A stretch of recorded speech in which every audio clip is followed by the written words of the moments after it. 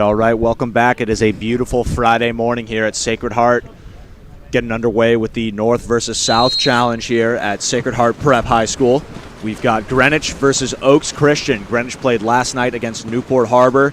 Took a loss against Newport Harbor, as now we go into a matchup against Oaks Christian, who is playing their first game now, as they're starting out to move the ball with Kane Fogg here, as he goes into center almost immediately, inside water play, and it looks like we're going to get a 5-meter almost immediately.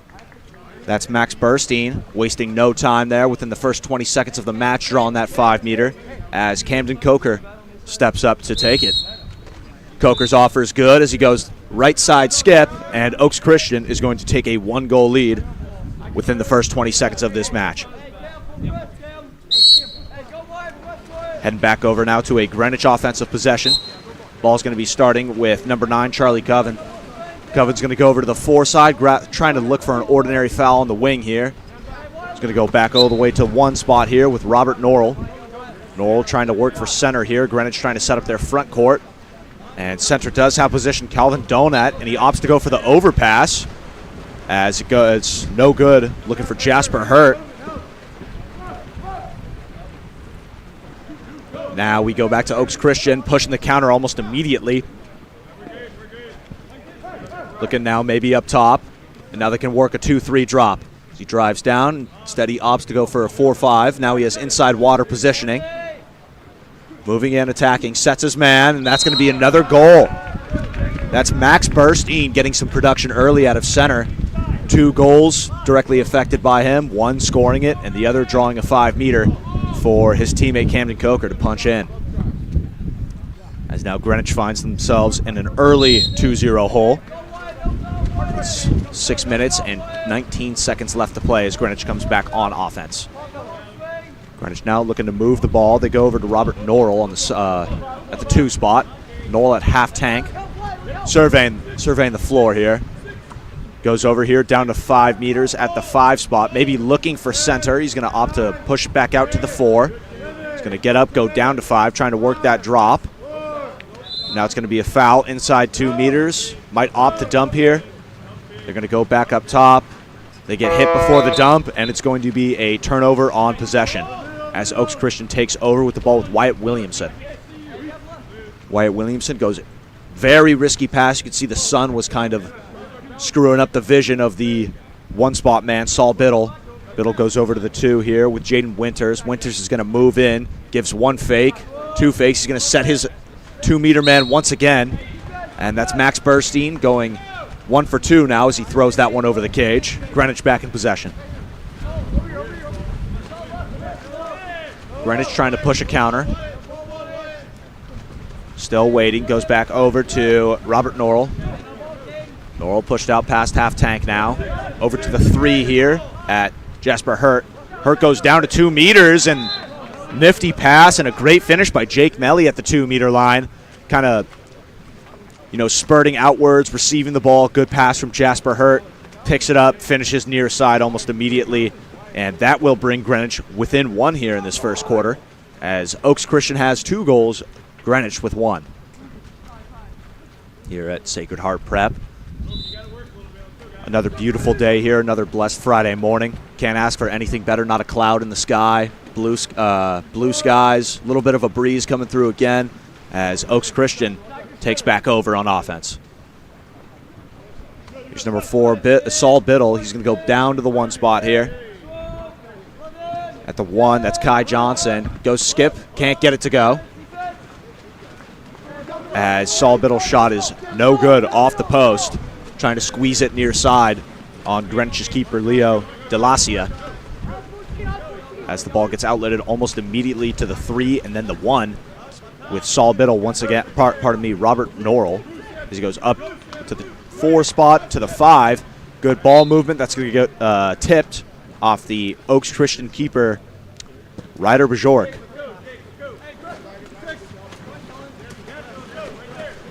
Greenwich moving the ball around. They are working a drop as goalie does come out just a little bit. Now the ball is set. It's going to be a little bit of a bad read there into center as he was riding that shoulder on Greenwich center Calvin Dolnat, who dishes back out, moves in. Lots of water here for Jasper Hurt. He dishes over and looks for the catch and shoot with Charlie Coven and couldn't get it to go. Oaks Christian back on offense. Both teams doing a very good job of moving the ball out almost immediately here as Camden Coker has a lot of room to step in and rip a shot. He's going to get a little bit of a dead skip here and goes cross cage to the left side, bringing Oaks Christian up to 2 goals. Pardon me, 3 goals, taking a 2-goal lead here at the North versus South Challenge at Sacred Heart. This is our first game of the morning, and we have a full jam-packed day of some high-level water polo between 2 very competitive North and South teams. As Greenwich opts to go over to the 4-5 spot, trying to work for their center. They go now here to Robert Norrell. Norrell goes up, and that's going to be a near side, and Greenwich gets right back into it with Jake Melly, with a Jake Melly goal from the 5 spot, getting it in there near side. Greenwich now cuts it back within 1 as the score is 3-2 Oaks Christian with about us passing the halfway point here in the first quarter with 3 minutes and 30 left to play. Christian back in possession. That was Kellen Gritz with the pass. They go over, now working a 4-5 drop here as they go over to the 1-2 side, maybe trying to work a double post. They go back over, trying to attack it on 2 fronts here. Go over, hands are up, maybe trying to attack that. The wrong hand was up, but that was a great job of Greenwich keeper Leo Delacia snuffing out that near side, making sure that's not happening as he outs immediately back to Jasper Hurt. Hurt goes up here, back to Norrell. Norrell goes to the 5 spot, and they do have center. Keeper is out, and that's going to be a great heads-up steal there from Oaks Christian keeper Ryder Bajork. As Oaks Christian is back on offense.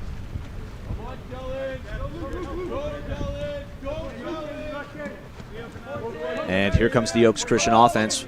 Really looking for center. Very disciplined team, almost going bar down right where Mama hides the cookies. Good shot there from number 9, Wyatt Williamson, trying to squeeze that into the corner. Just caught a little bit too much crossbar. As now Greenwich comes back on offense. Jake Melly with the ball. Melly goes all the way to the 5, virtually wide open, now attacking a 1-man zone. Could have had it. And that shot's going to get ripped up by Jasper Hurt, the lefty junior from Greenwich. And Oaks Christian's going to come back now. Ball comes up almost immediately. Wyatt Williamson back in possession. Williamson goes over to Kane Fogg. Fogg goes down low to the Darian Wang at the 5. He goes inside water center. It's trouble. No call is awarded. And it's going to be an offensive rebound. Oaks Christian back in. And that was almost stuffed out. Max Burstein virtually wide open. The senior center gets stuffed on his attempting shot, grabs his own rebound, and shoves it in there with 1 minute 30 left to play. And Oaks Christian now up by 2. About 1 minute 30 left to play. Both teams exchanging goals. Not one team is pulling away from the other right now. As we await the referee's whistle, and now we're back off. Greenwich goes over. Luke Mendelson now in the game. He's going to dish over to the left side of the tank here with Robert Norrell. Trying to get some production here into the center. Nothing here. Looking for a swing. Center is holding 1-2, and they have him. Foul is given. They have to drop back. He's going to pick it up and let one go. And caught a little bit too much of that outside post with that shot from Jake Melly. And that's going to go careening out of bounds. Oaks Christian ball. Ball now over here with Wyatt Williamson. Williamson dishes over. And a nice shot there from Camden Coker. Sneaking it into that near side with a little bit of an angle, getting that skip. Nice and strong. Oaks Christian is now going to take a 3-goal lead, 5-2 against Greenwich. About 25 seconds separating the shot and game clock here. We're about less than a minute through this first quarter remaining. Ball now back in the hands of Greenwich. As they go now with Chase Goldstein. He's going to outlet here to number 4, Robert Norrell. Norrell goes to the 4 spot. That's number 8, Luke Mendelson. Mendelson's going to pick it up and let one go from way downtown. Can't get it to go. Good save there from Oaks Christian keeper Ryder Jork. As now he outlets almost immediately. Oaks Christian is up on a counter. As now they have Camden Coker coming back in. He steps into open water and gets another goal, and Oaks Christian now has a 3-goal run. Getting up big on his legs and going a little bit higher this time. Not very comparable with his skip shots, same spot, but just slotted that one a little bit higher. We have yet to see a 6-on-5 opportunity here for Oaks Christian or Greenwich. Both teams playing some good no ejection defense right now. 20 seconds left. Greenwich back in possession. Foul is going to be awarded. Look at now for Mendelson. Pops the ball live. Goes now to Robert Norrell, maybe looking for a foul. No foul is given. He's going to have to pick it up with a defender on him, and it's going to be a push-off trying to go for a lob. Offensive on Greenwich. Oaks Christian takes back over. 2 seconds left. Shot comes out from Kane Fogg, and it's going to be no good from way downtown. Score at the end of this first quarter is Oaks Christian 6, Greenwich 2.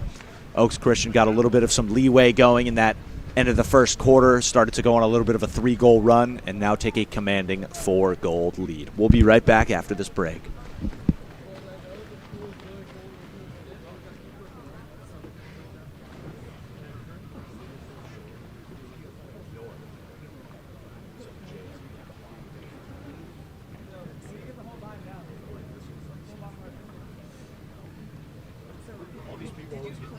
I did play water polo, yeah. Corona Del Mar in Southern California. So they're at Bellarmine, so I know the coach.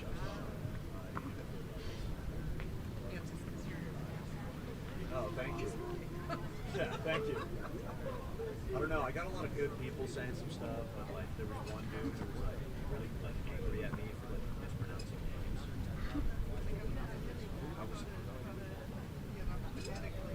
That's like I was like, can I get some phonetics, guys? Like, I mean, there's how many. because I did There's names out there that I was at like I was at Utah Tech, and I did like I was a news anchor too for like the show there, the sports show, and like I would always put the phonetics in the scripts too, so I didn't mess up the name. Like, you guys like don't want me to screw up a name, put the phonetics in. Please.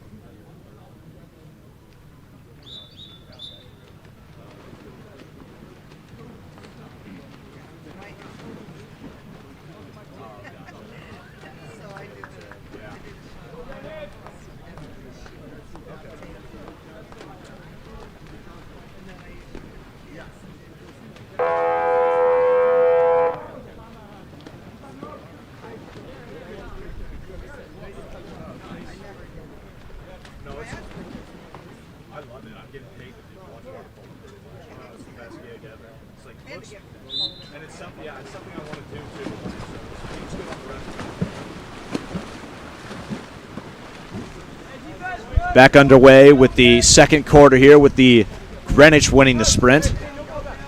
That was number 8, Luke Mendelson, winning the sprint there for Greenwich.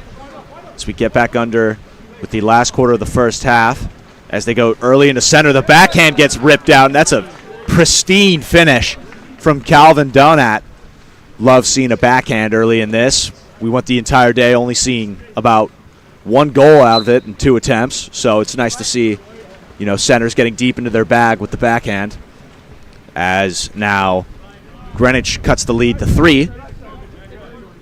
And Oaks Christian comes back on offense. A lot of open water here almost immediately, though, for Saul Biddle. Maybe looking for a foul. They go back to Biddle. It goes off his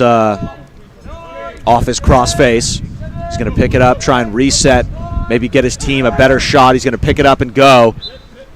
And that's a good press to no foul on Camden Coker, who just kind of struggles to get the shot off there and throws it a little left past the cage, as now Greenwich takes back over off the defensive stop.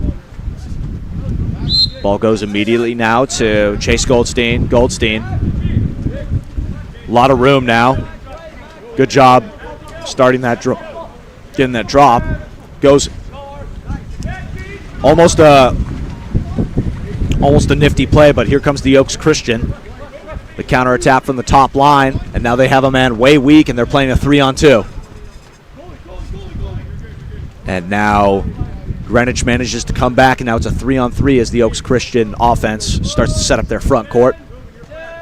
They go over here to Saul Biddle, who goes immediately to Jaden Winters. Winters back to Biddle. Biddle, a lot of room here, goes careening off 2 field blockers, gets rebounded back to Oaks Christian, still on offense. Goes now over to Saul Biddle. Again, trying to work this 3-4 drop that they have. They go now. Little stunt there, pop out, and they get the goal there. It's not going to work, though, as Max Burstein is going to get called on a push-off, so the goal will not count for Oaks Christian. As Greenwich still chasing a 3-goal lead. Go now over to Robert Norrell. Norrell goes to number 9, Charlie Coven. Coven goes down line, back up to Coven. They do have this 4-5 drop that they are working. They do have some good opportunities here. Coven, Preston, no foul. That ball is going to get ripped away as this breeze is coming through here. Oaks Christian back on offense.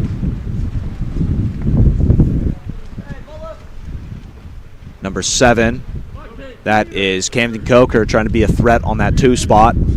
Getting up big, he's just going to dish over with 10 seconds left, trying to work for that center 2-3 drop. Way out, they're going to stunt over, and it's going to be kind of a snipe there, high corner, right where Mama hides the cookies for Camden Coker, as he racks up his 3rd of the game. Hat trick for Coker as Oaks Christian takes a 4-goal lead, scoring 7 in this first half. About to be halfway through. Both teams playing very fast, exchanging goals here and there, as no 6-on-5 opportunities have presented themselves this game. Greenwich now on offense. Big turn here. Got around him. He does have inside traction. He might dish to the 1. He's going to get hit. It's going to be a ball under. It's going to go the other way. Good move there. Good turn move. That's when you dish to the 1 spot and then you both attack that lane.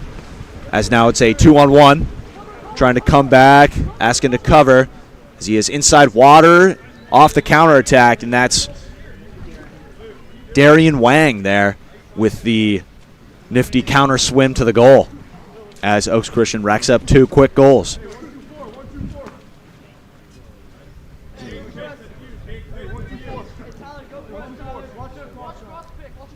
Greenwich now giving up 2 consecutive goals on back-to-back offensive drives from Oaks Christian, looking to get back into it.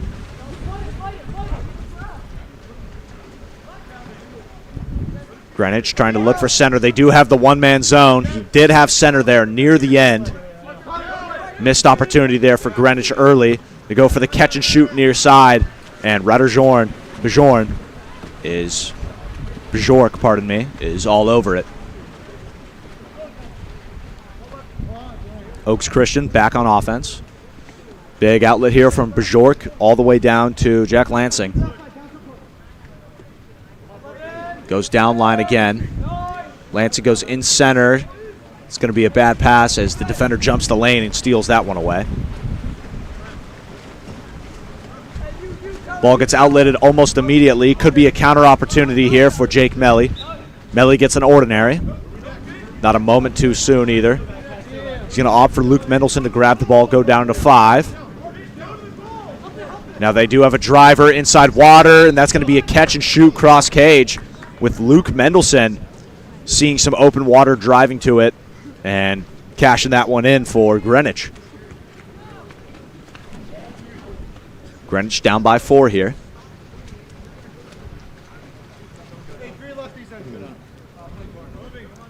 And now Oaks Christian calling out a little line change from Greenwich, as now they have 3 lefties in the pool.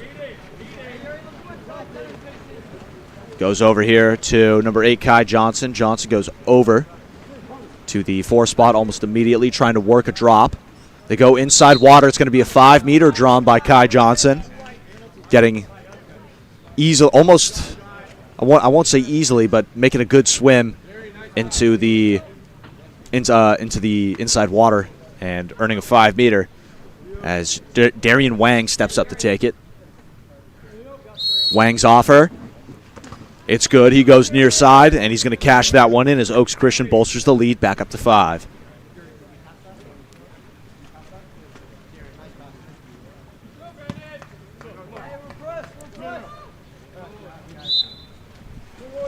As Greenwich back on offense. Robert Norrell immediately gets the ball and moves it to his man, Dane Fishback.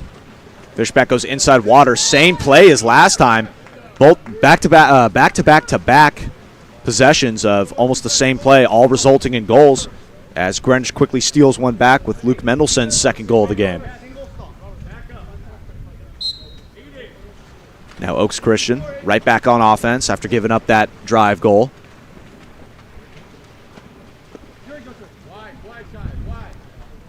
Going over, looking to be an attacker. Go over here to Johnson. Johnson trying to go down low. Faking, goes into center. Ball gets dished back out. Good pass out there. Still back in. Good pass there from Johnson, and couldn't careen it, a little too much sauce on it, I think, as the ball got dropped in the water and attacked almost immediately. Greenwich on a counter now. Chance to steal back another goal. Robert Norrell stepping up. He's going to off to pull this one away. And he's trying to finish through 2 Oaks Christian defenders, and it's going to get swallowed up. Good save there by Ryder Bjork. Pardon me. As now Oaks Christian coming back to retaliate with the ball in the hands of the 4-spot Kai Johnson. Goes down line almost immediately. 10 seconds left. So they're attacking inside. That's Ethan Hilton. Hilton tries to squeeze it near side, can't get it to go. And now a timeout is called for Greenwich, as they're going to try and concoct a under a minute timeout play to maybe steal another goal back before the half is over.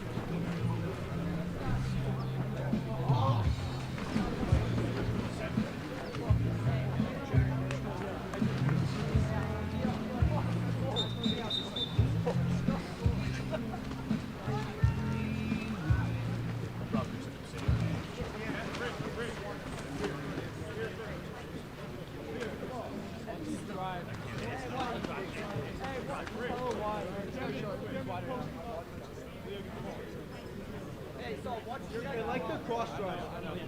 You play higher though? No.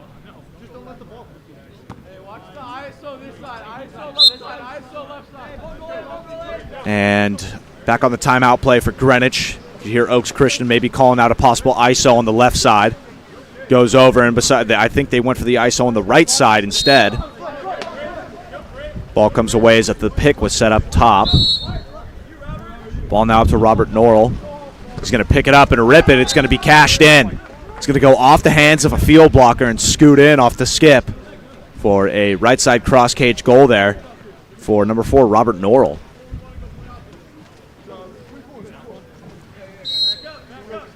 Now Oaks Christian is now only hanging on to a 3-goal lead,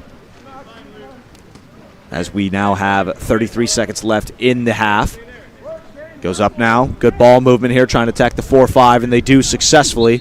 They get in and get the 5 meter as the hands come down almost immediately off the turn. And Oaks Christian has a chance to bolster the lead back up to 4. As number 9, Wyatt Williamson, steps up to take this one. Awaiting the ref's call here. Williamson. Offer is good as he skips it up top to the left. And Oaks Christian back in the lead with 4 on Greenwich. Oaks Christian 10, Greenwich 6. 24 seconds left.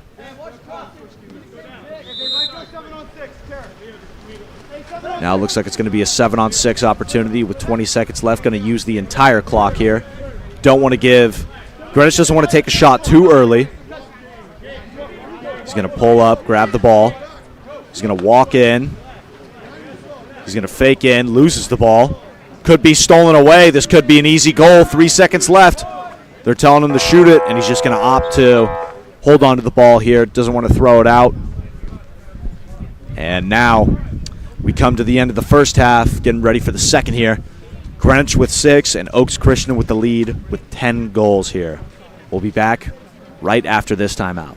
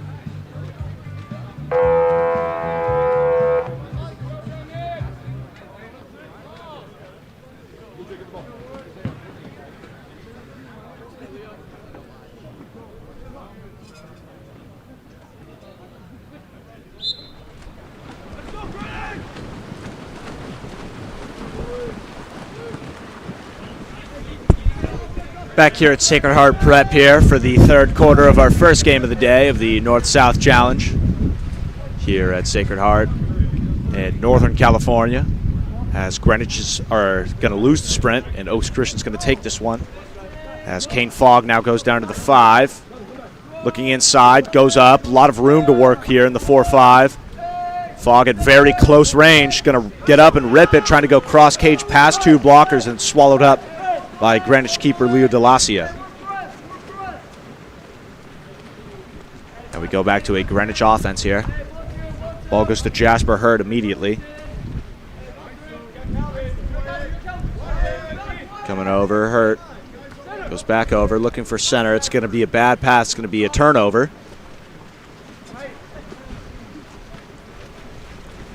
Oaks Christian back in possession. Holding a commanding 4-goal lead here. They have a chance. They go center, 1 man. Ordinary's given.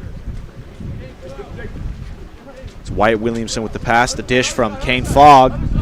Williamson trying to be a threat at the 1 spot. Opts to go for the 4-5 into the double post. Now they're going to balance out here on this left side. Almost a really cheeky goal as the ball is rebounded there from the 5 spot. Almost careening in from a bar down. It's going to go the other way, honestly, outside. As Jaden Winters goes over. Good dish back out. Wide open shot. That got banged home with confidence. Camden Coker receiving it almost immediately, racking up his 4th goal. Camden Coker, pardon me. As he just grabs that ball almost so nonchalantly, puts it into the right side of the cage. No skip, no lob, just straight gas. As now we go back to a Greenwich offense. Charlie Coven with the ball.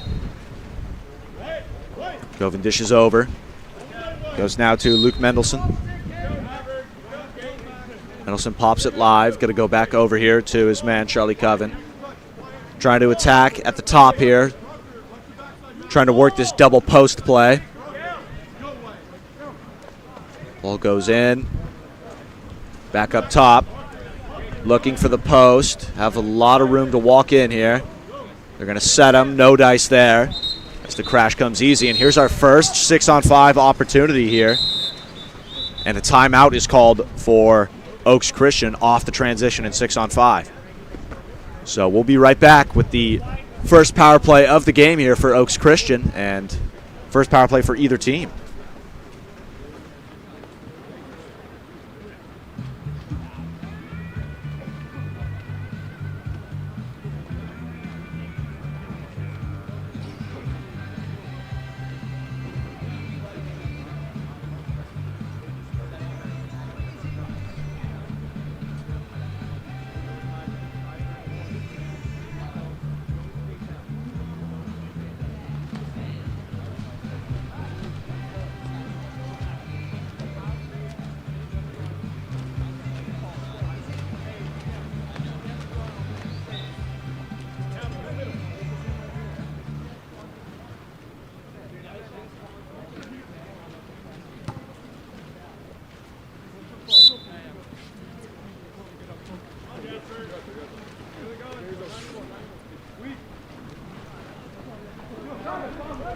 Come back here for the 6-on-5, and that got flushed with some serious authority, working for that 6 in to the 2 post as they get it. Kane Fogg, the connection to Jaden Winters, who rises up and finishes up with absolute authority, as now Oaks Christian takes a 6-goal lead.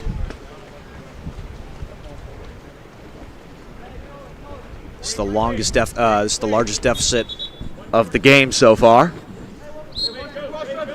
Greenwich now chasing 6 goals back. Ball goes up, foul is awarded. Ball goes now to the number 2. That's the lefty, Jasper Hurt. Hurt goes back over to the 1-2 side. It's going to be a bad pass. It's going to skip by Norrell. Norrell goes down line, another bad pass. Trying to work maybe a 2-3, looking up top, and that's going to be knocked away. Oaks Christian starting to gain a little bit of momentum off that 6-on-5. About 4 minutes, 20 seconds left to play here. Ball goes immediately down line to Kai Johnson. Johnson attacking in. He's going to opt to go up again to the 2 spot, trying to work maybe a 1-2 drop. Ball goes up. Johnson maybe looking to shoot, gives 4 fakes and opts to go up top to his man, the lefty, Yuri Davtyan, and couldn't get something to go at the end.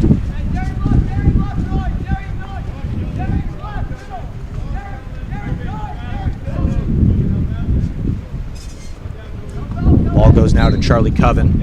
It's going to be an ordinary awarded here. So we have a nice little breeze coming through. Ball comes up to Blake Lowe. Lowe goes over. Trying to attack this drop. Jake Melly.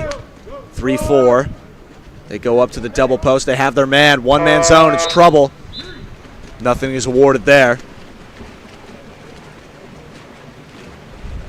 Oaks Christian now. Back in possession.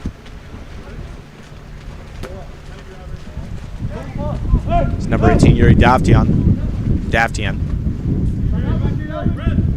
Goes back over to him. Working this 2-3 drop. Goes down to the 1 with Johnson. Johnson goes inside set. And almost a really good finish there from the center, who loses his cap, and he's going to opt to throw it out. As the goalie was out, all he had to do was kind of flick it in. But he got swarmed too quickly. As now Greenwich back in possession. Goes over to Robert Norrell. Norrell attacking in. Might opt to pull it back. Instead he goes for the cross-cage lob. Just too much, caught too much outside and just hits the opposite lane line. Trying to get deep into his bag there. Oaks Christian back on a counter. They do have a 2-on-2 opportunity here. Johnson goes inside. Good pass.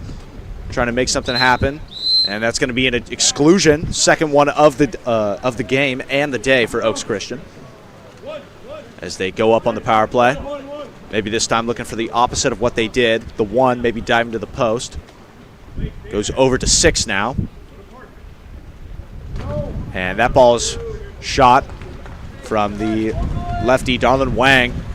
And you could hear his team kind of just go, no, that wasn't the right shot there in that 6-on-5. Had just a little bit more time. As now Greenwich comes back into possession of the ball. Opt to go up top. Now they move it over to 3 with Jasper Hurt. Hurt goes back over here. That's Dane Bernstein. Goes to Hurt. It's going to be another bad pass. 5 seconds. They dish it to him. Near side. Nifty goal. A right-hander on the 1 going cross-cage is almost one of the hardest shots to do in this sport. And Robert Norrell almost makes it look easy. As now Greenwich climbs back. 7-12 Oaks Christian.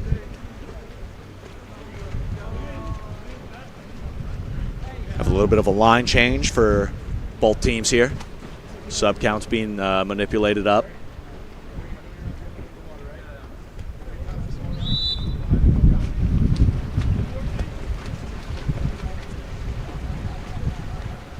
Now we're back in Oaks Christian ball here.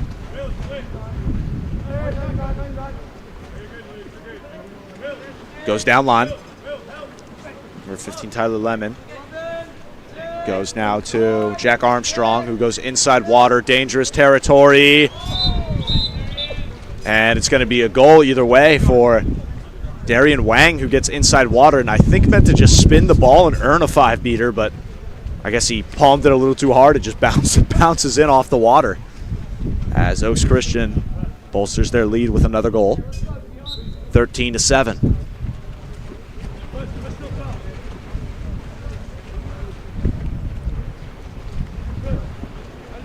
Ball comes up almost immediately here.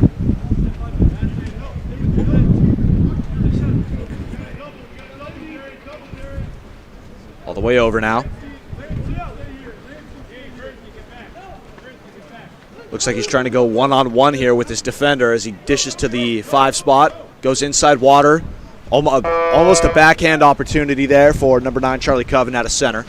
couldn't grip the ball properly. 40 seconds left. Now we have Oaks Christian back on offense.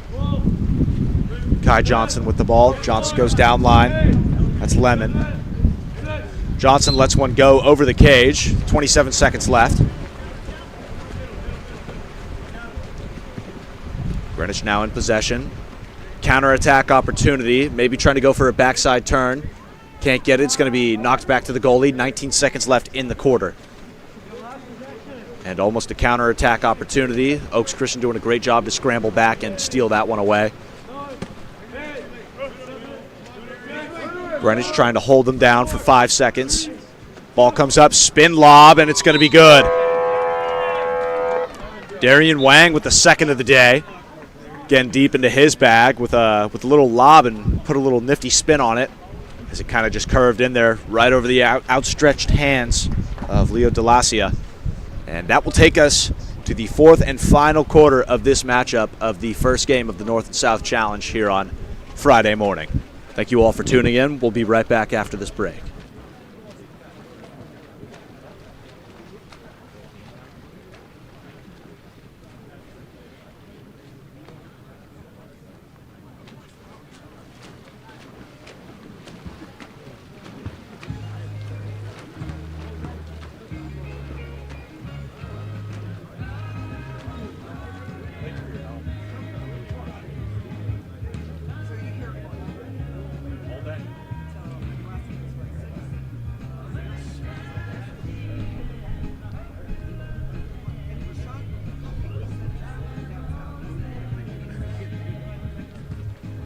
I have no idea. He's in Arizona.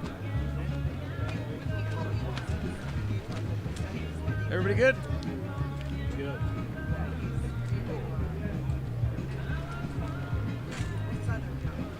Is it SoCal? I think it is NPSF. With his team, or is he coaching? Oh, I don't know. Or is he working? I don't think. NPSF is college, yeah.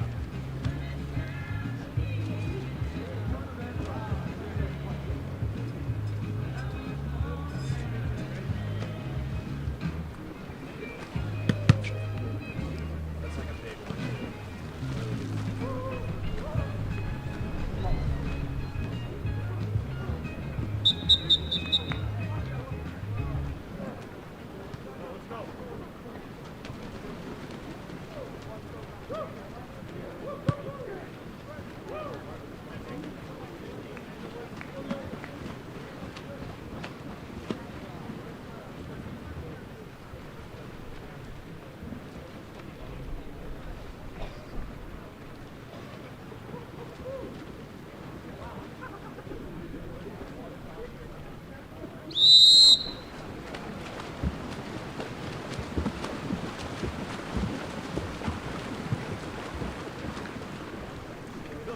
Back underway for the fourth and final quarter here of this matchup between Greenwich High School and Oaks Christian High School. If you're just now tuning in, both teams have kind of been exchanging goals back-to-back this whole game. And now Oaks Christian is kind of starting to pull away with this one, as Greenwich is trying to maybe start a run of their own here at the end with just under 6 minutes 40 left to play as a shot is ripped, and it'll be no dice there for Luke Mendelson. Oaks Christensen's Ryder Bjork with the save.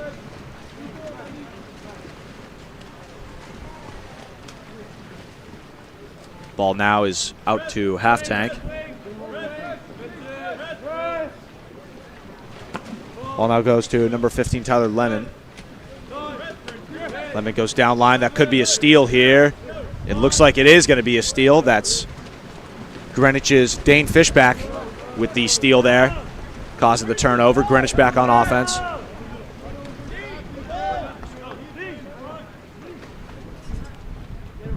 Ball now to number 11, Dane Fishback once more of Greenwich. Gets the foul, maybe looking inside, goes to the post up, and they get it. Greenwich striking early in this fourth quarter with Luke Mendelson with yet another goal. He's having a fantastic game. as he's racking up Genos like they're nothing here for Greenwich. Brings the score to 14-8 Oaks Christian. Oaks Christian back on offense here. Parker Doble in the game. Goes center almost immediately. Shot is fired, and Oaks Christian retaliates almost immediately back with the goal from center Jack Lansing. The sophomore left-hander gets that one to go on the left side with a nice little dead skip. And Oaks Christian just puts the deficit right back where it was. Ball goes over immediately.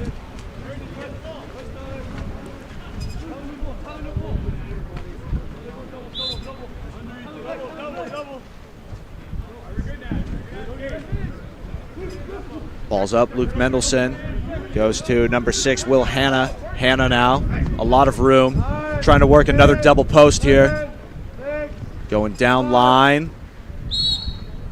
They got to get a foul here. They're going to go over to Will Hanna again for the shot. He's going to be pressed up. Actually goes into center. Another backhand opportunity. Couldn't get it to go. That's Chase Goldstein trying to palm that ball and kind of take it the other way, and shoots it just over the crossbar. Oaks Christian back on offense.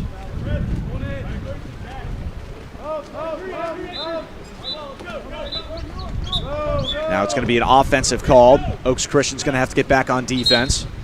And it's going to be an ejection in transition. This will be Greenwich's first 6-on-5 opportunity the entire game.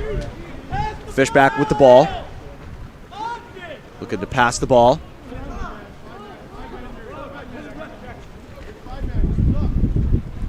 Now they have a 5-man opportunity. It looks like they're going to split up top. Oaks Christian trying to force Greenwich with a mistake of a bad pass. No hand is up there. Almost looking for a catch and shoot. Goldstein can't rally it in. 10 seconds left. He's going to pick it up and let it go.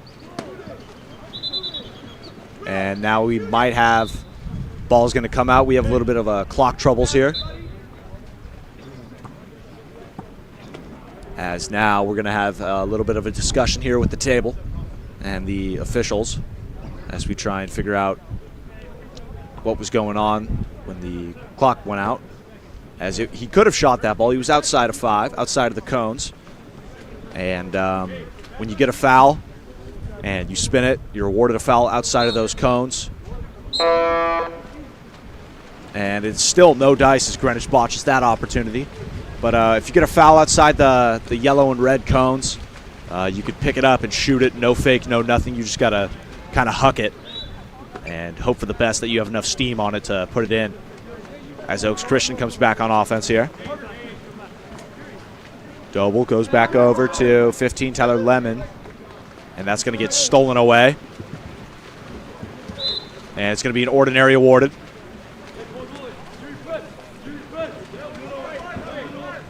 Greenwich goes all the way over here. Number 15 to Bernstein. Bernstein almost with a wide open look. He's going to opt to pass it away instead, maybe going for a catch and shoot. If I'm Bernstein, I think I'm taking that all the way personally. You're wide. I wouldn't say wide open. You did have a man coming down, slide into open water, ball in hand, get up, get big, finish it near side or cross cage there. As almost another steal for Greenwich. Oaks Christian back on offense. Ball comes up, and another 6-on-5 opportunity for Oaks Christian. And the ball is going to come out as a timeout is called for Oaks Christian.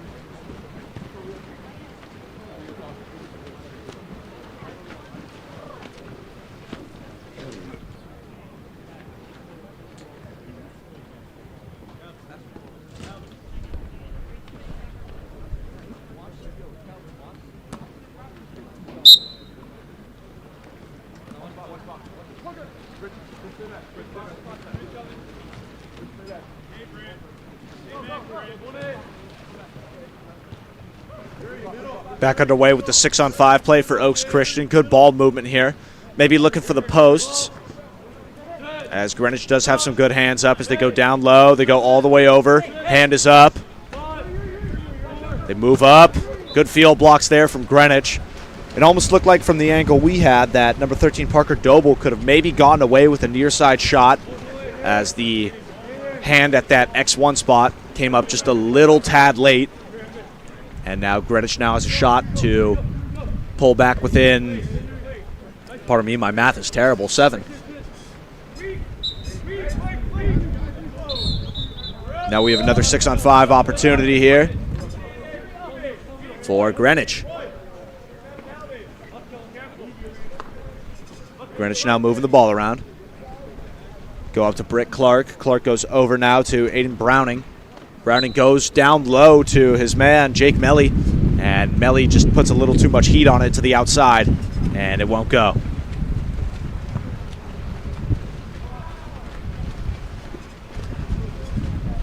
Ball now still in the hands of Oaks Christian's goalie. Gets outlet almost immediately.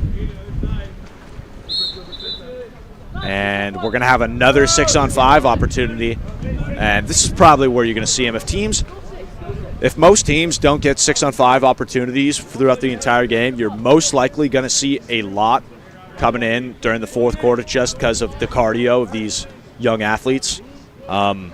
It's water polo is a very strenuous sport.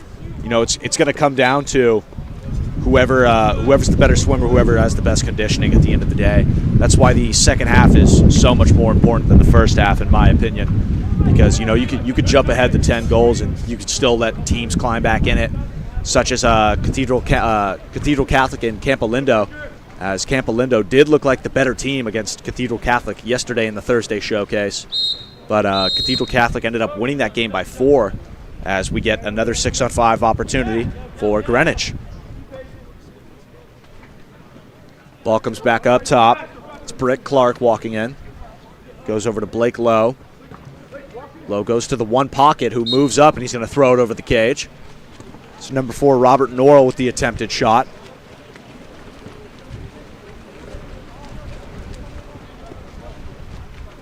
Oaks Christian now in possession.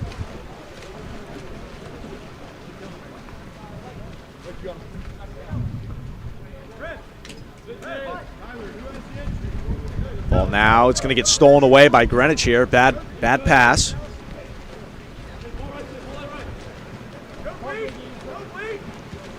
And now we go up to Robert Norrell with the ball. Norrell's going to move up. Coming down that one spot. Goes way weak. It's going to be a bad pass right in the hands of an Oaks Christian defender. And it's going to be a ball under. Technically a rebound here for Greenwich. He's going to kick it out almost immediately. Ball comes up with Jake Melly, who grabs the ball. A lot of room to work in. Almost a one-man zone opportunity. He sees it. Backhand, and he gets it. Goalie comes out just a tad late, and he just gets fingertips on it. That's Calvin Donnett with the backhand goal. As now it is 9-15, Oaks Christian. 15 seconds left in this game, and it looks like Oaks Christian's going to pull away with this one. As we did see a very tough defensively played game. Greenwich, honestly, just couldn't hold on near the end. A lot of 6-on-5s came up near the end due to teams' conditioning and cardio, which is honestly respectable.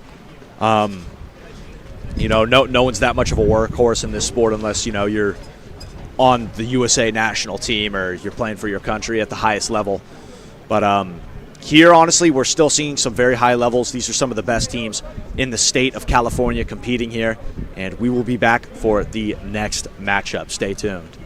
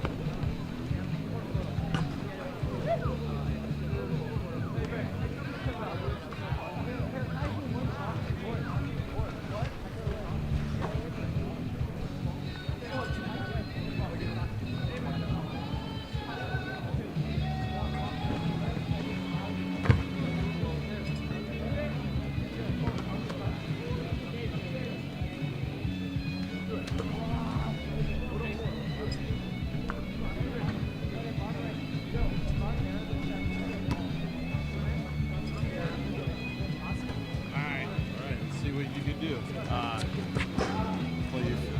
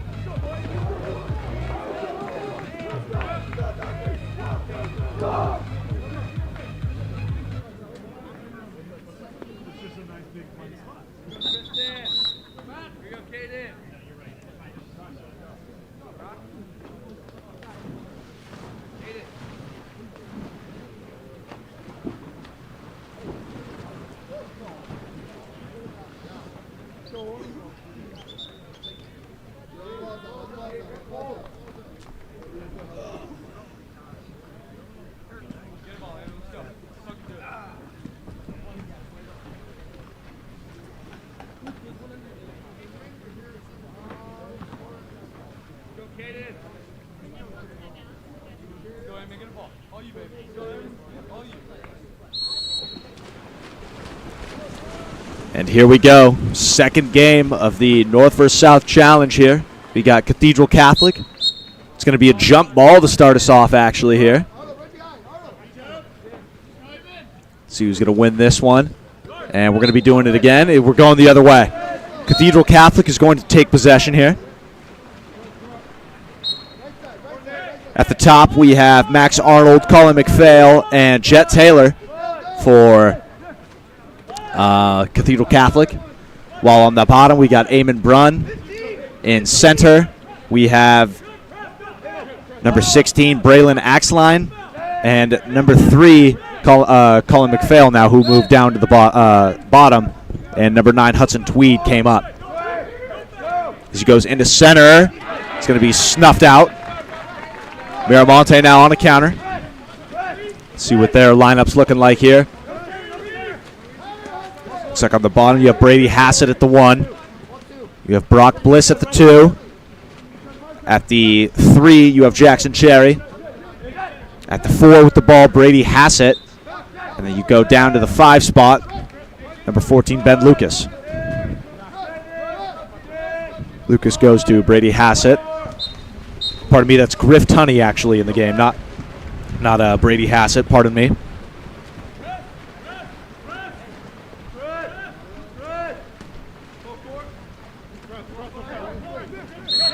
It's now Cathedral Catholic trying to work for center, and they get a huge swing over.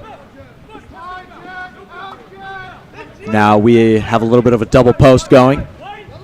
Working for center into a 4-5 drop, one-man zone. It's going to be an exclusion. 6-on-5 opportunity for Cathedral Catholic here.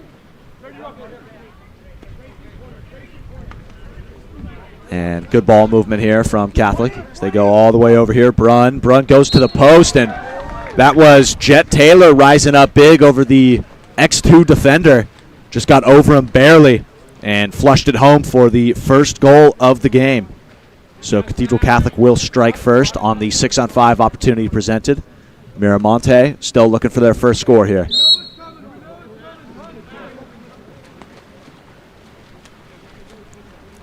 All up now with Griff Tunney.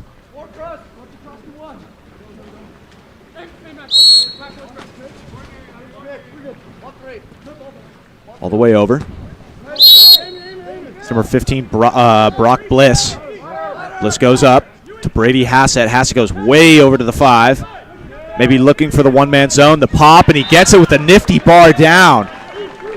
It's Tristan Tucker with the pop out in the finish. I mean, he just went top side on Cathedral Catholic there. Oren Penning, not a chance in the world of saving that one. As now Miramonte ties it all up.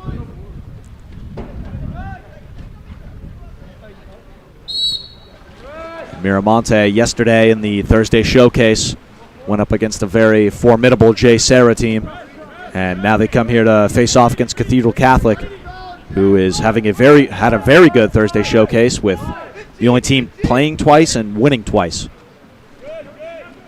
Now the ball is in the hands of Eamon Brunn. Brunn's going to walk in, try and squeeze it by near side, and almost looked like he had it. Instead, it's going to careen off the post here as a new 30 is made. Ball goes all the way back over here to Brunn. 20 seconds left here on the possession. A lot of time here. They're going to set him. One-man zone. Hands come up. It's going to be an ordinary. It's going to pop it away. Bad pass. Right back into center. Hands come up again, and the ball is flung to the right. Miramonte not with the best defense that time around, as they were 2 opportunities at a one-man zone. Sorry. And now Miramonte back in possession here. It was Grayson Blows with the pass. Over here to Jackson Cherry. Cherry goes way over here. Now you have inside water. Do have a man. They get it to him. Could have an inside turn. Sets the roll back out. And he gets hit hard and ball under.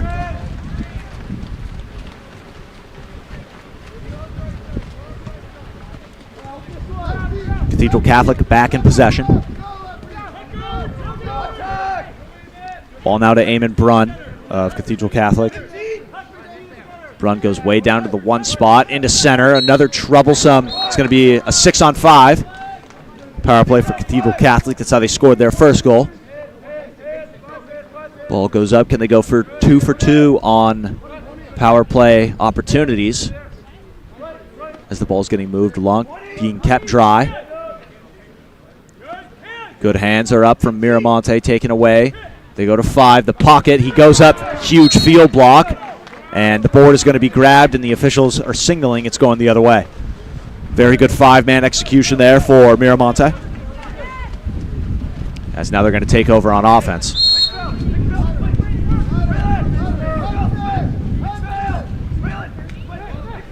Goes way down. It's all the way over. A lot of room to work in. He's just going to dish out, play it safe. Griff Tunney now. Tunney gives one fake, lets it go, and it's going to get fingertip saved.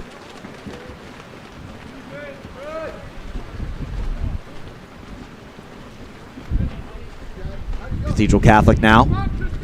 Back over here. They love to work to that 4-5 release early with Eamon Brunn. Now they're trying to work that 4-5 once more. Max Arnold could set the man. They do have a one-man zone. He looks near side. Can't get it to go. And Cathedral Catholic is having very good center play right now, not even forcing a drop, but these should be balls coming into center. They should be feeding their center right now against this Miramonte team. Hands no foul. He gets around him. Now he's on his back. This is trouble. He's going to dish and go. Hands given. He's coming back. One-man zone here. Got to pop live there and attack. Now it's going to be a steal away for Cathedral Catholic.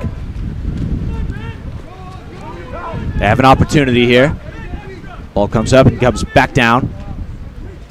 Number 4, Jet Taylor now in position at the 4. Taylor scanning the floor. Go all the way over to the 1-2 side. Back to Eamon Brunn. Brunn sets the ball, and it's not a good pass. And almost looked like he was underwater. That was number 10, Jake Patel, trying to almost come up out of the water and flick it in, and hits the lane line instead. As we're tied up with 1 apiece, with both teams going back and forth now. No one giving ground after the first two goals of the game were scored by either team.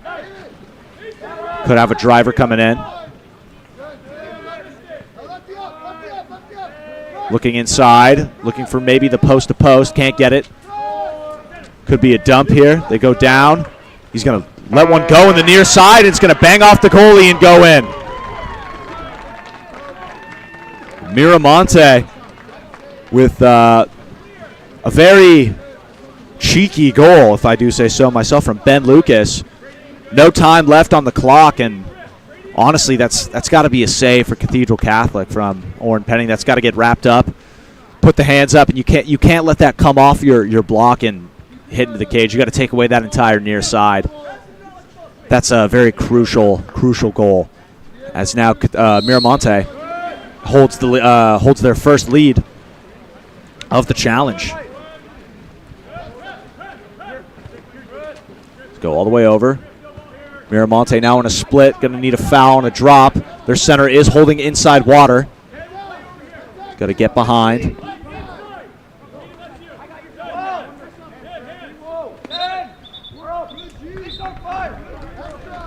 Now it's going to be another 6-on-5 opportunity for Cathedral Catholic. A little bit of a grabbage underwater there.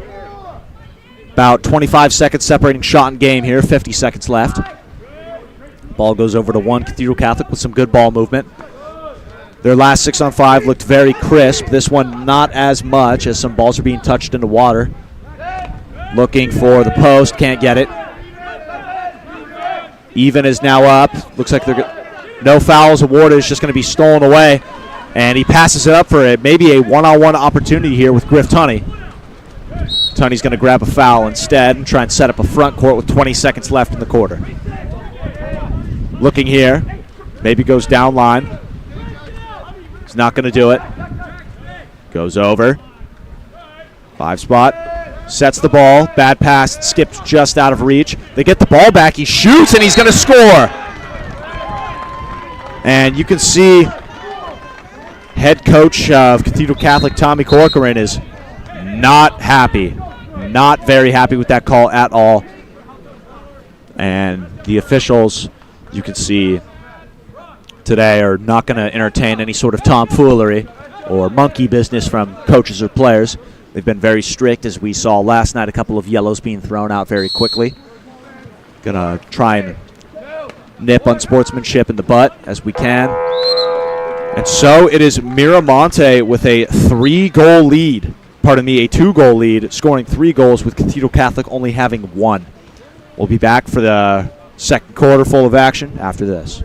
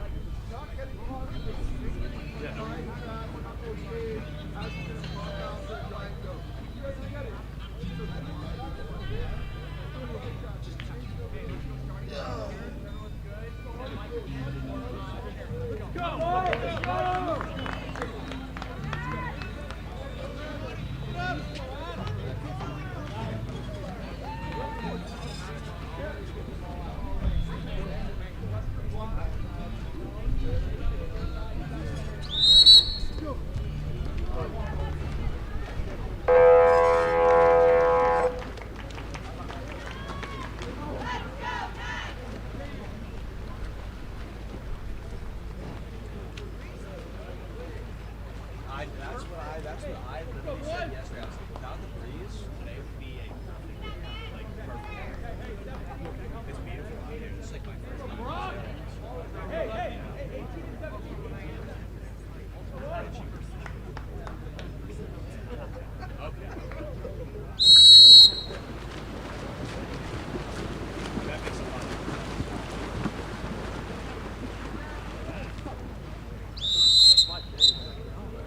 Back underway with the second quarter, and how many of you guys have seen a jump ball twice in a row?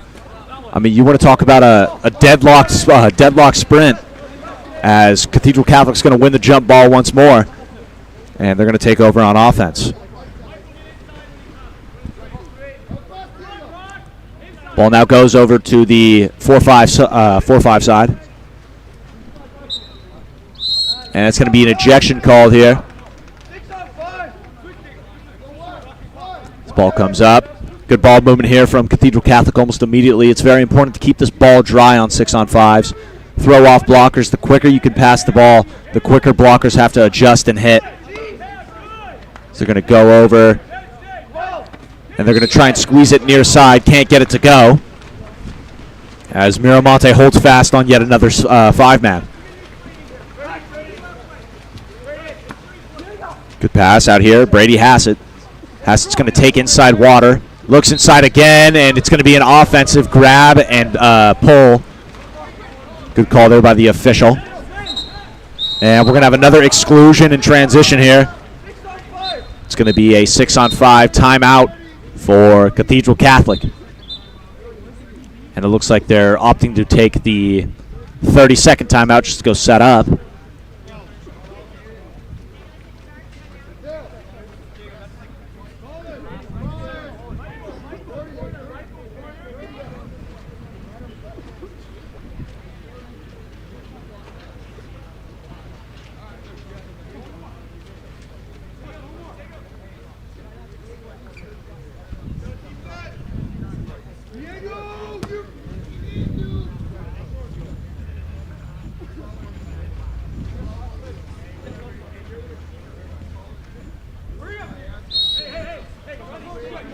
Ball's now up.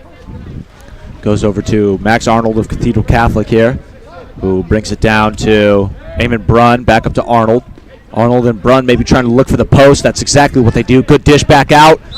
Phenomenal dish from the post play there. That was Braylon Axline making that play. Almost seemed like he didn't have a shot. Shovel passed it back over to his man, Max Arnold, who turns and rips it cross cage where the blockers can't get to him in time. Cathedral Catholic cuts the lead to 1.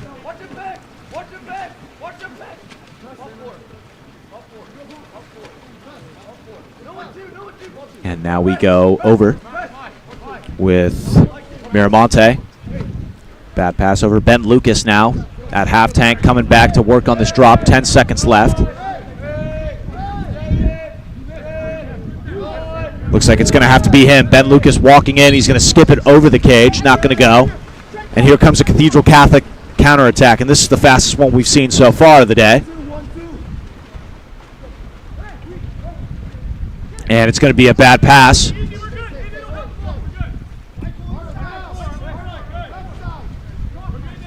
Has a little bit of confusion there. And now we go to number 4, Jet Taylor. Number 18, Diego Dantas. Good ball movement here. Running the 4-5. They want that shot from there. And Cathedral Catholic ties it all up with the near side goal. It's number 18, Diego Dantas, with the score there. Squeezing that in. And honestly, that's a pretty good defensive possession there for Miramont. That's the kind of shot you want coming with 2 seconds left. You want a shot from 5 with a right-hander. Virtually no angle. And it's just Ron luck that managed to go in. I mean, that's the right kind of shot there that you want if you're Miramont. Foul is given. Miramont trying to regain their lead here. Ben Lucas is going to go over. He's going to pick it up and let one go, and that's how they're going to get their lead back right there. That's number 22, Griff Tunney, getting up, no fake, no lob, no spin, nothing but straight gas to the cross cage side of the cage.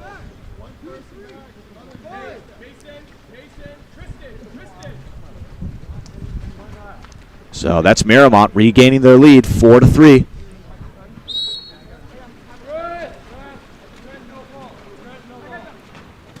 About 4 minutes, 35 seconds left to play in this quarter. Ball comes up.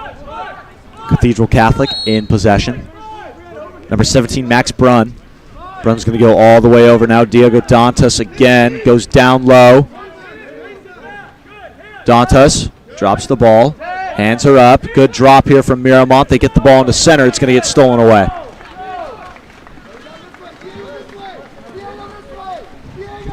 Miramont back in possession. Goes over here to Grayson Blows. Blows goes down line 1. Number 15, Brock Bliss, who goes way weak. Moving into 2 meters. Might look. They go middle. Bangs it off the crossbar. Could be a board. No board is given. Grayson blows on the shot, banging it off the crossbar. Here comes Cathedral Catholic. In the hands of Eamon Brunn once more. Brunn's going to go way down again. That's Max Arnold. Arnold going to get up, give 2 fakes. Entry into center, backhand. Good save there from Miramont's goalie. Cooper Stern with the save, coming up huge.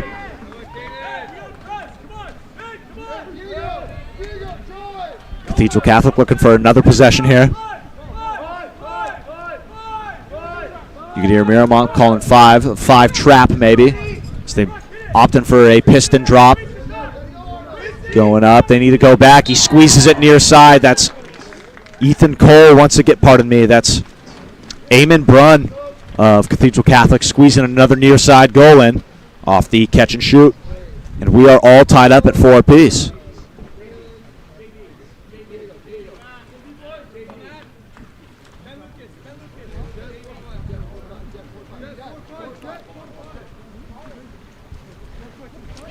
Get a little bit of a line change going here. Ball's opting to start with the number 15, Brock Bliss. Bliss is going to get a foul.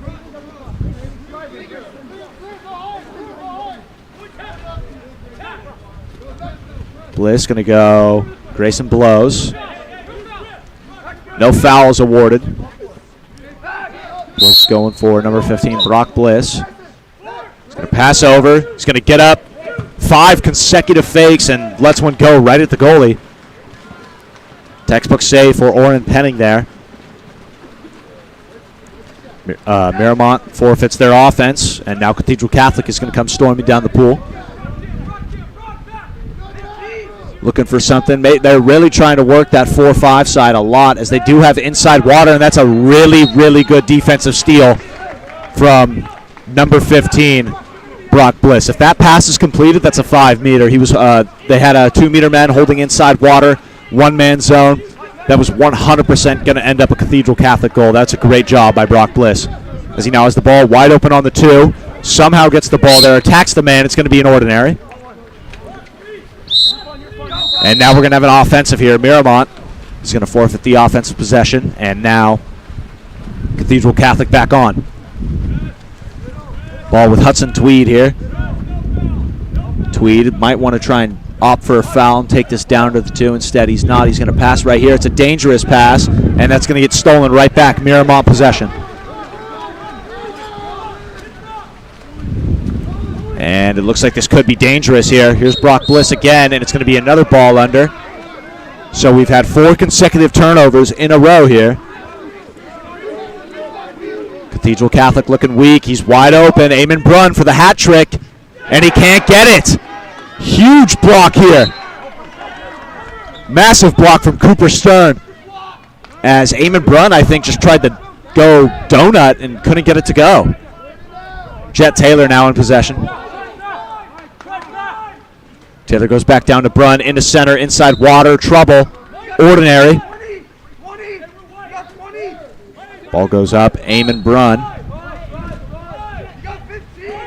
Brunn goes to number 3, Colin McPhail. McPhail back down again. Here comes Hudson Tweed, up top to Brunn. Brunn's got to grab a foul, and he does. He's in. Someone's got to come back. It's now a 5-on-5 with 4 seconds left. It's going to be Mason Brunn with the shot. Goes for the lob, and it bars out. Hits just the corner of that post, and bounces right back out. Miramont coming off a very clutch defensive stop. Tied up here coming to the end of the first half. Got about 30-second difference between shot and game here. Ball goes up. Trent Smith now. Smith trying to get a foul. Can't get one. Goes all the way over. Brock Bliss going to get up. Fire. Can't get it to go near side. Now we have a 1-second difference here. This will be the last possession of the half, and it belongs to Cathedral Catholic. Going to go the 1-2 side immediately. He's holding inside water. Makes the Not the best read ever from number 9, Hudson Tweed. He did have another man inside water, as now they're holding. Ball comes in, power play. That's the better read there from Cathedral Catholic. Calling for a 1-in, 10 seconds left. They can opt to hold this to start power play with next quarter. They might go for it. Here's Tweed. Tweed lets one go, and it's a clutch save. We go into the half tied up off 2 clutch saves from Miramont's goalie, Cooper Stern. And Cathedral Catholic couldn't find the answer on that 6-on-5. We'll be right back with the next half.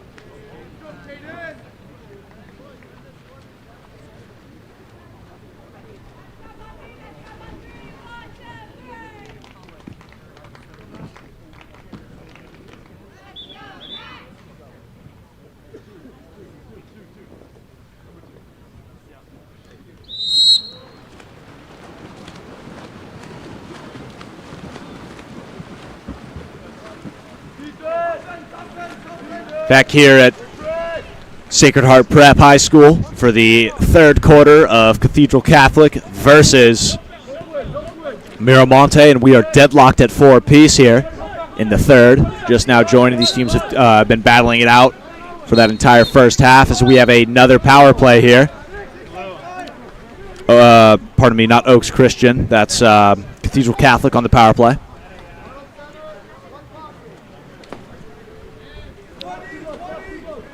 Ball's getting moved around very nicely. Right on the lane line, going for the dunk. Couldn't get it. That's a very good read there from Miramonte. as the first goal of the game was actually scored from a 1 in to a 3-post dunk. That time they were going 6 into a 2-post dunk. And that was a good job of Miramonte trying to pick that one up as the ball gets outlet to Ben Lucas. Good ball movement. They go in immediately. And it's going to be an ejection here as they push down. And now Miramonte on the power play. Ball's getting moved around all right here. Tristan Tucker going to go down to 1 in, trying to squeeze that one through and couldn't get it.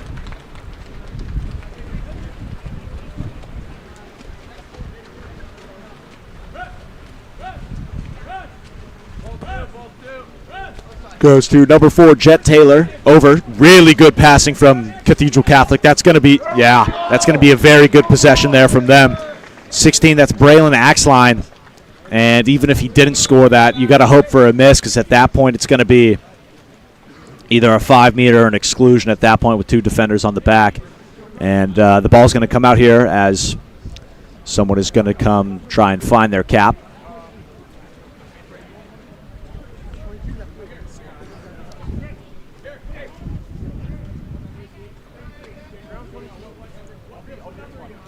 As now that brings the score to 5-4 Cathedral Catholic. No longer deadlocked at 4 apiece.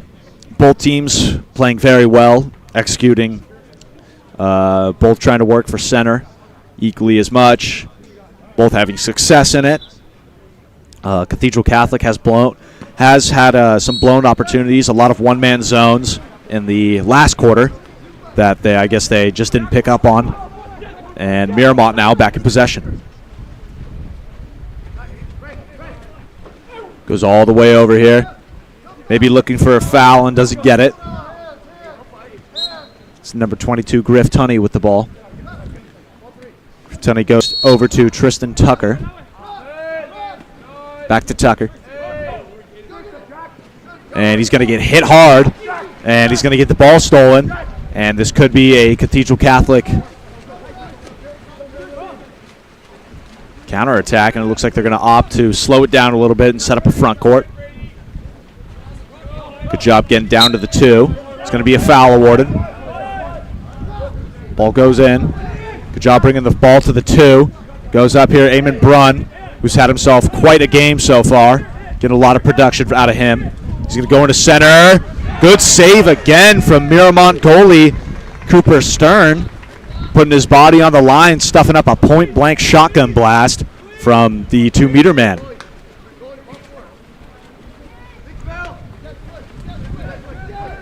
Foul here from Miramont. No foul is awarded, actually. Tristan Tucker with the ball. Goes over now to number 22, Griff Tunney. Tunney's going to push off. Should pop live and attack. Comes up. Gonna let one go from way downtown from the left side. Couldn't get it to go. And Cathedral Catholic back in possession.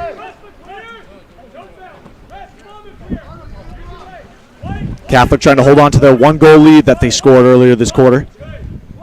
Max Arnold with the ball now, trying to force another 1-man. Can't do it. Goes to Colin McPhail instead. McPhail goes into center. Very risky pass, and it's going to get taken away. And here comes a Miramont counter. Miramont goes all the way over. Brady Hassett. Hassett going to try and dip. This ball over to number 15, Brock Bliss. Bliss surveying the floor. Bliss going to go over again. Tristan Tucker now. Tucker's going to entry into center. Can't get it done. Going to get the ball here. Dish it out. 6 seconds left. They're going to go right back to center. He's going to pick it up. Almost like a spin lob. I guess the ball got hit out of his hands. That's Brady Hassett trying to make something happen. He's just going to lob over the cage and stay there. Ball goes to number 7, Eamon Brunn. Brunn, it goes to Jet Taylor. Back down to Brunn. Trying to work a 4-5 drop here. They go over to McPhail. McPhail lets one go, and it's going to be a 5-meter. Oh, pardon me. It's going to be an exclusion, pushing down to get the shot block up. That's going to be Griff Tunney getting caught on that exclusion. And Cathedral Catholic up on the power play. And Brunn probably looking for a catch and shoot there. Takes it in for a 6. They're going to slide into the pocket, and 4 is going to come wide. Goes back to the 5 pocket here. 6 coming up. He's going to pick that one up. Jet Taylor cocking that one back and letting it rip and couldn't get it to go. And now we have a timeout, Miramonte. So timeout is called, and we'll see what Miramonte head coach John Nash is going to draw up for his squad.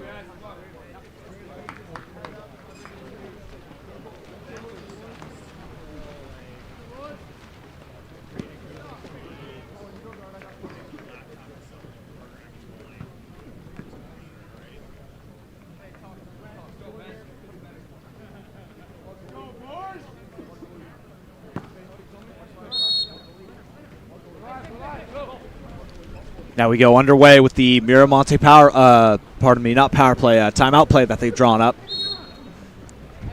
And it looks like they're going to try and force an ISO on that 1-2 side.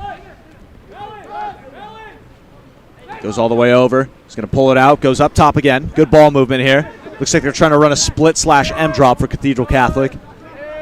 Goes all the way over. No dice. Almost had it. He's going to attack the goalie here. And now going to have to come back on defense as Cathedral Catholic has a chance for a 6-on-5. 6-on-5 counterattack. Ball gets outlet almost immediately.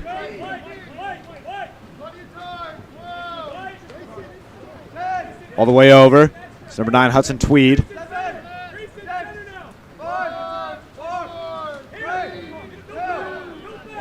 1 second left. Colin McPhail's just going to pick it up and let it go, and couldn't get it.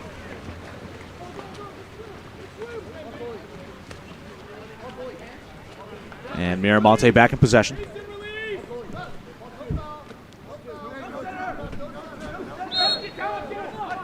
Foul is awarded. Goes down line.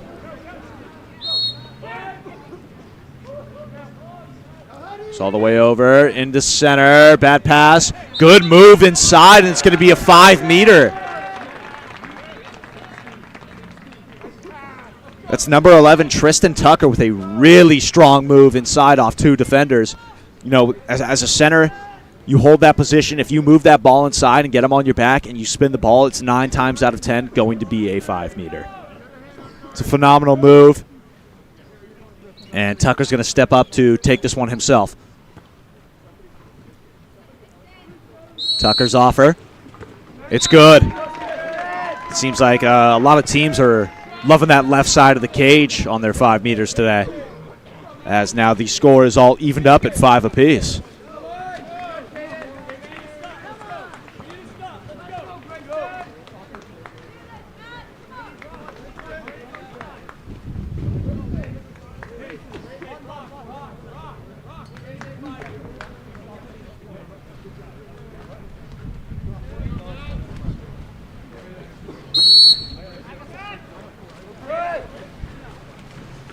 Ball now here with Cathedral Catholic.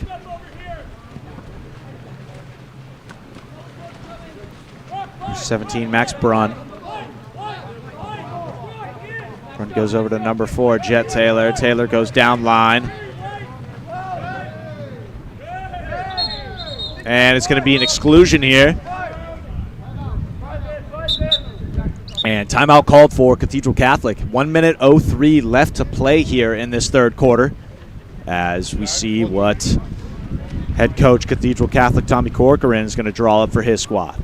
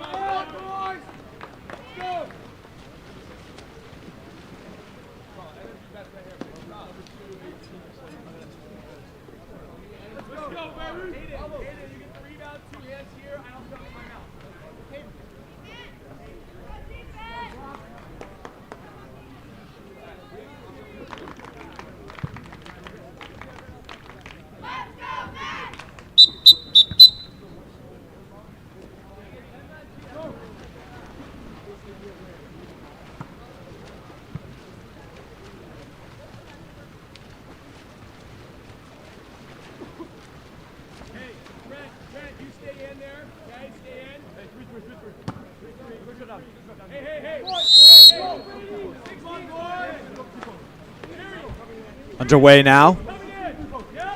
6-on-5. Cathedral Catholic trying to break free of this deadlock of 5 apiece. Moving over here, maybe Miramonte calling for a storm here on a certain pass. Almost going bar down. Huge stop, though. Good hands from Miramont, but just couldn't find the back of the net there. And Miramont's bench visibly hyped up, as they should be. That's a huge stop for them to keep this deadlocked. Now they go to Brock Bliss. Bliss goes inside all the way. Just the pass is barely out of reach for number 10, Trent Smith, on that counter. Now Cathedral Catholic's going to come back the other way. 20 seconds left. Number 18, Diego Dantas. Dantas faking in. He's going to just dish back, man, to Jet Taylor. It's going to be another exclusion here for Cathedral Catholic. Looking for the quick, and they get it. Huge save again for Miramont. 1 second again.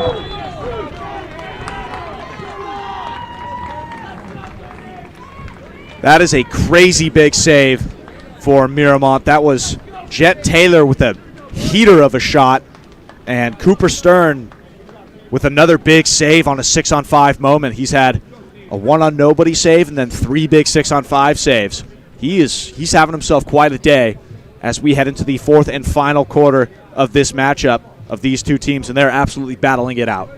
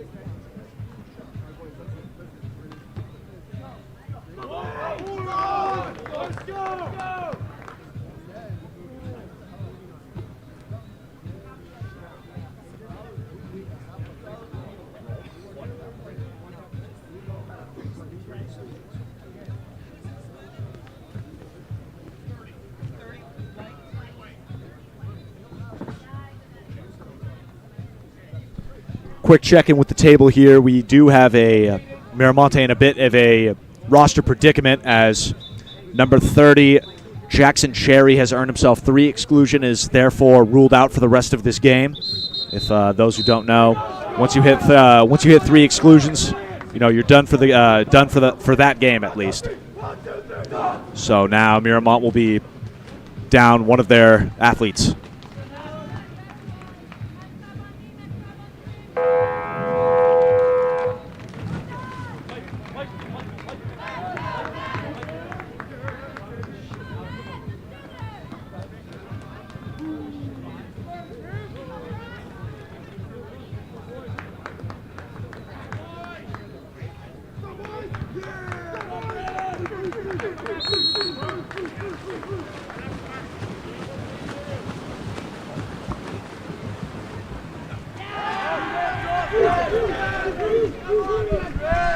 As now we head in to the fourth and final quarter of a gun-locked game between Miramonte High School and Cathedral Catholic High School. This is one of the more ultimate battles we've seen so far today and throughout yesterday during the Thursday showcase. Cathedral Catholic is 2-0, trying to bolster their lead to 3-0 with a win here. Miramonte trying to climb back into the 500, as that is a huge goal to break the deadlock there from Cathedral Catholic's Eamon Brunn, who is having himself a day as well. So now that brings the score to 6-5 within less than 30 seconds left. Eamon Brunn's already broken the deadlock.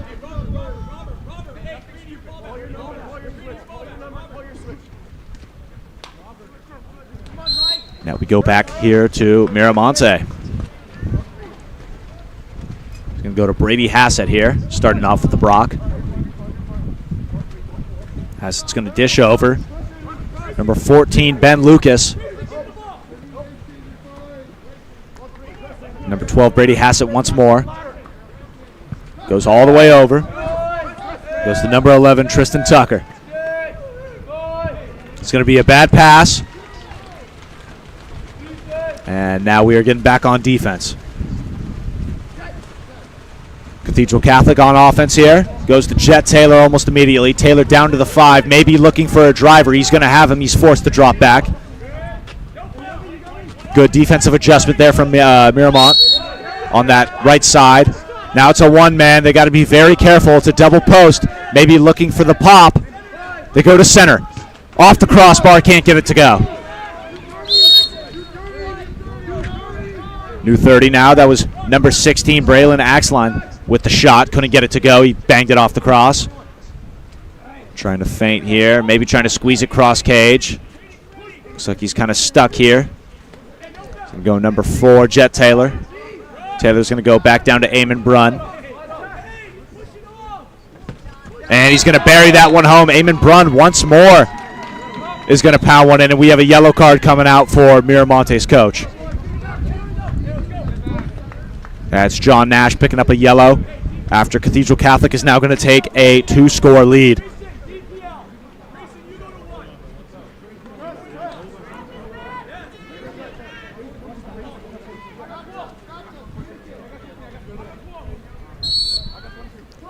Still waiting here as ball is still in the hands of Miramonte's goalie.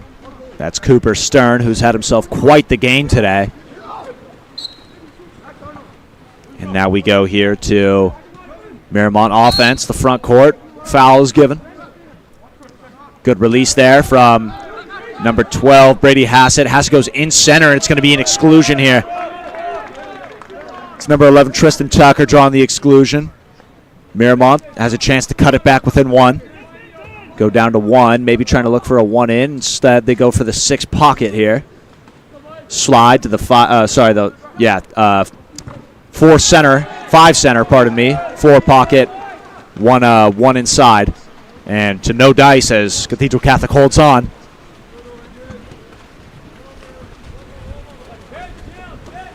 Ball goes down line almost immediately. Foul is given. Goes way across here. Jet Taylor almost had an opportunity. Good set pass.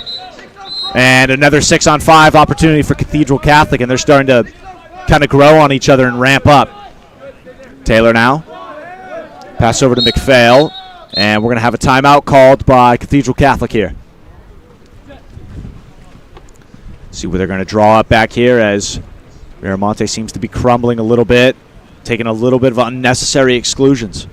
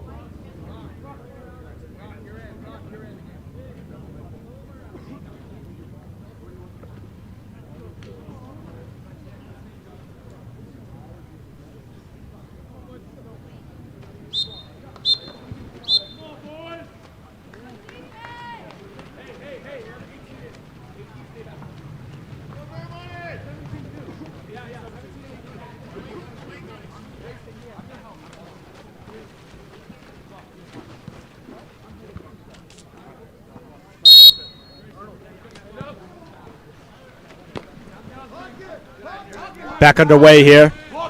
7-5 Cathedral Catholic trying to bolster it to an 8-5 lead here as they go immediately to a 6-in.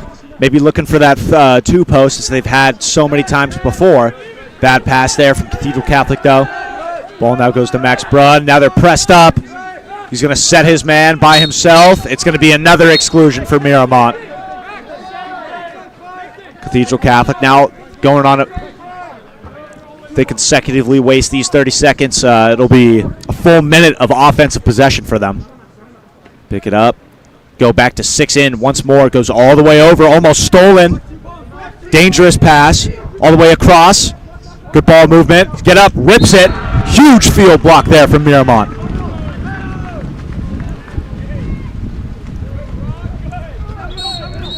Now we have an ejection in transition. And we have a 30-second timeout called.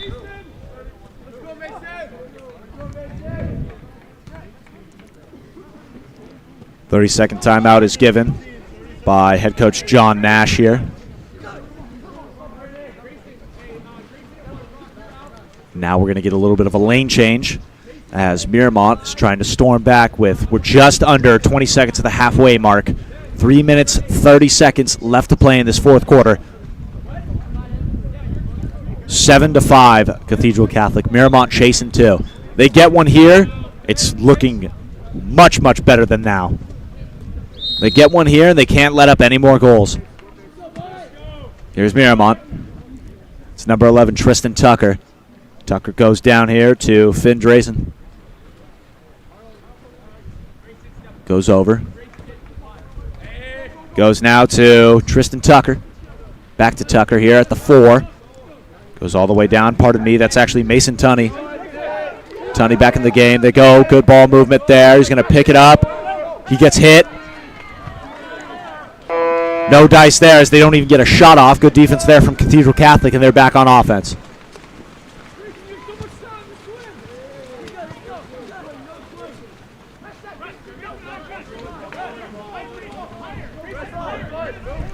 Ball comes up here to Jet Taylor. Taylor is going to go all the way over here to his man, Eamon Brunn.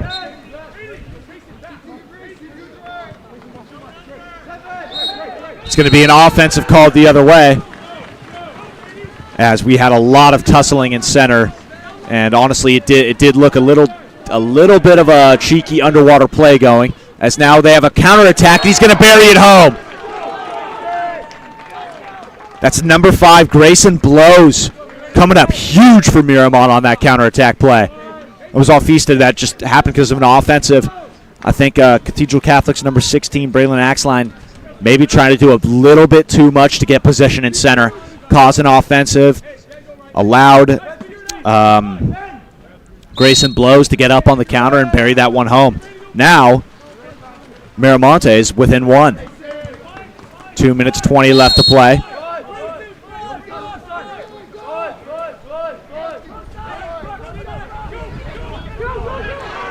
And another steal is given from Miramont. And they're going to be up on the counter again. Kind of struggling to swim here. That's number 15, Brock Bliss with the steal. Bliss coming down Broadway. He dumps down to the 1, inside the 2. Goes over, maybe the catch and shoot. The block is there. It's going to be a rebound, though. And that's going to be a good board from Cathedral Catholic. Almost a very good opportunity there for Miramont. Cathedral might want to opt to hold the ball for some time here.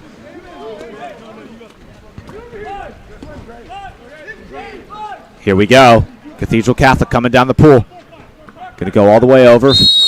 Pressing to no foul, trying to. Going over. Driver opposite side looking for him.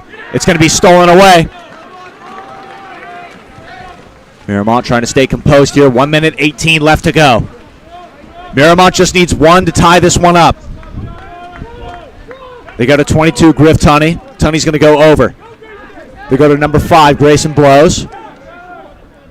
Blows going to walk in. Over. This could be it. Huge save there from Cathedral Catholic's Oren Penning. It's going to be forced to 2 minute. We have a 27-second shot and game clock difference.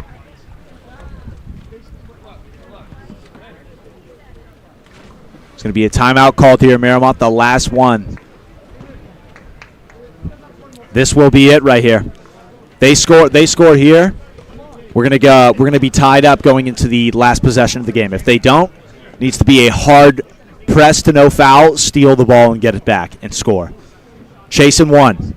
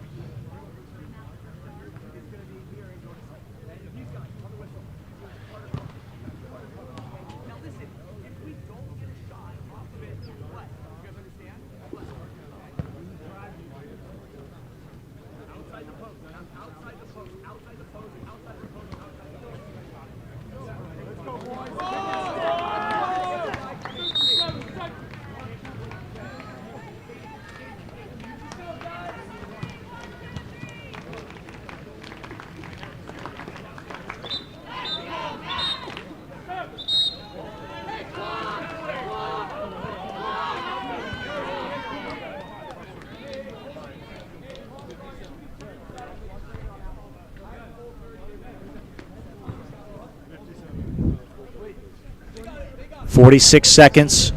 Miramonte ball, chasing one. Let's see who's going to hold up. Cathedral Catholic chasing 3-0. Miramonte trying to break back into the 500 spot. Ball comes up. A lot of movement here. Maybe an underwater play. There's a lot going on. Ball gets outletted. He's just going to pick it up and go, and he misses. That's Tristan Tucker on the shot. Maybe Cathedral trying to get some insurance here with a second goal instead of opting to hold. 40 seconds left. Ball comes out. No foul here.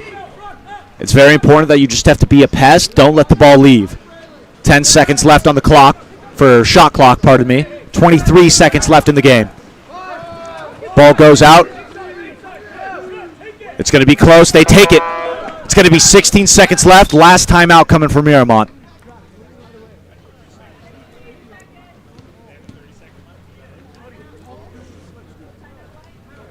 .14 seconds left in a one-goal game here. Second of the day at Sacred Heart Prep. We will be right back to see what Miramont is going to craft up to try and break into the tie.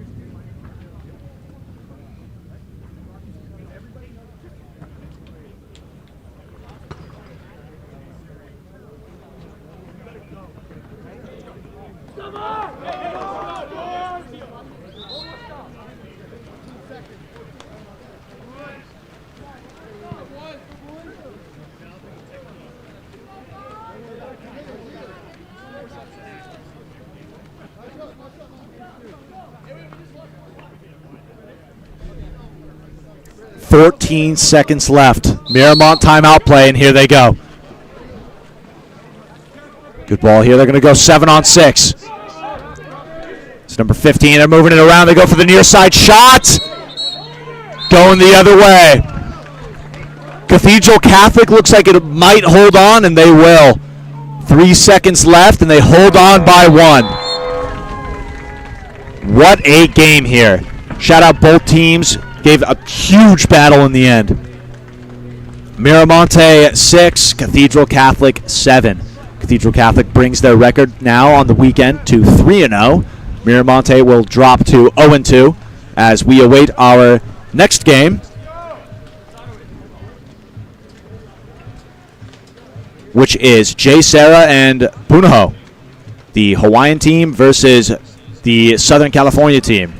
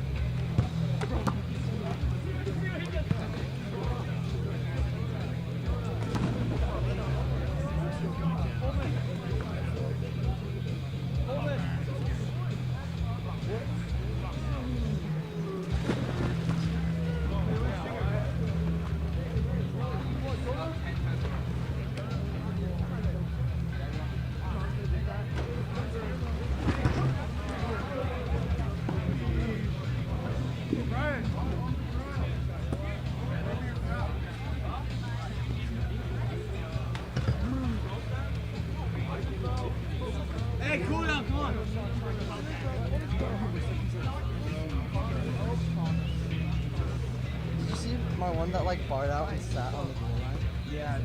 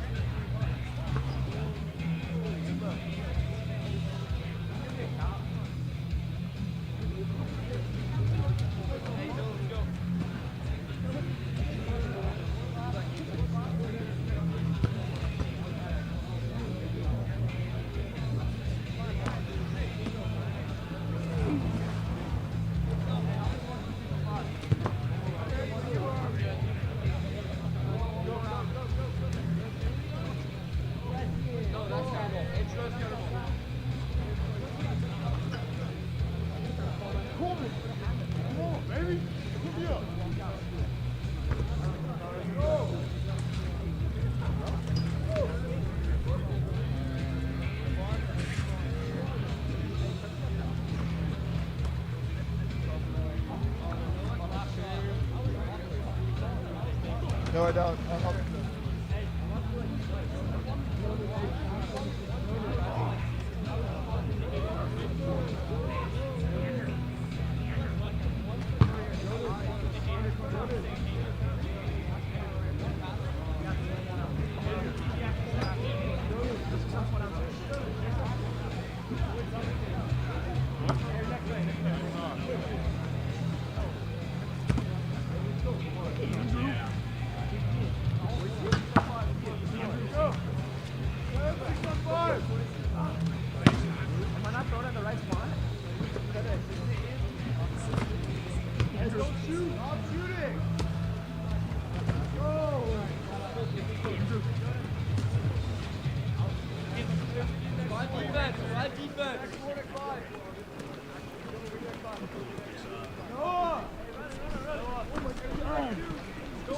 Hey, Sean. The YouTube went down. I'm trying to get it back up right now. Like it just totally.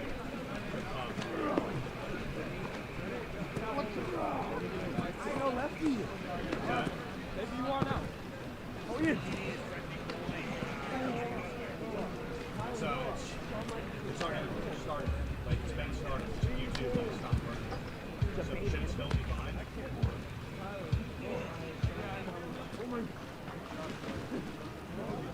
Yeah, I was just told to start and stop between games, so between a game.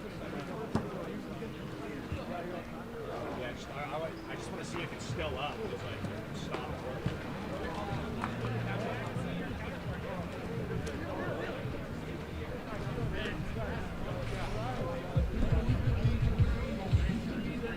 Okay.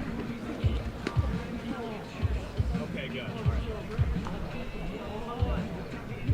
All right, perfect. I was just wondering. Are we not passing? Got it. No, I'm switching it right now. We're in between games. It's just like the Oh, I can't see. yeah, it went down on the because I had the YouTube screen and I was watching chat. So it just like went off. So I guess I'll just try and pull it back up and then go from there. Okay, sweet. Thanks, Sean. Yep. Oh, I'm sorry about that. Yeah, as long as it's still up there. As long as it's still yeah. Maybe it's just freaked out.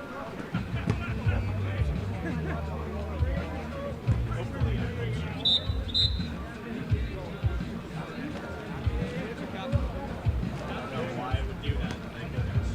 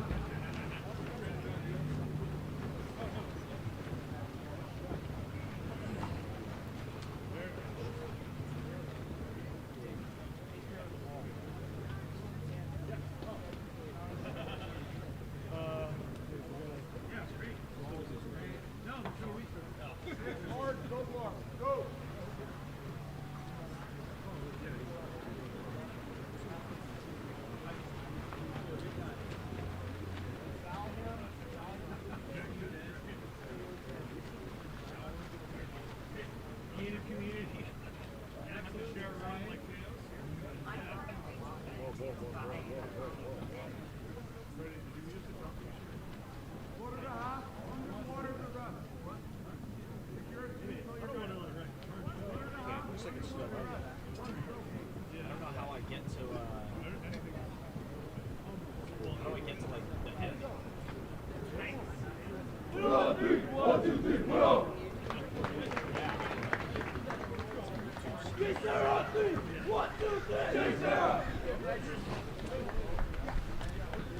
Something that's like currently streaming.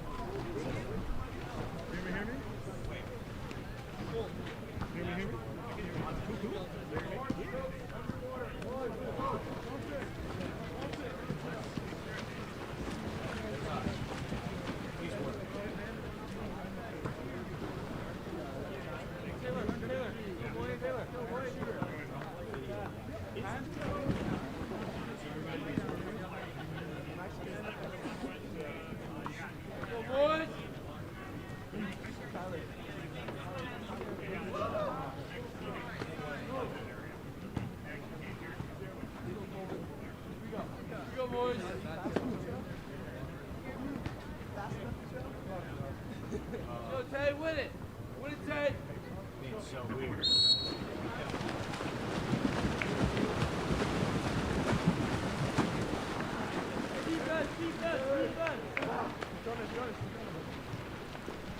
As we get underway here with our third game of the day, we've got the Hawaiian native Punahou High School coming here to NorCal here to face off against a Southern California team in Jay Sarah, as Jay Sarah is going to start this one off with an exclusion here.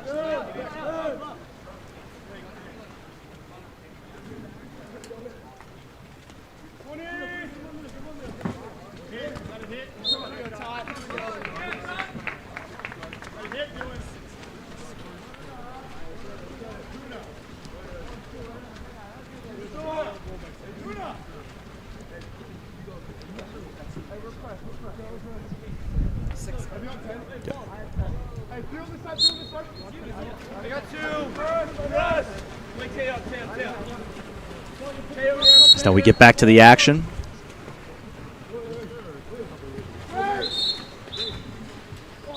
As now we have an exclusion here. Punahou has a chance to equalize here off that Jay Sarah goal.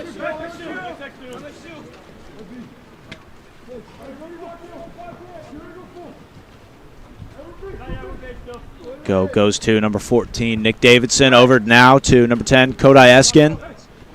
Good movement here from Punahou. They go over to the post, right off the goalie.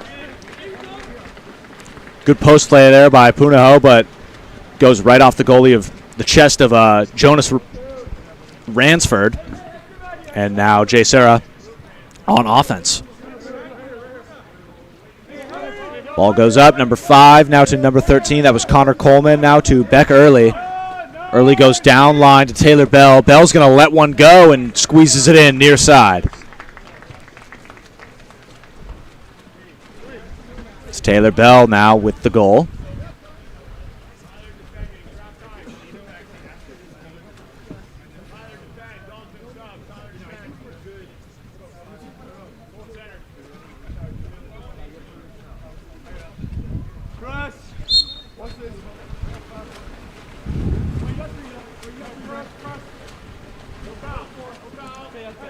Ball comes up, good, no foul there from Jay Sarah. It was almost a steal there.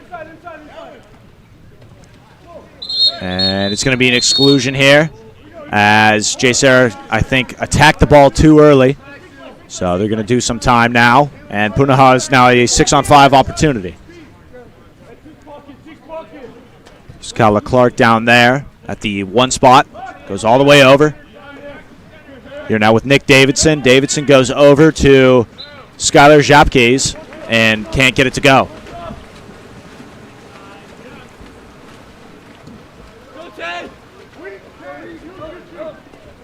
Ball goes all the way over, and it's going to be buried away on the counterattack opportunity for Jay Sarah as they jump ahead to 3-goal lead. That's Taylor Bell again.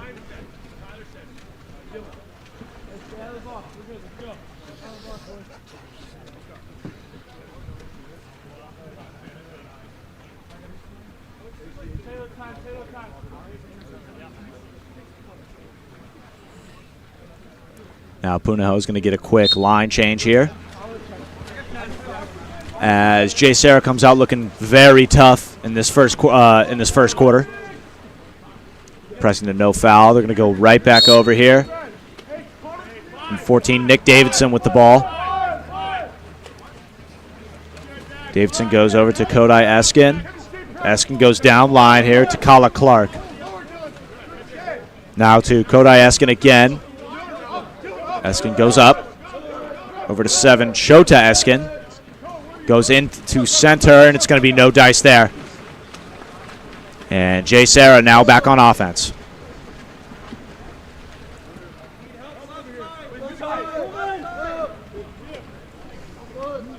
Taylor Bell now with the ball.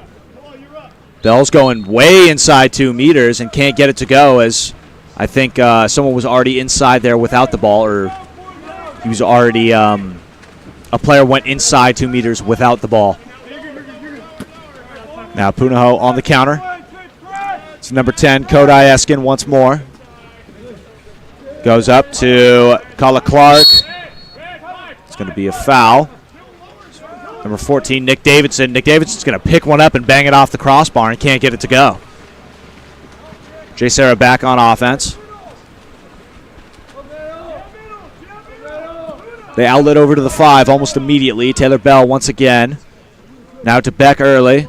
Early's going to walk it in. A lot of room. It's going to be an offensive call.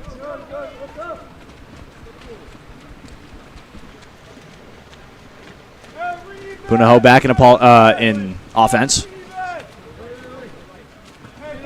Ball comes to Nick Davidson. Goes all the way inside, almost stolen away, and it is stolen away. Risky pass there. Good job from Jay Serra goalie Jonas Ransford to come out. And now we have ejection in transition. And now the ball is live. That's going to be Brian Barnuevo. He goes inside, bangs it off the crossbar, won't go. And you could see Tyler Anderson quite frustrated with the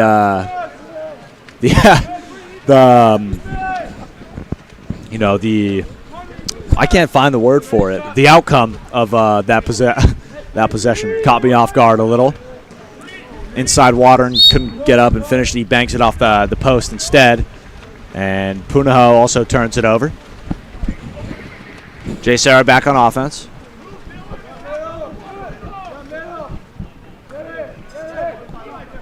Goes now. That's all the way over. Colin Clark. Oh, pardon me. That's not Colin Clark. That's Connor Coleman down there. Back into Anderson, who doesn't miss that time. That's Tyler Anderson, the big guy in center right there, burying it home. And you can see he was quite frustrated with his last attempt when he was inside 2 meters, had inside water and couldn't finish. He's now going to, with this timeout play, he does not miss a second time on that center play. So now a timeout is called by Punahou, and we will be right back after this.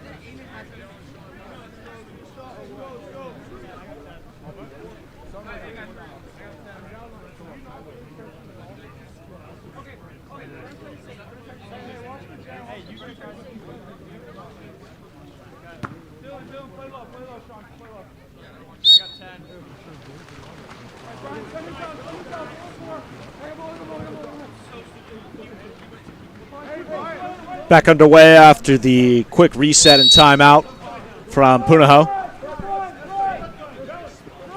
As now they're going to try and move this ball away, and it's going to be ripped away by Jay Serra, who seemed to found their stride early this game as another counterattack opportunities coming down the pool. Jay Serra, can they do it? And they can. Big finish there from number 21, That is Dylan Park on the counterattack, the freshman, actually. Utility freshman on this Jay Serra team, who took off on the counter and managed to cash one in there for Jay Serra. They're bolstering their lead to a commanding 5-0 with just under 2 minutes to play here in the first quarter. Ball gets popped away again. It's going to be another steal. And another ejection here. And Jay Serra just seems to be just very comfortable with how they're playing right now. Go immediately, and they bury it near side. Off the assist from Tyler Anderson, that's Wyatt Boyd slamming another one in the last 15 seconds.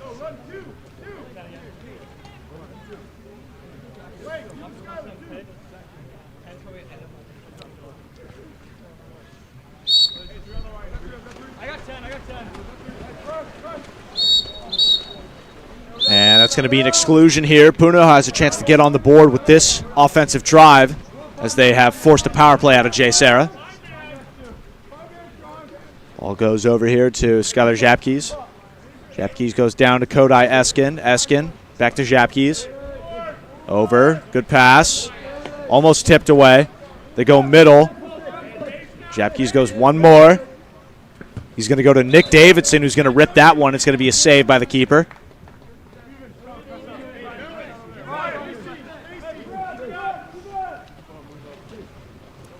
Puno still in possession to the press, no foul. Hits the lane line and goes out of bounds, and it's going to be a Punahou turnover. Jay Serra back on offense. They outlet way deep right, who's all by himself, and then they're going to get called on an offensive here. Punahou coming back the other way. All the way over now. Taylor Bell. Bell walking in, tries to finish it, can't get it off the crossbar. Trying to finish through two Jay Serra defenders there on his back.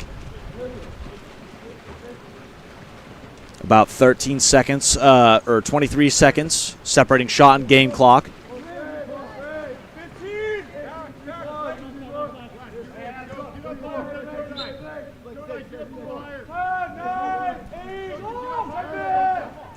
Jay Serra moving the ball around. Could be a steal. It is going to be a steal here. Good way to jump the lane there for Punahou's number 10, Kodai Eskin. Eskin goes up, 20 seconds left. It's going to be close. 5 meter is awarded. That's Nick Davidson earning the 5 meter. And here's a chance for Punahou to get on the board. And it looks like Davidson's going to step up and take it himself. Davidson's offer. It's no good. It's going to be saved up by it's going to be swallowed up here by Jay Serra's Jonas Ransford, who made that look easy. 10 seconds left in the first quarter. Jay Serra goes over. Number 12, Brian Barnuevo, who lets one go, and it's saved by Punahou's keeper, Sam Bennett, just at the buzzer. First quarter comes to the end, and it has been all Jay Serra. Stay tuned for quarter number 2 coming up in 2 minutes.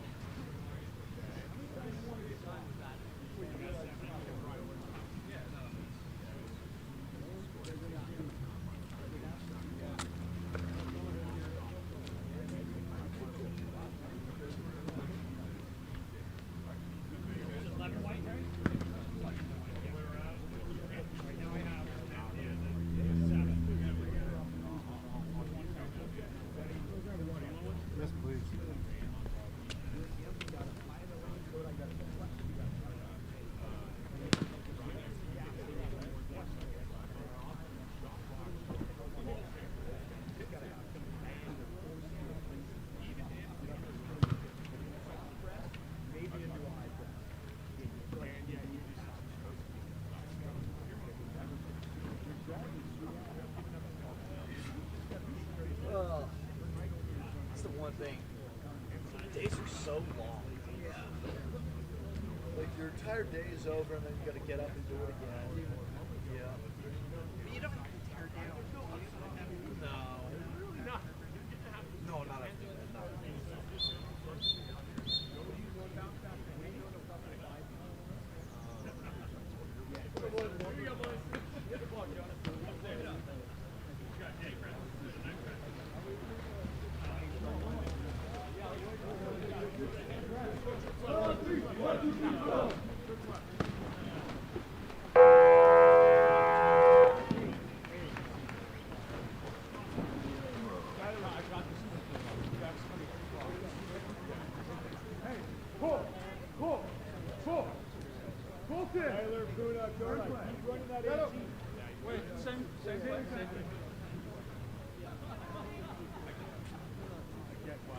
Go boys, we go Ted, win it Ted!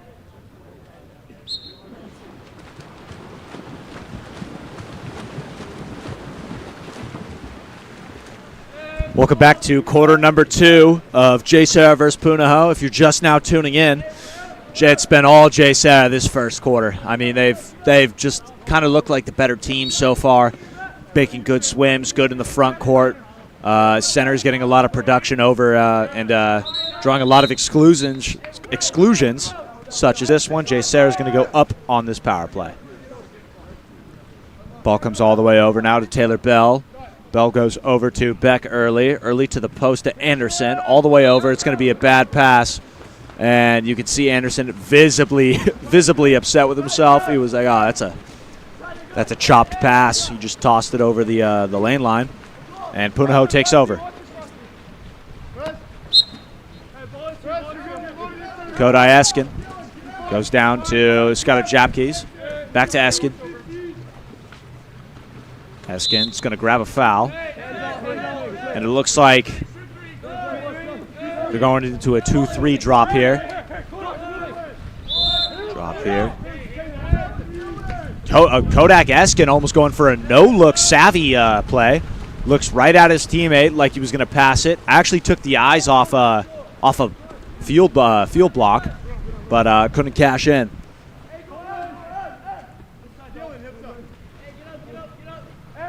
Now ball comes up to the 5 spot. It goes all the way across. It's going to be an offensive, maybe wrapped around the neck. Inside water, though, held for Tyler Anderson. Could have been a great play if not called for the offensive. Punahou back on offense. Punahou maybe looking 2 meters now. He's going to pull it back instead. Wants a swing. It's going to be almost a steal. Bad pass. Skylar Japkes with the ball. Skylar Japkes is going to go in and enter into visibly a Jay Serra defender. And Jay Serra is going to take back over on offense off the turnover. Ball now with number 5, Connor Coleman, who goes all the way down to center already. And you can see Anderson's visibly upset. And here comes a Punahou counterattack. Number 14, that's Nick Davidson, who draws an exclusion off the 1-on-2 there. Pops it live, goes back up to Japkes. Now goes over to number 11, Dylan Manis. Goes over. Number 10. Kodai Eskin back over to the 5. Goes down to 6. Even. He's about to get hit from the back. Goes all the way over. Catch and shoot. Good field block there from Jay Serra. Kodai Eskin let one fly and got snuffed out by number 10, Dalton Haggard.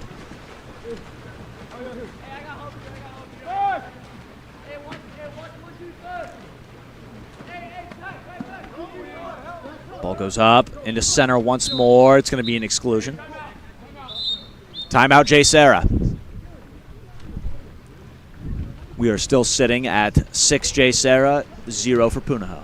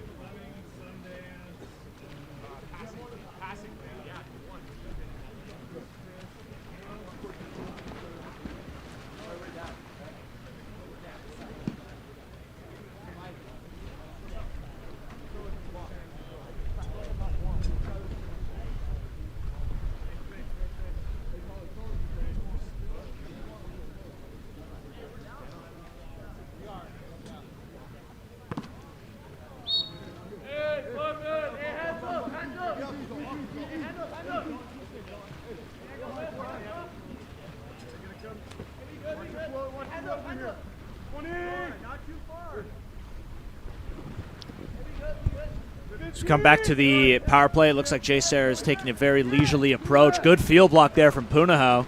As they got Jay Serra got the look they wanted. That was number 7, Taylor Bell, walking into open water, getting a good look on the cage. Ball now goes to Dylan McManus. Manish disses to Kodai Eskin. Eskin's going to pick it up and let it go and bang one home. Punahou gets on the board. With a good shot there from Kodai Eskin, who got up, virtually no field blockers around, and smoked one to the left side of the cage.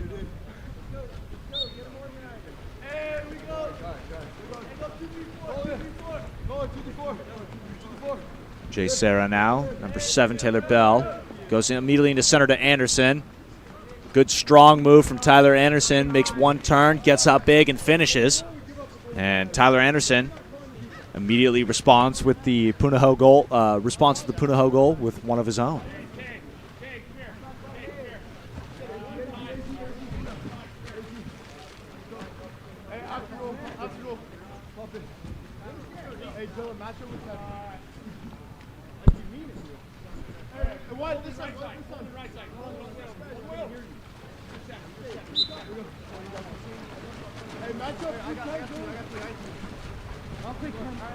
Ball now comes up.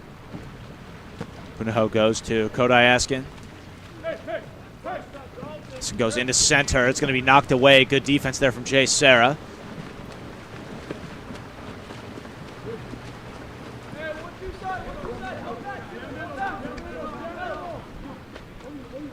Moving inside water. He's going to go cross cage right over the goalie here.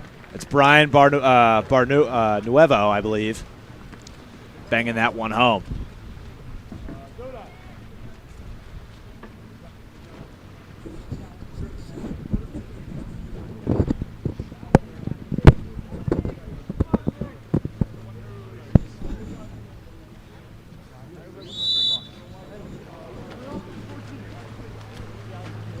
So now we head into the bottom half of quarter number 2. Punahou trying to make something happen, and they do. They have a 6-on-5 opportunity here. It's Jay Serra's number 18, Wyatt Boyd, going down. Let's go to Punahou now. They go to Kala Clark. Goes all the way over. Good catch there. Goes up into the pocket. Goes way weak again. Maybe looking for a shot from up top. He's going to get up all the way over. Picks it up, and I think it slipped out of his hand.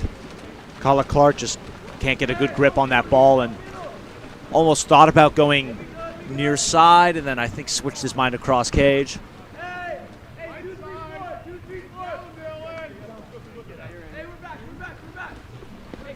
Goes to Gavin Conant.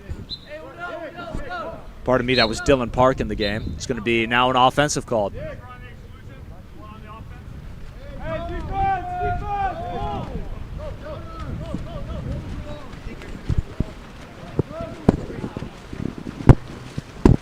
Here's number 5 for Punahou. That's Kala Clark. Kala Clark with a big turn. Give me your hips.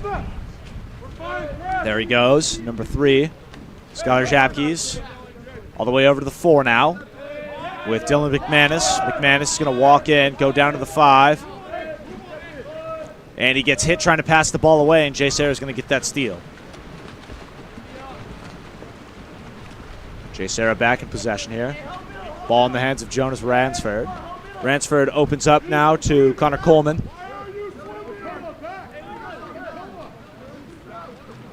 Coleman's going to drop back now, and Dalton Haggard is going to pass over to Brian Barnuevo. Back to Haggard. Haggard's going to give 2 fakes, go back down to the center. He's going to wear that one off the chest. Purple looks good on you, son, and it's going to be a goal either way. As Colt Bradley just pounds one off the Punahou keeper Christian Ching's chest, and then proceeds to grab the rebound and shove it in.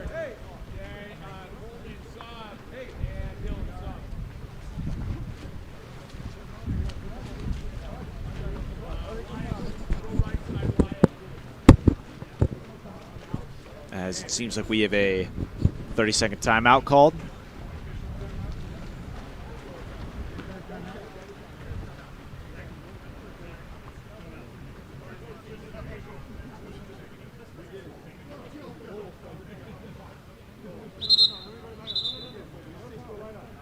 There's no timeout. They're just confused. We were looking for the cap.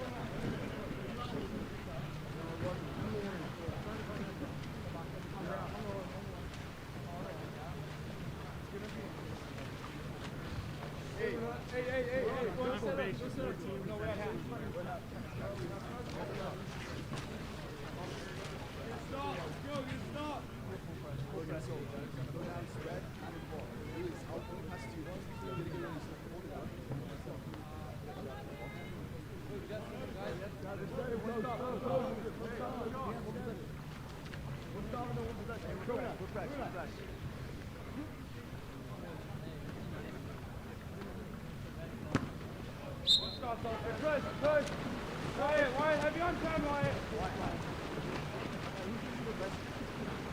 Nothing, Brian! Nothing!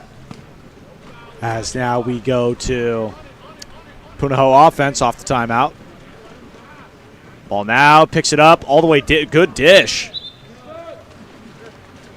And almost a really good play. You had two coming side by side, kind of trying penetrating Jay Serra's 2-meter defense, but couldn't get it going there. One possession out left. We're about 13 seconds separating the shot and game clock. He's going to walk it in. He's going to let one go, and that'll be number 20, Sean Anderson, with the snipe. Banging that one home for Jay Serra. Wyatt, have you on time? Have you on time? No foul.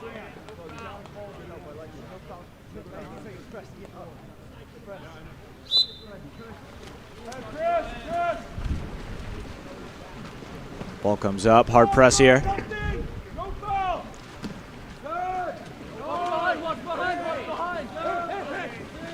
Picked up, ripped, and can't get it to go. And that'll take us out of the half here. We're going to go into the second half with Jay Serra with a commanding 8-goal lead. Jay Serra 9, Punahou 1.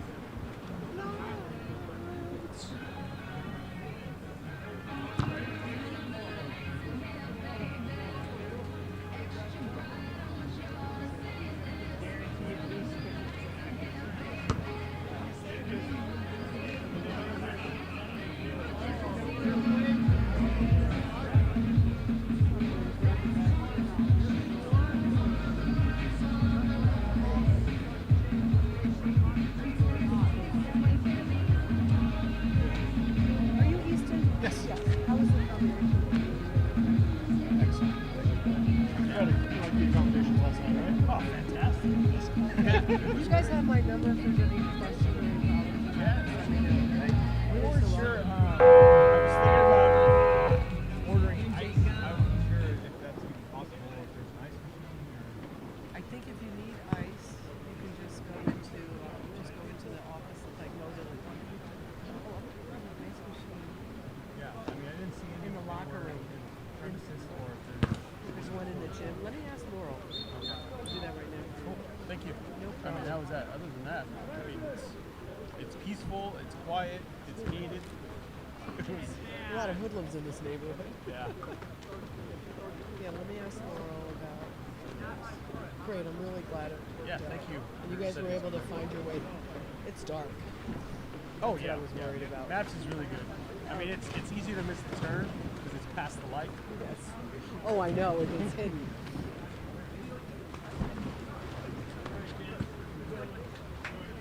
Let's go, board. Let's go, boys. Come on. Let's go, Brian. Good kid. Good kid.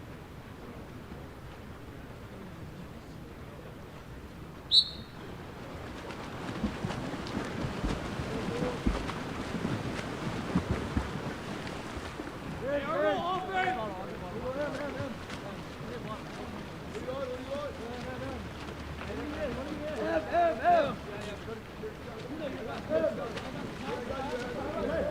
Good fight, Dave!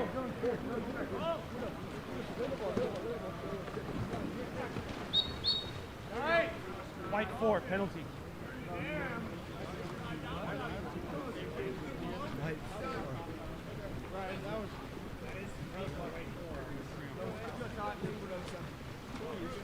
said we got a lefty.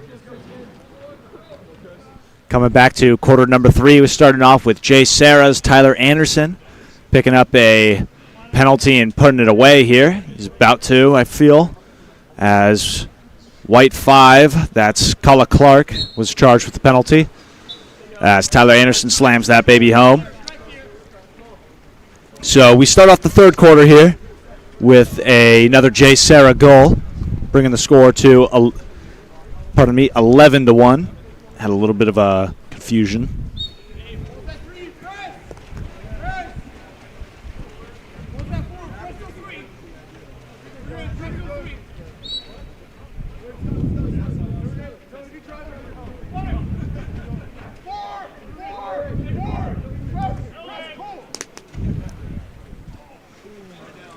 And that will not work out.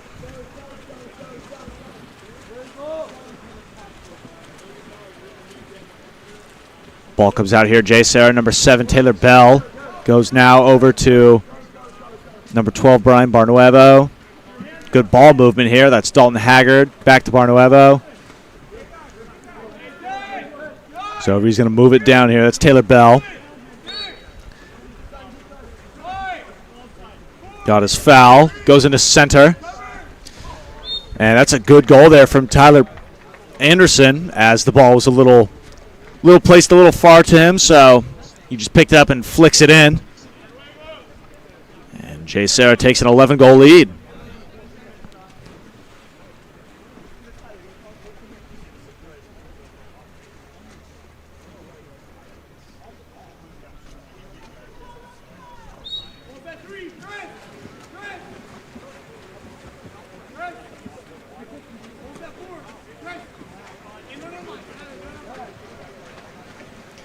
And that ball stolen away. Goes. It's number 21 on the steal, Dylan Park, and it's going to be another 5-meter. And that's called on Punahou's Nick Davidson. As number 7, Taylor Bell, is going to step up to take this one. Going to step back a little. Davidson is going to turn that one in. It'll be 13-1 Jay Serra now.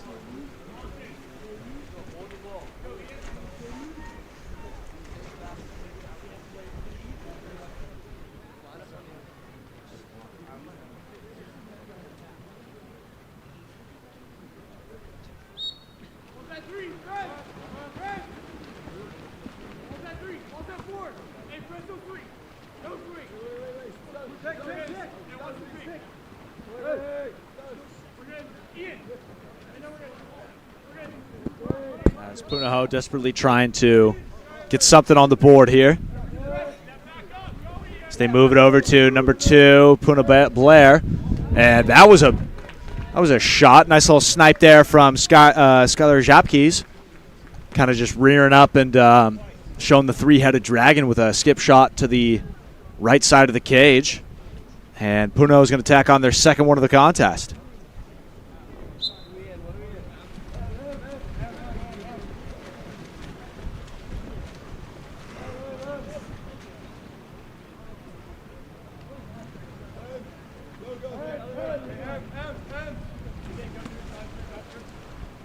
Now it's 21, Dylan Park with the ball. Ball goes over. Number 7, Taylor Bell. 20, Sean Anderson.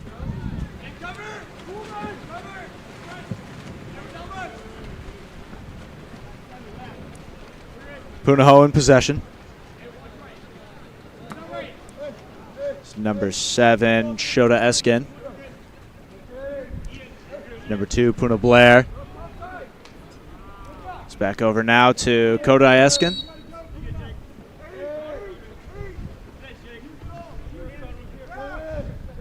Kodai goes over here to Nick Davidson. Davidson down to the 2 and can't get anything to go there. It's Blake Garland with the attempted shot. He got hit in the arm before he could release. Jay Serra now goes to Taylor Bell. Now Sean Anderson with the ball, the freshman. Goes over here to number 7, Taylor Bell again. Down to the 5. 7 seconds. He's going to pick that. Whoa. Taylor Bell didn't even rise up out of the water. He kind of just let that one go. No fake, no nothing. And he finds the inside part of the crossbar and hits a nice little bar down for Jay Serra's 14th goal of the contest.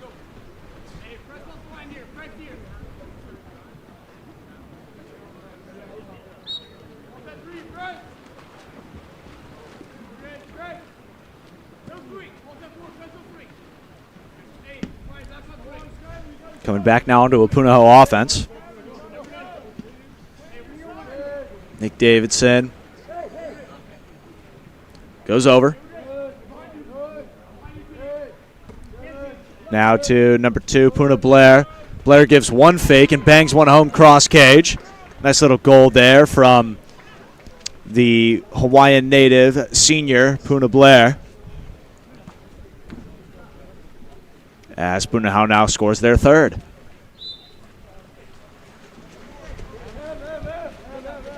And here's Jay Serra coming back.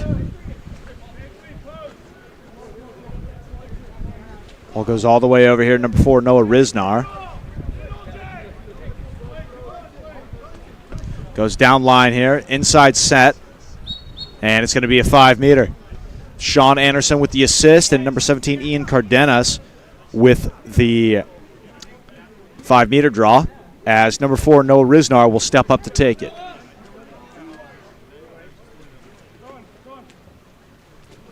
Riznar's offer. It's good. He's going to put it right over the outstretched arms of Punahou's keeper, Sam Bennett.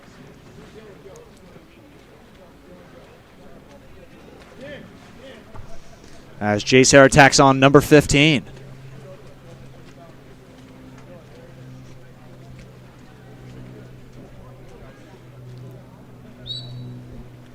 Punahou now back on offense.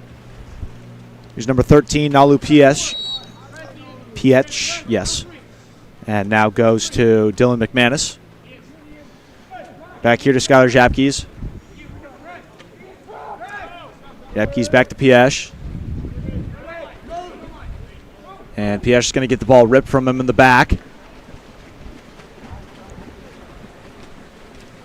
As Punahou goes back on defense, and the counter from Jay Serra is number 4, Noah Riznar. Inside water, trouble. He's going to pick it up and finish with a man on his back. Riznar racks up his second, and Jay Serra's 16th.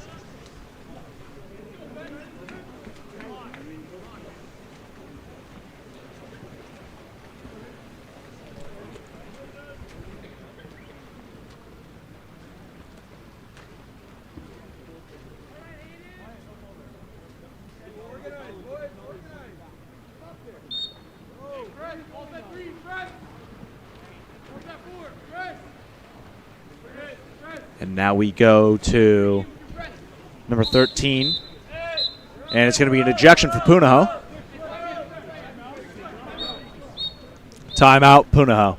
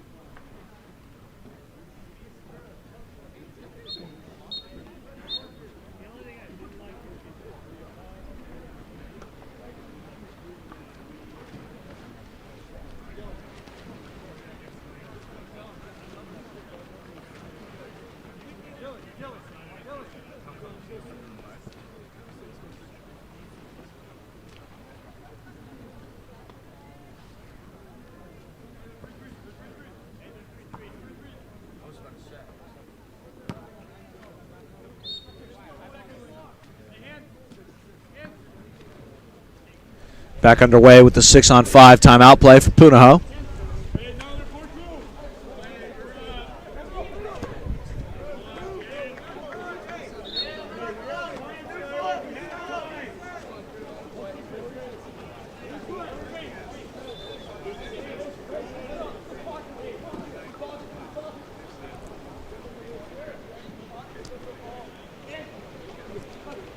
Ball comes up here to number 14, Nick Davidson. Davidson goes over. Number 3, Skylar Japke. He's going to try and smoke this one off the crossbar.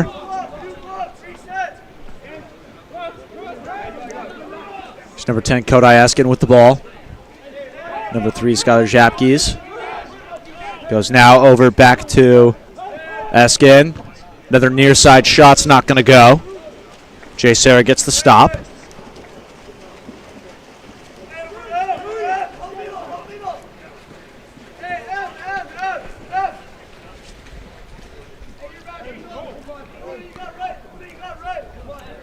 Ball now with Ian Cardenas.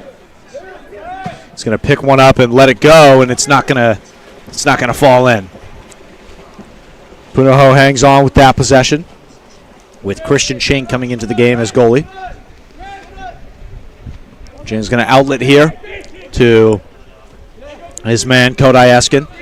Eskin now goes to number 9, Blake Garland. Garland back to Eskin, trying to work a 2-3. They're going to pick that one up and let it go, and that'll be no dice here. Tipped off the hands of Andrew Broussard.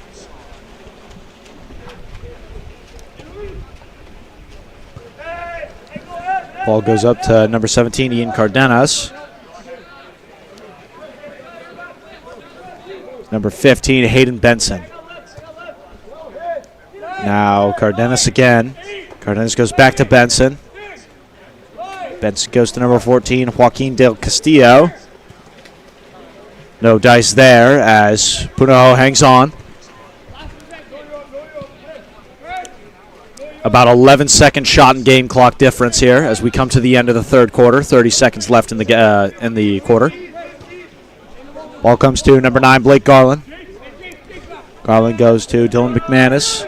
McManus to number 14, Nick Davidson. And it's a push-off and will not count as the offensive brings Punahou back to the defensive side of the ball.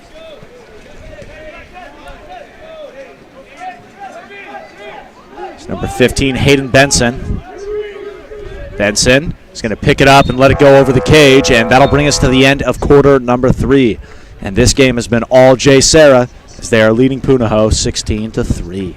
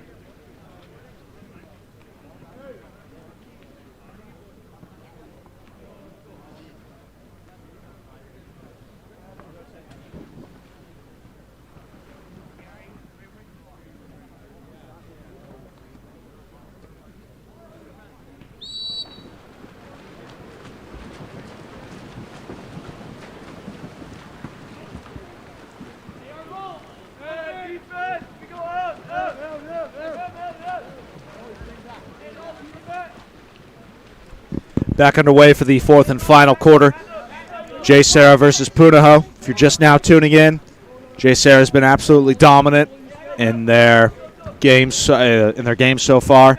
Thursday showcase looked very strong as well, and they're really continuing that performance playing against Punahou, as it seems like they're going into a standard M drop now.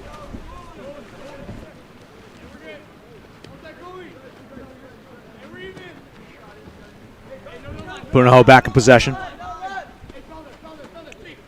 Serra goes down line. Pardon me, yeah, that's Punahou.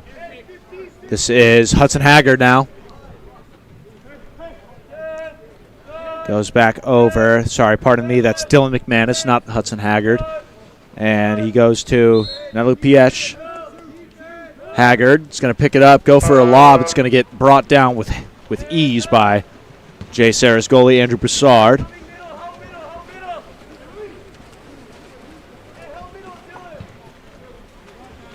Here's Jay Serra once more.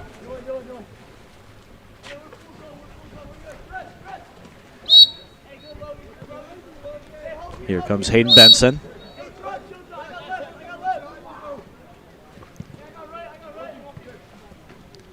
Ball goes to center. To another M drop, and he's going to manage to put that one away. That's Ian Cardenas with the score. Jay Serra drops number 17 against Punahou.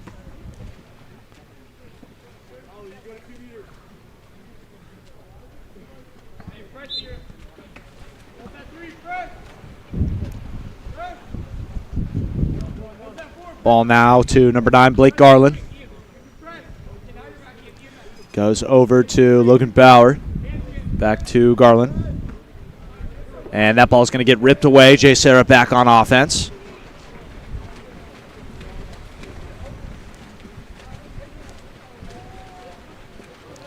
Ball now to number 14, Joaquin Del Castillo. Go to number 16, Jake Lee. So some new faces here in the pool for Jay Serra. Lee with the ball now. He's going to pass it over here to the freshman, Sean Anderson. Anderson's going to pick it up and let one go, and it's going to score. Sean Anderson from way downtown, about 10 to 12 meters out, is going to cash that one in for Jay Serra.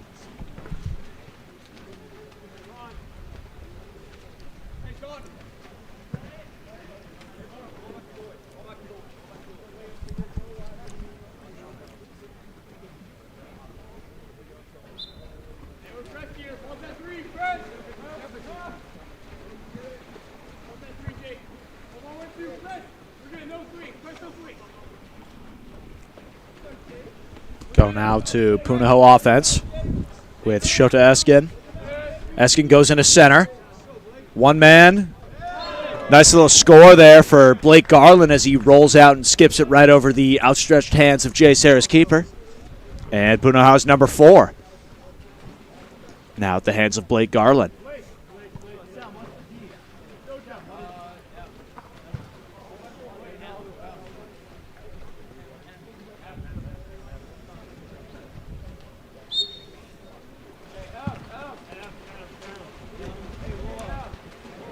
Ball comes up. This is number 16, Jake Lee again.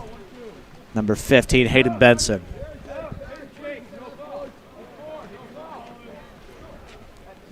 Benson goes over. Number 18, Wyatt Boyd.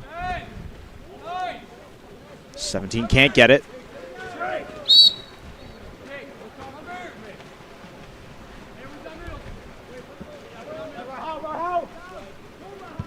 Ball now goes to number 12, Raihu Temanaha. Now up to number 16, Makoa Cox.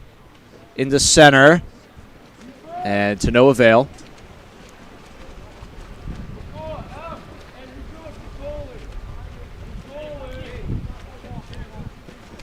Goes to number 14, Joaquin Del Castillo. To number 15, Hayden Benson now for Jay Serra. Back to Del Castillo, over. Looking for that one-man zone. He's just going to let one go off the near side. Can't get it to go. That was Noah Risnar with the shot.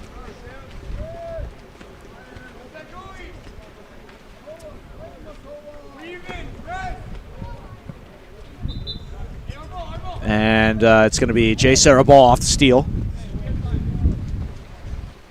We're going to go back to the goalie here. About 3 minutes left to play in the fourth. And it's safe to say, I think Jay Serra is going to pull away with this one. But regardless, you still got to play it out. Got to give it your all. Anything can happen in water polo. Seen 5 goal runs in under a minute before. As Jay Serra goes into center. The ball's going to be ripped away.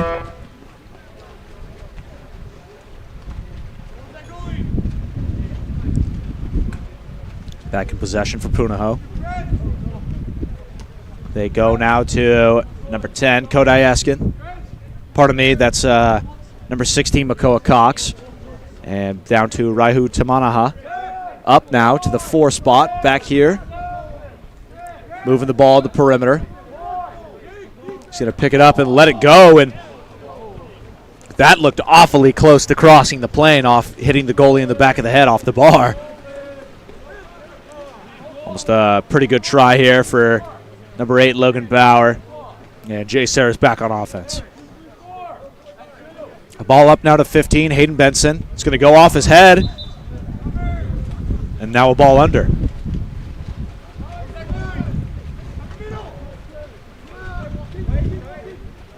Punahou goes now to number 15, Jake Davidson. Davidson scanning the floor. He's going to go over. It's going to be a really bad pass right to two Jay Serra defenders. Ball's going to be turned back over now. Jay Serra with the ball. Number 18, Wyatt Boyd.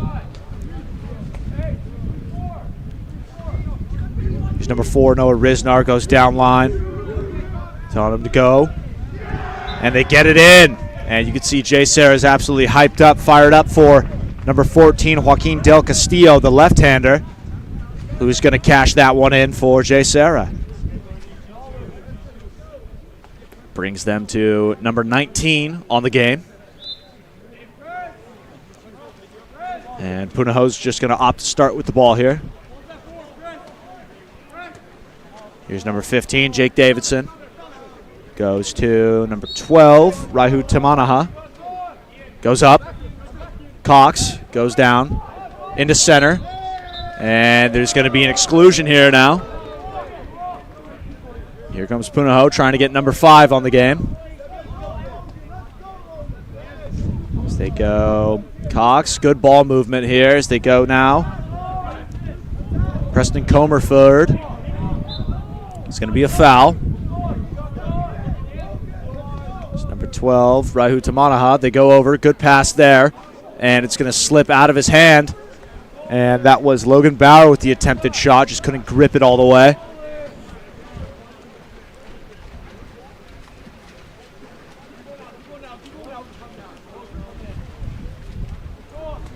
And here's Joaquin Del Castillo going to bring this one up.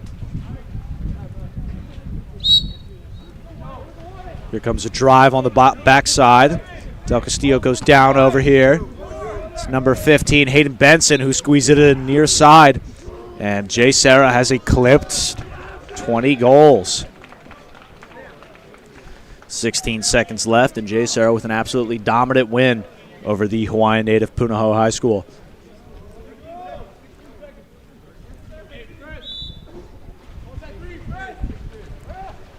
Punahou goes to Cox, who now dishes to Davidson. 10 seconds left here in the game with Tamanaha in possession.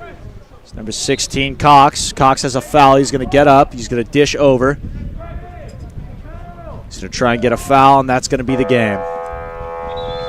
Jay Serra, in dominant fashion, picks up this win, 20-4 against Punahou, as we head into our next matchup.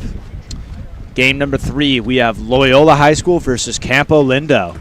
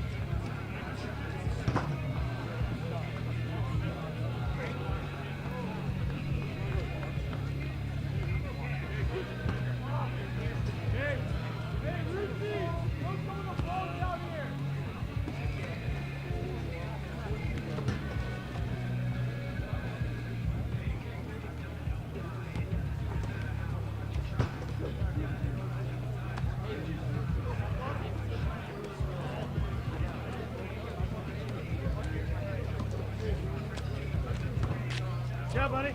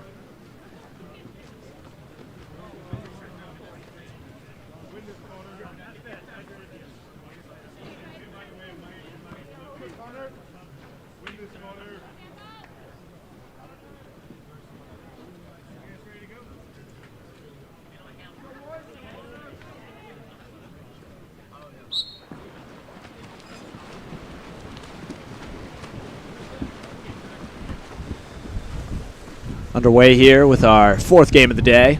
We have Loyola versus Campolindo, as Campolindo is going to win the sprint.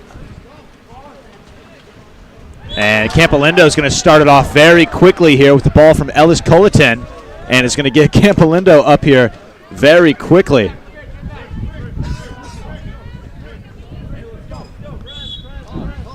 And it looks like we're going to be moving very quickly along here as Loyola just getting right back in the saddle on their offensive possession. Ball goes here, number 5, Charles Johnson at the 5 spot. He's going to go into center, one man. Could be dangerous, and it is, 5 meter. That's Jake Lee drawing the 5.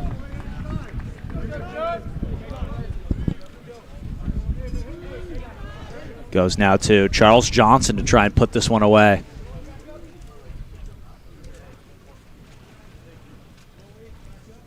Waiting on the offer. Johnson's shot. It's good. He's going to go left corner and put that one away to even up the score at 1 apiece.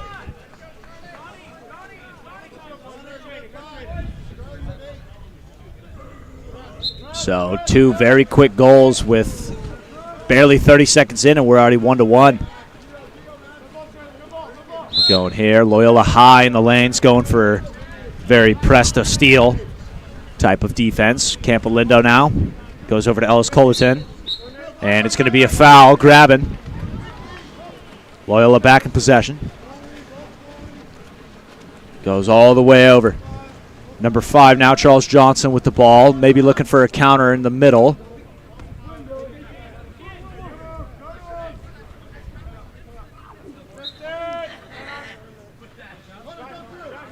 It's a driver coming through. Good defense there. It's number 3, that's Jake Lee. Goes back to Johnson. Johnson looking for a driver now. Goes in, and good defense there from Campolindo's number 10. That is Kate O'Hare on defense. And the O'Hare twins were quite standout yesterday in the Thursday showcase against Cathedral Catholic, pardon me. As now it's going to be another offensive for Campolindo. And now we go right back to the Loyola side of offense.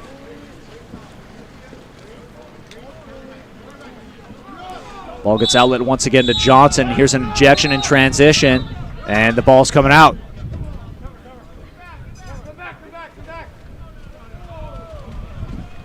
And it looks like it's going the other way instead.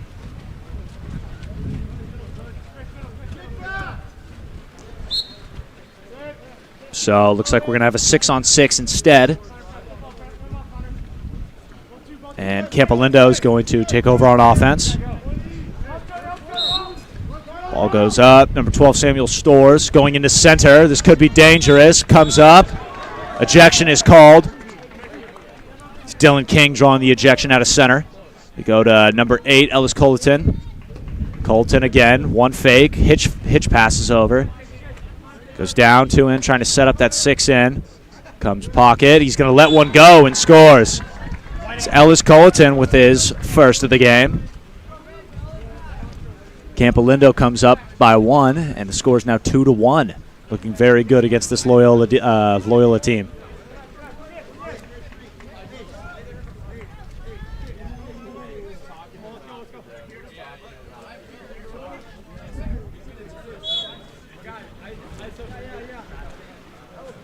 Ball goes up to number 14 of Loyola. That's Max Keldorf.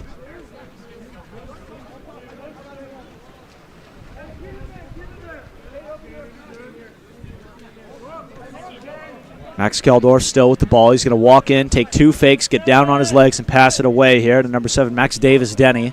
Davis-Denny passes over to the 4 spot, who goes into center, and another ejection is earned.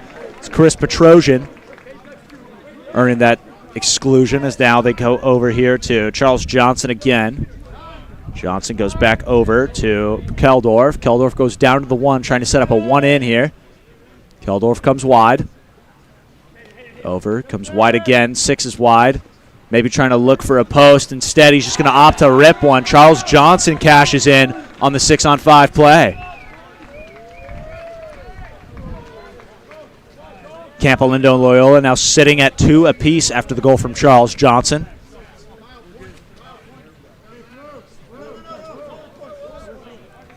Both teams getting a lot of good looks here with their 6-on-5s and front courts. Campolindo on offense. They go to Ellis Culleton.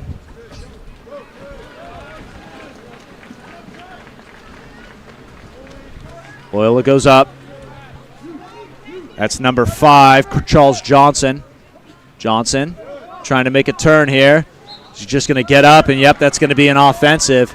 He's got his hand right on his shoulder, pushing him down as he's trying to make it a heavy offensive move.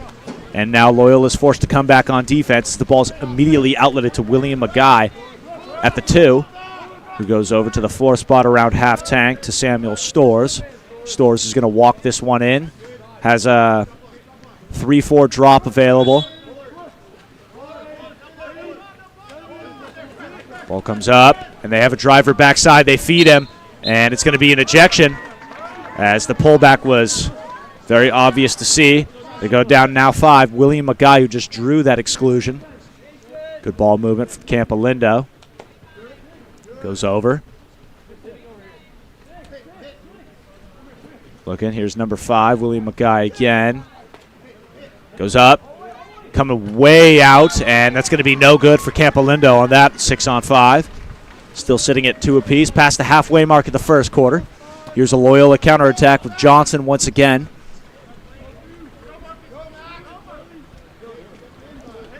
Could have a ball side drive coming.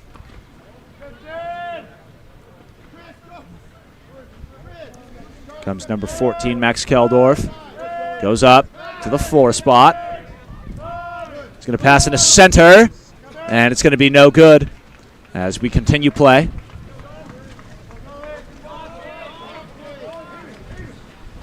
Campolindo immediately goes out to number 10, Kate O'Hare. O'Hare's going to grab a foul here.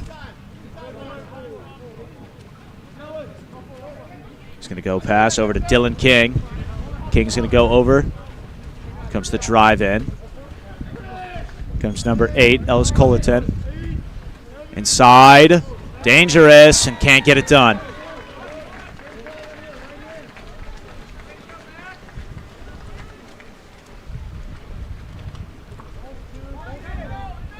Here's Keldorf.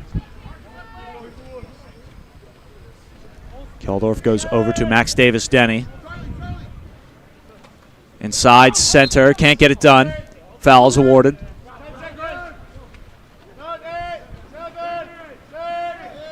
Goes up and no dice. It's going to be an ejection called here.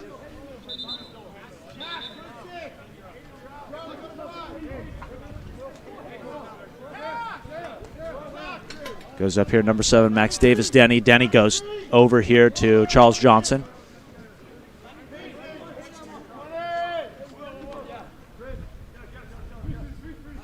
Goes now up, over to number 5, Charles Johnson.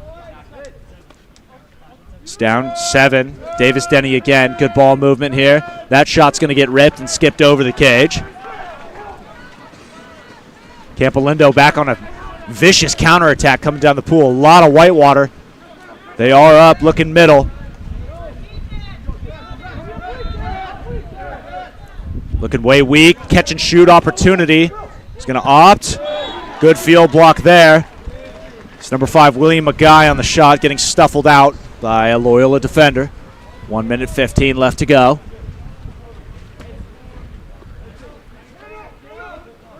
Looking middle. Good defense here. Campolindo, no foul. Goes inside center. Trouble. He's going to bang it off the outside of that post. And we're going to go the other way as a Campolindo player was caught in a gross and go.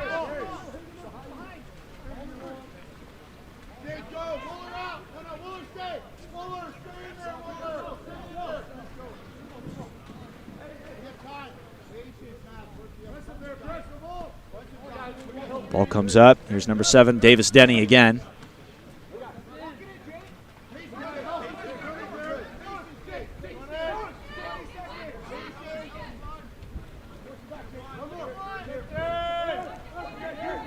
Up here, inside water, trouble, swarmed by a drop. And it's going to be an ejection here. Draped over the man, and Loyola's going to have possession once more after a good stop. As now Loyola has time. About 5 seconds separating shot and game. He's just going to let one go, and Loyola's going to take a lead here at the end of this first quarter.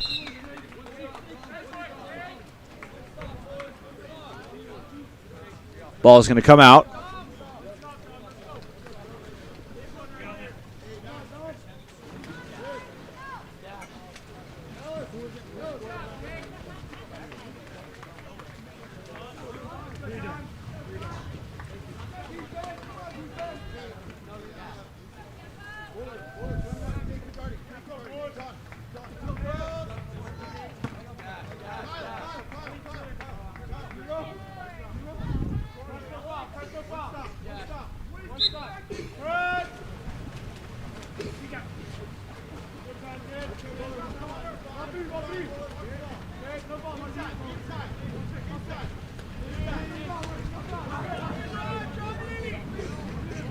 Goes over. Number 10 snuffed out. Good save there by Loyola keeper Dominic Campagna. The shot from Kate O'Hare.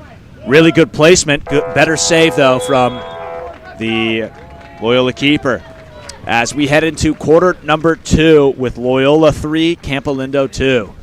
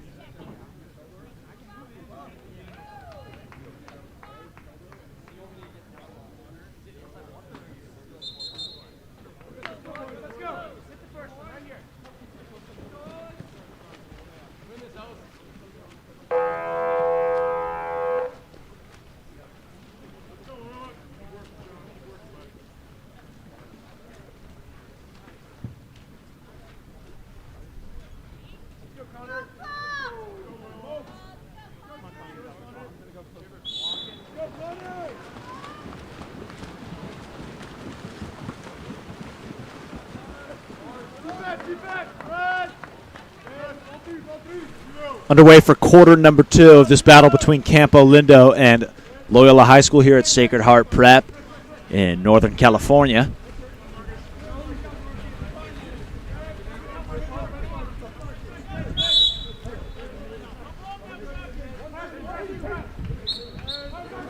It's going to be a offensive now, and it's going to be an offensive exclusion as Loyola's going to get another shot. And it's kind of like something we're seeing yesterday where offensives are just kind of killing momentum and leaving the other team with more possessions to score. As Loyola's going to take another 6-on-5 opportunity.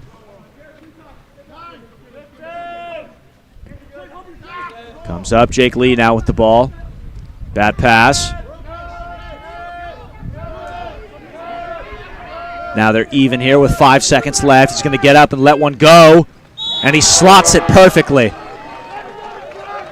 That's Charles Johnson again with an absolute riveting goal falling off to his right almost. 3 huge hitch fakes, and then just bangs it into that left corner. As we head back now, Loyola pulling away now at 2.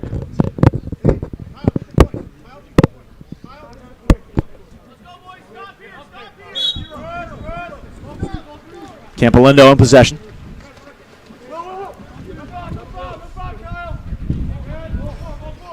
They go now. O'Hare over into center almost immediately. Dishes back out. Over to McGuy. McGuy's going to get up on his legs, attacking the one-man zone. He's going to let one go and bangs it in, double bars it. Number 5, William McGuy, pulling him back within 1 with a very flashy double bar in. And stops are so important in the sport because, you know, it helps protect your momentum in this sport. I mean, you could go on all the runs you want, but if another team is just exchanging goals with you, it honestly just means nothing to the day, and it makes stops even more valuable.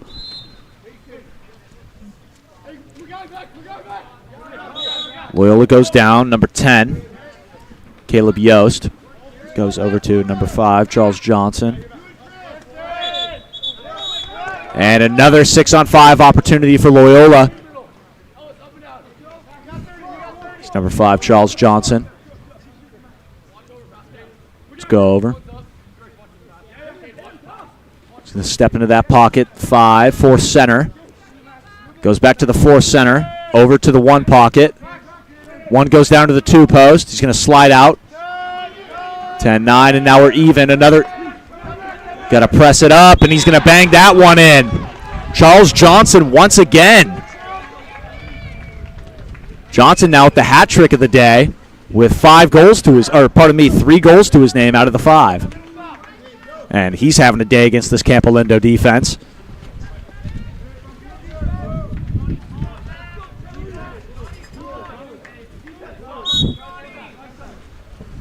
As now Campolindo comes back on offense here.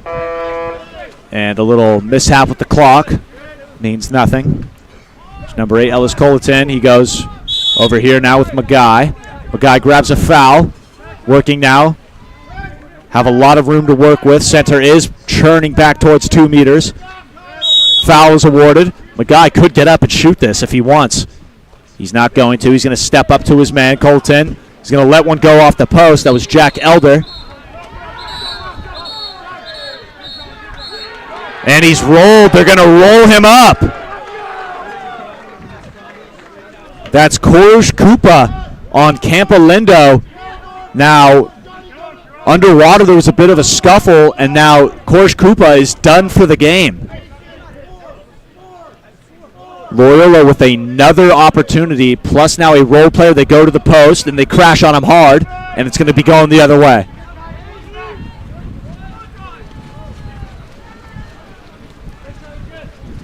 Now that's a mistake you can't have. Number 5, they move it over. Campo is still very much in this game. They're just hurting themselves with these 6-on-5s. Fouls not awarded.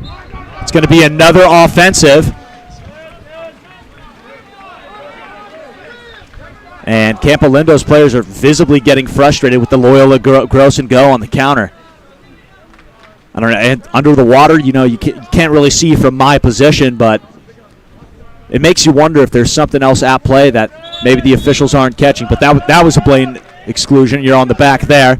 Doesn't matter if you put your hands up, and that one's going to get buried. There's number 13, John Cowles for Loyola, racking another one up.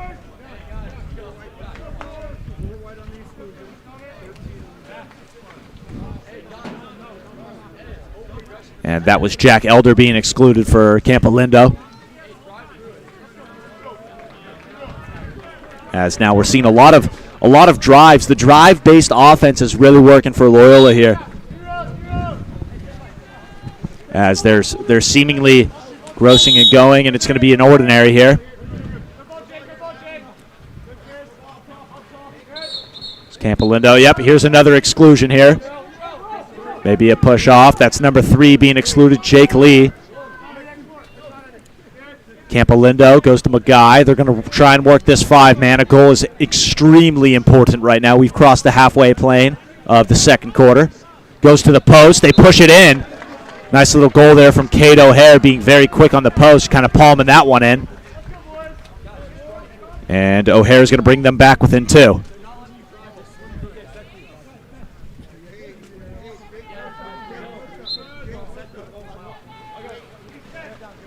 Loyola now, ball in the hands of Christian Petrosian. They go immediately to Johnson.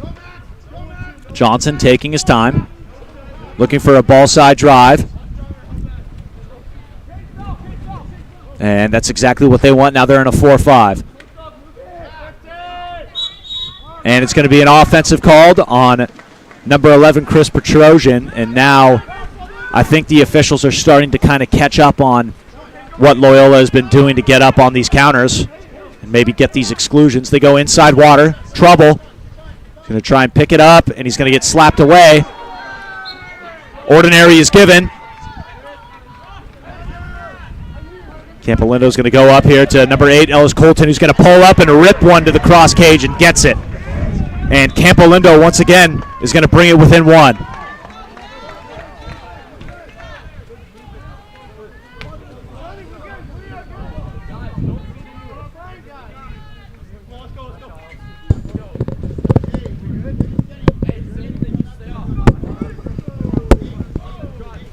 And you can hear Loyola's goalie, Dominic Campagna, kind of just calming his team down, just be like, "Hey guys, like we're fine.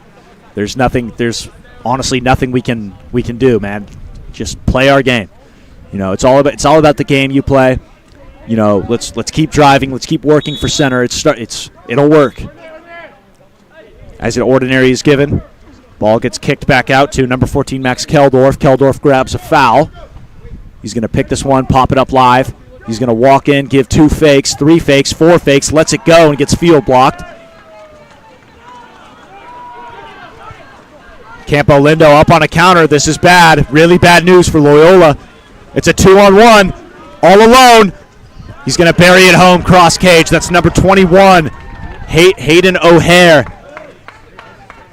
And now we're all evened up here with 2 minutes left to play.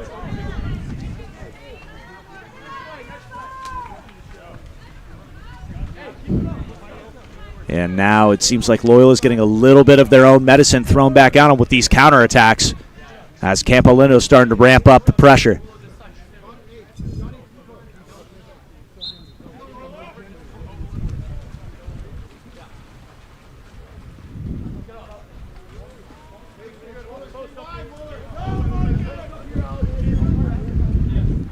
Loyola again, they go inside, can't get it. It's going to be rebounded, trying to squeeze that in the corner and just catches crossbar and post.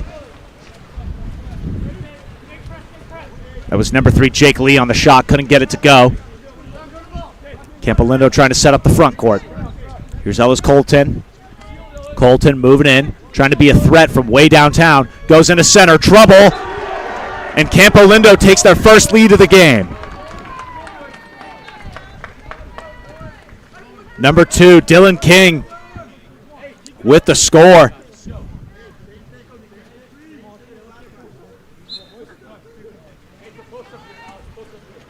And back in the hands, number 11, Chris Petrosian.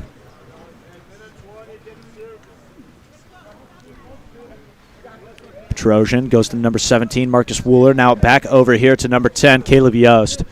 Back to Petrosian. Petrosian's going to walk it in. Drew a lot of attention to himself. Petrosian is trying to set his man. It's going to be a bad pass taken away by Campolindo. 56 seconds left in the game. There's about a 22-second shot game clock difference here as Campolindo's going to try and push it down. They're missing a man weak. Came a little bit too quickly. He gets inside, and it's going to touch the lane line, unfortunately. Good move, though, from William Magai, but he was sitting weak open for about 3 seconds. Could have had a catch-and-shoot opportunity if they saw him early. 2-on-2 now. One-man zone coming. 3-on-2. Here's Johnson. Johnson trying to make a move. He's just going to get up and big dog his defender and goes cross cage. The left-hander Johnson racks up number 4 of the day. All tied up here at 7 apiece with 23 seconds left.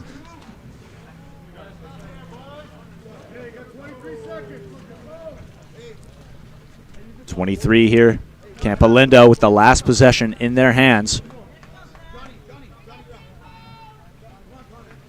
Quick line change here for Loyola. Ellis Colton coming back into the game. It's number 11, Tyler Schmidt, coming out. Or pardon me, that's Jackson Pankey coming out. Pressed out immediately. They go to O'Hare. It's going to be an exclusion with 14 seconds left. He's going to pop it live, and he's going to walk in. Maybe looking for a quick goal, or they can opt to hold. Colton goes down line, trying to break the tie. Colton walks it in, shoots, blocked. Gets the rebound, goes over, lob over the cage. We go into the second half tied at 8 apiece. Pardon me, 7 apiece.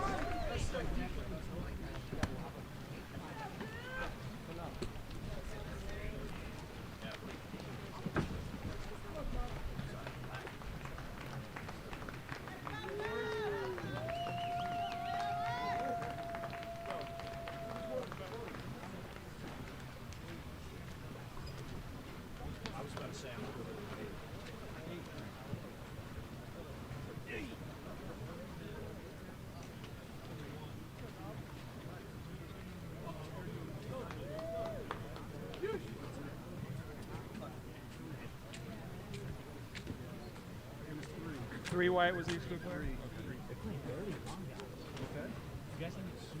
Just physical. And they're not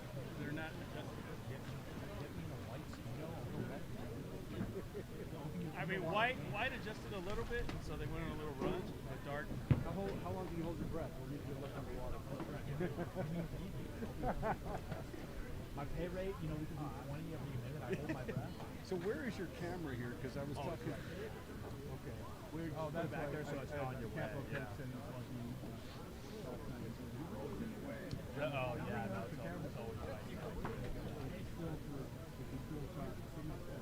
Yeah, it's yeah, it's going to be fixed. But you got to stay, you're doing your job. Right. No, I get it. But if it was here and I could step one step to my right, if I don't need to be there, I would. Well, yeah, don't worry about it. Okay. You're doing your job. Well, I can't there, but like I said, if I could take a step inside, if I'm able to, just to. Yeah, let me know if I need to go crawl.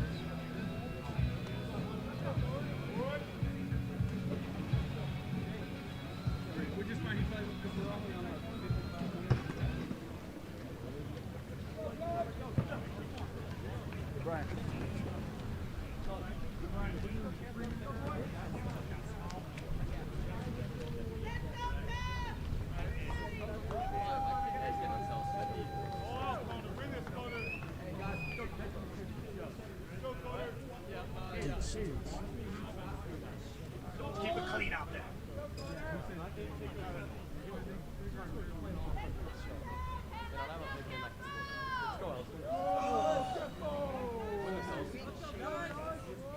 With those, the sun goes down over there.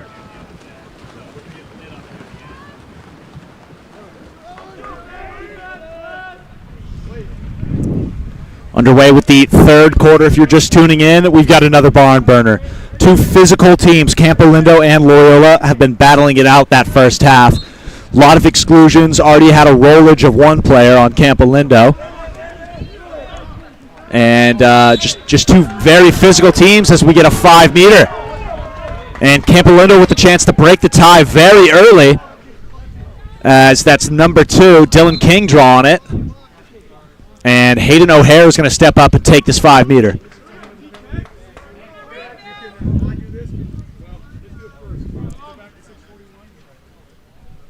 Going to go back to 6:41 on the clock before we get underway with O'Hare's offering.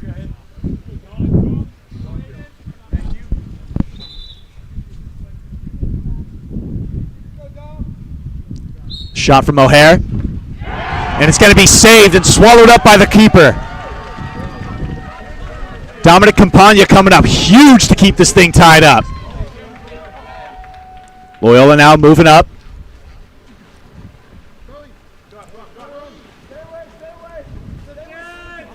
Big timing, goes to 7, goes into center. And it's going to go the other way here. Campolindo back in possession. Ball gets outlet immediately to Johnson. It's going to be ripped away. This could be bad here. It's going to be a 2-on-1. And it's going to be in another. I mean, that you're making it too obvious there, Charles. Charles Johnson just making it a little too obvious there. Can't swim. Got a hands in the water. That's just, that can't happen. That's a free 6-on-5. Loyola now with a shot.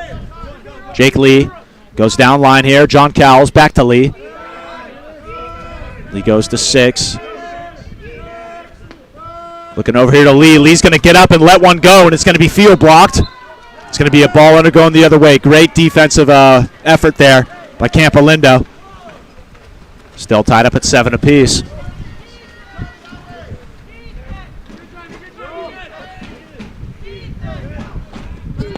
Some chance of the defense here. Ball goes to 8 Ellis Colton. Colton grabs a foul. He's going to go into center. Dangerous. Good crash there from Loyola to keep that one away.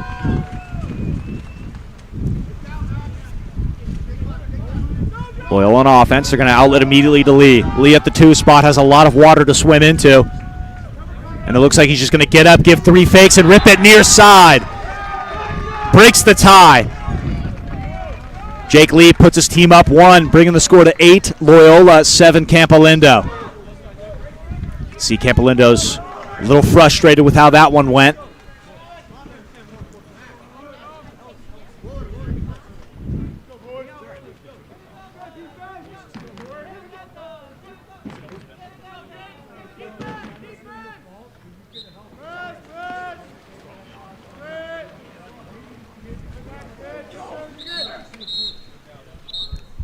Exclusion awarded here.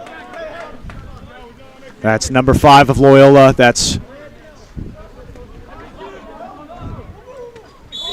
Charles Johnson. He's going to cash back in. Once again, we're all tied. That's number 8, Ellis Colton, once again having himself a game. And just like that, all tied back up at 8 apiece.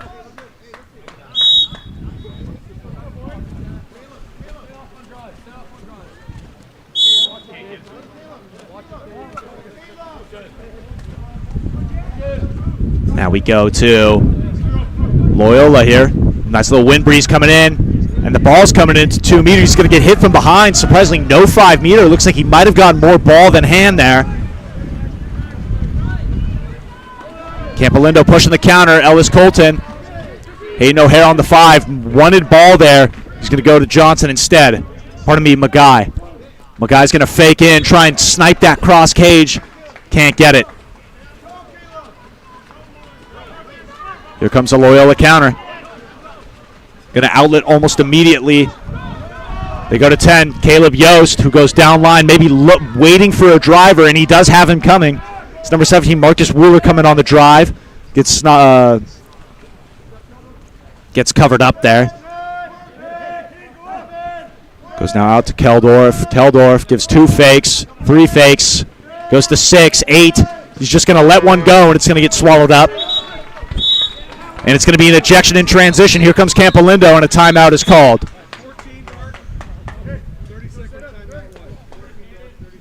8-8 right here. Big timeout play coming for Campolindo.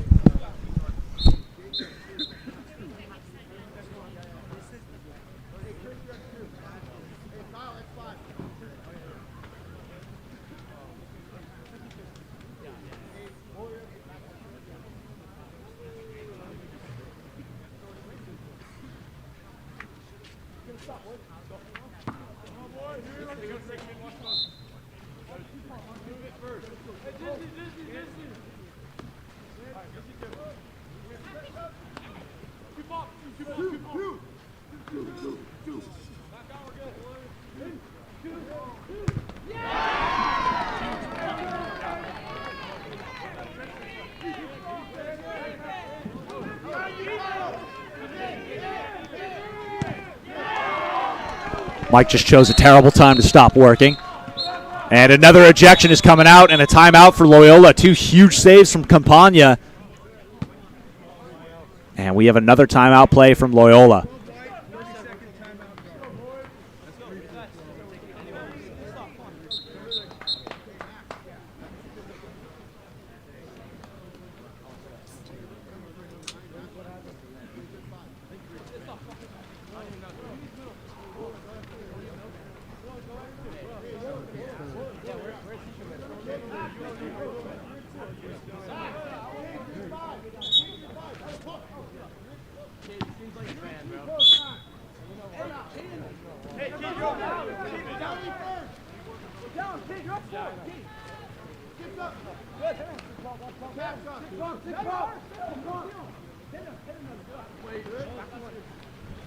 Loyola moving the ball around quite nicely here. Maybe looking for a 3-post pop. Goes to even. Shot comes out, and it's huge. Loyola cashes in.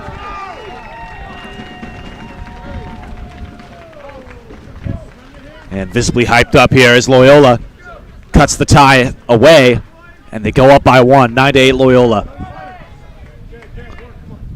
Both teams very physical and very imposing on their counterattacks in their front courts. Ball goes here to O'Hare on the 4 spot. O'Hare goes over now to Ellis Colton. Backside driver, O'Hare virtually wide open, but it's a botched, drops the pass. Gets the foul instead. Oh, that could have been a goal for them. Goes over. Oh, my. They're having their opportunities. He still tries to squeeze it in. Can't get it to go. 2 dropped cross passes. Once again, they're having their opportunities. They're putting them on cage. Here comes Loyola. Jake Lee goes way weak. He can move in. Trying to go cross cage. Shoots it right at the goalie, and it's swallowed up. And another ejection in transition. It's going to be a 6-on-5. And he's way up, it looks like. He's got Cade O'Hare on that 6 spot, kind of up on his man. Goes over. Back to O'Hare. Goes up here to William McGuy. McGuy goes to the post, who steps up and cashes in. Just like that, we are all back tied up at 9s.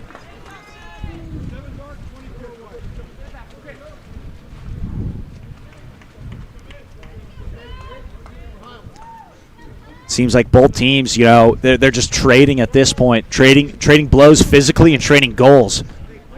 I mean, it seems like every exclusion is coming every 2 possessions.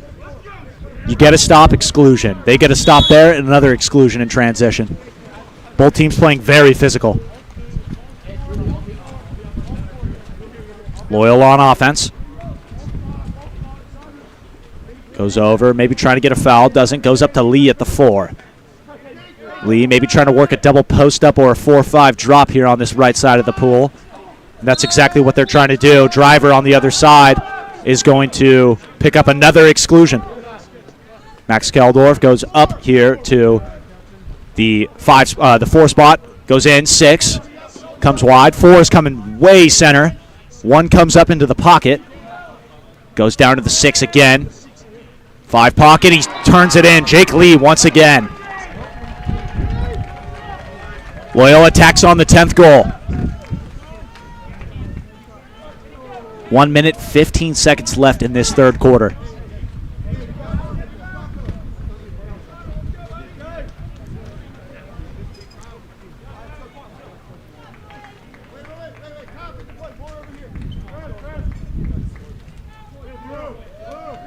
And seemingly no team is giving in. Campolindo goes all the way down here. Goes now. Here's another kick out coming. Campolindo, another 6-on-5 opportunity. He's going to get up, pop it live. O'Hare at the 5, goes down to a 6. He goes down to his brother, Cade. Back up to the other brother, Hayden. Hayden attacking in, goes over again. Looks like they're going to try and work this together. Rebound is grabbed. Another field block and another block from Campagna. A series of blocks coming from Loyola. And you can see Loyola head coach on the side, Eric Healy, just telling, hey, let's slow it down a little bit. We're almost out of time. We've got about 11-second difference between shot and game coming out of the third quarter. 26 seconds left of play. Huge turn. Jake Lee with the ball. Foul is awarded. Into center. Trouble. It's going to be a ball under going the other way. 12 seconds left. Campolino's going to go immediately to Hayden O'Hare. 7 seconds left. O'Hare gets around. He could be in trouble. No fouls given. He's going to pick it up, and he gets hit from the back. Slot-armed a little bit. And they're going to stop it. He pops it live, lets it go, and it won't even get towards the cage. Loyola hangs on to their lead coming into the fourth quarter. 10-9, Loyola.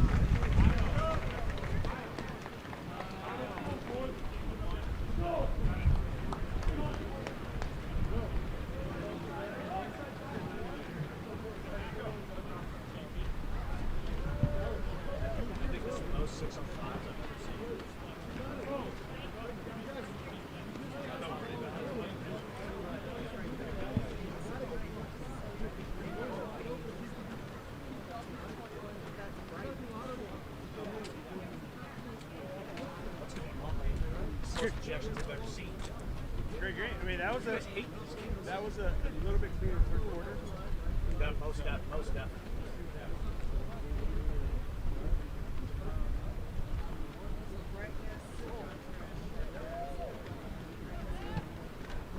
Please move the camera up to the boat.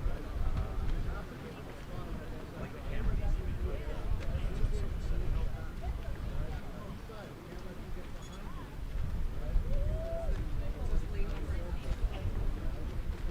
Yeah, you can do whatever. Yeah. Oh, no. Wait. I think I can do it from here. Oh, no. We got to raise it. Yeah, we got to raise it manually.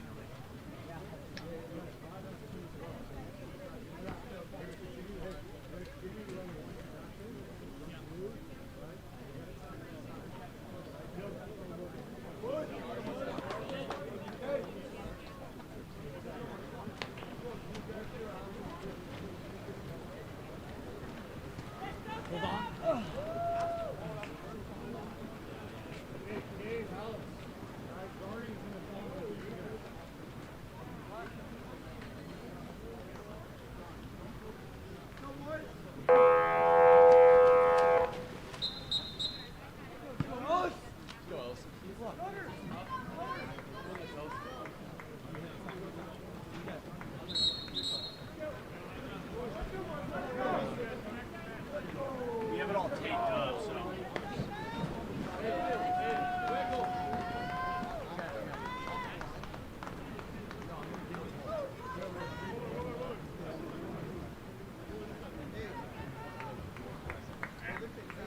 That's fine.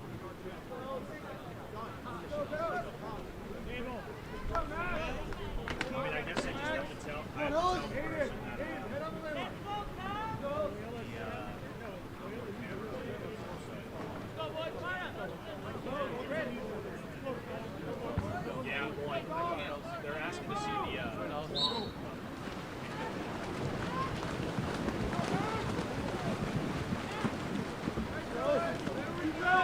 Underway with our fourth quarter here of Campo Lindo versus Loyola. It's a one-goal game. Loyola just hanging on to the lead barely. They've been deadlocked this entire game as Campo Lindo comes out. And in terms of the game clock, I'm so sorry, and I apologize for the inconvenience. Our camera doesn't go any higher than that, so we can't pan and show the game clock too clearly. So I apologize for that as Campo Lindo ties this one back up with a huge shot from number 5, William Magai.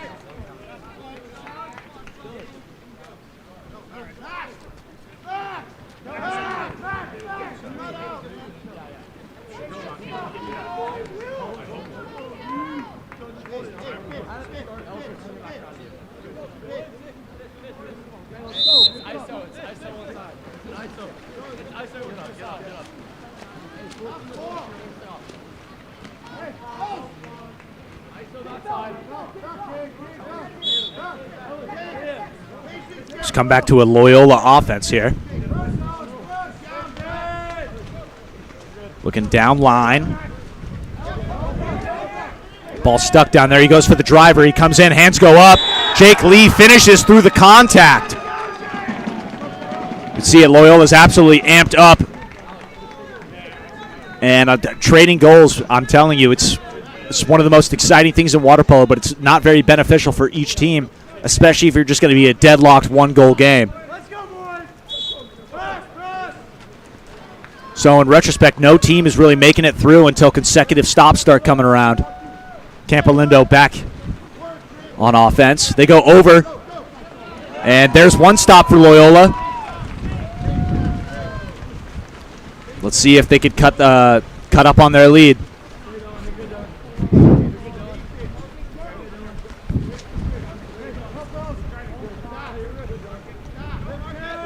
Goes now down line.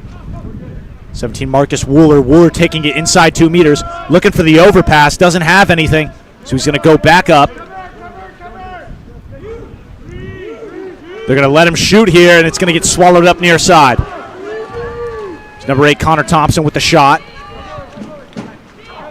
Campo Lindo goes out to O'Hare. It's going to be another offensive and an exclusion. Now it's a 3-on-2. Soon to be a 4-on-2. Here's a chance for Loyola to pound on that lead, and they don't. Huge save from Campo Lindo, Drew DeFrancisi, pardon me, on the butchering of that name. But what a save. Spectacular. Jumping across back to the near side, taking it away. Huge. Campo Lindo comes back. Ellis Colton, another exclusion.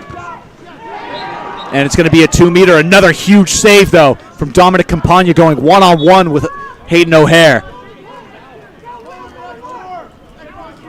So now Campo Lindo with a fresh 30 and a 6-on-5 to go. O'Hare goes up to Colton. Colton back down to O'Hare. Then they go over here to Kate O'Hare, who lets that one go.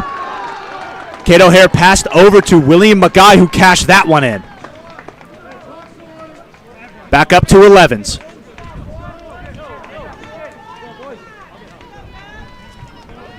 No team is giving ground. Ball gets popped live. Here's Lee. Lee scanning the floor. He passes back over here to Chris Petrosian. Petrosian goes down line over to Davis Denny. Petrosian and Davis Denny passing it around, trying to attack a 4-5. Petrosian again. Now he opts to go over to Wooler. Wooler goes down line. Near side, skips it right over him. John Cowles with the near side skip. Just puts it right over Drew DeFrancisi.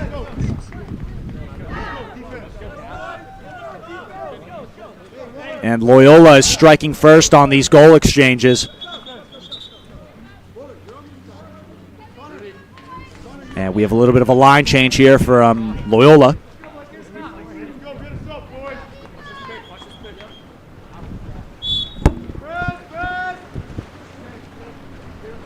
Ball in the hands of Campo Lindo.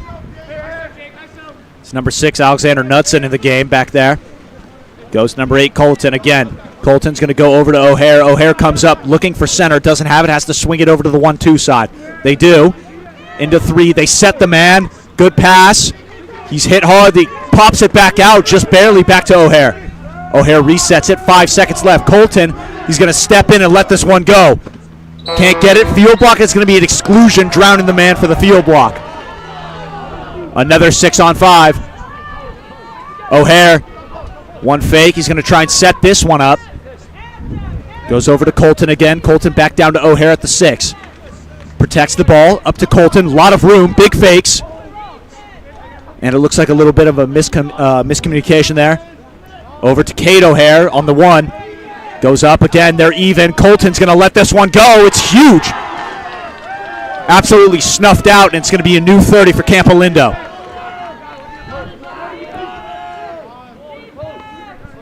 He's going to pop it live. William McGuy. He's going to go back over to Colton. McGuy and Colton, they have a zone, and it's a bad pass. It's going to be knocked away. Loyola counterattack. Goes up to Petrosian. Petrosian over to Jake Lee. Lee moving in. This could be a huge goal for Loyola and a huge momentum shifter. It's going to be knocked away.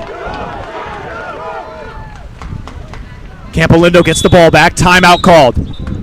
2 minutes, 22 seconds left in this fourth quarter. Campolindo chasing one.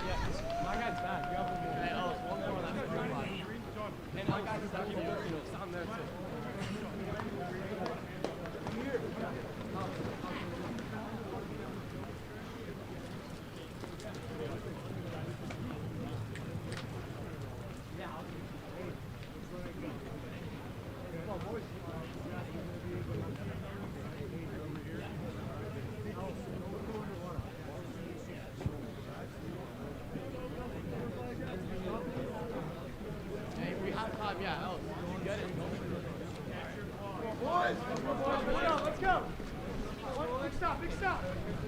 Keep it up, Dom. Let's go, buddy. Let's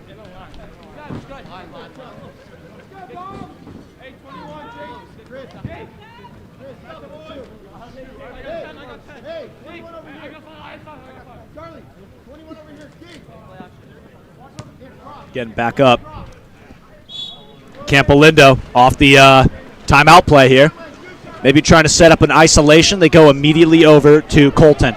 Colton's just going to pick up, go to 1 for the near side. It's going to bar in and bar out.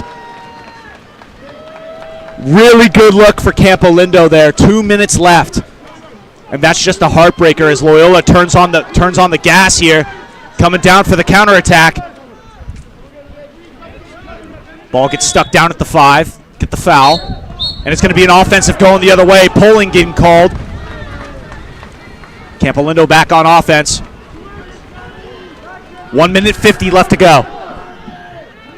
Goes over almost immediately. Colton in the middle.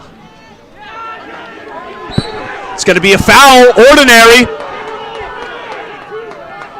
That was it right there. I fully believe that was a goal coming at the hands of Caleb Yost, but he couldn't maintain possession of the ball. Lucky to get that ordinary. They go to number 4. That's Jack Elder. He goes all the way away, and he gets called on the dunk. Going back the other way is Loyola. 1 minute 23 left, and timeout is called. And I mean, you could feel the electricity in the air here. I mean, you could feel it in the stands, feel it in the pool. Both teams are just grinding up on each other. It's insane.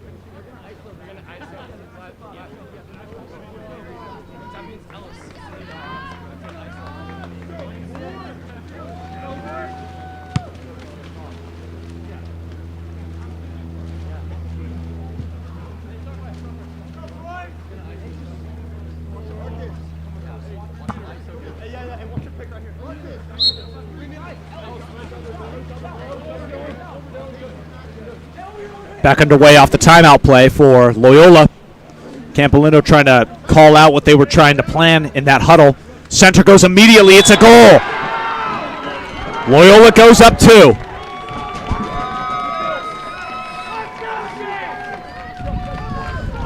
Jake Lee continuing his stellar game, and Campolindo is going to go with their timeout.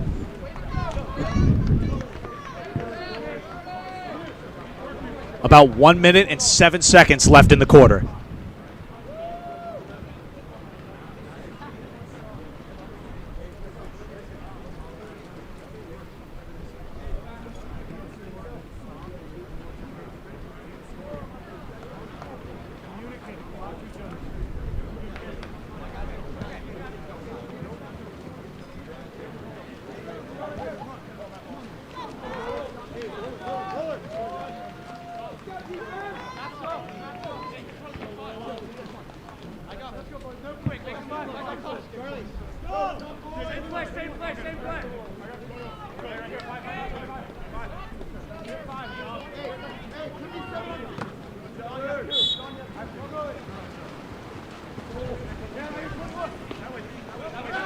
Ball comes up top.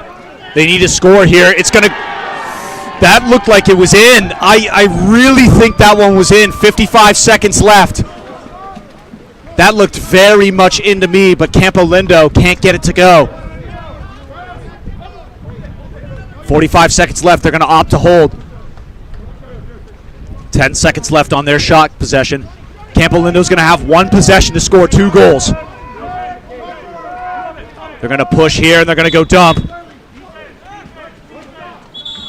And a timeout is called for Campolindo.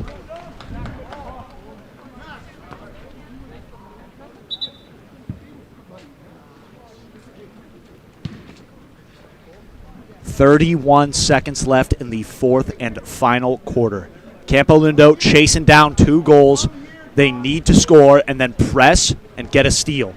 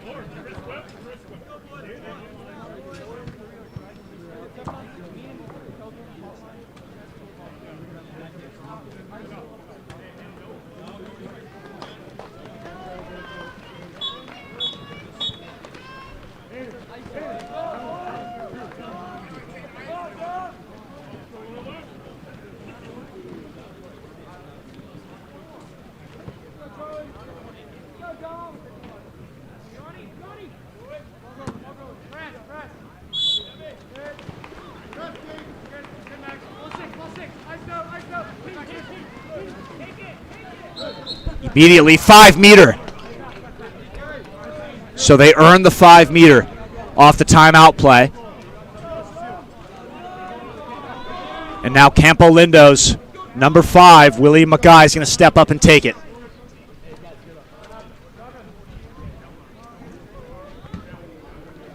Waiting on the offering here. Subbing out quickly for Loyola. McGuy's offering. It's good. He bangs it in with ease. Campolindo now chasing 1 with 24 left in the game. 24 seconds. 24 seconds. You got to go push immediately. Underwater. They almost got him. Foul is awarded. Pops it live, and the timeout is called. 19 seconds left. Loyola has the last for 19 seconds. Got to keep the ball out of Campolindo's hands.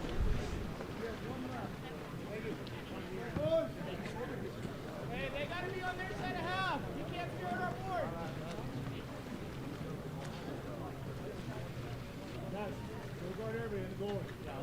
Okay? You gotta get a steal. We have 19 seconds.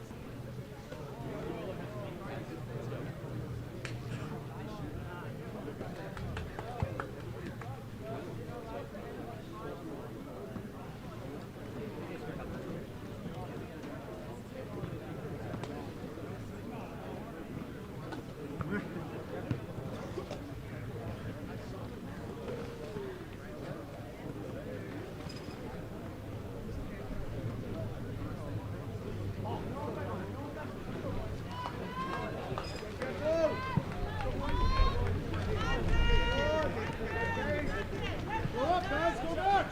Go back.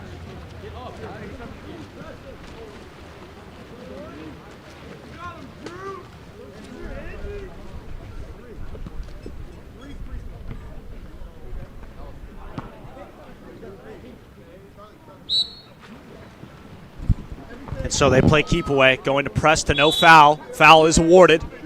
15 seconds left, pops it live. And it's going to be an exclusion.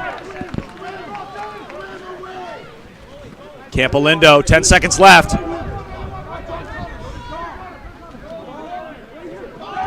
Has to pass it away immediately. And Loyola hangs on by 1 goal. And if we're going to point this out, I mean, Campolindo had a 5-meter attempt in the first quarter that was absolutely snuffed out by Dominic Campagna. Huge 5-meter block. If they didn't block that, it would be a 13-13 ball game. We would be going to overtime. It's the little things in water polo that matter. Both teams, possibly the best game we've seen so far today. Can't wait for more. This is Sacred Heart. This is North versus South Challenge at Sacred Heart here in Northern California.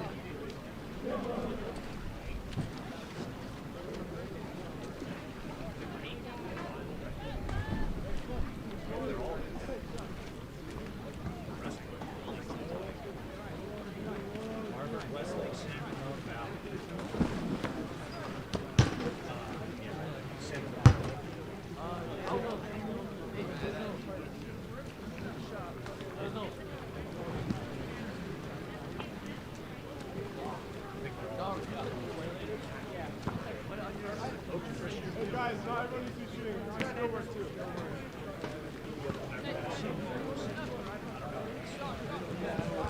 They're down south.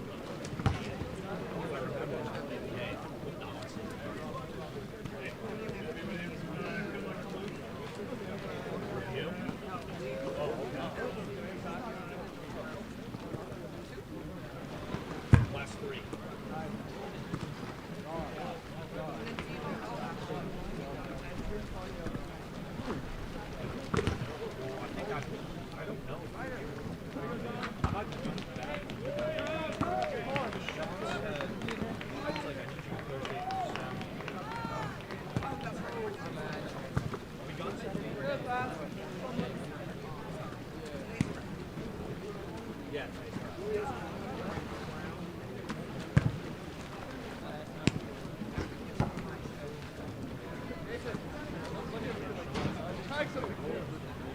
Start.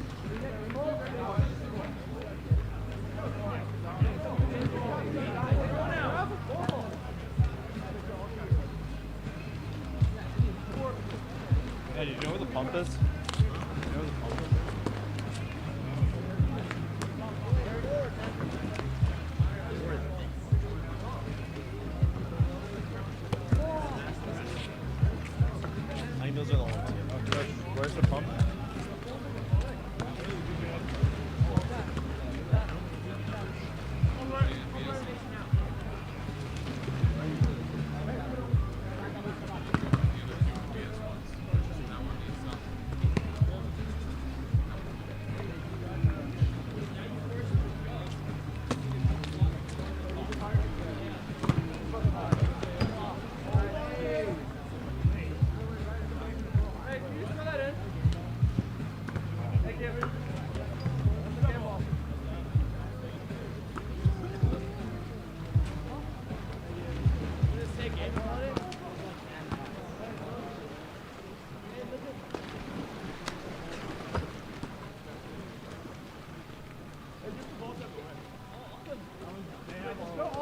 throwing it in the goal, throw it away. You just do the game ball. Guys, look at you.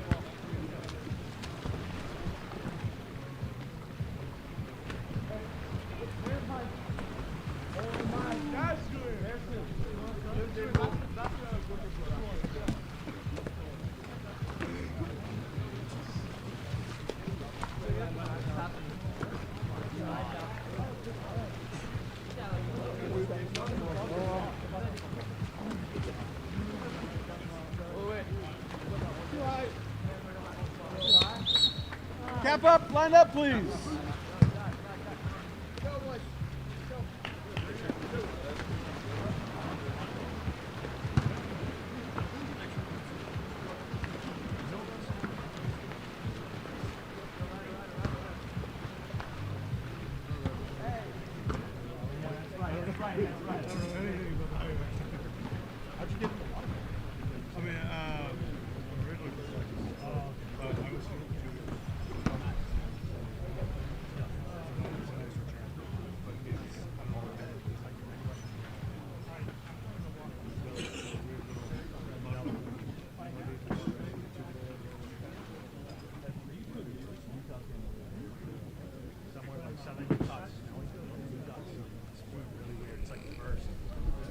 Something weird is going on. It's usually so weird.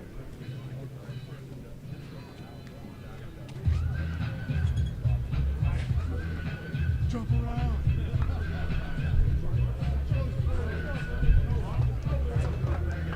Let me begin. 1, 2, 3. 1, 2, 3.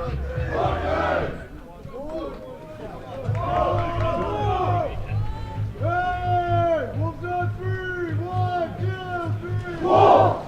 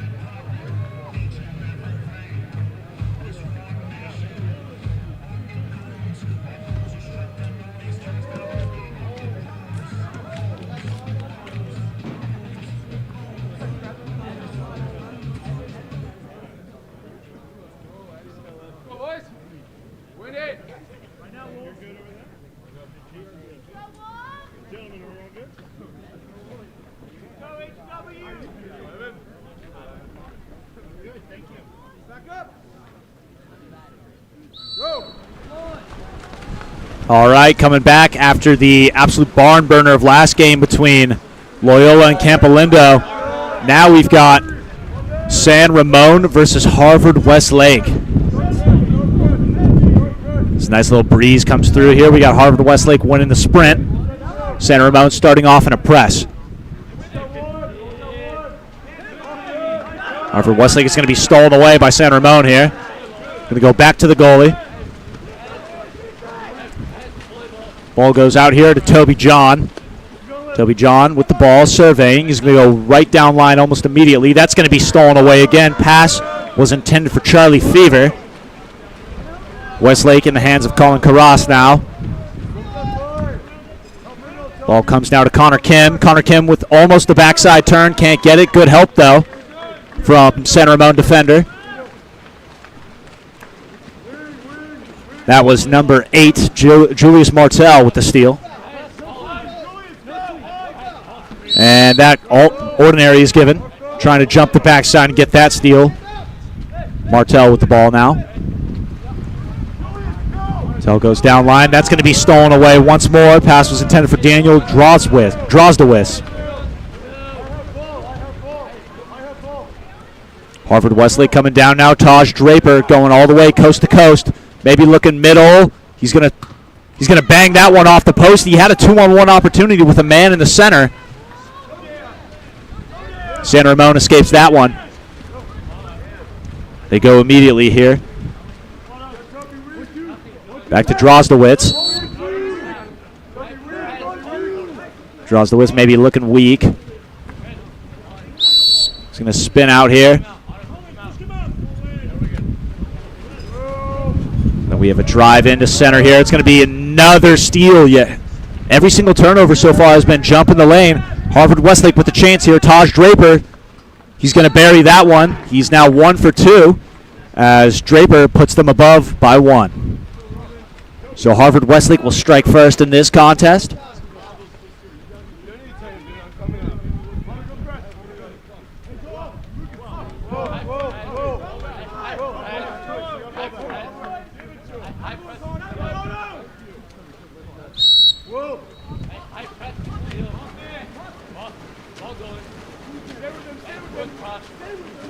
Now we go up here, back in San Ramon territory.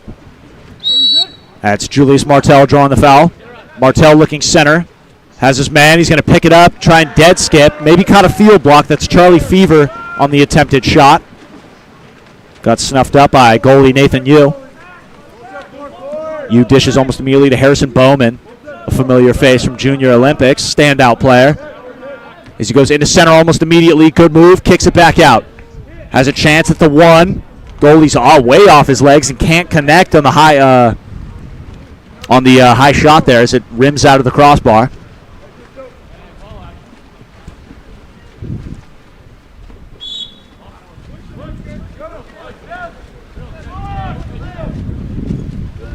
Ball goes up here, now into center.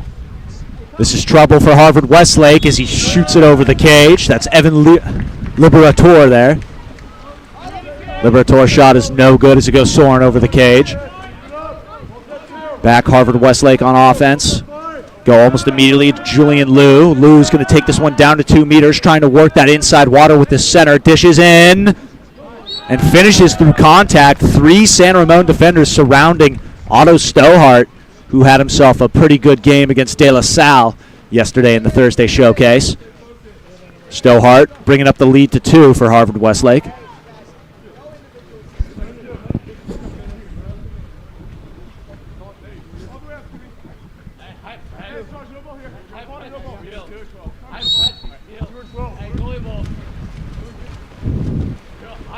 Ball gets outlet over here, and then San Ramon down the lane.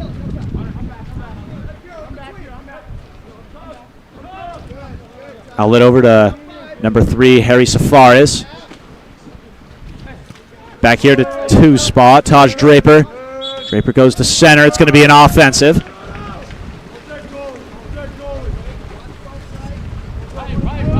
Pardon me, that was Toby John with the entry into center. Now we go back. Other side here is Taj Draper of Harvard Westlake. Pardon me, I got my rosters mixed up there for a sec. Go up, lob shot, and it's good.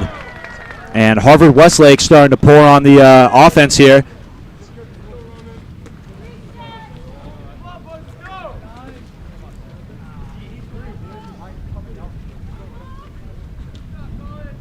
Looks like they're going to opt for their goalie to come up here. San Ramon having some good offensive stits. Can't get into a groove yet. Ball goes up to number 8, Julius Martell. Martell goes over to John. John gets the foul. Goes over, trying to work for center at 5 meters. Backside drive. It's going to get tipped in. I don't believe it. Something off like that where the goalie comes out and it just gets flicked in and floats in. So San Ramon gets a cheeky goal here to bring them back within 2. I mean, by any means, such is life.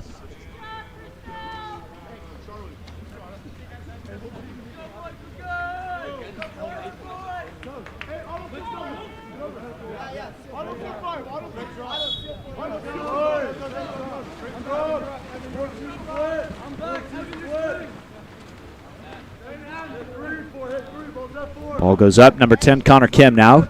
Kim's going to dish back to Colin Carras. Goes over.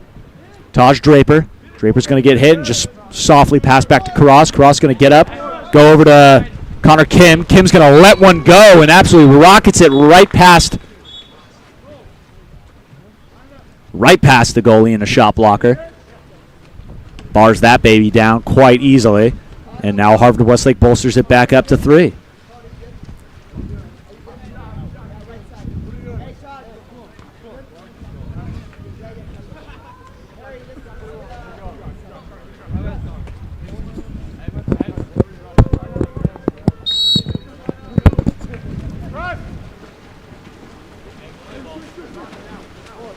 Stothart and Carras got. If you could drop phonetics in the chat for both those names, I would greatly appreciate that. If I'm butchering it, I'm very sorry. If I could get some phonetics, it would help me better pronounce those names. Sorry about that.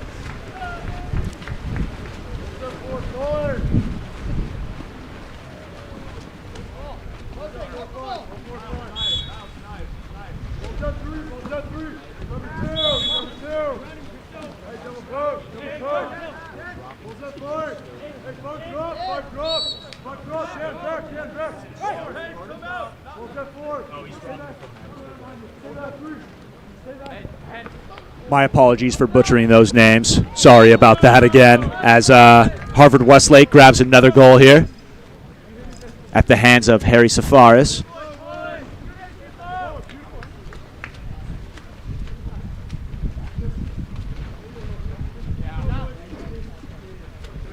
As we get a quick line change for both teams.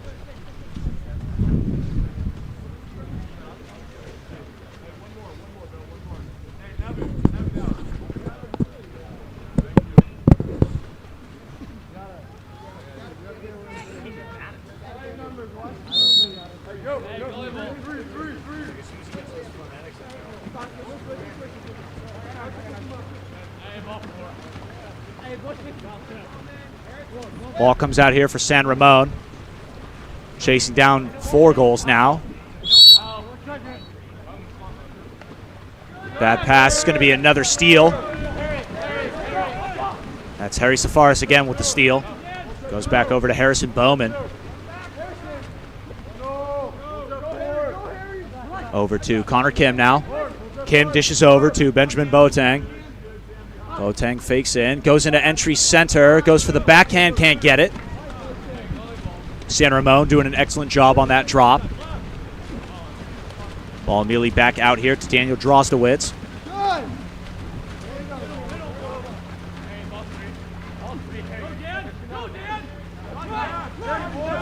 Goes into center.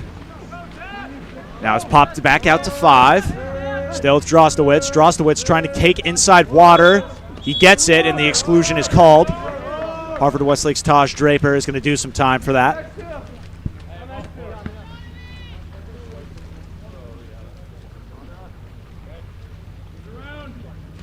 And the near side shot is going to find himself. Drostowitz kind of doing it all on that play as they cut the lead down to 3 here. San Ramon with the second of the contest.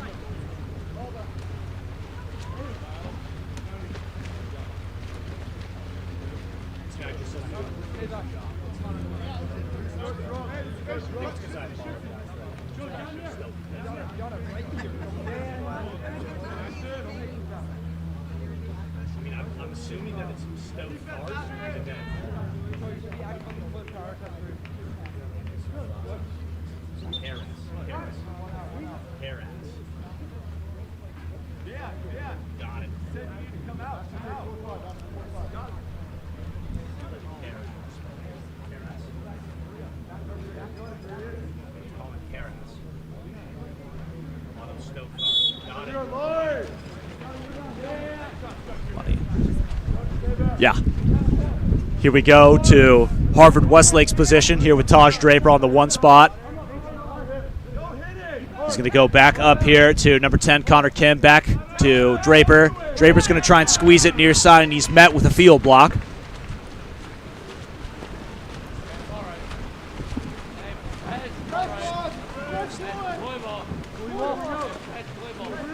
And I've just received word from a very nice person in the chat of the correct ways to pronounce some names on Harvard Westlake. It is actually Otto Stothart and Karas. So thank you so much for that, and I apologize for butchering those names beforehand as we get a one-on-nobody attempt with Connor Kim, and he buries that with ease off the top crossbar.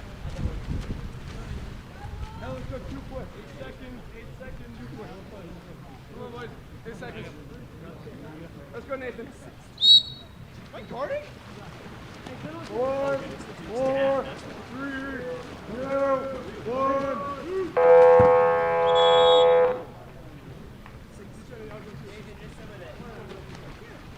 And we go into the second quarter. Harvard Westlake 6, San Ramon 2. Yeah, no, it's the dude's dad.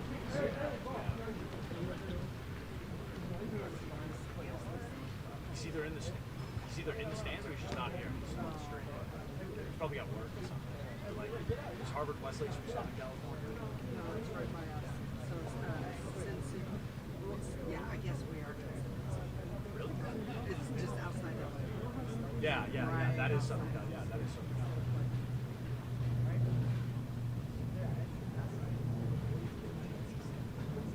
Yeah, what'd you guys move again? I already forgot. To Oaks Christian. Oaks Christian, which is that's right. 2000. Yep.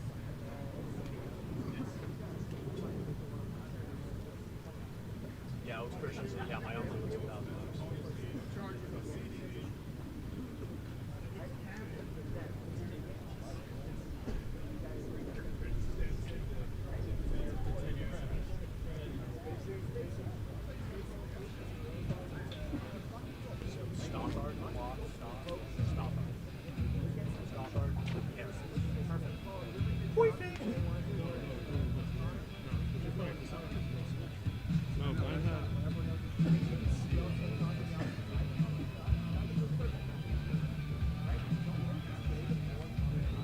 Clean them out like once every couple months.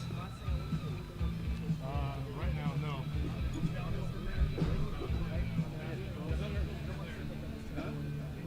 Yeah, he left. He walked up. He stood here long enough for him to work.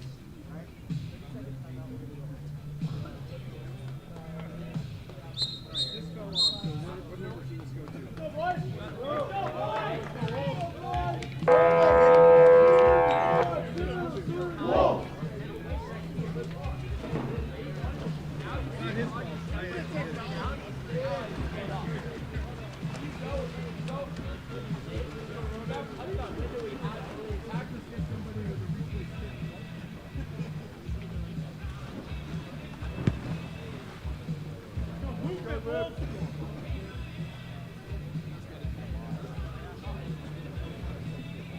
Go!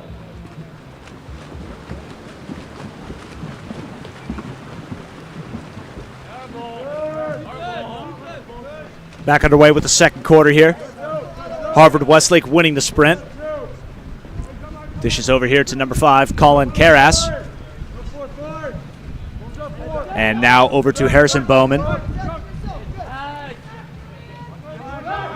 Bowman goes into center. And that was intended for Otto Stothart. And now San Ramon back in possession.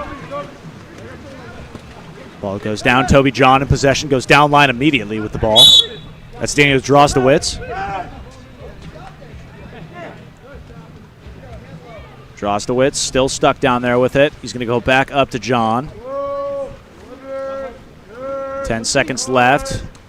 And that's going to be stolen away. It's a bad pass. And we have an exclusion in transition.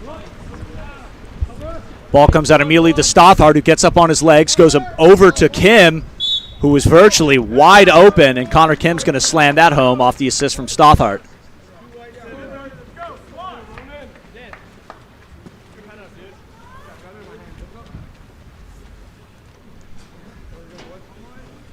Harvard Westlake now has a commanding 5-goal lead against San Ramon. Ball comes back out to Drozdowitz. Drozdowitz is going to grab a foul. And now there's an exclusion on the other half. Goes over to 21 Charlie Fever. Fever down at the 1. He's going to go up top. Goes to Julius Martell. Back to Martell. Drops the ball in the water. Going to go over to Drozdowitz. Down to 1 again with Fever. Fever takes it inside, trying to set up maybe a 1-in. Drozdowitz now. Going five wide, 4 pocket. 6 comes up to the post. Very good look there by Donovan Swan. Great save by Nathan Yu coming out of the cage and swallowing that up. Ball immediately outlet to Colin Karras. Karras moving in. Good fake, staying on his legs, and that's saved. It's a good block there by Stellan Karkazis.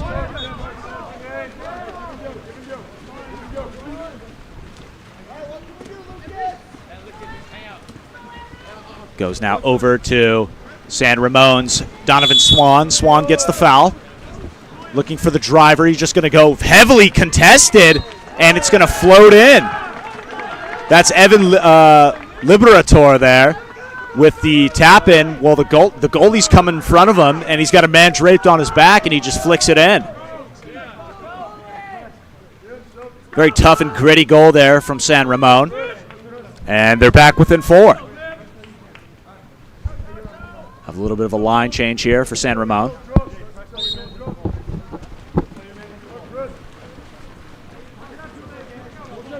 Ball back here with Harvard Westlake. It's Taj Draper. Draper goes over to number 10, Connor Kim. Kim goes over. Back to Draper. Draper on the 1-2 is going to walk in. Goes over to Karras. Karras walks in. Goes now to Connor Kim again. Karras with the catch and shoot. And that's going to go in. Connor Karras lighting it up from deep off the catch and shoot, the assist from Connor Kim. And San Ramon back to chasing 5.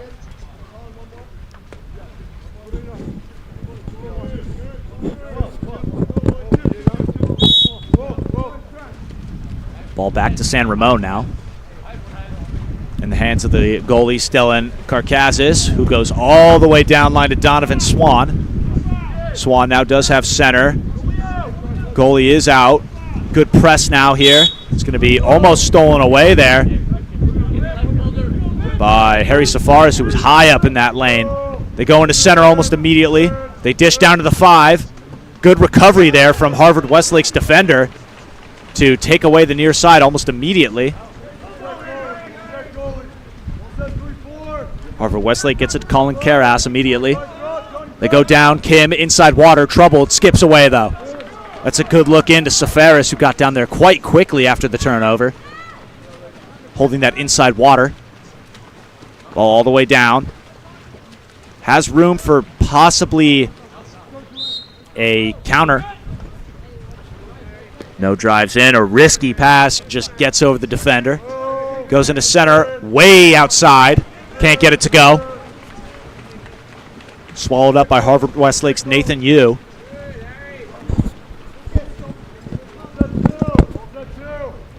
Ball now to Evan, that is Harrison Bowman. Bowman passes into center. Getting up big on his legs and almost tried to meat hook it into the cage and kind of lost grip. That was Colin Karras.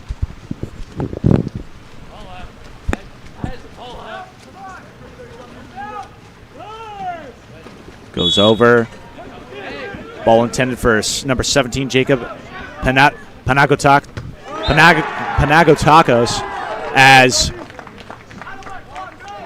number 3, Donovan Swan, just bulleted that to the back of the cage. And San Ramon is not going anywhere. Just under 3 minutes left in the second quarter.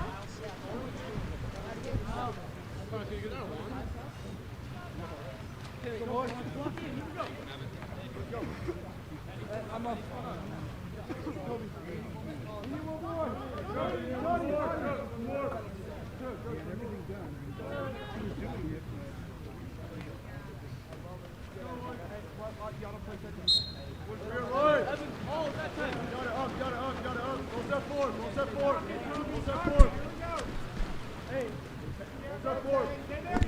Harvard Westlake over to Benjamin Boateng, who moves it quickly over here to Jack Shapiro. Shapiro moves it down line. Stuck down there. They go inside water. Can't get it. It's going to fall away. It's going to hit the post. And it's going to go out of bounds. That was Otto Stothart trying to make something out of nothing there in the center position. Goes all the way up. Down line. All the way weak. That's trouble. Ball's going to get stolen away. That was Daniel Drozdowitz. Ball up immediately. Nathan Yu puts it right in the hands of Otto Stothart, who's virtually all alone.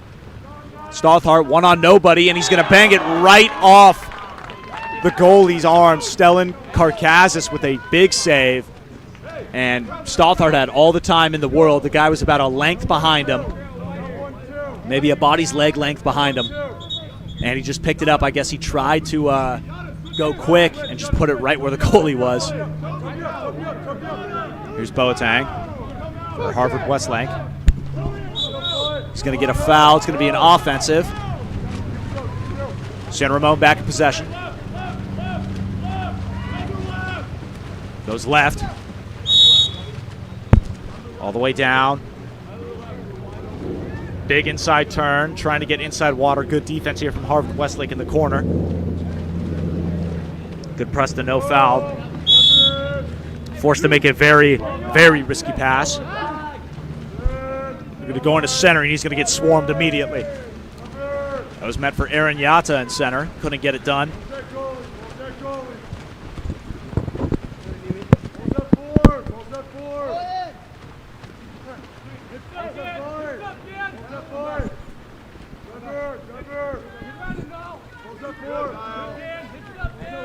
Ball goes all the way out. Now Julian Liu dishes over. He's got Otto Stothart. Stothart picks up, lets it go, and absolutely blows it right by the goalie that time. Stothart from about 8 meters out gets the foul, picks it up, and just turns and burns.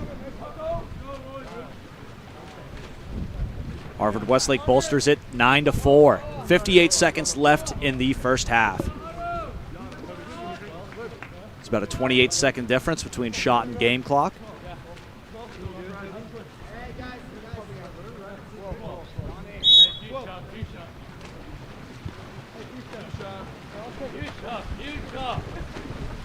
Ball's up. Long swim here for San Ramon's Toby John. John goes up once again. It's number 8, Julius Martell. Martell grabs a foul. He's going to pick this up and just let one go and shoots it right at Harvard Westlake's goalie, Nathan Yu. There's going to be an ejection in transition. And timeout called by Harvard Westlake. 5 seconds separating shot and game clock.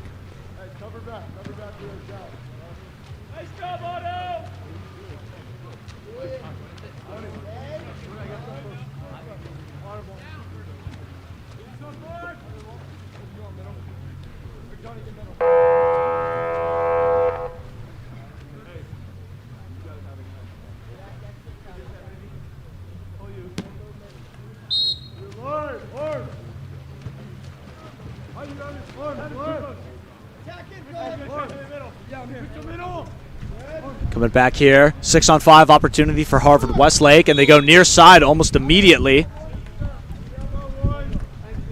That's number 8, Otto Stothart again on the one spot. Just catch and shoot and ripping it up immediately.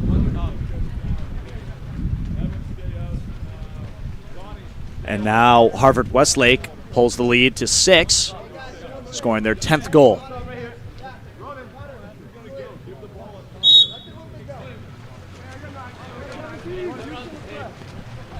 As we go back now to San Ramon offense in the hands of Donovan Swan. Swan goes over here to Evan Liberator. Liberator looking to go hit. Interesting. It's going to be an offensive. I don't know where Swan was in no man's land. There's no one in cage, and they miss him. And it's going to be going the other way. And San Ramon kind of dodged a bullet with with that one, with no goalie in the cage. They tried a full court shot and just missed to the right. Going to go immediately in the lane. Foul's picked up. He's got to pick it up and go. Here's John, sidearms, and it's swallowed up by the field block. The end of the first half, we've got Harvard Westlake at 10 and San Ramon sitting at 4.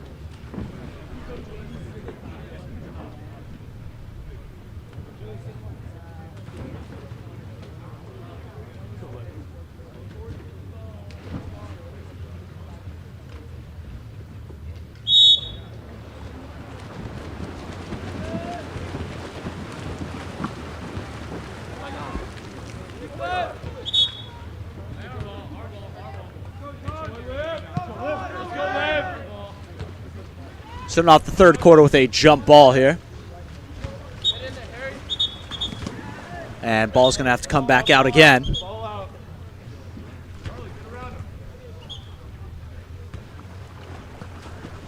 And it's going to be knocked out, and it's going to go the other way to Harvard Westlake.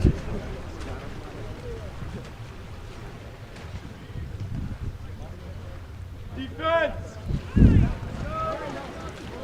Go get down! Ball man, ball man! His free throw. Ball's at two! Ball's at three! Ball goes up. Still in the possession of Harvard Westlake here. Trying to move it into center. They have him. It's going to be an ejection call. That's calling Karras, pardon me, in center. As they move in, Kim goes down line. Taj Draper. Draper goes back over. The cover, they go to the... Oh, and they almost save it. They pop it out. Saved off the top. Popped up immediately. Hits the lane line. And so now they're playing a 5-on-4 as San Ramon players opted to leave early. They go now. Kim lets one go, and he scores.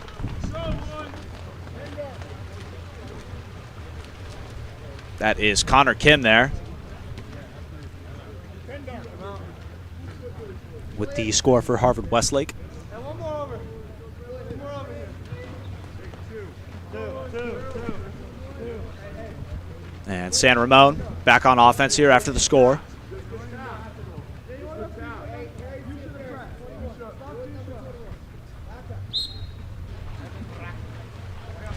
Ball steps up. All the way over here to Daniel Drozdowitz. Drozdowitz goes down line. That's almost stolen away. It's an ordinary instead. It's Charlie Fever with the intended receiver of the pass. Fever goes up to Drozdowitz again. Drozdowitz probably going to look for center here. They have a 4-5 drop they can fight. And there's an exclusion called. Ball comes back up. They're going to go to Martell. Martell goes over to the 1 spot. They opt to go back up to 4. Now they go down to Fever at the 6. Fever goes way across to 1. Tries to grab a foul. He's just going to float away here with the ball. Martell sitting away Drozdowitz from the pocket. It's going to be popped away.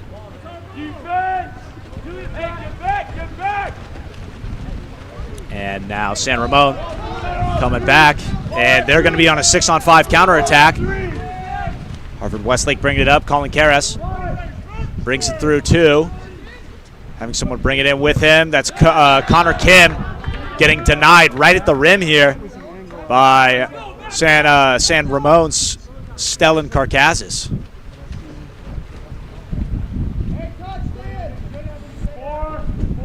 Ball back in the hands of Harvard Westlake, being pushed out to half tank. Pressing to a no foul, doing a good job of it. Goes over.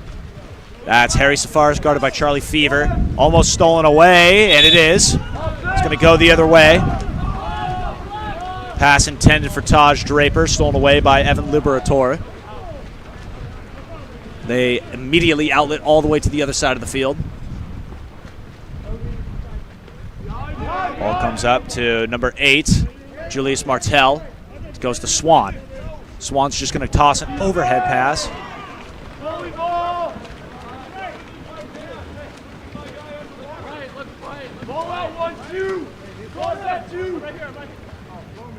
Ball goes to Harvard Westlake. All the way across, inside water.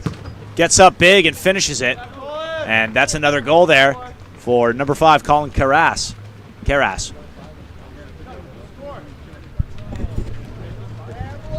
Brings the score to 12-4, Harvard Westlake in this third quarter.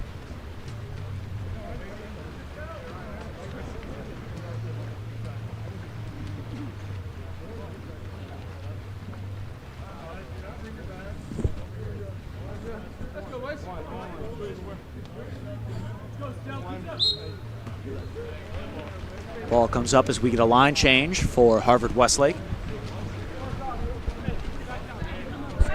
Ball comes out into center, and it's going to be stolen away again by Harvard Westlake.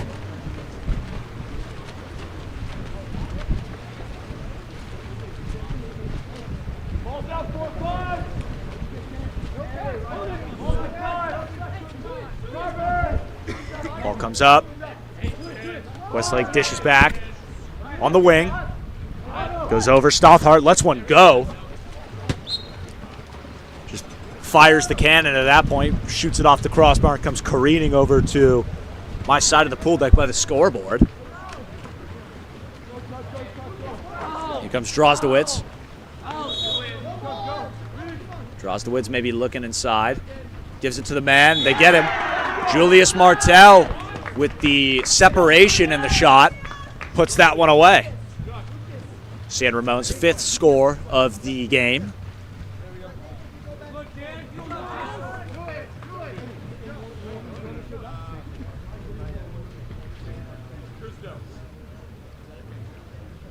Ball swings in your back. Kobe, ball swings in your back. Yeah. Ball's at 2, 4, 4. Kobe. Ball comes up. Harvard Westlake trying to get some momentum back. Stothart couldn't get onto it. Now San Ramon gets a stop, and now they go down the pool.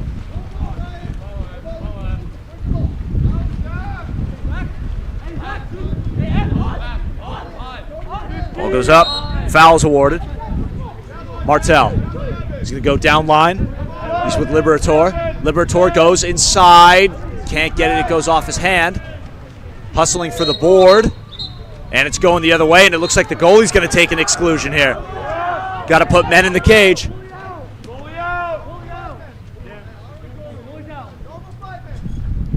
And they're playing, it looks like, normal 5-man. And it's going to be an offensive going the other way. They survive. And it looks like they stuck Otto Stothart in the cage and just opted to play a normal 5-man. Harvard Westlake now. Coming up. Does have inside water. Ball is stolen away. I didn't even see what happened there. It looks like he just sneakily got around him and took away that ball. That's Niall Nichols on the steal.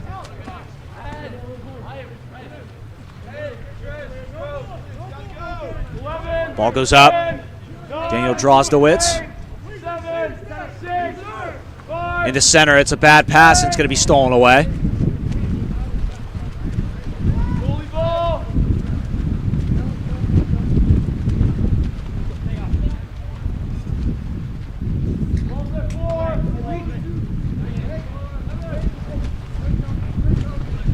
Here's number 14, Lucas Kovacevic, I believe.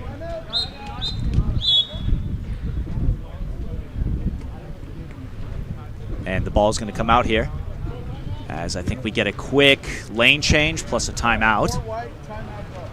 And we do get a timeout for Harvard Westlake. It looks like to be a 30 as they're going to go with a new line. I think because, to answer the question that was in the chat, I think the ball might have not hit lane line until the goalie, Nathan Yu, jumped the gun and went over, and then maybe that pushed it into the lane line. I couldn't see from my angle, but I think the goalie just made a very aggressive move over the player to get to the ball, and I think that's why they called an exclusion instead. Otherwise, I do think that ball would have hit the lane line literally a millisecond after. Anyways, here's Harvard Westlake on the 6-on-5 with a brand new line. Goes out to Draper. Draper at the 5. He's going to go up.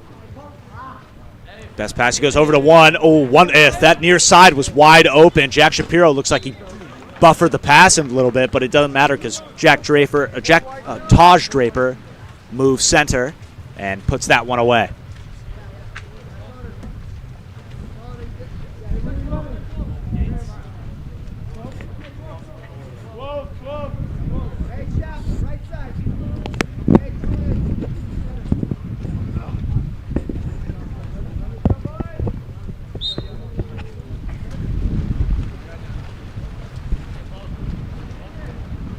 Ball goes up.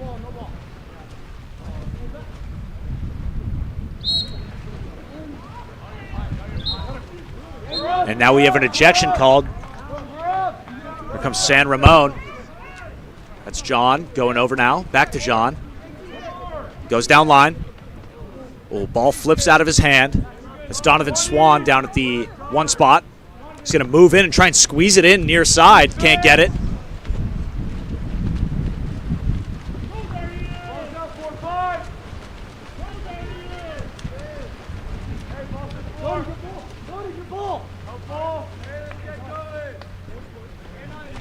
Ball comes up. Harvard Westlake on the attack. This is Joshua Tang. Goes over, back to Tang. Tang's going to walk in. No fakes given. And like what I did there, no fakes given. But now they're up, especially with the new exclusion coming in, plus the new 30.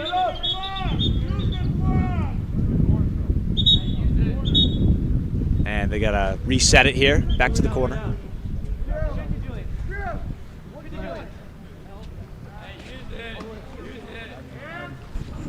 Here comes Harvard Westlake, giving 3 fakes, passing over. There's the number 6, Julian Liu. Liu passes over, back to Liu. Liu gives 2 fakes, over again. Goes to Dariush Gashmeh, who scores that one. And that was San Ramon's Christo Decker taking the exclusion that led to the Harvard Westlake goal. 7 seconds. As now the score is 14-5.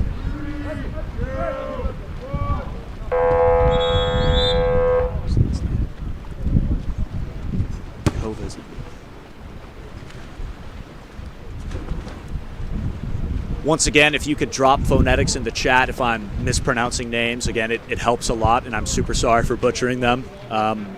So number 14, Lucas Kovacevic, if I believe. If I'm saying that wrong, or is it Kovacevic? Please let me know. I'm trying my best here. But thank you so much for all tuning in and being super patient with me as I try and pronounce these names. I'm sorry again.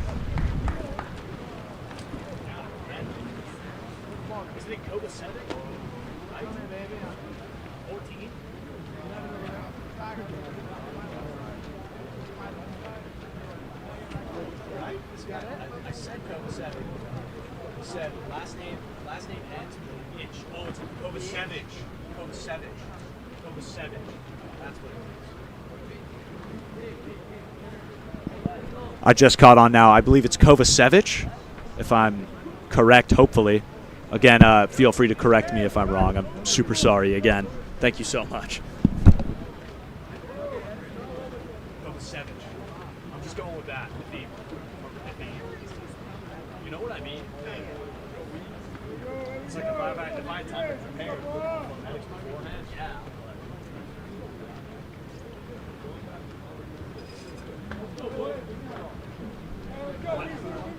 Oh, I got it. Let's go.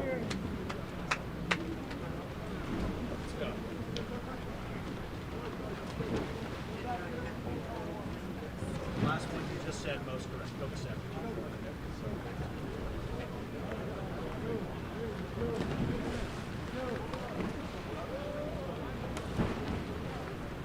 Like they're not even talking about it. They're just dogging them. It's like,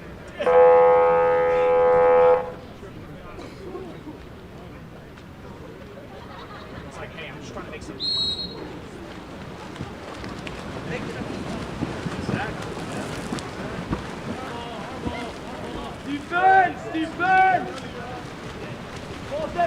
Get underway with the fourth quarter here for Harvard Westlake. Foul is given. As they win the sprint now, we go to Zach Weiserek. Weiserek faking in. He's going to bang one off the crossbar. Good looking shot. Trying to hit that cross cage upper corner. Couldn't get it. San Ramon now. Goes to number 23, Daniel Drozdowitz.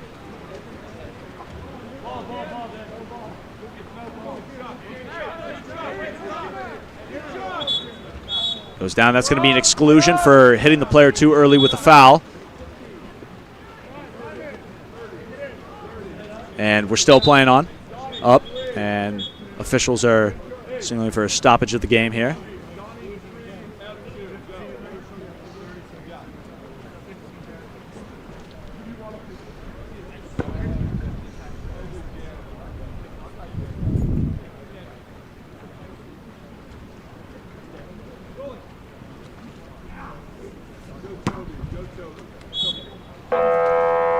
Now we go over here as the clock resets.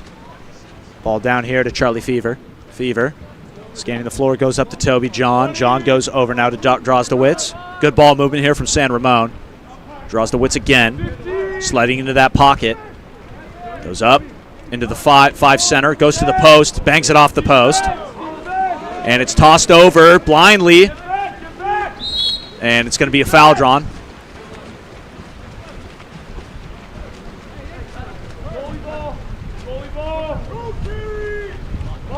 And that's going to be a heavily contested pass, and it's going to be stolen away by Charlie Fever. Pass was meant for number 12, Evan Varakis.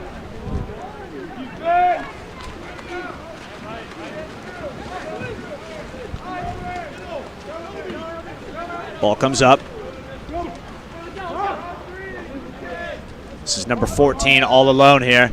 This is Lukas Kovacek, who cashes in almost immediately.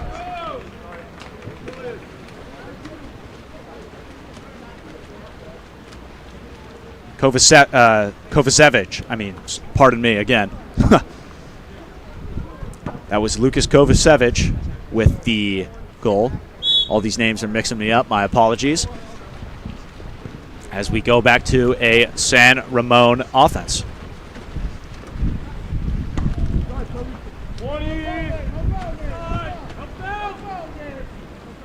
15.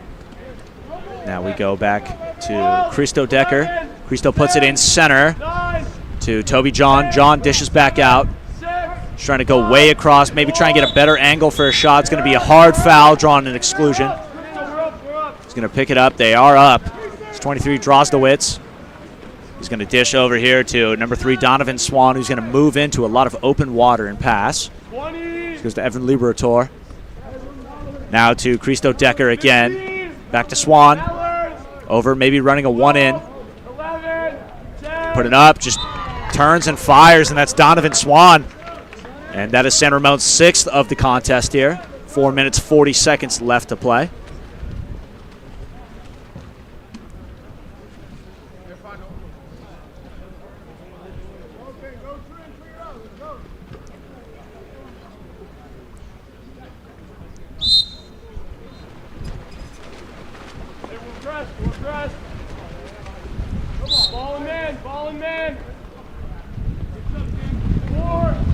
And it's going to be stolen away. Dangerous pass stolen by Donovan Swan.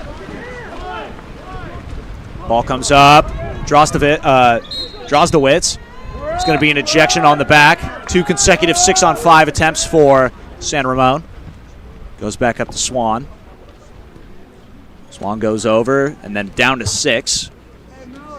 Goes up again, Liberator. Liberator back to Swan. Swan goes down to the 1. Back here at the 4. Swan passes over. It's Liberator. Liberator goes down. Faking in at the 6. Liberator.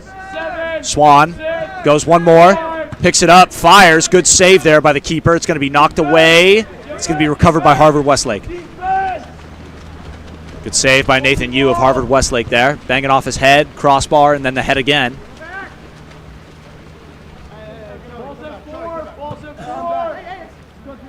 Goes over here. Number 12 now, Knuckles.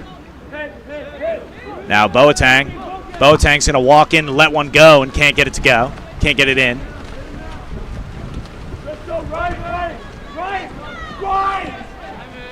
And miscommunication there as that ball is going to be turned back around. Comes Harvard Westlake again, Evan Varakis. Varakis coming in. Catches it dry. And that was number 3, Harry Safaris out of center. Very impressive goal out of center. Catches it dry. I'm pretty sure that ball didn't touch the water. He just palmed it and let it go. And that's another goal for Harvard Westlake as they tack on number 16. Past the halfway point of the fourth quarter here, 3 minutes, 11 seconds from a truly dominant run from Harvard Westlake. Looking very good.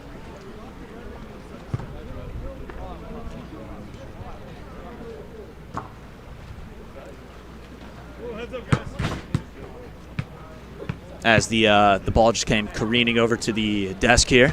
Luckily missed everyone.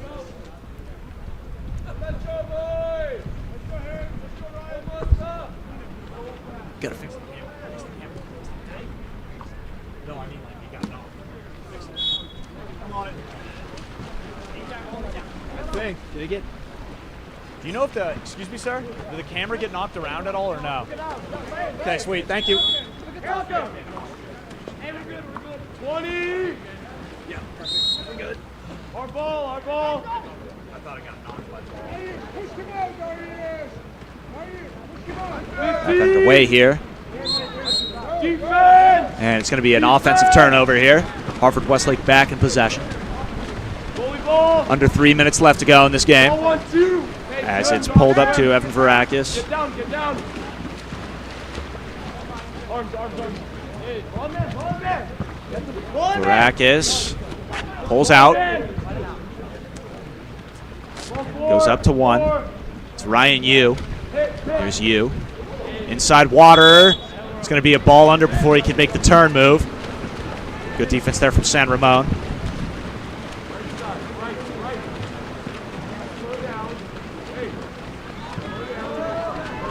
And here comes number 12. That's Niall Knuckles. Goes over to number 11, Josh Worth. Worth back to the post. Almost in. With the almost a toe tapper dunk there. Got up pretty high. That was number 5, Sajan Singh.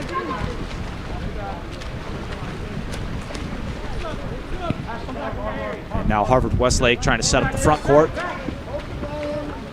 Goes up. Number 11, Ryan Yu. Goes over to number 15, Drush Gashmeh. And that's going to be an exclusion drawn by Harry Safaris. Going to move the ball here.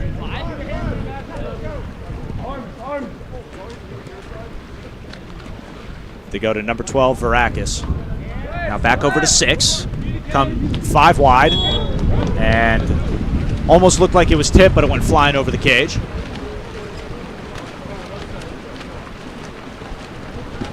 San Ramon on offense. Ball on the 1-2 side, left side of the tank.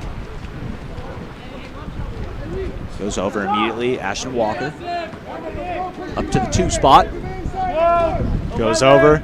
Sajan Singh. Now to Jacob Panagotakos.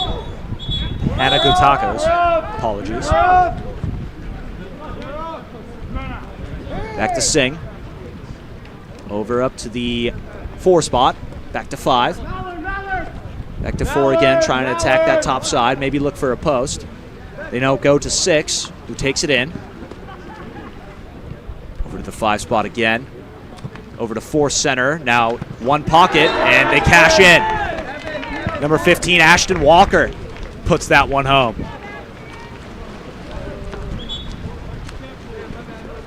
.14 seconds separating shot and game clock here. 44 seconds left to play.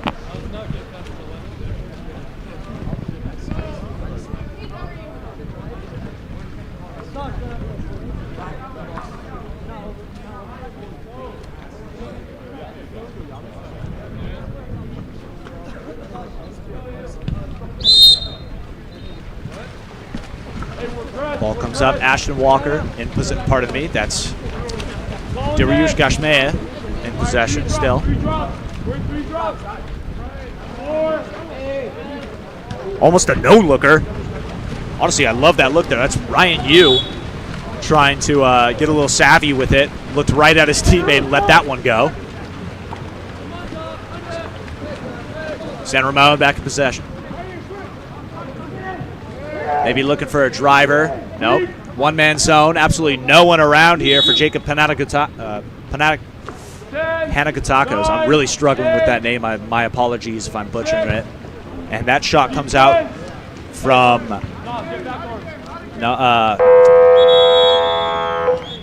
pardon me, Sajan Singh. And that'll bring an end to this game. Harvard Westlake with a dominant 9-goal win over San Ramon. And we'll be right back with the next game with Sacred Heart Prep, our hosts, versus Santa Margarita.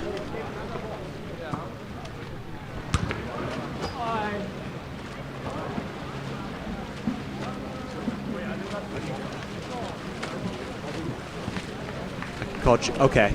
I'm very sorry about butchering that name again. I'll call him Taco for future references.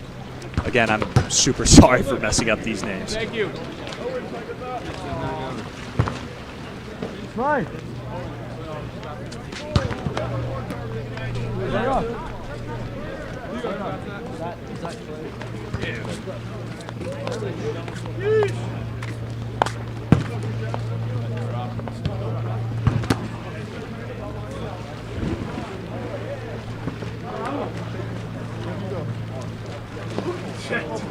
Come on.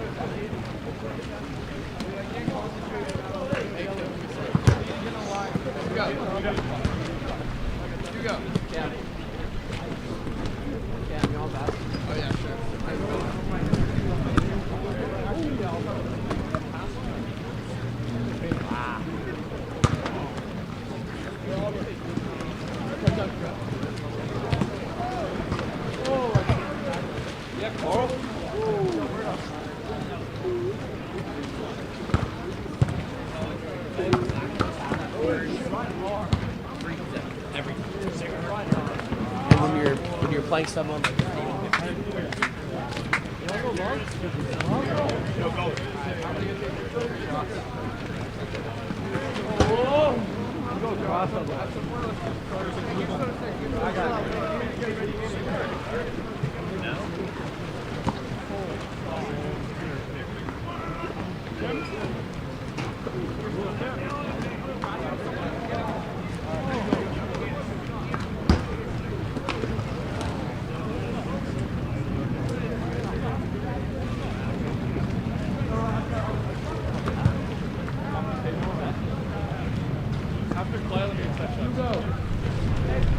Excuse me, dude.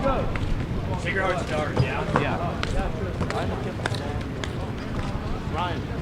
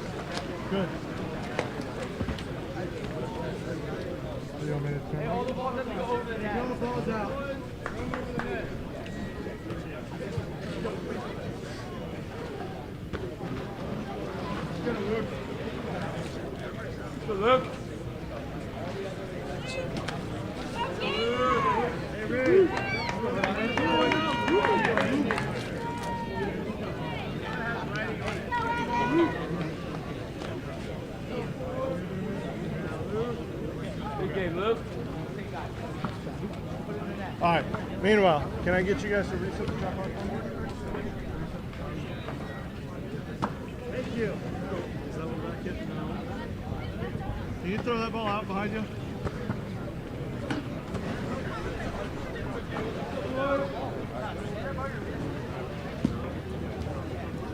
All right. We got a clock? Everybody ready?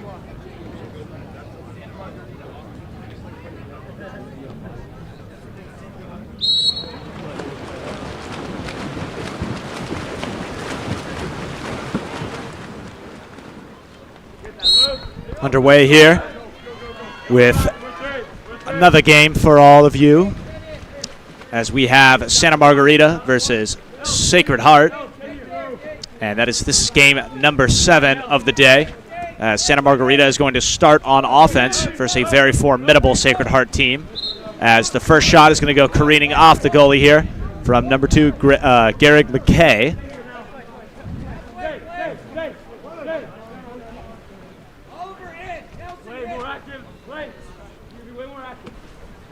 As we go now into center, it's going to be an ordinary. It's Tanner Bakuber there. Gets passed over here. That's number 13, Tanner Gorman. Gets careened off. Offensive called. And Sacred Heart counterattack is underway. Ball goes over to Ryan Carr. Carr goes down line immediately. Foul is awarded. It's number 4, Luke Kiranich. Now goes over to Gates Gamble. Gamble goes in center. Good move. And it's going to be a 5-meter. That's number 9, Oliver Marcin, drawing that 5-meter. And Sacred Heart has a chance to strike first. As number 20, Claiborne Carrington, is going to step up and take this. Carrington, the lefty's offer is good, and Sacred Heart is going to take an early 1-goal lead.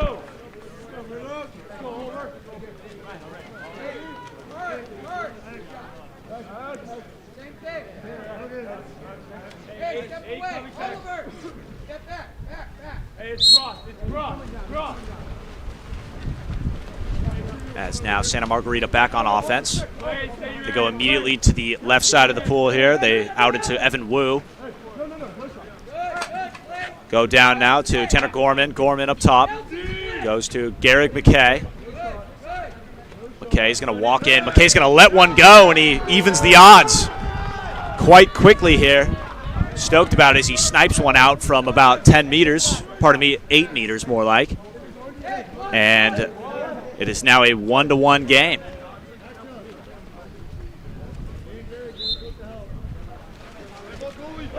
Sacred Heart, ball back here with the goalie, Murdoch Baker Matsuoka.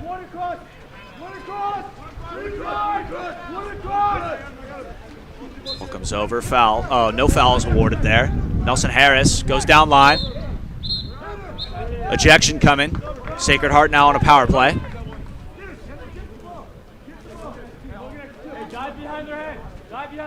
Here comes Nelson Harris. Harris again, lets one go, cross cage, puts it perfectly right where Mama hides the cookie jar. Little cross cage high corner, and Sacred Heart is going up by 1.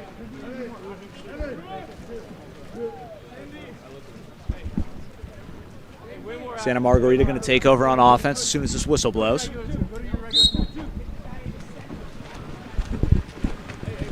And they're going to start things off here with Tanner Bakuber, ball, who passes to McKay. McKay goes down line to Evan Wu. Back here to McKay. McKay over to Bakuber again. Back to McKay. He's going to walk in. He's going to look for a second. Can't get it. He goes a little wide right there. And Sacred Heart is going to be up on a counterattack big. 6-on-5 opportunity while McKay gets back, and now it could be a 6-on-4 if McKay's not back in time, and it looks like he might be. Sacred Heart has the defense in a little bit of a scramble, so Santa Margarita is going to foul. They go down now to Carrington. Carrington up top. That's Kiranich. Kiranich, 3 fakes and over. Pocket. They go near side. Good field block there. That was number 8, Nelson Harris on the shot.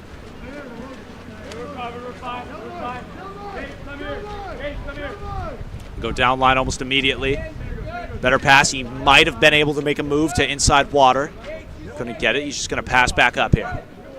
It's number 7, McGann, pardon me. Into center. Huge big boy move and almost a finish from number 16, Luke. And couldn't get it on cage.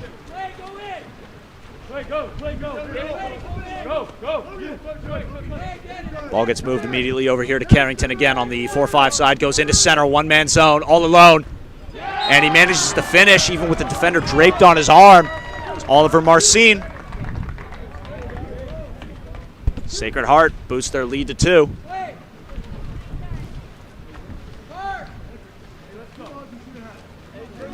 Score is 3-1. Sacred Heart Prep with exactly 4 minutes left to go in this first quarter. Hey, way more active right side, Jake. Now we go back to Santa Margarita with Tanner McCuber starting with the ball, and he goes over to Wu, back to McCuber. It looks like they're going to try and work this top side. And it looks like they're going a 2-3-4 drop here for Sacred Heart. And they set him, and it gets crashed on immediately from 1.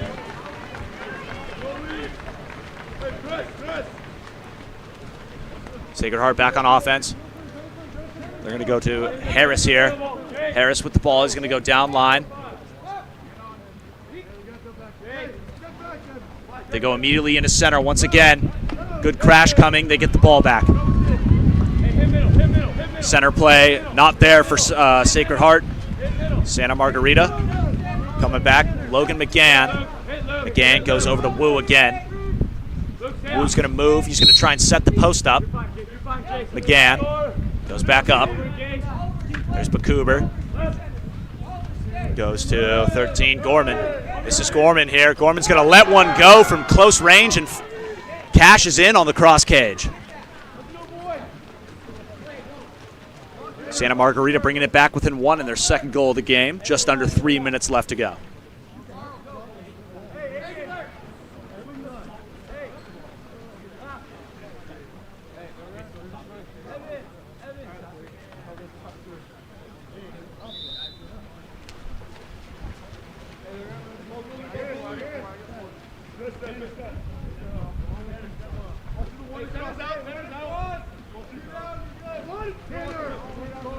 Here comes Sacred Heart once more. Number 19, Gates Gamble. Gamble sets his man once more. A lot of center play coming from Sacred Heart. Original is fouled.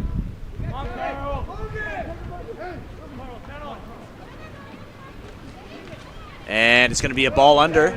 It's actually going to be not a ball under. It's just going to be taken away here. Santa Margarita on a counter. They're going to outlet immediately to the 2 with Wu. Wu's going to come back up top. This goes to number 7, McGann. And Sacred Heart's spacing is very important here. Everyone's got to get down to the 2. Pardon me, Santa Margarita. Let's go. Logan McGann. McGann comes up big, gets his own rebound. He's going to kick it out. Kick it out again. New 30. Tanner Gorman. Over. They go to the overpass inside Water, and we're all tied up.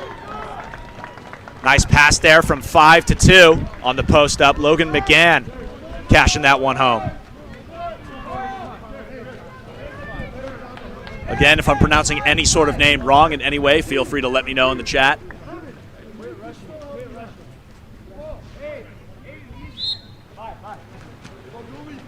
Back on Sacred Heart.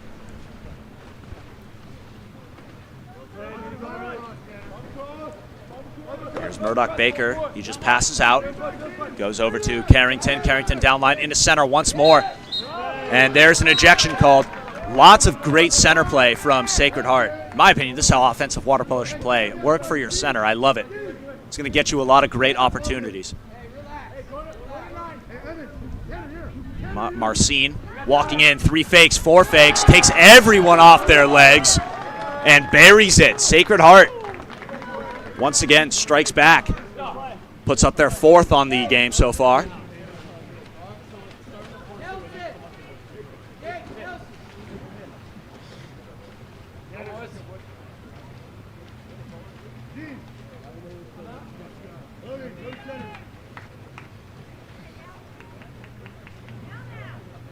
So now we have a quick line change from Sacred Heart.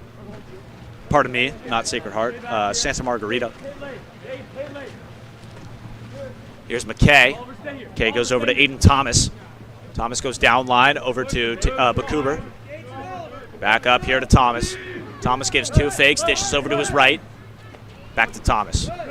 Over again, good ball movement here. Wu and Thomas, almost a 2-hand catch there. Goes now to the 4. Here comes a shot. Took 2 defenders off the legs. Good positive possession. Put a shot on goal, forced to save. Santa Margarita, new 30 here for offense. Got to bring it over here for Wu. Here's McKay. Foul is given. Puts it immediately into center, into the trap. Running one is either a defensive slide trap or a straight-up M drop, as it looked for Sacred Heart there. Either one of the three. Unorthodox defense, but it got the job done there. Charlie Baker now, Marcin with that pass. Now it was to Baker, back to Marcin. Foul's given, back down to Baker at the 5 spot. Up top to the 4. 3 fakes in. He's going to let one rip, and it's just off the post, just a little wide left. Ball up now. Here comes a counterattack. One on nobody opportunity. He picks it up and just lets it go and cashes in. That's Evan Wu on the counterattack. No fakes given. And just buries that thing. 22 seconds left on the clock here as we are 4-4.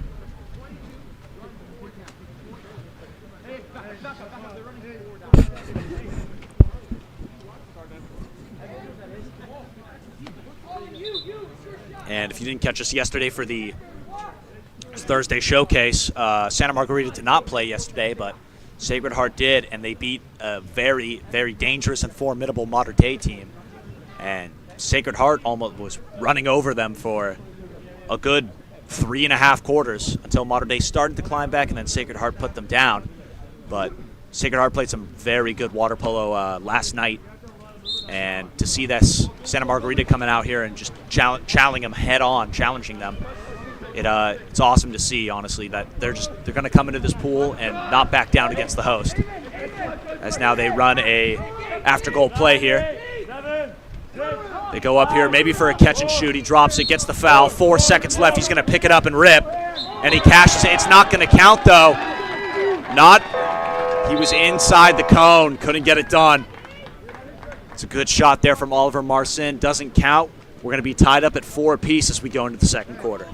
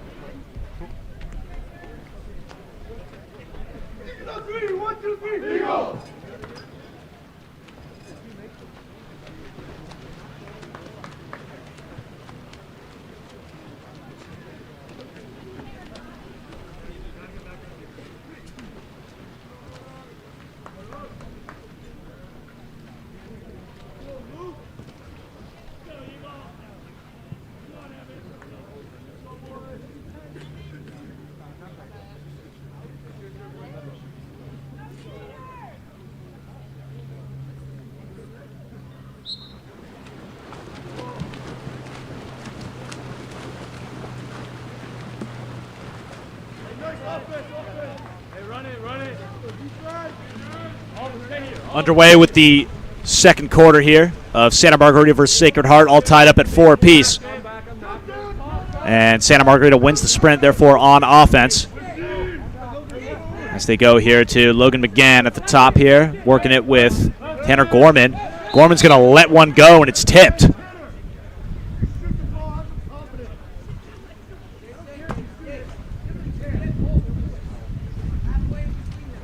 Ball goes here to McGann.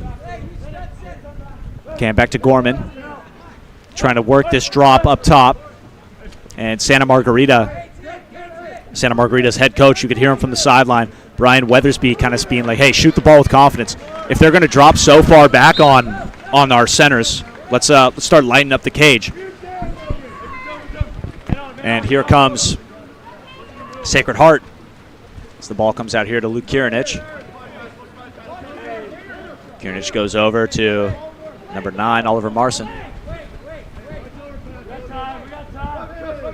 Goes to number 8. That's Nelson Harris. It's going to be a turnover.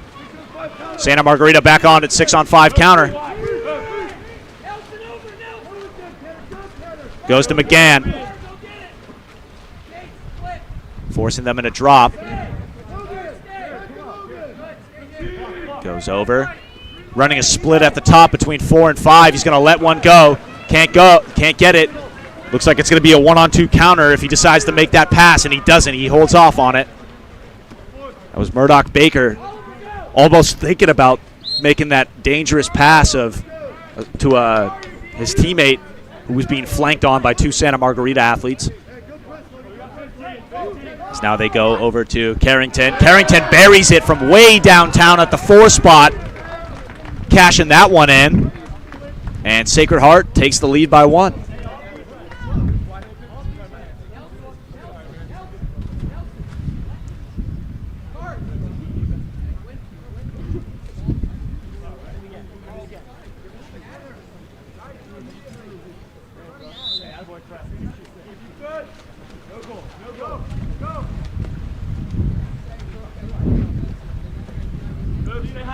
Back to Santa Margarita.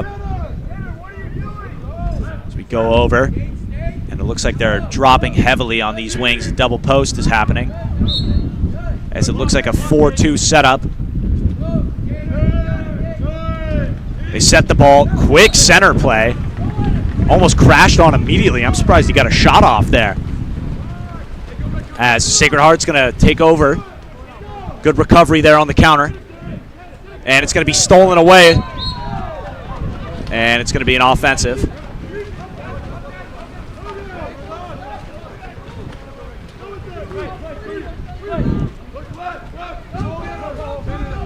Now over here, Santa Margarita goes to Logan McGann. Stolen away.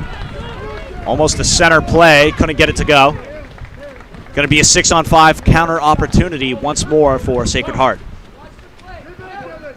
Goes to Carl Sylvester. Sylvester's going to walk it down. Ball in hand. He's going to give one fake and slide over. He's going to try and set his man, which he does. And they get the goal off the assist from Sylvester. It's number 9, Marcin, once more, who is having himself a game. And now you can hear Murdoch Baker trying to tell his Sacred Heart squad, let's get a stop here. Let's get a stop. Let's keep our momentum.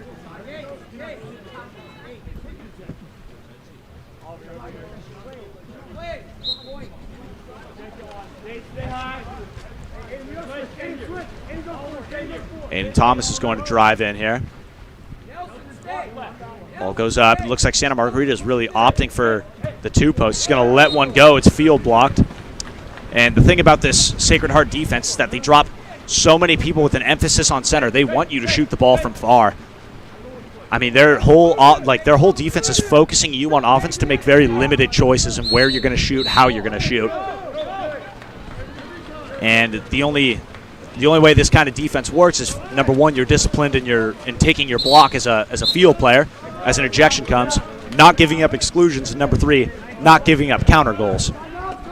As now Santa Margarita has a 6-on-5 opportunity.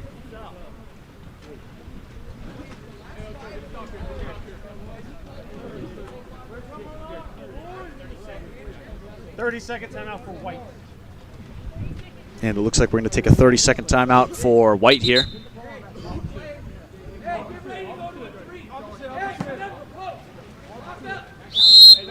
Ball is in play as we begin the Santa Margarita 6-on-5.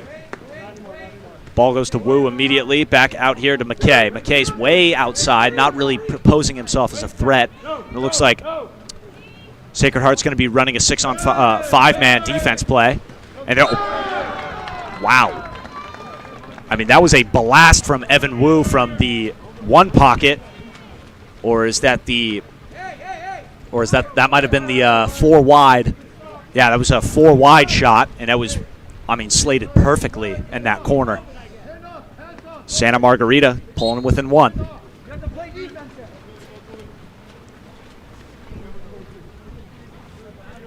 Ball now to Sacred Heart. Sacred Heart running an after goal play. They're going to set him immediately, and it's going to be called for draping over the back, offensive. Santa Margarita counter. He's going to make a very risky pass here. It's behind him. He's just going to pick it up and go. Evan Wu trying to make something out of nothing there. And it's going to be a timeout play as Evan Wu. It was a very, very interesting call from the official there. It looked like he was kind of getting kicked in the face and they got excluded because of it. But must have seen something we didn't hear, as when we come back from this timeout, Sacred Heart will be up a man. You're in that position, you're in.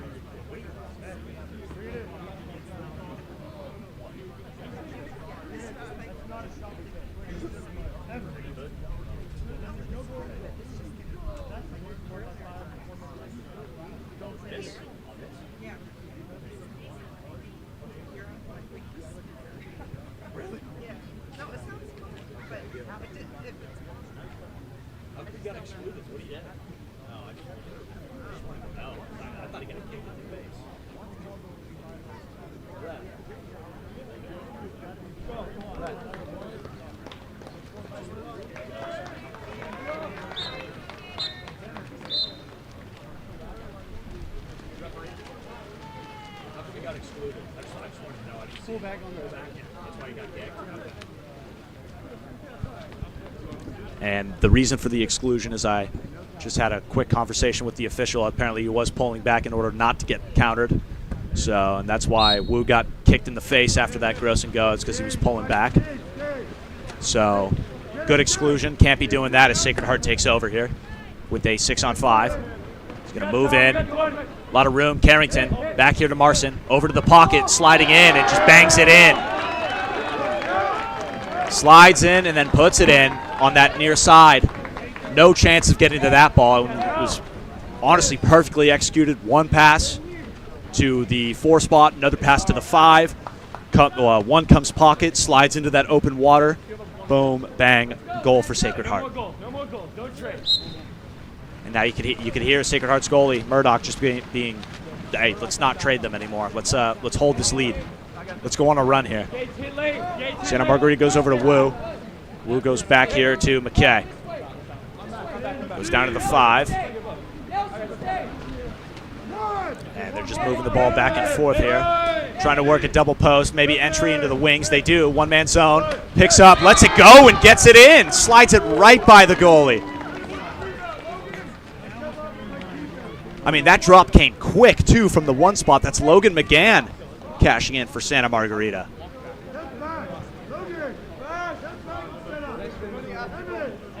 Quick drop, elite finish from McGann here.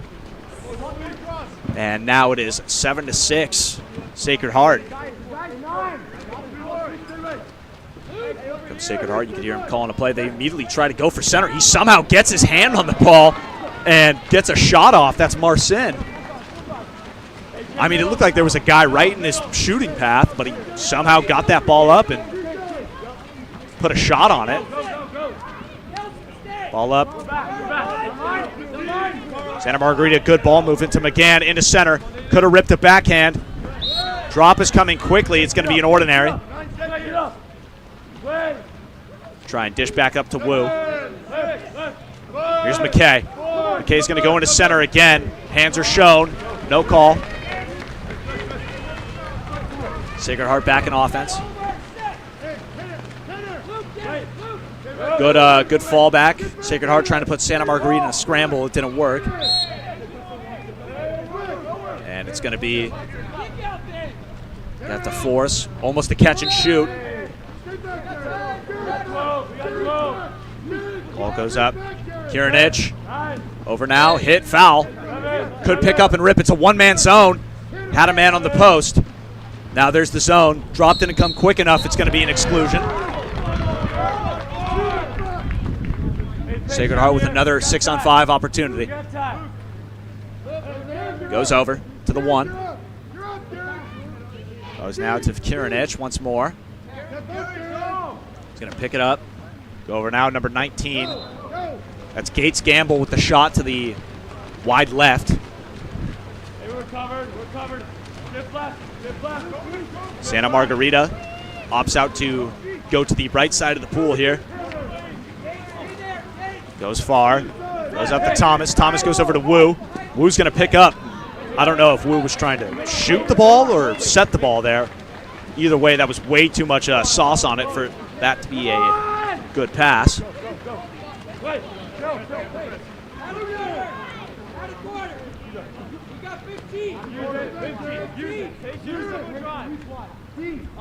Sacred Heart, 12 seconds left. 12 seconds left in the half. Maybe look for a foul on a shot. One-man zone opportunity here. He's got to get back. Sets his man. Good field block there from the guard. We're going to pick it up. He's just going to let one fly. It's going to get smoked back there by Murdoch. And we go into the half. 7-6, Sacred Heart. Santa Margarita chasing 1.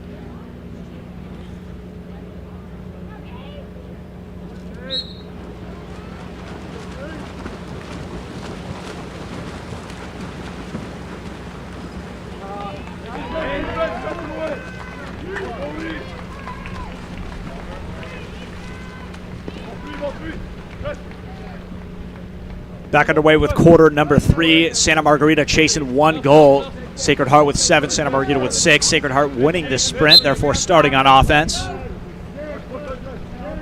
As ball's being moved around, Sacred Heart has been looking for their center most of this game, trying to get a lot of production out of there. Santa Margarita caught on a gross and go there. And Sacred Heart is going to take another stab at offense. They're going to go for a catch and shoot. They go one more.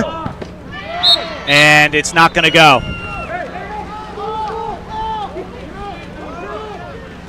As they go here to number 2. That was McKay with the pass. And now we go over to Evan Wu, who's got 2 goals for the Eagles. And it's going to be a 5-meter off the assist from Wu. Off a very nice drive.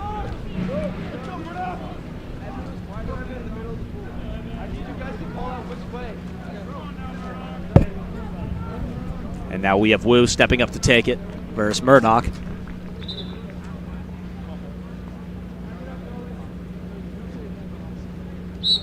Murdoch's offering, it's good. Pardon me, not Murdoch. Wu's offering on Murdoch. And it's good, and we're all tied up here.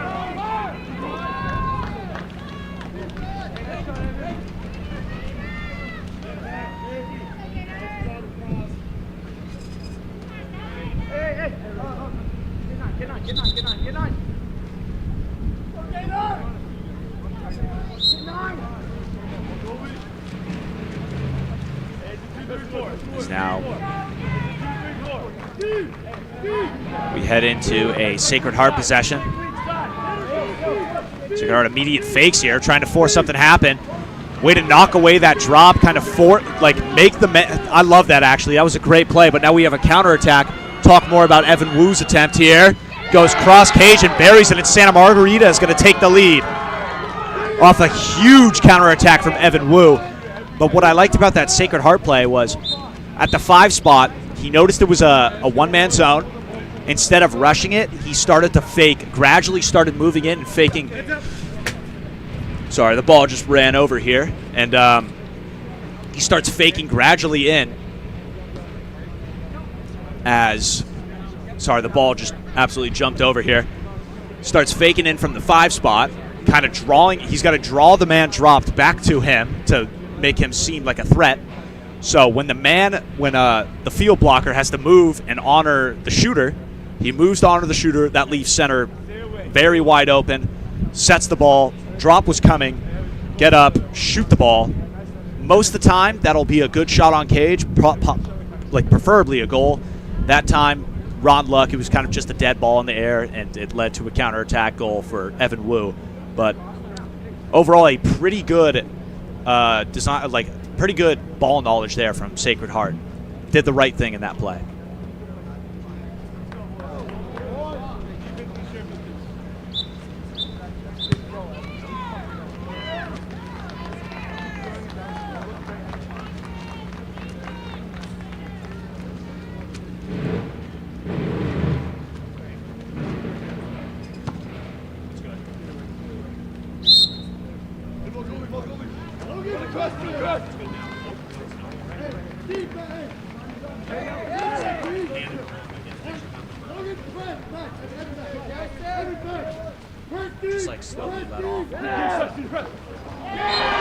And that's a goal there for Sacred Heart, and they're going to equalize almost immediately.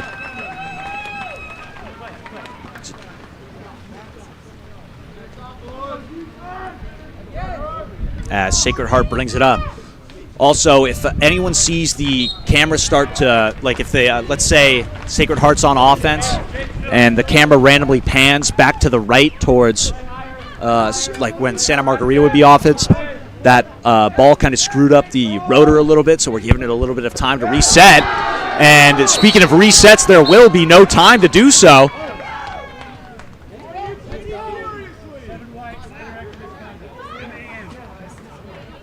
And after the goal, number 7 on Santa Margarita, Logan McGann, is going to be rolled for misconduct over celebrating. So Logan McGann is done, and that's not good. He's been a vital piece for Santa Margarita this game. And now they're going to need a sub.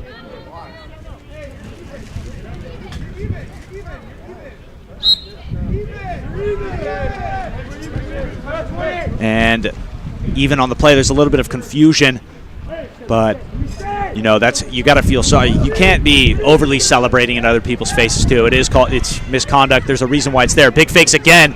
Tries to sneak it this time around to the cross cage side. Couldn't get it to go.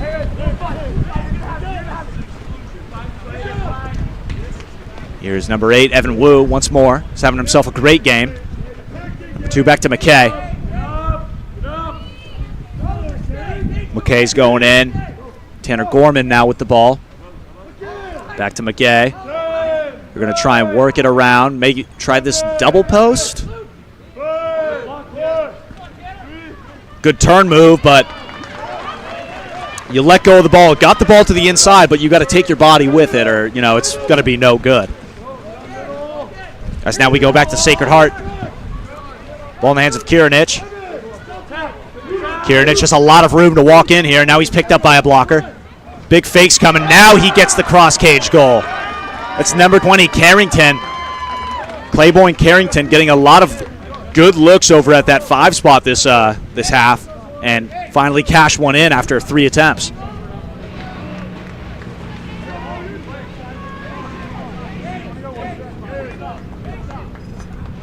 Head back, and we'll see how this Santa Margarita squad acts up now with one of their starters gone in the form of Logan McGann, done for the game.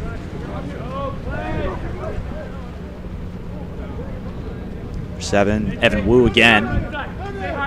Now he goes to number 13, Tanner Gorman, who I believe is coming in for McGann. And that ball is going to get flung over the cage.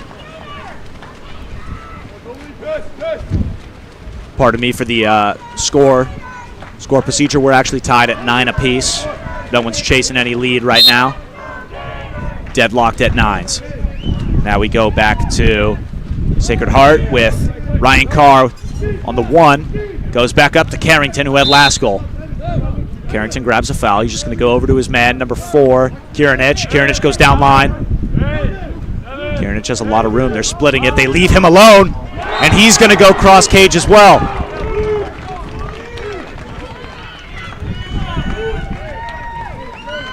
Kirinich puts Sacred Heart back up, 10-9. Just past the halfway mark of the 3rd quarter here, about 3 minutes, 39 seconds left to play.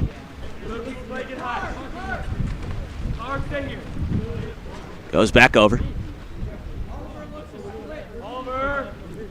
Goes now to number 4, Kirinich. Baragian. Oh, pardon me. That's number 4, Aiden Thomas, and he passed over to Tanner Gorman for Santa Margarita, and now it's a turnover back in Sacred Heart.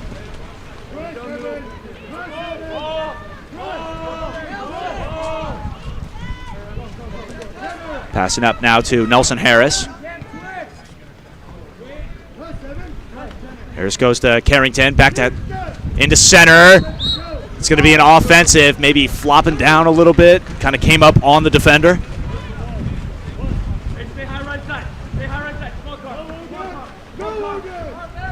Goes to Santa Margarita way across here. Coast to coast, Garrett Massagin. It's going to be an offensive, buck in the head a little bit. Sacred Heart back in possession. It's going to be an exclusion drawn now. It's number 4, Aiden Thomas coming out. Timeout called by Sacred Heart. It's number 9, Oliver Marson, drawn the exclusion. And it looks like we're going to get a 30-second timeout.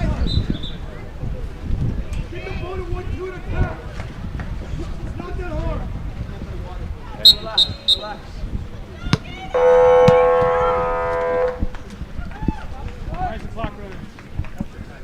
30-second timeout, quick lane change for Sacred Heart, and probably running a 30-second timeout play that they've practiced up.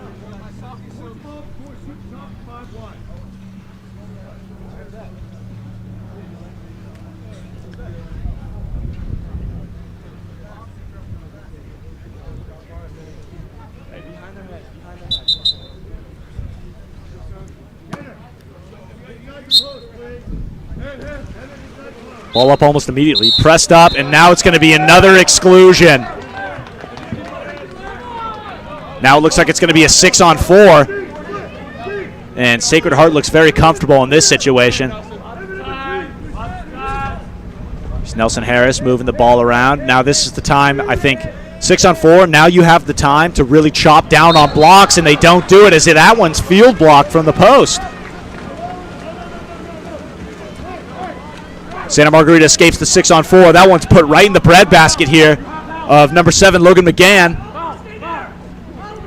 It's going up here to Tanner Gorman. It's going to be another offensive. I think that's 3 or 4 straight offensives on Santa Margarita, and it's killing they're killing their offensive capability. And Sacred Heart is getting a lot of opportunities. Goes over Carrington. Carrington, one fake and lets one go over the cage.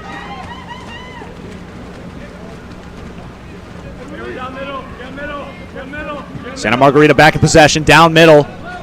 He's going to opt to, he's going to go immediately to him. It's going to be a foul. Go 13, Tanner Gorman. It's a bad pass, foul going the other way.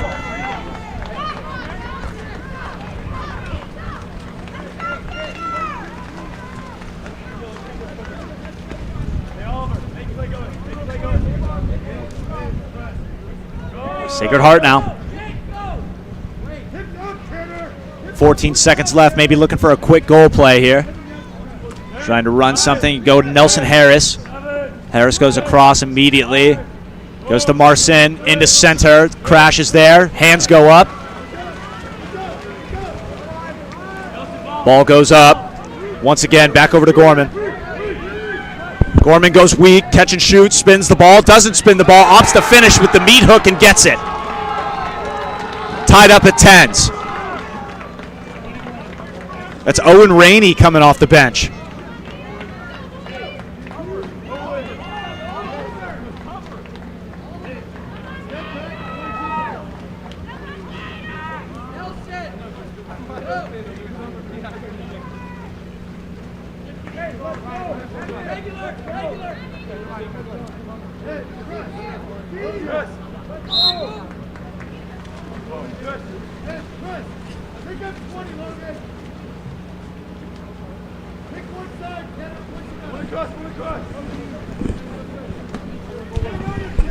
Sacred Heart back in possession, tied up at 10s.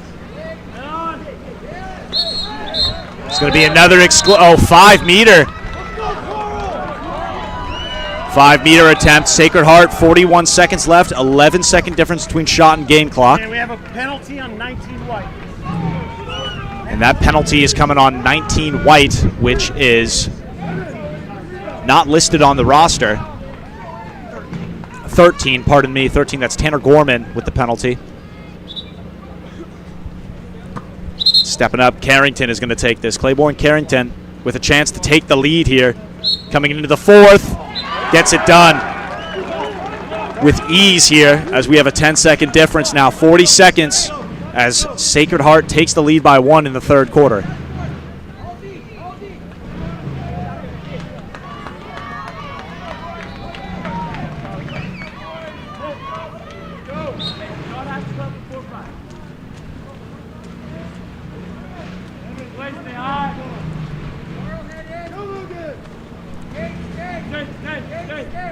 Santa Margarita moving the ball around.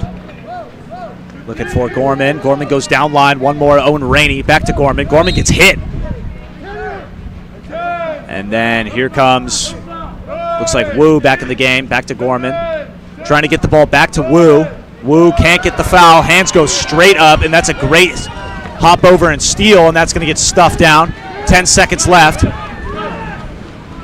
They're going to go down. They're going to leave Wu wide open. Over. Can they get it? They can. They equalize with 1 second left in the 3rd. Santa Margarita ties it up once more.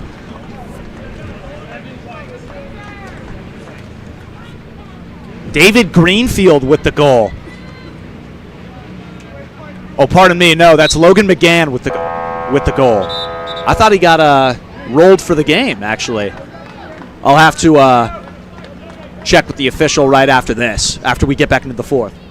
Hey, Rep, I thought 7 was old. I thought it was minor. Minor? It's high school rules, so it was minor. So, like, what is that, an injection, or is that just... Yeah, just an exclusion. He's got to sit out for 20. You get 2 mounds with a game. It's automatic. Okay, so you have to sit up for 20 minutes? 20 seconds. Okay. It was interval time, so it's immediate. So it's just me. Got it. Sweet. Thank you.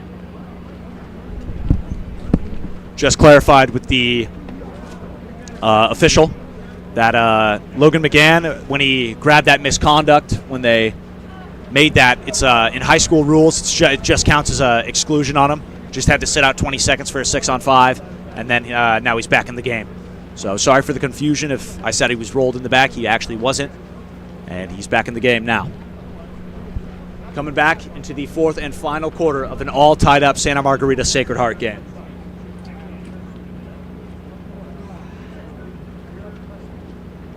All right, buddy.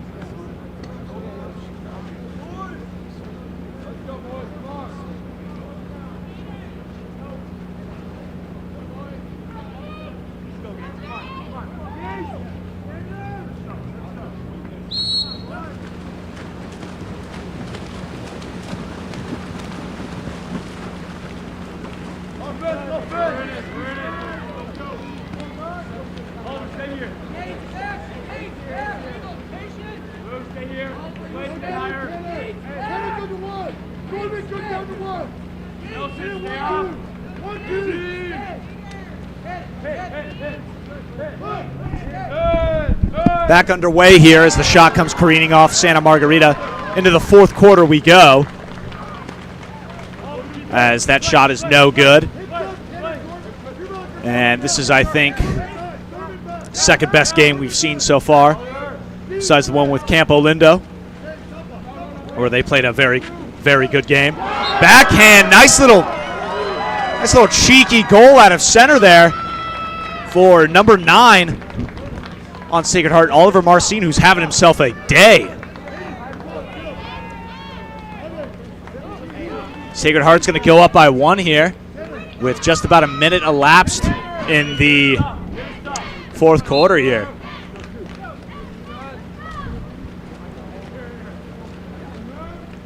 Ball comes up, number 13, Gorman. Back to him. So they're going to go over here to number 5, Bakuber. Back to Gorman. Gorman now goes over. Looks like they're trying to attack this drop. Goes now over to number 21, Rainey. Comes in. Hit immediately. Somehow gets a shot off. I mean, these centers are gritty. I'll give you that. I mean, you got guys all over them. The drop is coming almost immediately because they're so packed together because of the defense Sacred Heart is running. I mean, as soon as that ball's entered, a drop is right on their heels. And there's going to be an ejection called. Goes to the quick, and they bury it. Sacred Heart takes a 2-goal lead.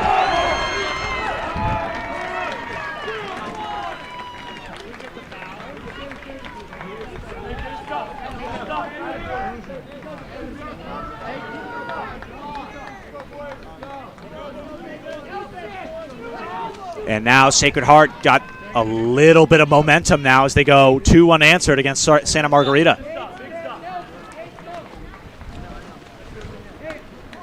Ball back in the hands of Santa Margarita.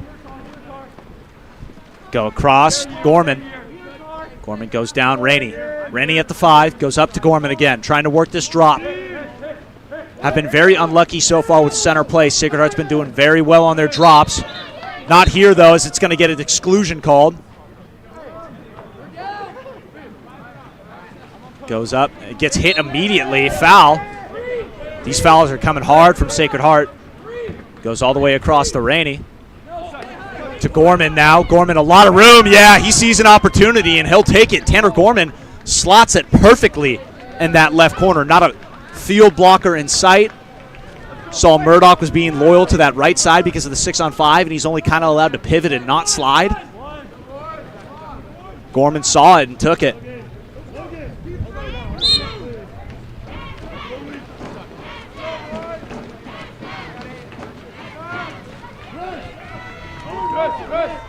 Sacred Heart in possession. Ball still back in the hands of the goalie, Murdoch.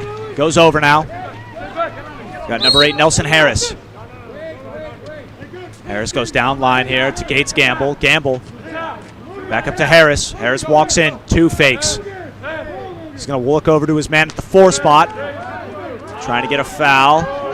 No foul here. 3 seconds left. Hands go up. He's got to let it rip or he's got to dump. He opts to let it rip, and it's a 2-meter.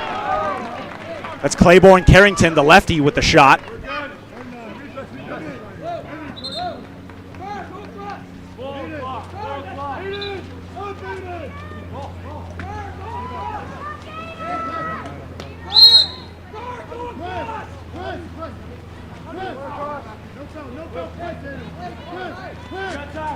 Comes up.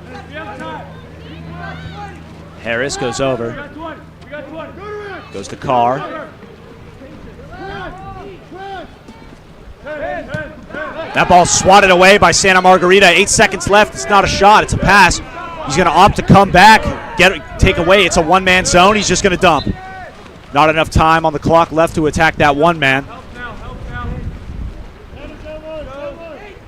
Ball's picked up here. Santa Margarita. It's Aiden Stone with the recovery. Goes down line almost immediately to Rainey. Rainey gets a foul. Goes back up to Gorman. Gorman across to Wu. Wu down line. Goes into center. Close. Huge. Santa Margarita evens it up at 13 apiece. Coming up, Dragon Fist roaring right there.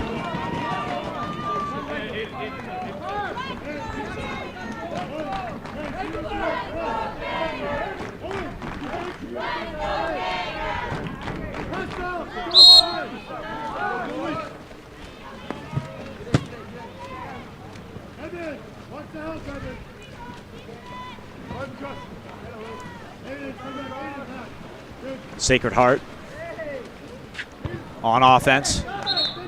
It's going to be an exclusion call. They go for the quick immediately, and it's going to count. Sacred Heart right back in the lead. Got the exclusion and the goal by Oliver Marson. Once again, it's got to be his 5th or 6th of the day here. Sacred Heart back in the lead with 14-13 on the scoreboard here. Just under the halfway mark, 3 minutes, 30 seconds left to go.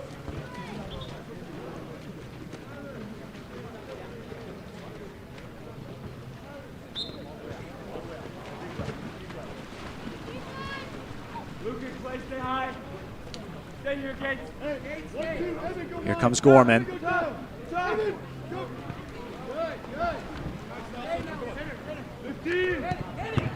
Gets absolutely snuffed out at the 1.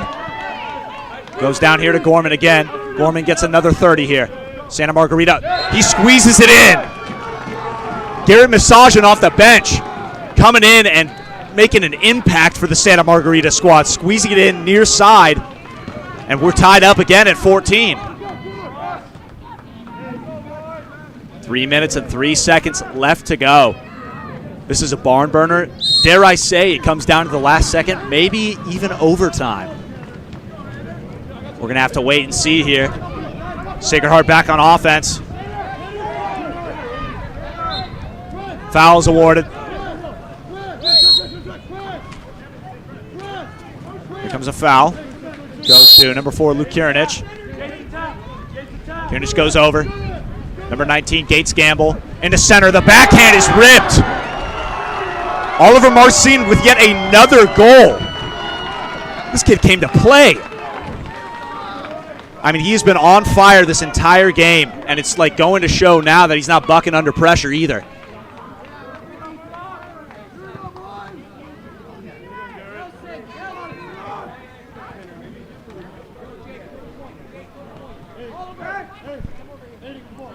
Two minutes, 42 seconds left. Goalie's coming out. Santa Margarita chasing one once more.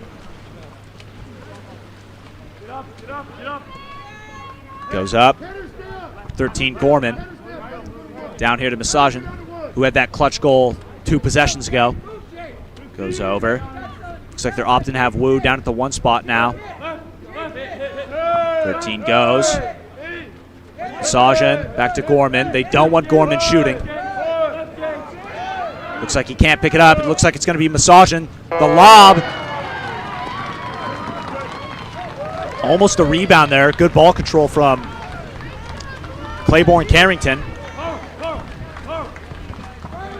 I mean, that lob was right there. That's a great save from Murdoch to stay on his legs and put that, pull that one down. Less than 2 minutes left. They go to center again. It's stolen. Gorman with the steal. Seeing a lot of productivity now. Looking weak. Bakuber, backhand. Oh my goodness, what a goal! Spectacular finish from the post. It's number 6, Dean Luke. Dean Luke coming in the game. We're all tied up at 15.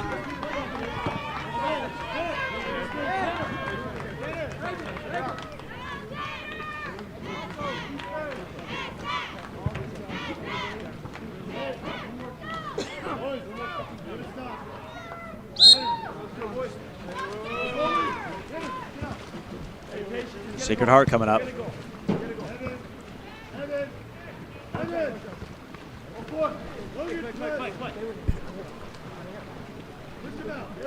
Here's Carrington, back over.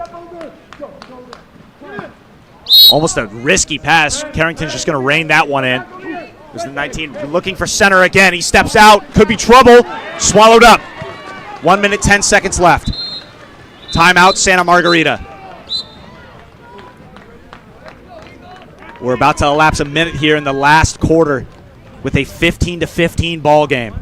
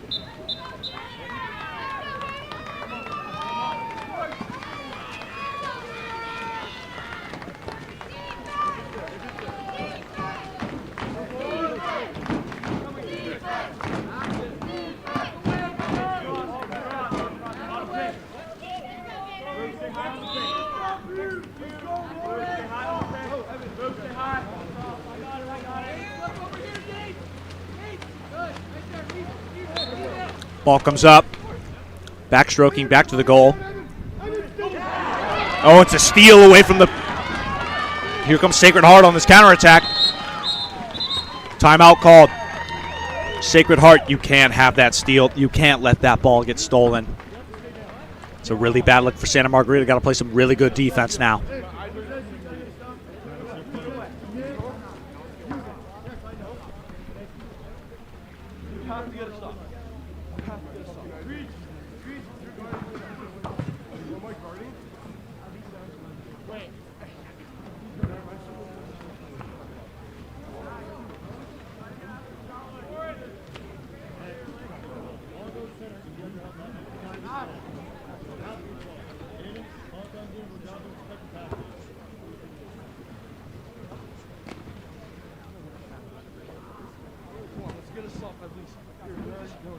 Give us a chance to win this game or put it into overtime. We have to get a stop. We have to get a stop. Yeah, I know.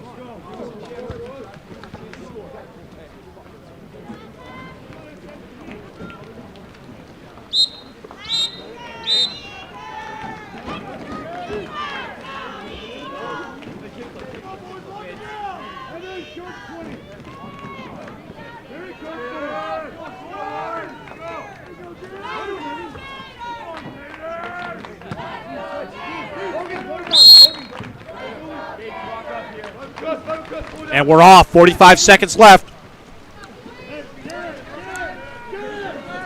Sacred Heart, an offensive possession.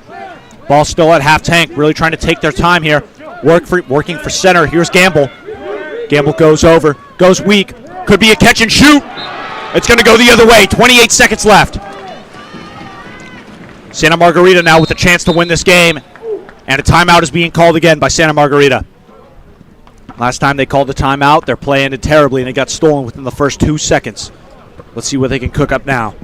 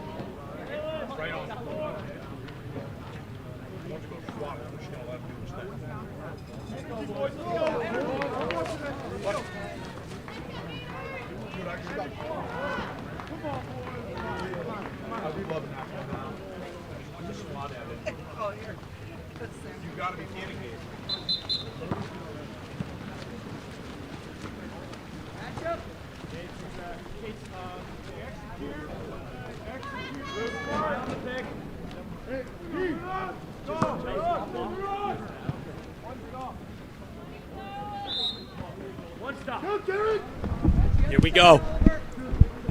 Last possession of regulation here. Santa Margarita in possession. Evan Wu go all the way over. McKay in the center. It's a steal. 8 seconds left. 5 seconds now. They're going to pass it. It's going to full court, and we go to overtime. Shot from Luke Kirinich, no good, and it looks like we are going to overtime. First one of the tournament. We'll see you guys back here in about 3 minutes. It's golden goal, yeah? First goal wins? High school is golden.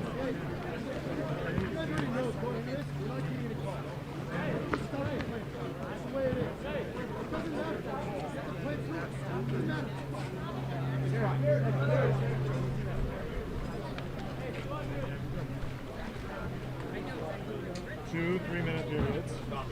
Yep. At the end of them, no one Each scores. team gets one time. And then whoever scores wins. No. We have to play both 3-minute periods. Standard overs.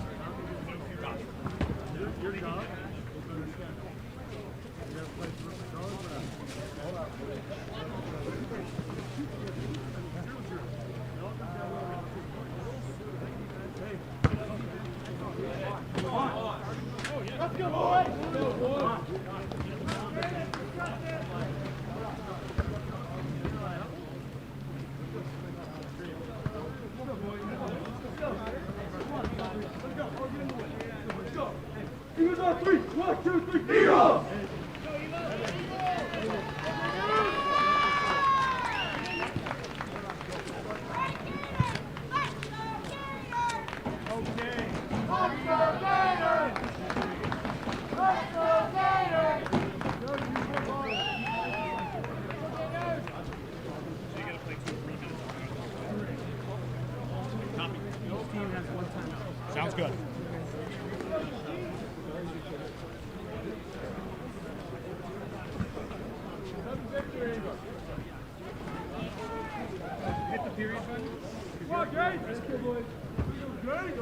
About ready to get underway here with overtime of the Santa Margarita Eagles versus the Sacred Heart Prep Gators.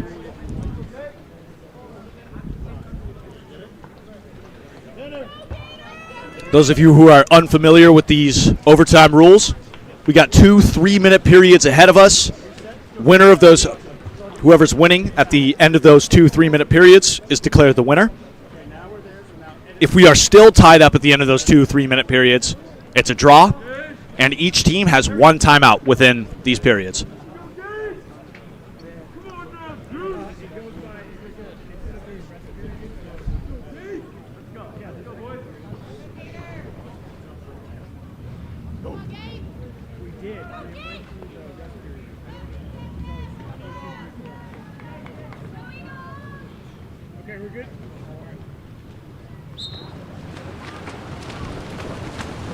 And we're off.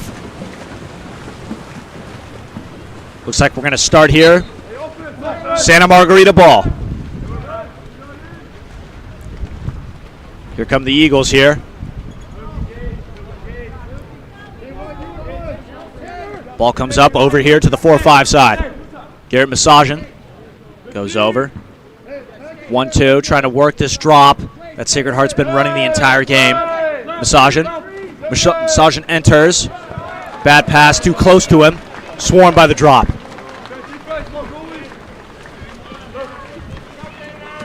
Sacred Heart goes over here to Kieranich. Kieranich just sliding up, biding his time. Looking for a play. Doesn't see anything. Tell him to wait. Got to get behind. One-man zone. They got to be forced into a double post. They go over. Shot. It's absolutely sniped.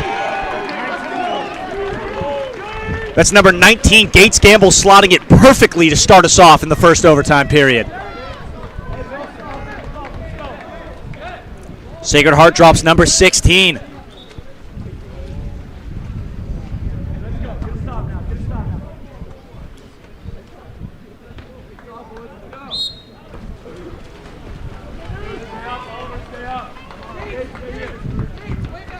Ball comes now Santa Margarita. Number 9, Garrett Massagin.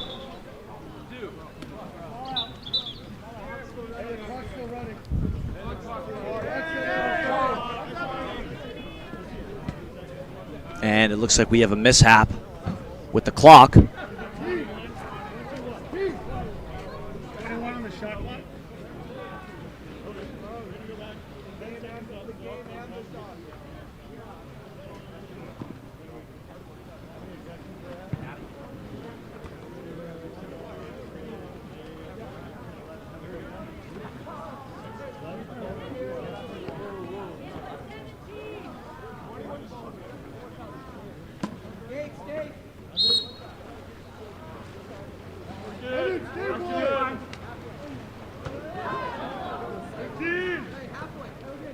Back up into center.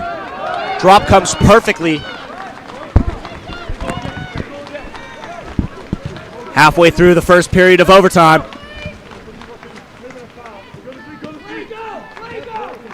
They go now. Here comes Sacred Heart. Marson holding on to the ball. Sets his man. Hands come straight up. Santa Margarita back in possession. Here's Evan Wu bringing it up. Wu goes over Massagin. Goes down now. This is Rainey. Rainey gets hit trying to pass the ball. It's going to be a foot race now. Ball under going the other way. And he's going to be ejected because of it.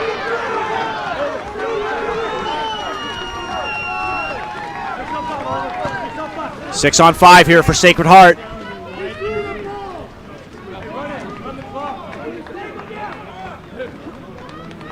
Here they come.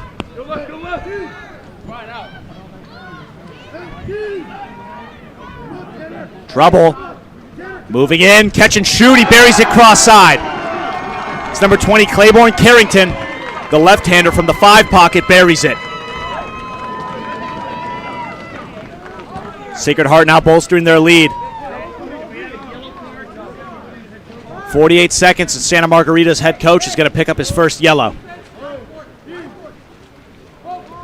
That's Brian Weathersby now with a yellow card, trying to make the assumption off that ejection because he touched a ball that was declared for a free pass for Sacred Heart, and was making the argument that he actually did attempt to pass.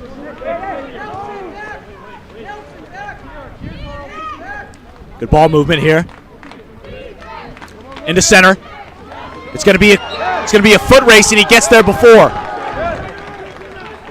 That was Evan Wu crashing the. Pardon me. That was Tanner Bakuber crashing the boards there, getting that done.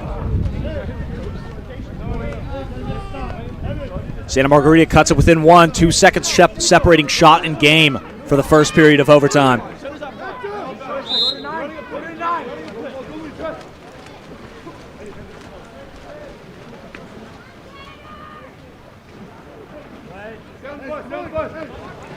Ball goes to 5.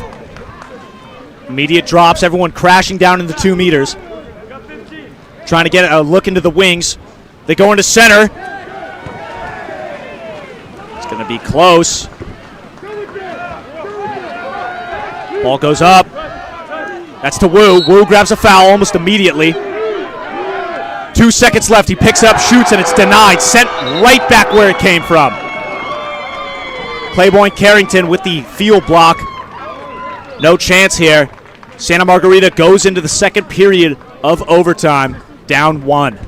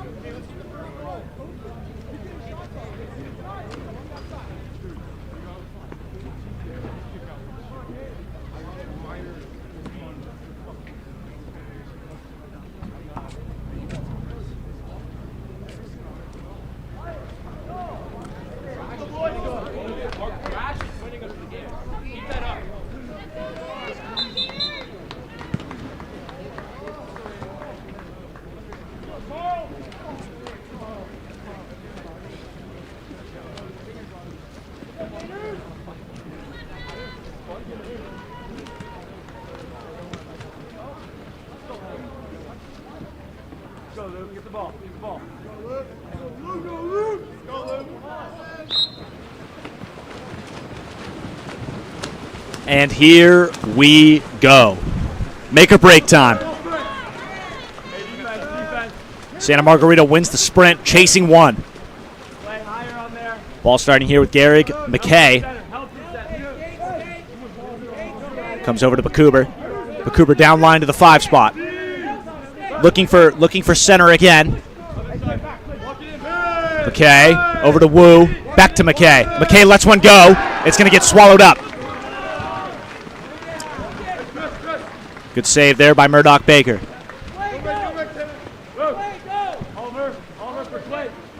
Looking for a release and gets it. Gets it over to Oliver Marson, who's having himself a phenomenal game against the Santa Margarita Eagles. Pops it live. Goes back over to Oliver Marson. He's a threat from range as well as 2 meters. He's going to get up. He gets knocked out. 2 seconds. He's going to have to dump, and he does. Ball's recovered by Santa Margarita keeper Aiden Stone. Stone gets it down to Evan Wu.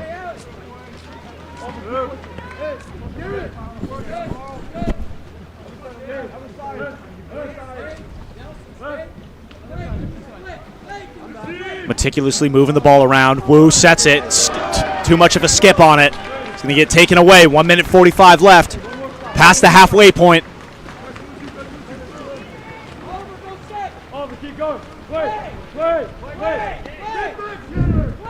Here comes Sacred Heart. Carrington, down line. They go to Kirinich. Kirinich back up to Carrington. It's going to be a turnover going the other way. That's called on Marson. 1 minute 23. Here comes Santa Margarita.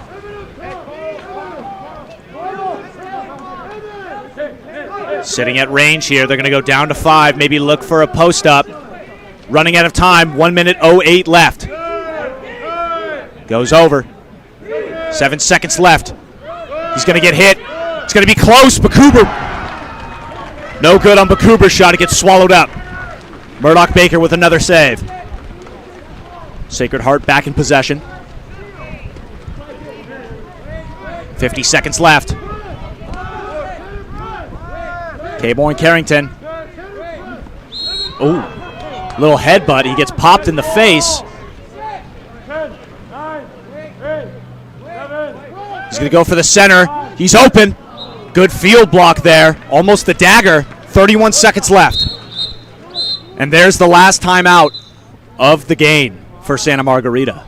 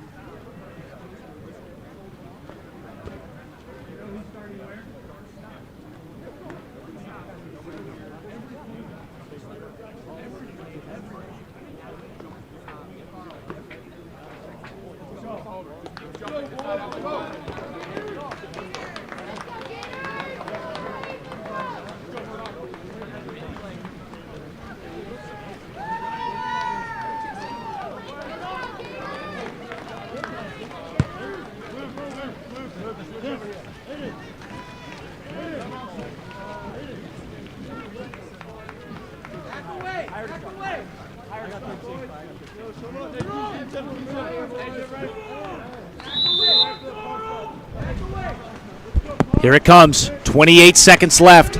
Santa Margarita chasing one.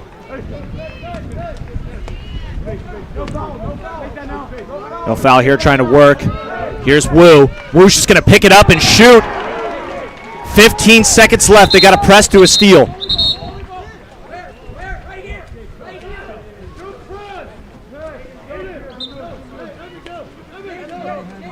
"15 seconds left.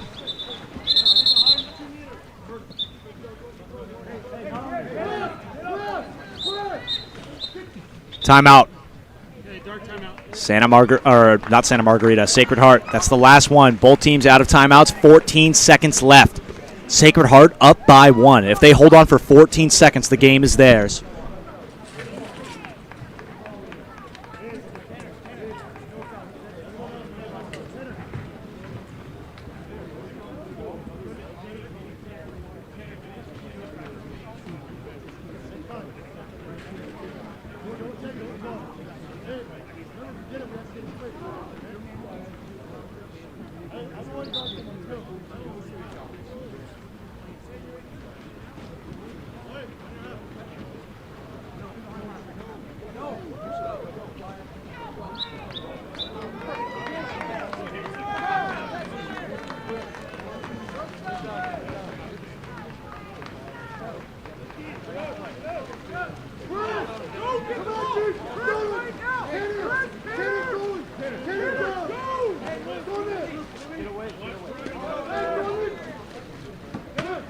Ball's out. Full man press. 10 seconds. Trying to steal. Pressed up again. Another foul, 5 seconds. And it's going to be an ejection. He's going to swim it away. And Sacred Heart is going to win this one. There's the clock. Now the game's over. Sacred Heart holds on with a late overtime score. Sacred Heart 17, Santa Margarita 16. Both teams combined for 32 points. No, 33 points, if I'm not mistaken. 60 plus 17 is 33, yeah?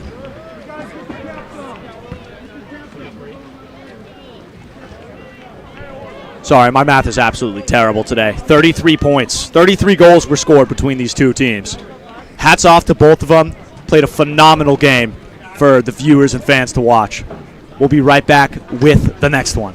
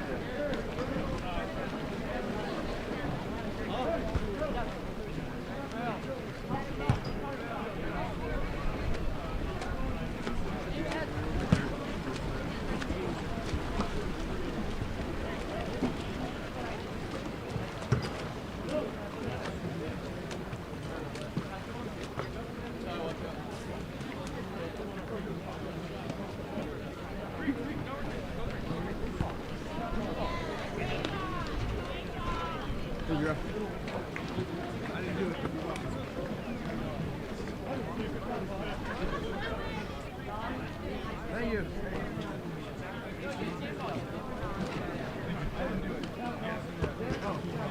I'll take all the praise.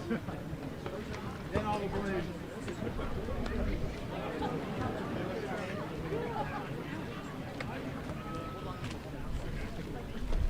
Radio.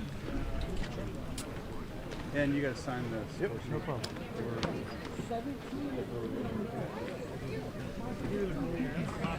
Thank you.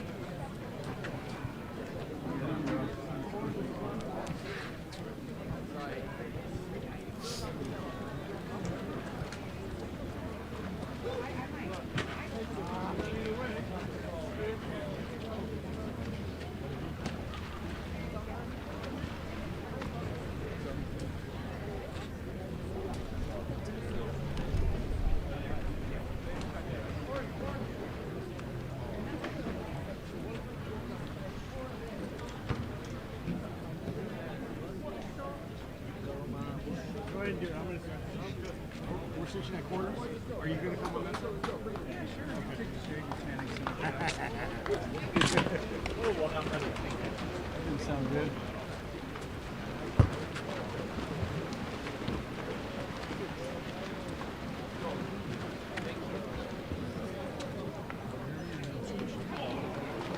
Ready.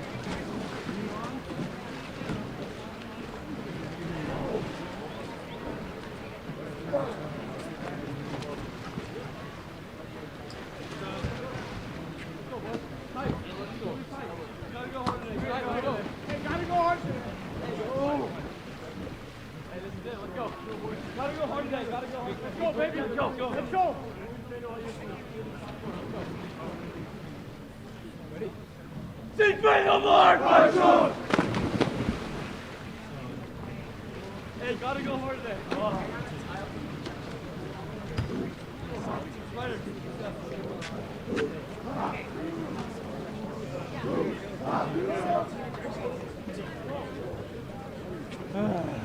I feel bad, brother. If I was, you hit my head on that every time. I did. That's why and you started the talking, only I was going to say. and it's one of those things where I can only be annoyed at myself. I know. Hey, but you know what? You're consistent. By the way, again, I'm showing the capacity to not learn. Like the sign of low I saw you IQ do that, and I stubbornness. saw me doing it if I was you. Thank you.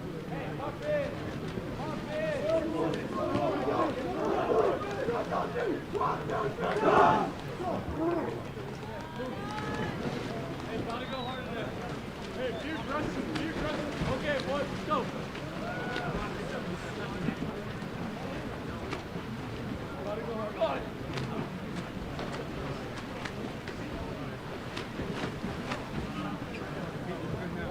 So we got Oaks and Cathedral. Here, Tom.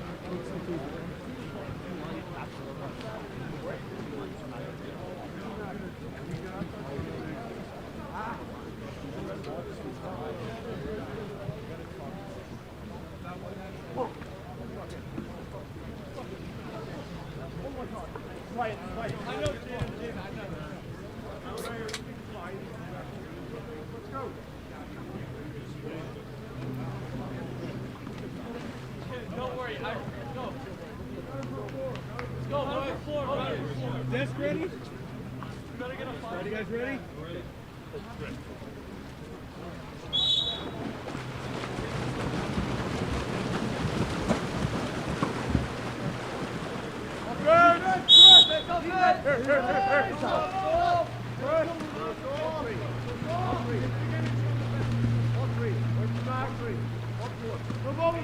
Welcome back to sixth matchup here. Oaks Christian versus Cathedral Catholic. Both teams already playing today. Good ball movement here from Oaks Christian. He's going to go into center immediately. It's going to be an exclusion early. Going to go immediately out. It's going to go up to number 7. That's Camden Coker. Goes down to the 1, all the way across the 6 to Kane Fogg here. Fogg goes up, almost a catch and shoot. Wow, a little Bonnie and Clyde play to start us off. You go Max Burstein to Jaden Winters on the post. A little Bonnie and Clyde post action on the 6-on-5. Scratch that. That's the coolest goal I think I've ever seen in this tournament so far. I thought it was the backhand double bar in. That takes the cake. Oaks Christian came to play. Here's Cathedral Catholic on offense. Eamon Brunn now gets the foul. He's going to dish over. Hard press up. Here comes the drop from Oaks Christian. Center does have position. They get hard. Here's Max Brunn. Passes over. Into center. Crashed hard on by the goalie. That's Ryder Bjork. Crashing hard.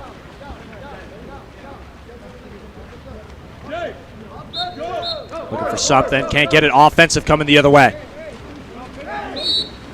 And another offensive, and it's getting Uno reversed. We're going back to Oaks Christian offense. Goalie is open.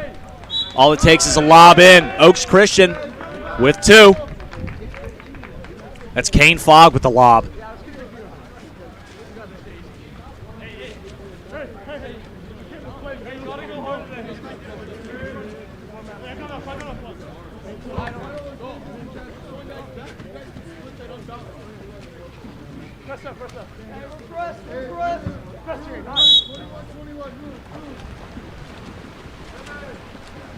Ball's popped up.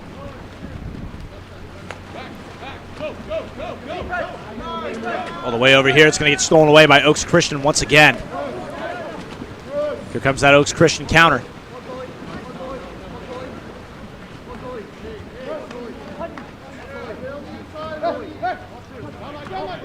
Let's go Camden Coker down line. Foul's immediate there. And it's a hard foul. He's going to be coming out. Number 7 back to Coker. Coker goes down line. Up top here to Saul Biddle. Biddle goes back down to the 1 spot. Goes all the way across the 6. Goes to the post. It's going to be a 5-meter interfering with the shot. Hits the post. No good on the goal, but a 5-meter is awarded. And it looks like Camden Coker is going to step up and take this one for Oaks Christian.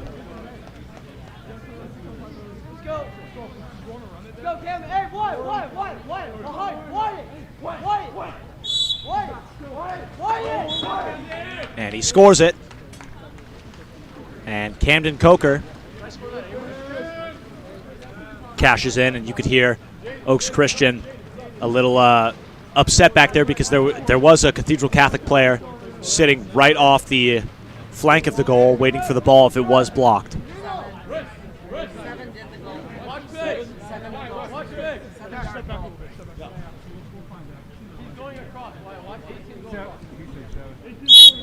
Here's Cathedral Catholic. Coming back now, that's Diego Dantos with the ball, and he's going to go over immediately to Jet Taylor. Jet goes back to Dantos. Here's another exclusion. 6 on 5 here. 8 dark. It's an exclusion on number 8 of Oaks Christian. That's Kai Johnson going out. Ball comes here, number 9. That was Hudson Tweed. Goes over to the post. Close, and there it is. Cathedral Catholic right back in it, cutting the lead down to 1. It's Jet Taylor on the post there, getting that done.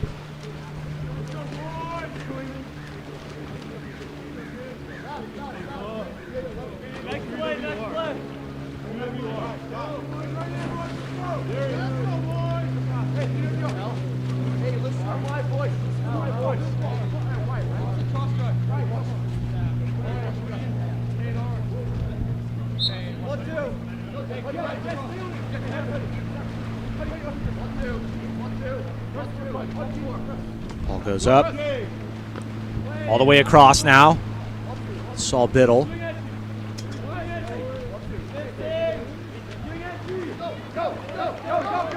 And now it's a steal from Cathedral Christian. And all of the momentum that Oaks Christian was having, Cathedral Catholic. And he's going to steal it. He's still live. He can get inside. He's going to pull up. Ooh. I thought that was going to spin in off a field block. It didn't. Oaks Christian back on offense after narrowly dodging a counterattack.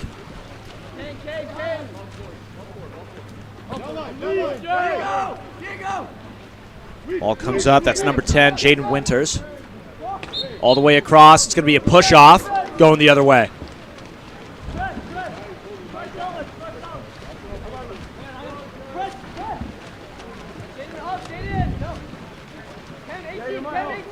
Cathedral goes out to Jet Taylor. Taylor out to number 18, Diego Dantas. Dantas with a lot of room. Looks to be almost a one-man zone. Goes down to avoid the trap. Dantas again. Goalie is out. Here comes a shot. It's coming careening off the post. The rebound into 2 meters. Takes him off his legs. What a turn of events here for Cathedral Catholic, and we're all tied up from the goal from Jack Davis.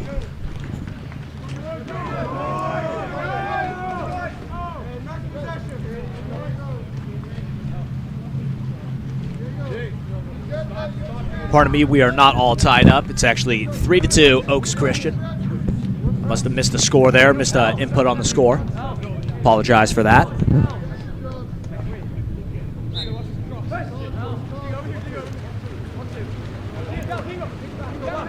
Ball comes up here. Camden Coker. Once again, if I'm mispronouncing any names whatsoever, please let me know in the chat. Over here to Wyatt Williamson. Williamson goes into center. That crash is coming quickly. It's a ball under going the other way.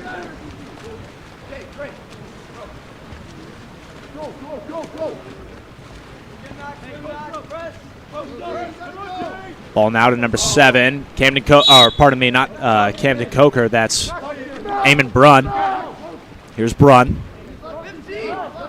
Brunn goes down line. Back up to him. Trying to attack this 4-5 drop. Swings it all the way over to the left side lane line.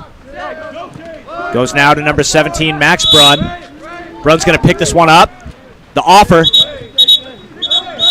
And it's going to be an ejection for interfering with the shot.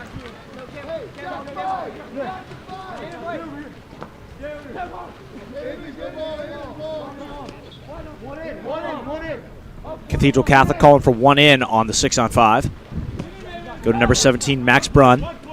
Back down to Diego Dantas. Back to Brunn. Over to Jack Davis. Davis back to Brunn. Brunn once again working this triangle here, trying to get that post open. They go over, storming to the post. Well covered. Grab the rebound. Go to one. Great passing from Cathedral Catholic. Cathedral Catholic.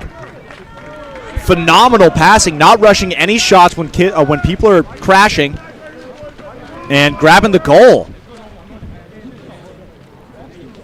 Staying composed. I believe that was Jack Davis.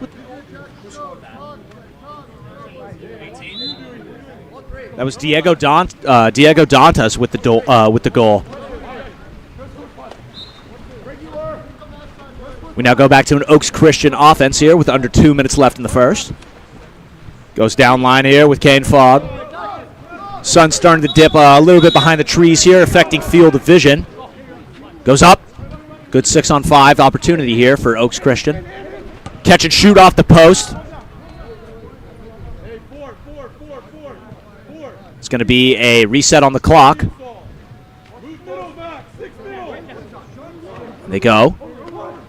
Trying to work for something here. They go all the way over to Fogg. Fogg goes to a pocket.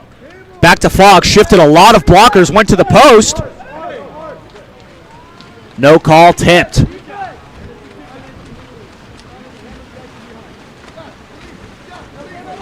Cathedral Catholic now on offense.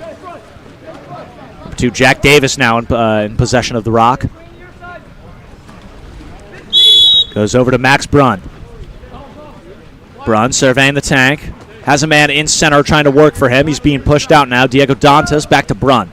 Brunn grabs another foul. Trying to work for center. Looks like they're running a little bit of a split. Oh, it's a 4-slide. They go for Eamon Brunn getting deep into the bag of trips with a bar-in lob. Eamon Brunn bag work here for Cathedral Catholic to take the lead. About 25-second difference between shot and game clock here. 55 seconds remaining in the quarter. 4-3, Cathedral Catholic.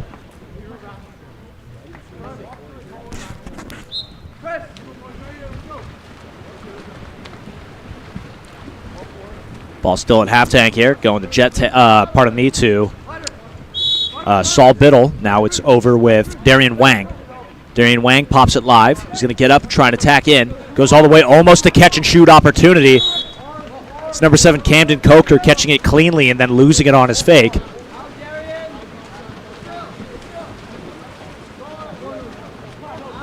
Ball comes up. Number 17, Max Brunn.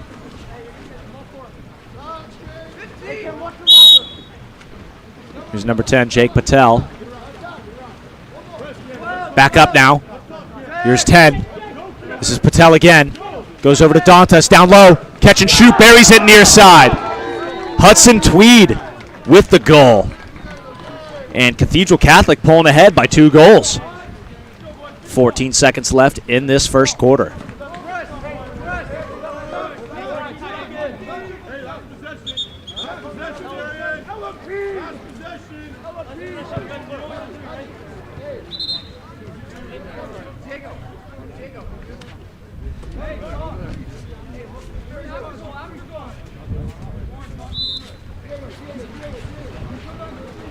Ball up now. Goes all the way over. Camden Coker trying to get a foul and shot. No fouls awarded. He's going to pass over. One more. Good pass from Oaks Christian. Gets wide up. Almost 2 field blockers in front of his field of view. Squeezes it by them, but can't get by the Cathedral Catholic goalie, Orrin Penning. Final score of the first quarter, Cathedral Catholic 5, Oaks Christian 3.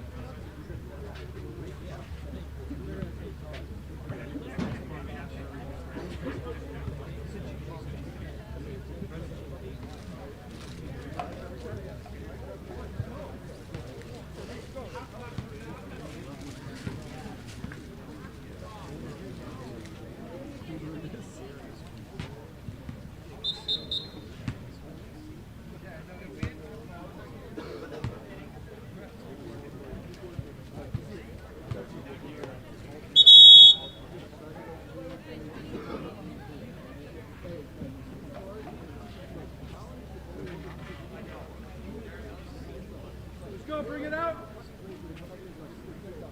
Let's go, boys. We're going on. Let's go. 1, 2, 3.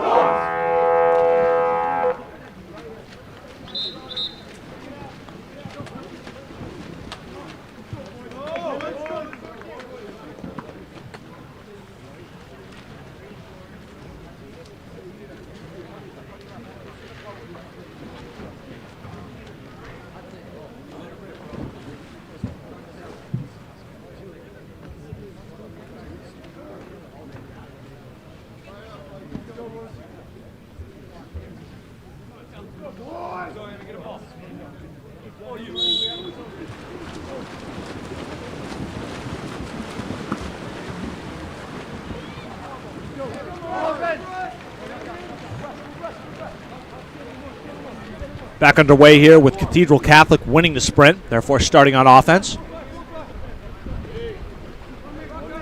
18 Diego Dantas in possession. Goes over to Eamon Brunn. Brunn overheads, tried to squeeze it in near side, couldn't get it.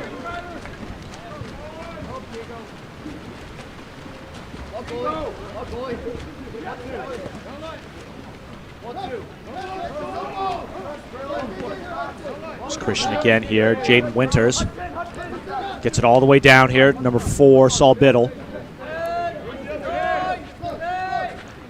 Trying to make something out of nothing. Ball's trapped at the 5. No foul. It's going to get stolen away, and we're going the other way.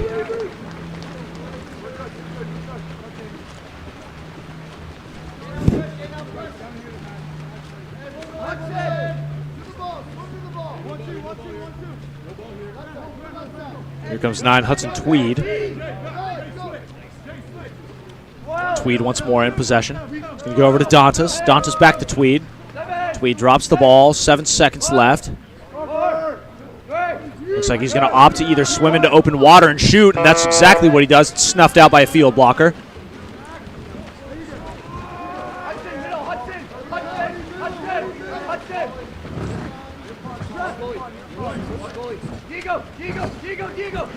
Ball goes up. Oaks Christian, Camden Coker in possession. Coker goes over to number 9, Wyatt Williamson. Williamson sets his man. Foul. Ball comes back. Number 6, Kane Fogg down. Trying to squeeze it near side, can't get it. Number 4, Saul Biddle again. And now an ejection on Oaks Christian. Timeout, Cathedral Catholic. Got to see what Tommy Corcoran has got planned up for Cathedral Catholic on this timeout. And it looks like it's going to be a 30-second, and they're just going to go set up a 6-on-5.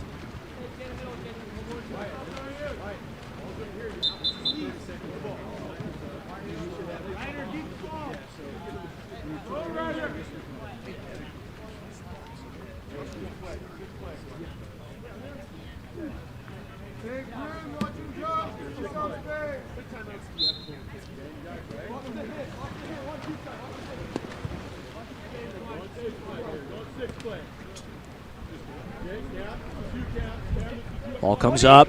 Cathedral Catholic almost had a shot there. Bad pass. Looked like Max Arnold really wanted to pull the trigger there. Goes over to the pocket. Gets hit as he shoots, and it goes right to the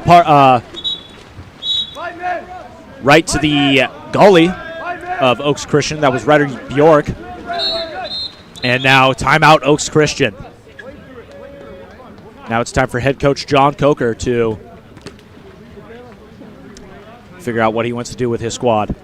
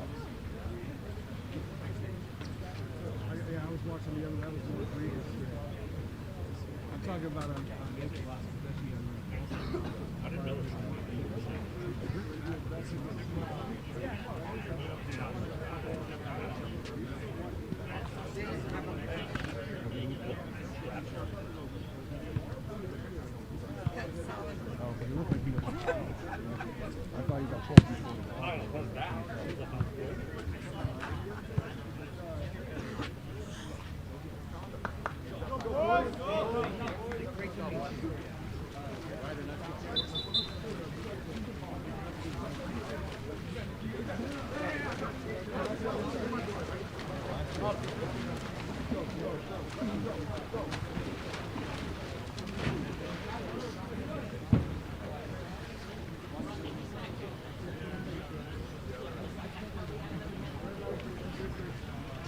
right, here we go. Hey, 16 changes fast to 5. So 16 for us, 118. Hey, watch one round. Dive and hook. Aim in your high ball. Aim in your high. Third base. Good ball movement to start off this timeout play here in the second quarter. Oaks Christian maybe looking for a post. Nice little bar in smackdown here for number 4 on Oaks Christian, Saul Biddle.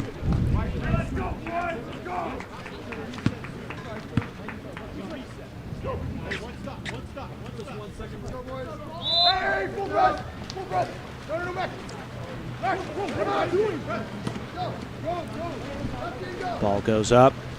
Colin McPhail.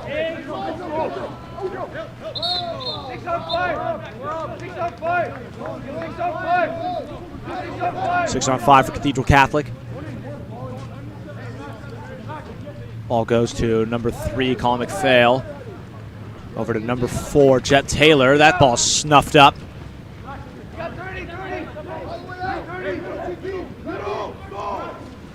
Lob threat off to the post. Cathedral Catholic rains it down and brings it in. Grayson Taylor with the goal.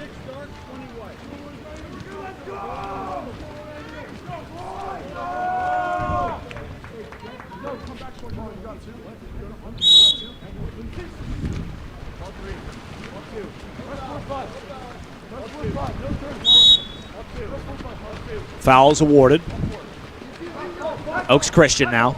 Goes down line. Maybe looking in. Goalie is out. Can't go in. Pop it live.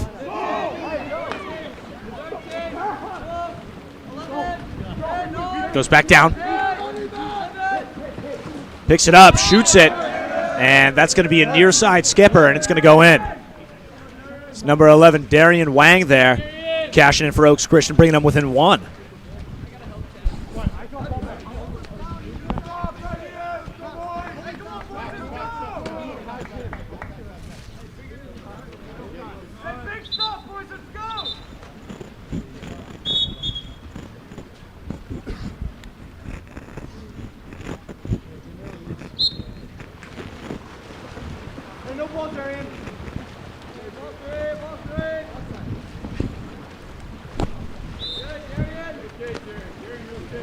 The score is updated. It is 6-5 Cathedral Catholic, and Oaks Christian has 5.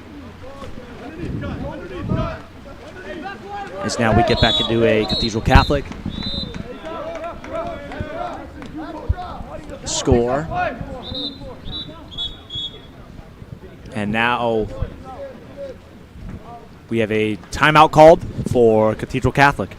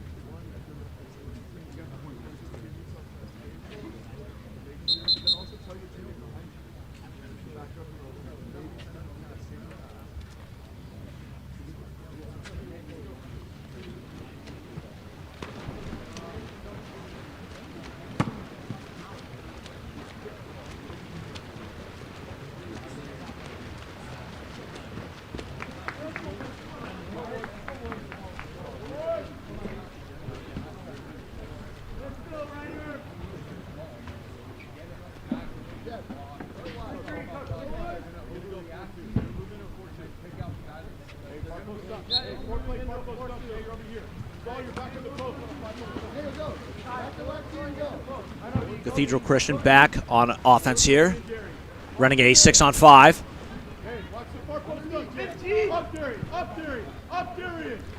Going up here. Oh, that's going to get stolen away by Oaks Christian. Huge heads-up play there by Wyatt Williamson.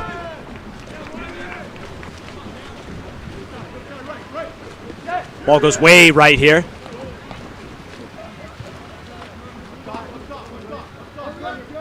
Looking top side. That's 7 Camden Coker. Goes now to Wyatt Williamson. Down 1. And that's going to be an exclusion here. And Cathedral Catholic's going to be forced to play some 5-man D. Ball's moved down to the 6, all the way back up to the 5, up to the 1. Back here, 4, now to 5. Good ball movement here from Oaks Christian. We're going to go to Eamon Brunn. Brunn's going to let one go, and he cashes in. It's Eamon Brunn making good for Oaks Christian, as now we're all tied up at 6 apiece.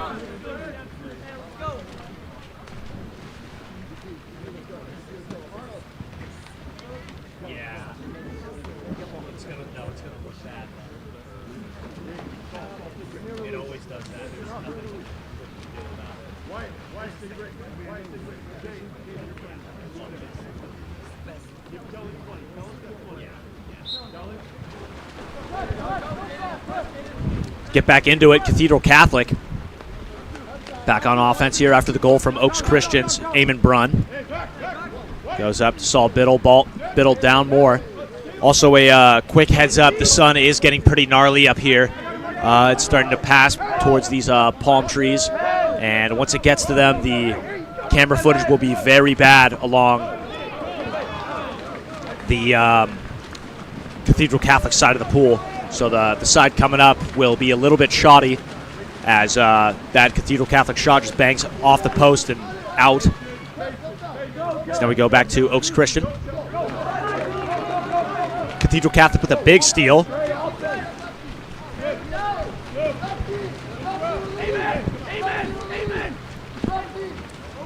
Ball up here. Eamon Brunn now. It's going to be a foot race. It actually flicks by him and goes to Jake Patel. Patel goes up to Brunn.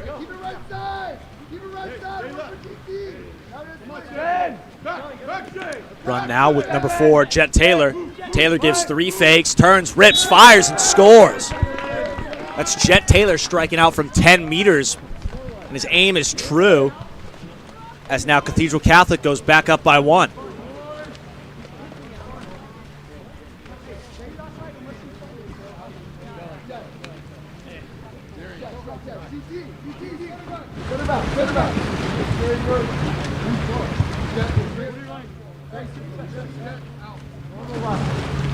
Just push, go X3.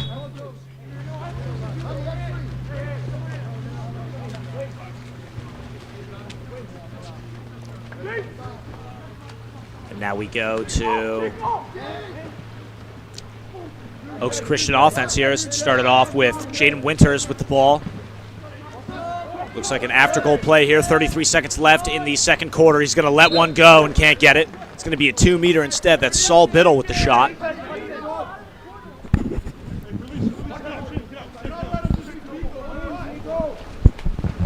Biddle again, he's going to dish it over to Coker. Goes now to Wyatt Williamson. And it's going to be a 6-on-5. It's going to be another kick out. It's going to go to Wyatt Williamson.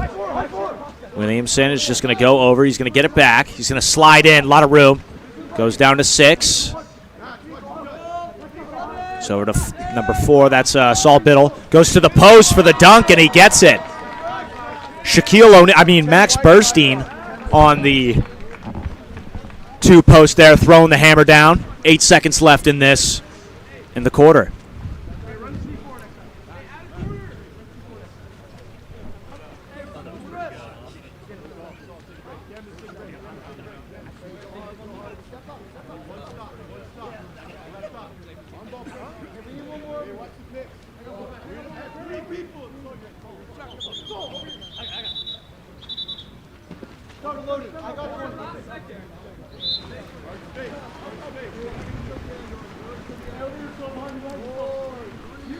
Back after the dunk by Oaks Christian. We're coming to the end of the quarter with a shot attempt by Cathedral Catholic's Oren Penning out of the cage. Score check. We're all tied up at 7 apiece as we go into this half.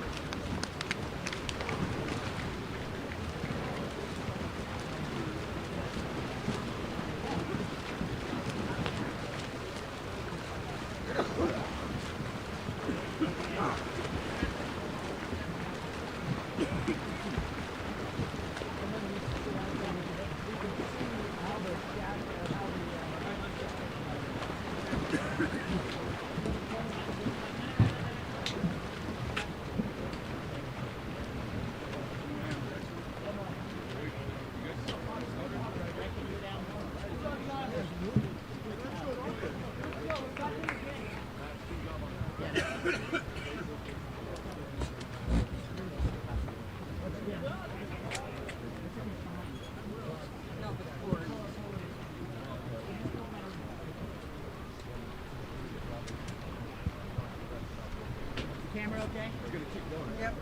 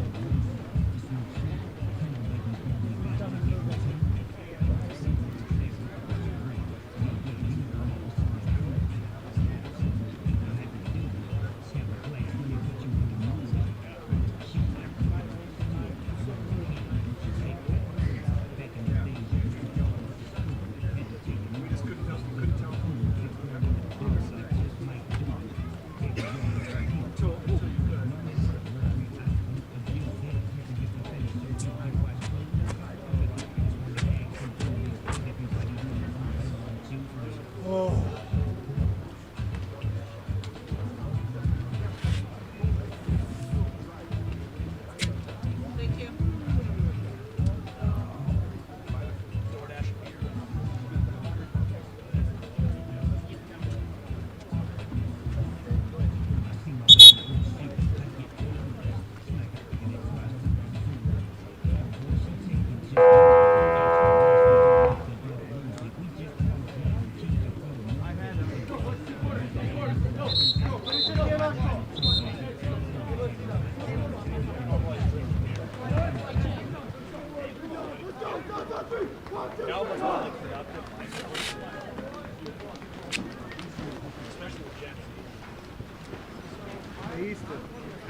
That'd be the greatest piece of legislation ever passed in this country.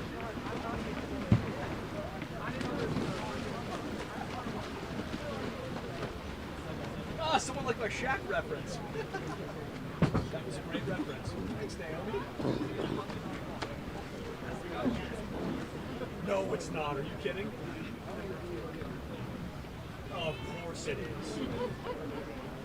Did he score that? I can't wait. No. You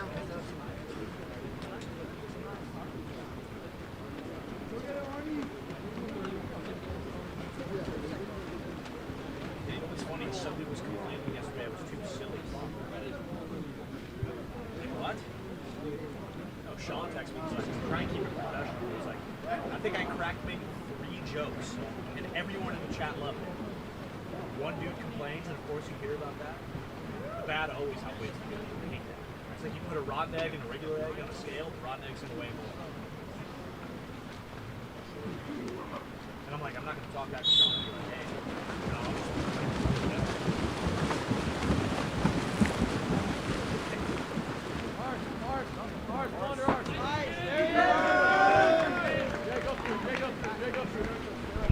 Welcome back to the third quarter here of Cathedral Catholic versus Oaks Christian.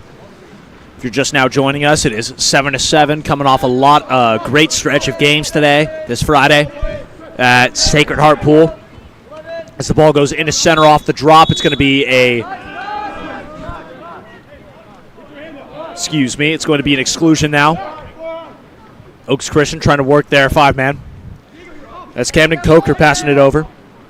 Getting up to his speedo there. Coker did the same, and it's going to get field blocked and gone. And we're going to be a kick out. We're going to be down 1 man. Oaks Christian down 1 man in the transition.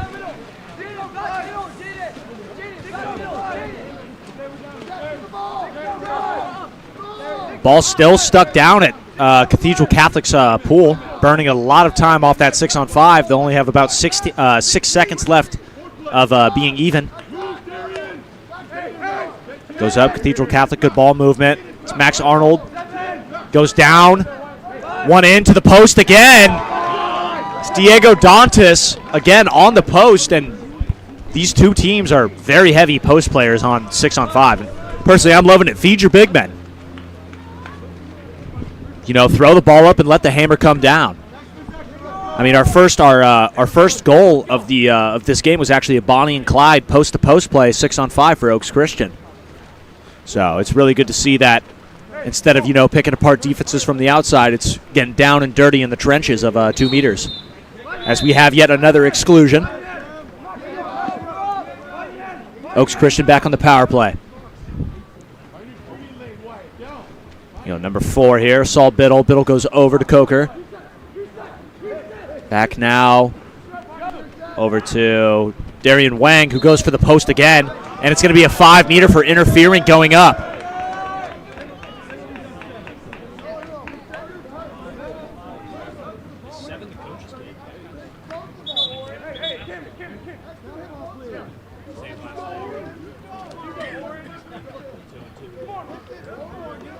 So we wait on the offering here. Number 9, Wyatt Williamson.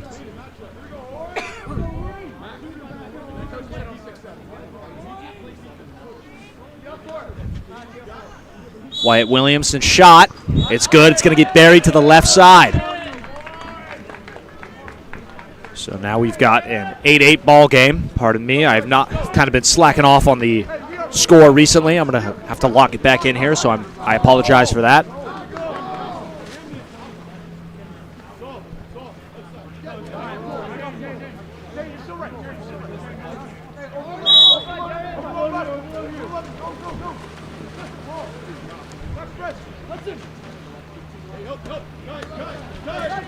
Goes down to Cathedral Catholic, all the way over to Jet Taylor.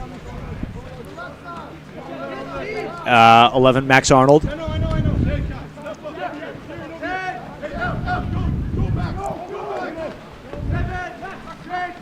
Good passing here from Oaks Christian, all the way over to number 9, Hudson Tweed, who lets one go, and it's going to be tipped outside of the cage.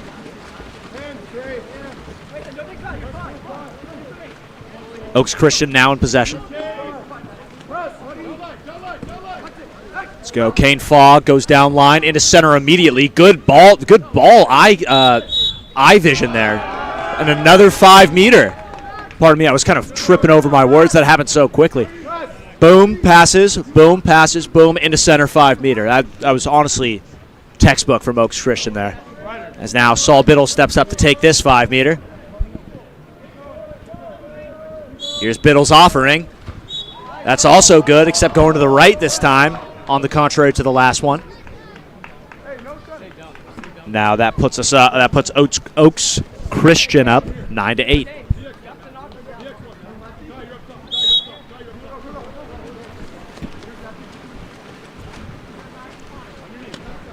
Cathedral Catholic now in possession, pardon me. Jet Taylor starting to trip over my words here, I apologize. As the ball comes down to the 5 spot with Eamon Brunn. Brunn goes back up top here with Jet Taylor, who lets one go and puts it away from 10 to 12 meters out. No fakes given there as he just picks it up and rips. Jet Taylor giving turn and burn a whole new meeting off that catch and shoot. Ooh.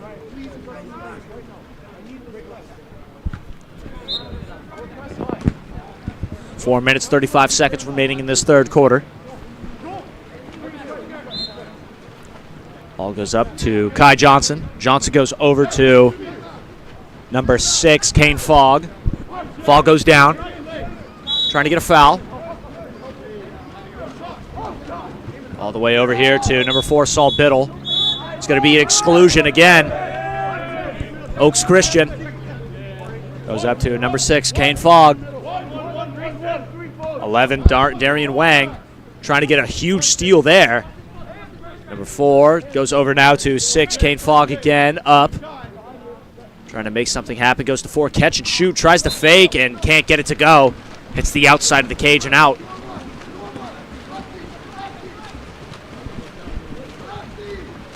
Ball's up. Cathedral Catholic really pushing it. Goes all the way over here to 9, Hudson Tweed. Tweed's going to get up, fake, and opt to go away with it. Try and set it up. Jet Taylor at the top here with the ball. Taylor passes over to Max Brunn. Brunn gets inside, fouled hard. He's going to go down to the 5. Fouled again. He does have center with 4 seconds left. Now he didn't. He's going to have to press up, maybe go for a cheeky catch and shoot. Can't get it. Shot clock violation now, and you came up on the wrong side of the ball. Jack Davis is now down on the counter. Goes to Saul Biddle now. Looks like Biddle on a one-on-one here. He does now have center inside water. It's going to be a 5-meter. Max Burstein drawing yet another 5 meters, so Oaks Christian now has had 3 5 meters in a row.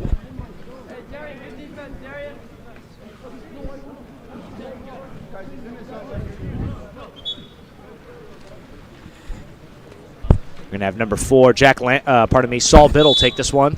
Here's Biddle. Biddle goes right once again and cashes that one in.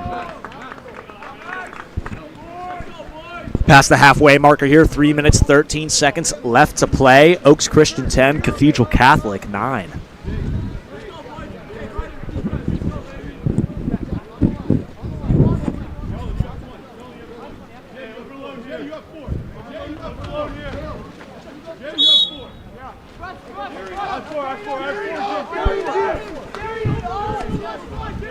Ball goes up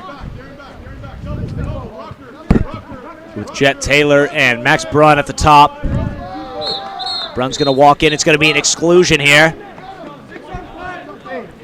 6 on 5 here. Max Brunn goes all the way over here to 9, Hudson Tweed.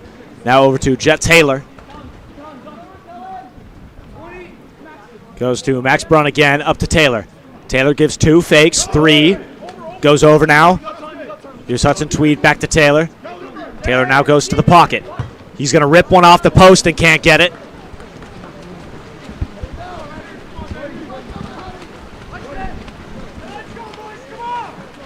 Here comes Oaks Christian. Here's number 8, Kai Johnson. Goes all the way over here to number 11, Darian Wang. Wang's going to pick it up, go to 6, Kane Fogg. Another exclusion. Seen a lot of exclusions today between these teams. Virtually saw none throughout the first half of the day, or the first couple of games. Now they're in all of abundance. So now we go to number 6, Fogg, who goes over to Wang. And it looks like it's going to be a 6 on 4. 6 on 4, they're going to want to hit him. Wide open. Cashes in. It's number 11, Darian Wang. They found the open man on the 6 on 4. Not a blocker in sight there.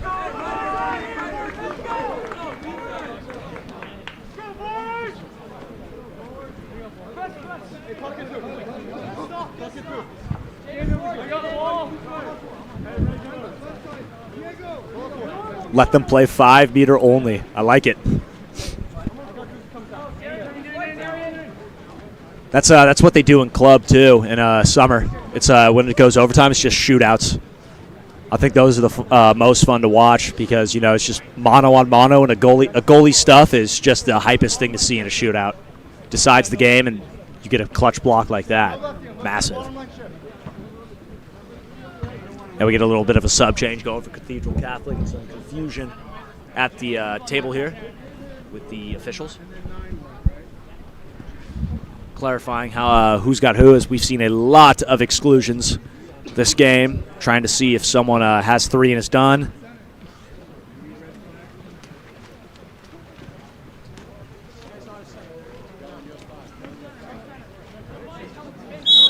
Ball goes up. Catholic back in possession. Go immediately here to the 1-2 side with Max Brunn. Brunn goes over to number 11. That's Max Arnold. Foul's awarded. Brunn, he goes down here to Arnold. Arnold goes back up. Good ball movement here. Wow, what a pass from Jet Taylor. Doesn't even look. That could have been a better pass. That's got to be wet in his hands. Good ball knowledge from Taylor there. He knew exactly where he wanted to go with that pass. He's got to put it in the water, though. It's got to be right in front of him. Step to the ball, finish, goal. Instead, he put it like too close on his hand without it touching water. And you got to knock it down at that point. A drop's coming.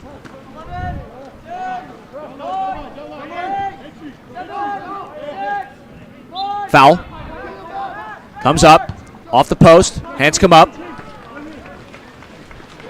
Catholic holds on against an Oaks Christian offensive assault there. We get about 30 seconds of shot and game clock difference here. 45 seconds remaining in the quarter. Ball comes immediately out to Max Arnold. Arnold scooting in, gets faked and hit. Ordinary is awarded.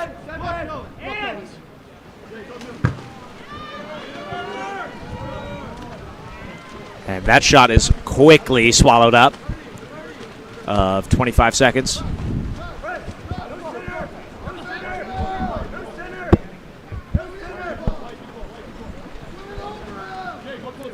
Ball's finally outletted after almost 15 seconds, half the possession. Big turn. Foul's awarded. Hands come up. He's just going to take off. Smart. He's going to dish back. It's going to be a push-off, and he's wide open, and he can't get to him. He's going to get kicked out to deny him. Goalie's out. 7 seconds. The lob shot, and he can't get it. He turns it over. And that's it.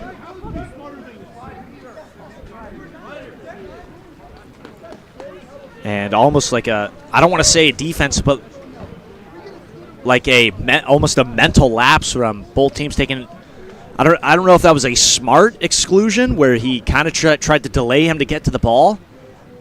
But at that point, I feel like you have to finish that. If everyone's calling out goalie, you can feel him on your back. It's a one-on-one. Just leg up and shoot it, and you're going to score.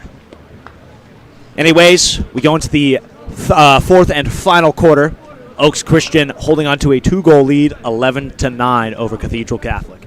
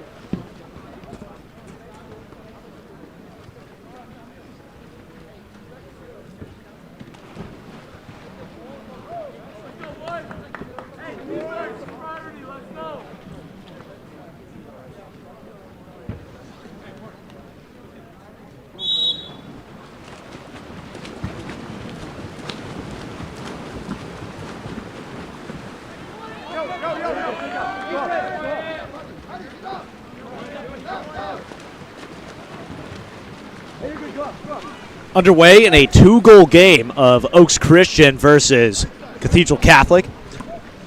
Cathedral Catholic trying to hang desperately on to their undefeated record so far this season. This tournament. As that lob shot from Oaks Christian off the mark.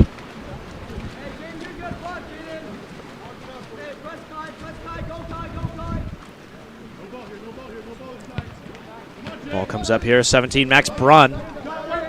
Brunn goes over quite quickly to Taylor. Taylor goes down line. Taylor looking inside, Taylor. That was an absolute rocket. Thing came straight out of a bazooka off to the other post. No fake, no nothing, just straight gas. One in the chamber as Jet Taylor lets that one fly off to the post. Oaks Christian.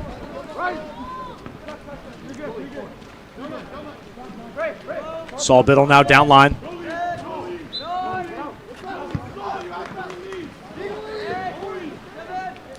Center play, absolutely. I mean, that's pure domination from center out there from Max Burstein, pardon me, with, I believe, his second or third of the game for Oaks Christian.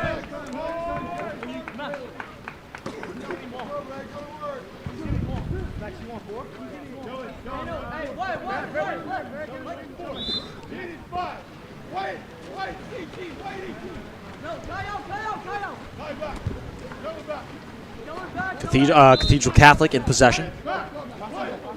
Go over to Jet Taylor. Now over to Arnold.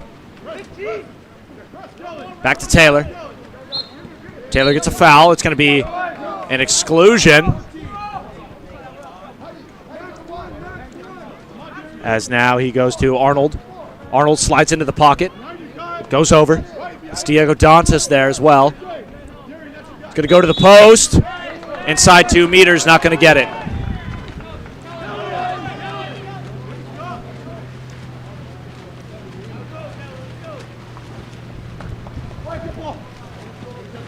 Oaks Christian now. Goes up to 8. Kai Johnson. Johnson dishes to 9. Wyatt Williamson looking for the drive. Johnson goes for a post up and then backs out. Struggled up. He's going to look for a shot here. Goes inside center. It's going to be a bad pass plus an offensive.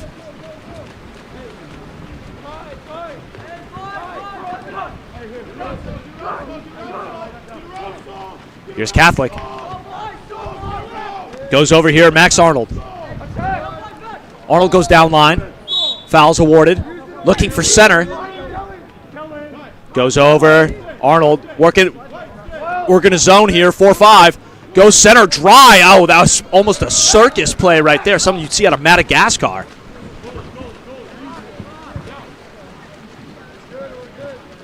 I mean, yeah, I'm being surprised. That's something you never see, a dry pass out of center, and he almost flicks it back and in. You got to have some serious hand-eye coordination for that as the ball comes out. And the officials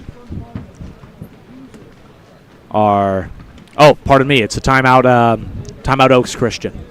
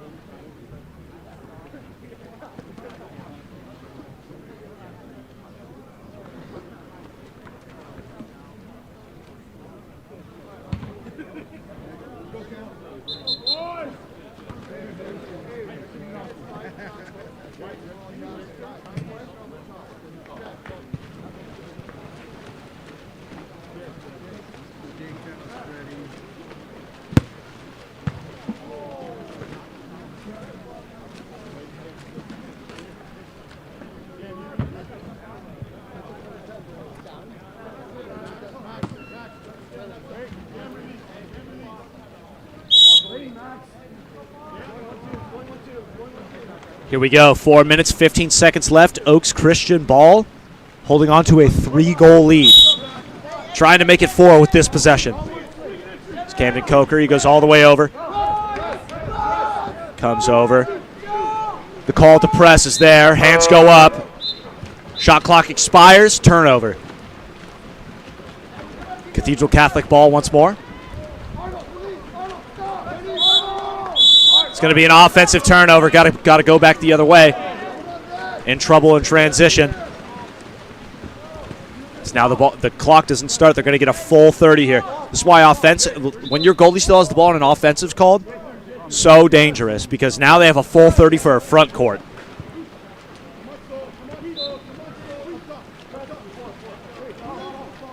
Goes 7. Brunn. And they're going to toss that ball away.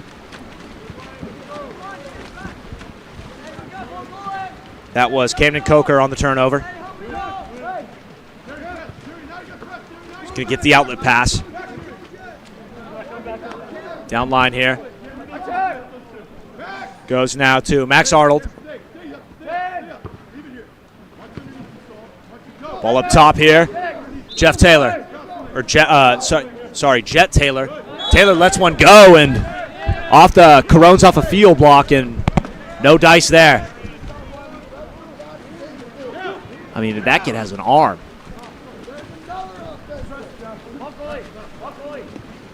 Now we go back. Great pass there. Tom Brady in the pocket as Oaks Christian comes back. And Wyatt Williamson goes back down. Good passes here from Oaks Christian. Inside, and it's going to be touches his head. The goalie's going to get ejected.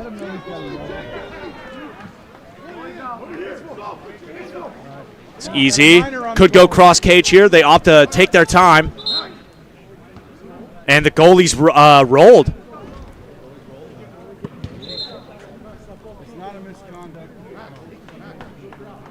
Ball comes out. And just to check with the official really quick. So just an exclusion? Or is he done? He's out for the game? And it looks like this time the goalie is rolled. And he is out for the remainder of this game. Oh, just the penalty? So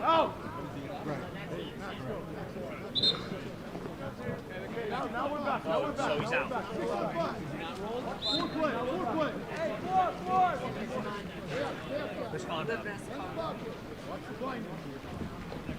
So that means the goalie off that misconduct there is done for the game. Oren Penning is now done for Cathedral Catholic, as now that's comes up big save on the 6-on-5 with no goalie. Cathedral Catholic holds on with Jet Taylor in the goal, gets the block. And now Luke Anderson, the backup goalie, will come in for Cathedral Catholic as they chase a 3-goal lead.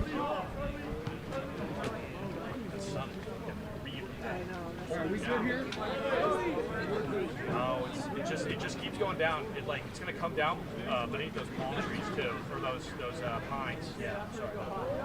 That's what I'm saying. Because I'm like, I can't see. And these are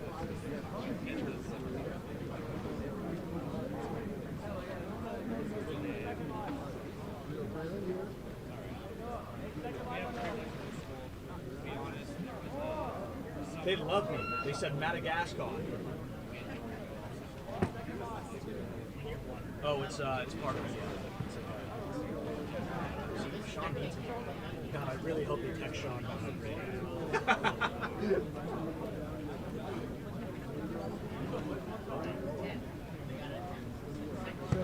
feel like Sean was How many timeouts? mistakes. Really does. Not even a year. Actually, yeah, no, a year. We did this last year. And now that I'm up in Utah, I can do it more. It's easy for him to fly out. He's usually always going.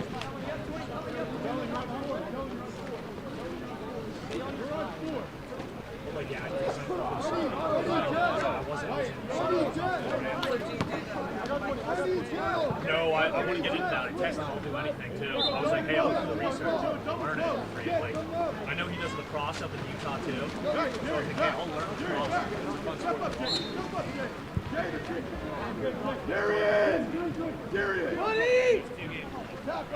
Back in play off the timeout. Foul's awarded. He's going to let one go. No, he's not. He's going to opt to pass, and it's going to be an offensive instead.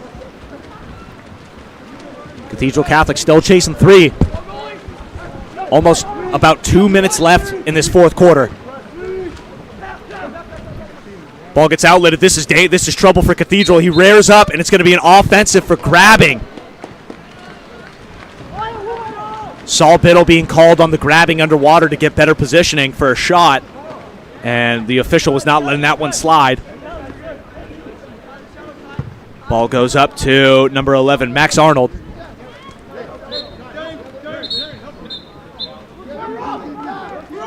Number 4, that was Jet Taylor with the pass. Now they're up again. Oaks Christian forced to play 5-man. Cathedral could steal a goal here. 1 minute 30. They have to move quick. They have to score here. Jet Taylor goes over. Back again. Good pass. Lets it go, and they do score. That is Diego Dantas right there, cashing that one in. And that's a very clutch goal there for Cathedral Catholic to put them within 2. I apologize, these two teams. I'm so confusing their names. It's Oaks Christian and Cathedral Catholic, so I'm always saying Cathedral Christian and Oaks Catholic. So I apologize again for butchering the names of the teams. Anyways, back to the action. We go Oaks Christian. Number 10, Jaden Winters. Goes over Camden Coker. Goes over to number 9, Wyatt Williamson. Now Camden Coker again. Pardon me, he went back to Williamson. Williamson swings it way over. Here comes a shot. Lets it go, and it's a clutch block. And another timeout called by Cathedral Christian with less than a minute to play. Cathedral Catholic, pardon me. 55 seconds left to play.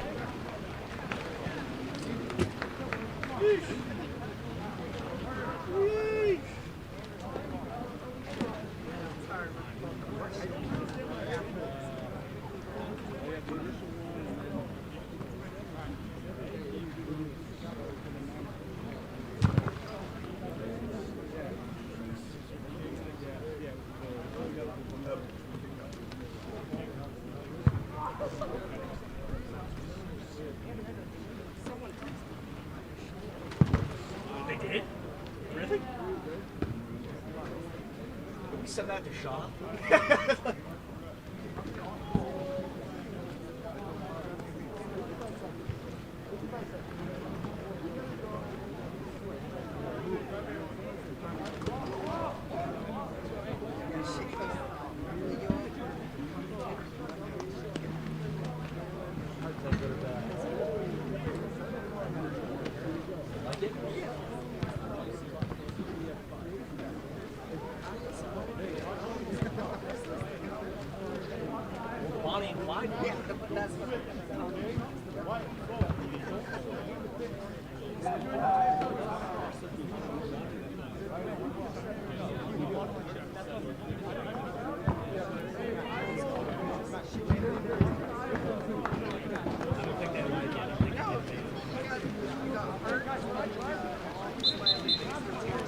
Let's go.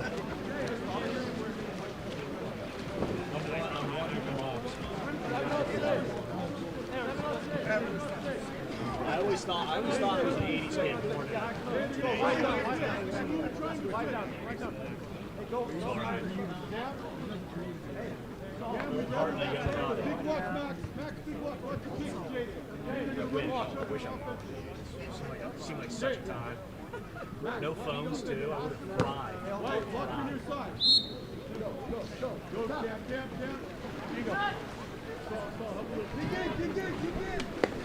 Cathedral Catholic here. 47 seconds. They need a goal. 6 on 5. It's a bad pass, though. That's going to cost him if he steals, and they do get the steal, and it's going to go the other way. The goalie's out. All he's got to do is pop the ball.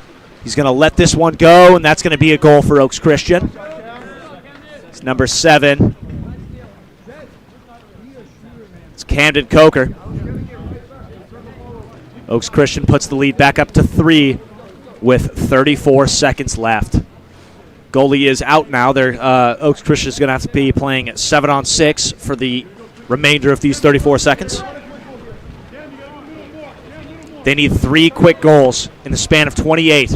Picks it up, rips it. He's going to pop the ball. He's going to swim it out. 26 seconds left. They're going to dish out here. And Oaks Christian now playing keep away with 20 seconds left on the clock.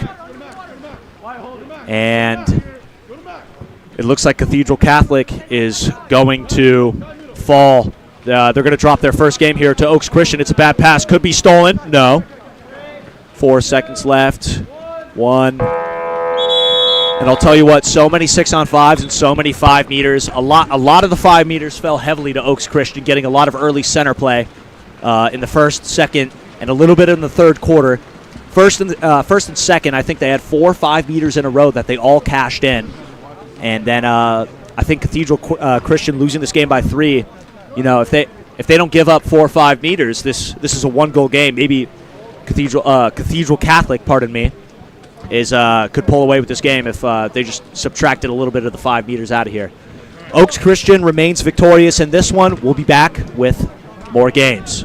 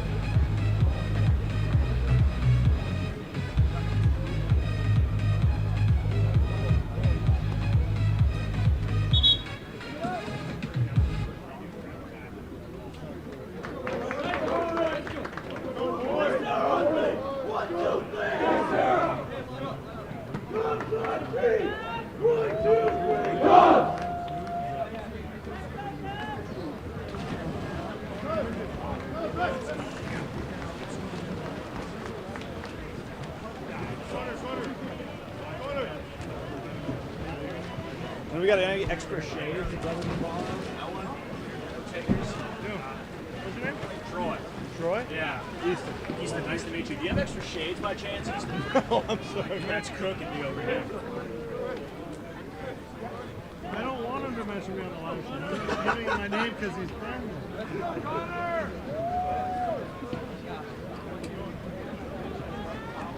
Alright, can I get you to reset the shot back for me?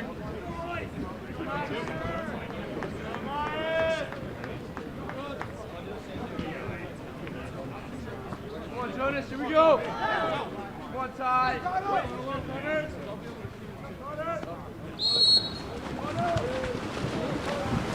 We're off with yet another matchup here. This time we got a SoCal showdown between Loyola and Jay Serra. Both having spectacular tournaments so far. As the ball's getting outlet quickly down to one. Jay Serra been pretty dominant in their center play. Loyola as well. Holy cow, it's hasn't even been 15 seconds yet. I'm still checking my rosters. We got Barry Allen on the other team. Let's see who that is. It's number 7, Taylor Bell, striking quite quickly as he puts up Jay Serra by 1 already. Not even 15 seconds have elapsed in this game, and Jay Serra strikes already. As I was saying, Jay Serra, phenomenal play so far. Loyola playing very well as likewise. Both actually very different on offense. Loyola ops, they love cycling drivers in on offense. See here, there's a drive in there. Exclusion. Jay Serra now forced to play 5-man for the first time this game. As Loyola gets set up here. Ball goes now to Connor Thompson. Thompson goes up here to Jake Lee. Lee goes over. 5, Charles Johnson, who had a spectacular game just 2 games ago, goes to Connor Thompson. Thompson goes over, shot blocked. Good field block there by Jay Serra's number 10, Dalton Haggard. Loyola's had very super good positive possessions and success on their drive-ins, while on the contrary, Jay Serra's getting those same positive possessions with their center play through Kyle Jackson. There's a shot from the perimeter, doesn't go. And Kyle Jackson boxes him out and grabs the rebound. And Jackson seen a lot of production already this weekend, as now we actually have a 5-meter. And Kyle Jackson's going to step up and take this one himself. His offer, it's good. He buries it from 5 meters out. The left-handed center puts them up by 2.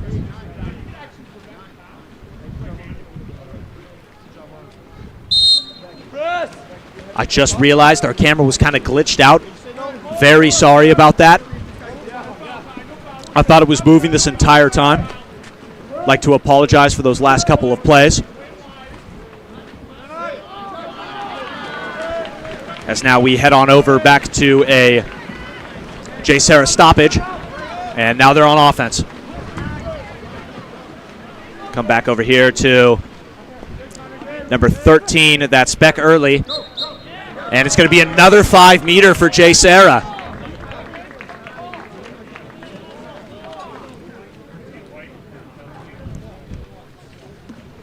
Apologies once again. I did not know that the camera wasn't working for a bit right there.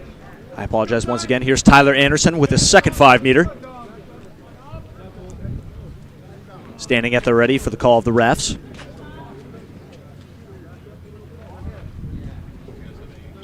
Anderson's offer. This one's goes for the same exact shot. This one a little too wide right and bangs off the post.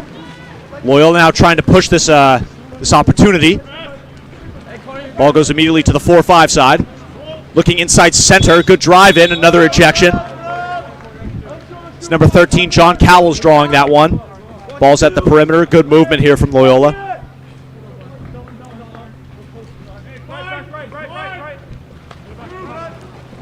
Gets hit hard. Big fakes here from Kyle Jackson. Goes over. And that one's going to be put in just barely off the fingertips here. Jake Lee cuts them within one.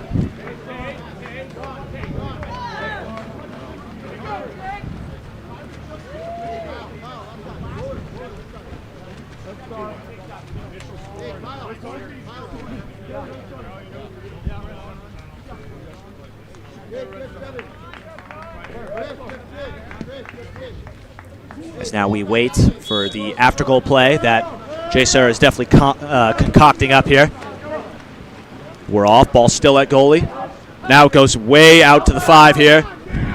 It's number 7, Taylor Bell. Taylor Bell goes inside center almost immediately. It's an ordinary. Never mind. Now it becomes an exclusion. Strong by the driver, Milan Sumik. Of course, let me know if I'm pronouncing that wrong. Goes up to number 13, Beck Early. Now over to Jackson. Back over. Good ball movement from J. Serra. Might take this inside for a 1-in. Opts to not to. Stays center. Jackson comes into the pocket. Back over to 1. Good ball movement for the post, who is virtually wide open and slams it home. It's number 8, Colt Bradley. And Bradley's going to make it a 2-score game. J. Serra 3, Loyola 1.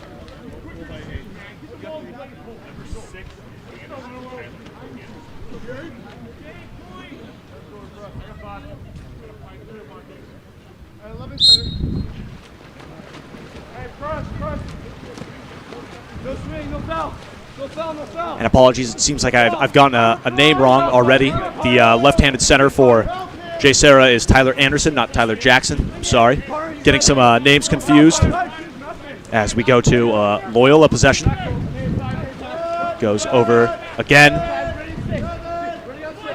It's Jake Maniscalco. Trying to get a foul, does. Outside the cone here, Marcus Wooler pops it. He's inside. He chooses to dump.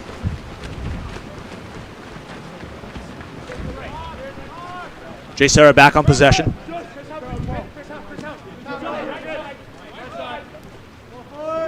Here's 13, Beck Early. Early has a lot of open water he can move into. He could have worked the one-man right there with Anderson. Does choose not to. It's now an overpass. 10 seconds left here. He's going to go in. Driver almost virtually wide open. He's going to turn up and bury it cross cage. Taylor Bell that time with the strike coming in. And J. Serra starting to find a little bit of a groove here on offense.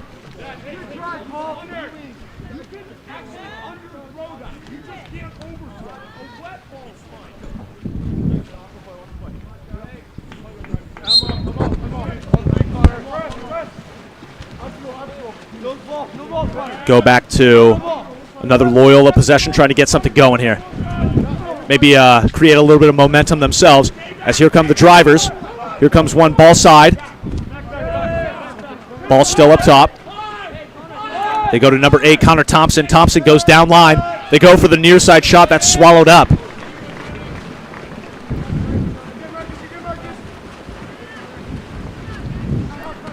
Jay Serra with the outlet on the counter. That's 13. Beck early again. Looking middle. Goes wide one. And that one either catches the post or a field blocker. And it's not going to go. And now we have an ejection in transition and a 30-second timeout taken by Loyola.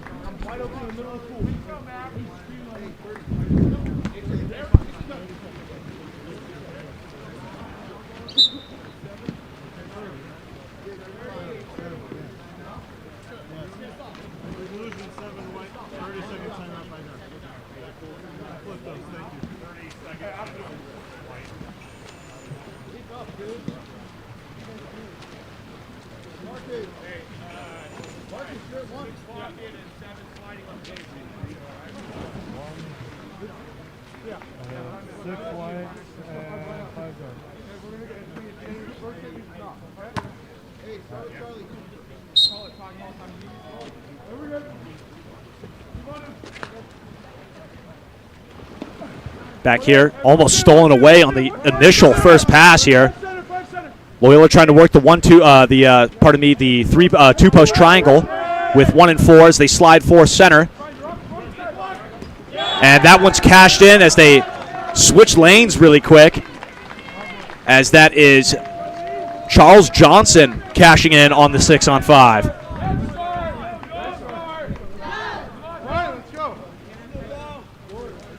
As now we go to the Jay Serra possession with 2 minutes, 21 seconds left.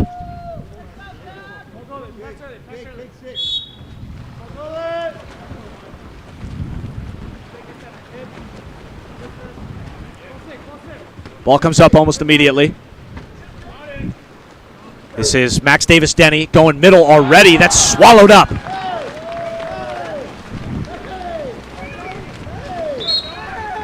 And there's an exclusion there in the backcourt.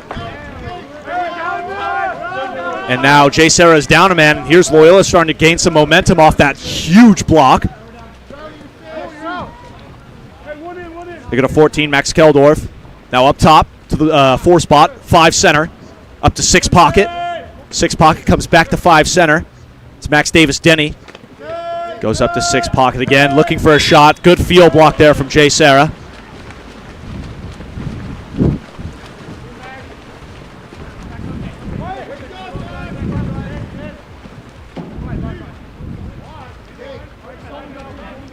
Ball comes over here to Connor Coleman.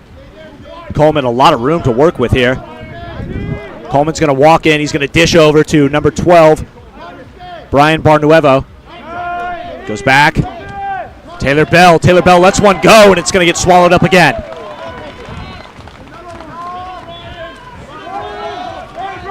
Here comes the counter.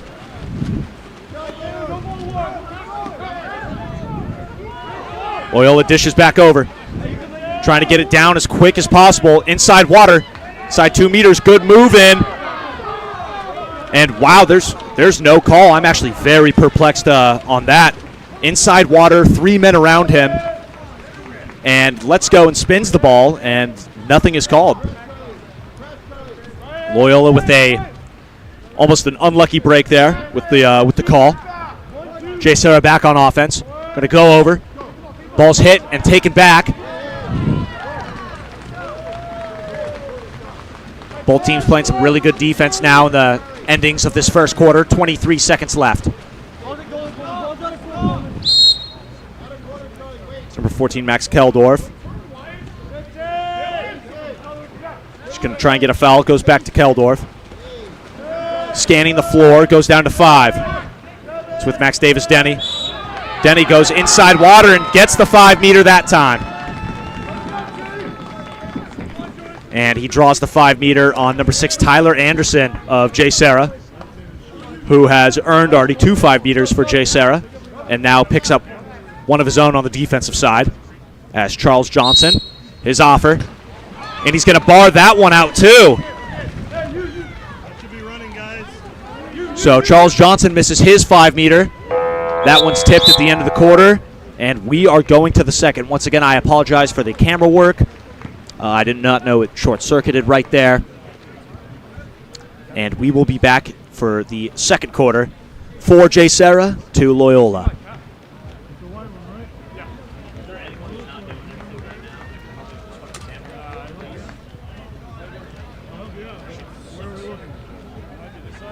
Alright, let's try.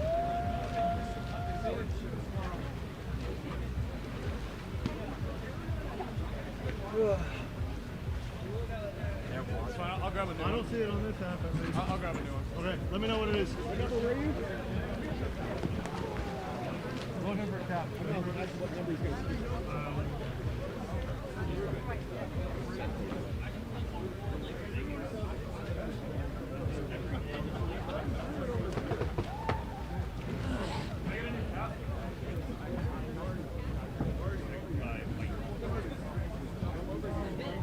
How we doing? Not bad. I remember I have an extra hat in my bag. That helps. Really? That helps. If I can use Yeah. it. I'm manning this whole thing Hold myself, on. dude. I'm locked in. Then at halftime, I'll tell you where. All right.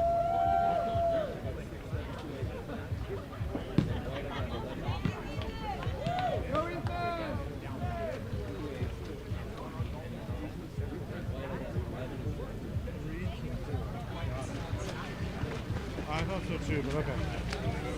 All right, guys, we have a captain.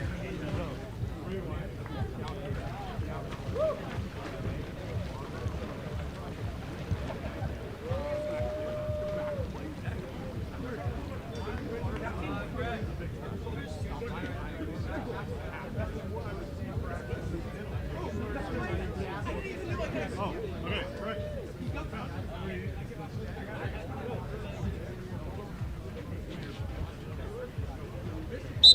So at halftime, I have in the back right hand corner of the room, I have a red duffel. Rummage around there, there should be a blue hat in there somewhere. Thanks. Big preach.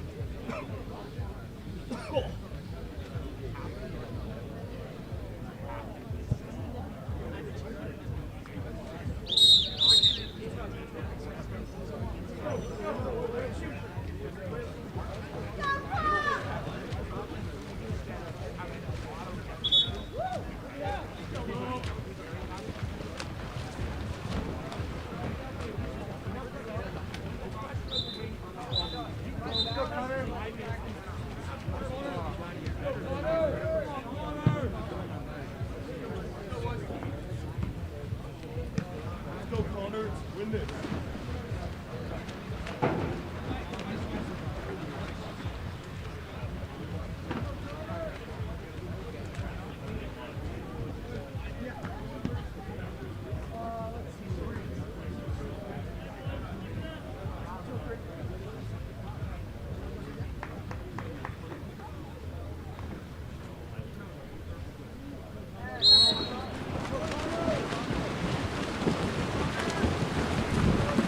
Underway with the second quarter here of Loyola versus J. Serra.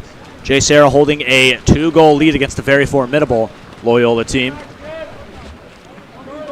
Both squads showing very good discipline and poise on their offense, getting a lot of opportunities on 6-on-5s and 5 meters alike.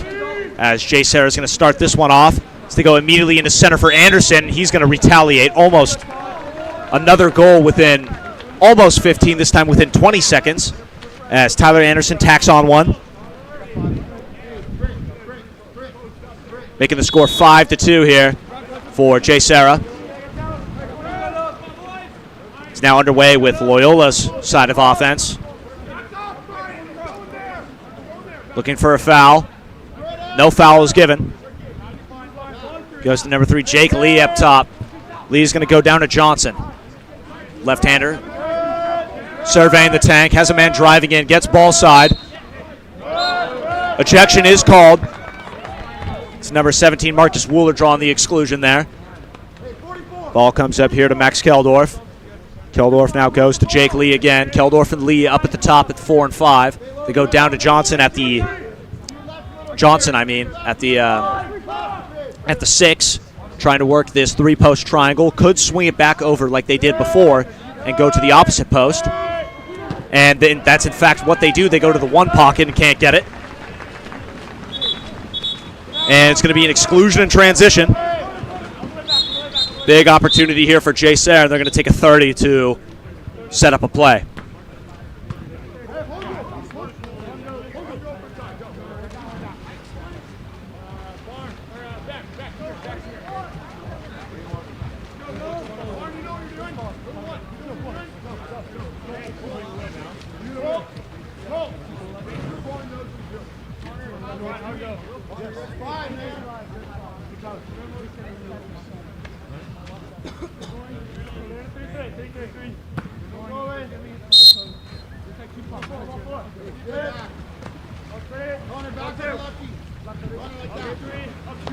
Ball comes up. Number 10, Caleb Yost.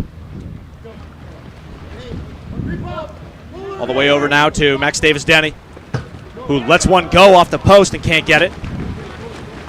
Pardon me, that was Taylor Bell with the shot.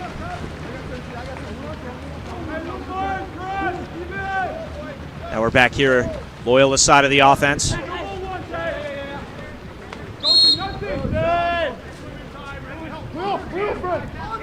Loyola now goes here. Marcus Wooler at the 5. Goes up top.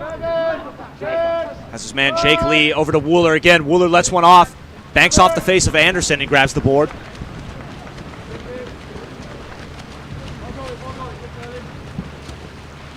Ball immediately outlet to the 4-5 side. Now over to Dalton Haggard. Haggard goes now. 18 into center. One-man zone. He's going to bury that one. It's number 8, Colt Bradley right there for Jay Sayre. Coming in and make things happen. Bringing their lead up to 4 against Loyola.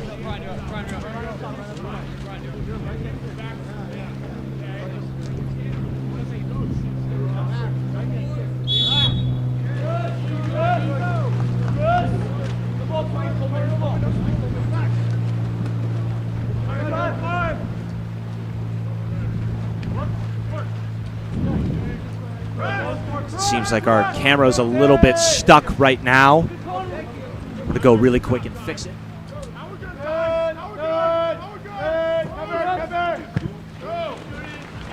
We'll move that down.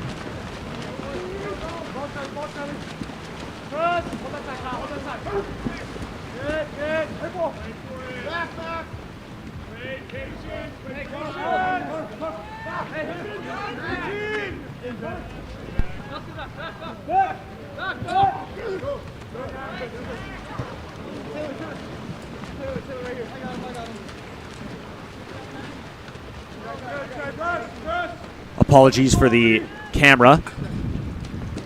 Seems to be stuck on a panel as now we come back in to a Loyola play. Goes all the way over here to number 5. That's Johnson. Johnson takes a shot. It's lobbed and goes nowhere.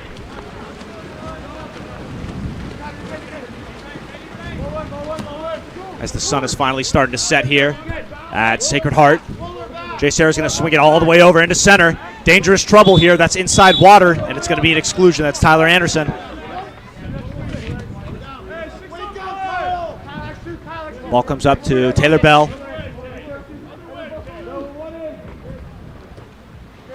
Bell goes back up. Back to him.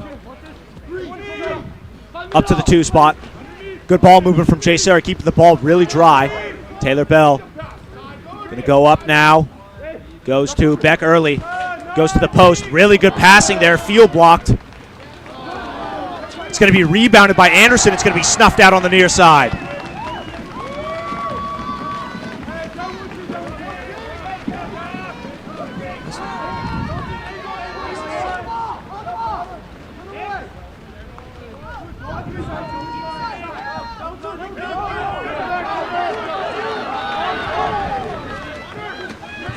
And now here comes a counterattack opportunity. Snuffed out. The one on nobody proves to be unsuccessful. as Jay Serra's Connor Coleman can't find the back of the cage. Pops it live, gets an ordinary.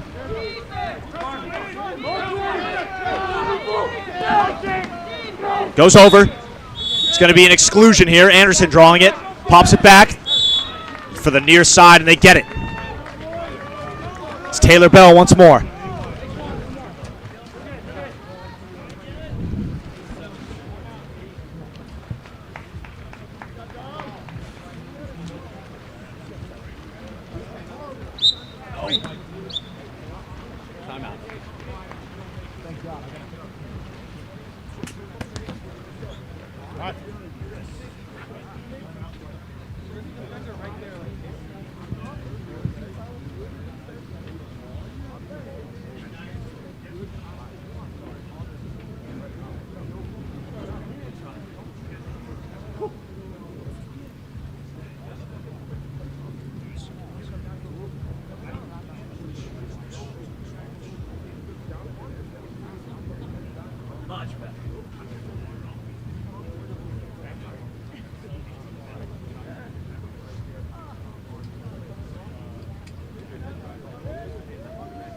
Again, sorry for the camera troubles. Was just looking on there, realized that you can't even see some of the right of the pool. So we just adjusted here, and now you should be able to see the entirety of it when we pan over. Just going to check the left really quick, and we should be good to go. Again, apologies about that. Sometimes our equipment gets on the fritz, and I'm no Mr. Miyagi when it comes to that kind of stuff, but hopefully we got it done. And as we wait for this timeout, we'll get right back to the action.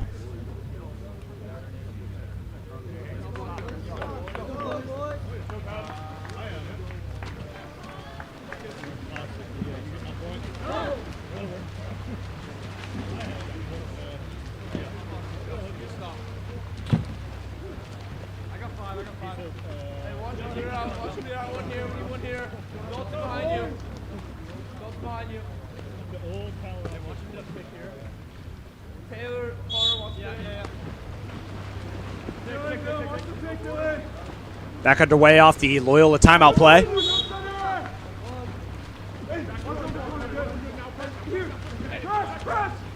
Trying to move the ball around here with Charles Johnson. Johnson at the 4 being pushed out. He goes immediately for the catch and shoot, and it's going to get field blocked with authority. That's Marcus Wooler with the shot. Couldn't get it to go, and now a counterattack for Jay Serra. Another one-on-nobody attempt. This one's going to get cashed in as number 10, Dalton Haggard, that time on the counter, gets it.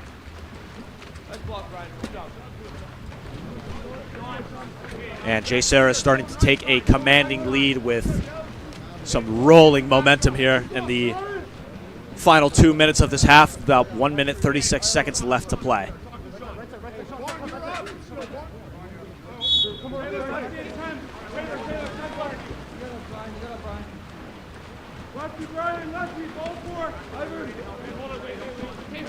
Ball comes now over here to Caleb Yost. Yost dishes down.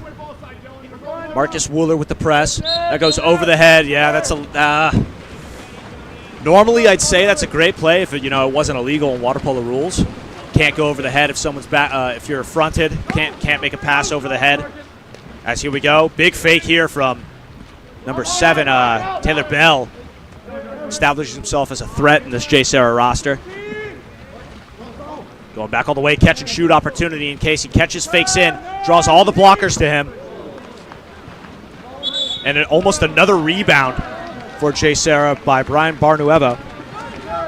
And that was Colt Bradley with the shot from the 4 spot.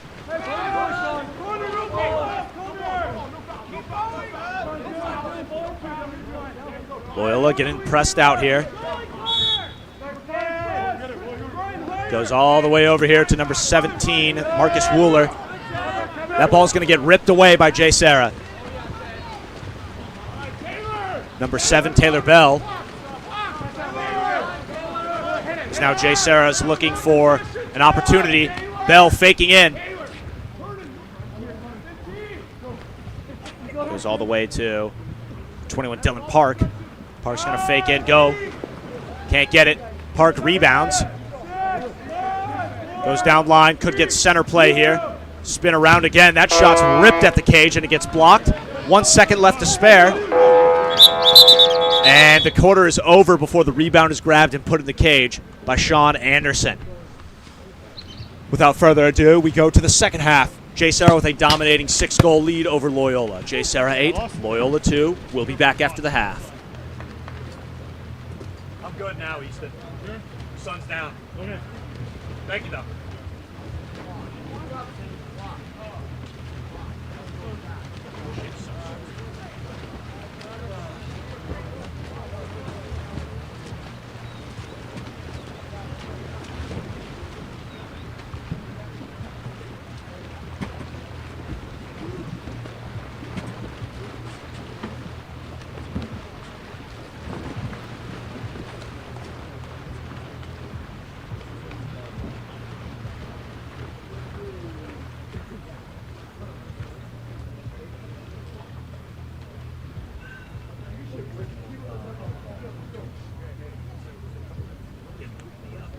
They call me the sandwich. It doesn't matter which way you flip me. You know what comes first. They call me the sandwich. It doesn't matter which way you flip me.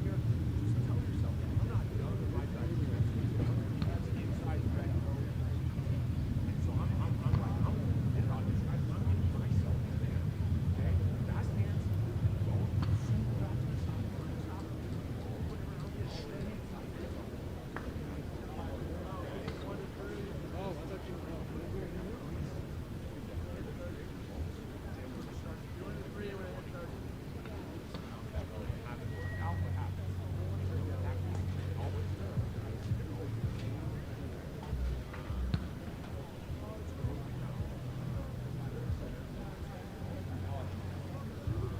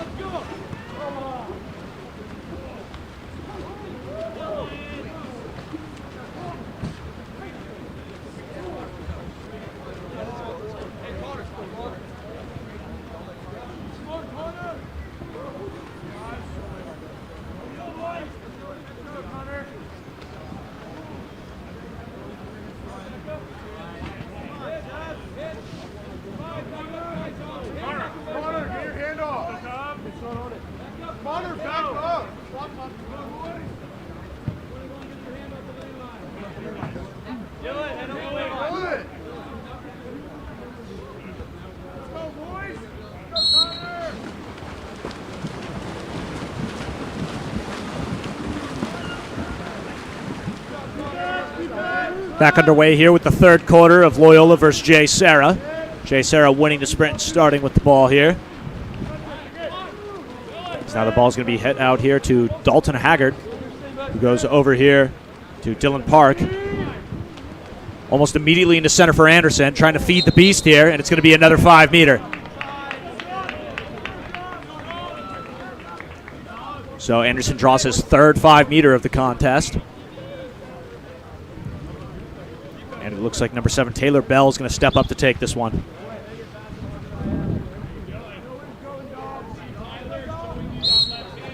Here's Bell's offer, and it's good. Buries it left side. And Jay Serra adds on to their already commanding lead against Loyola.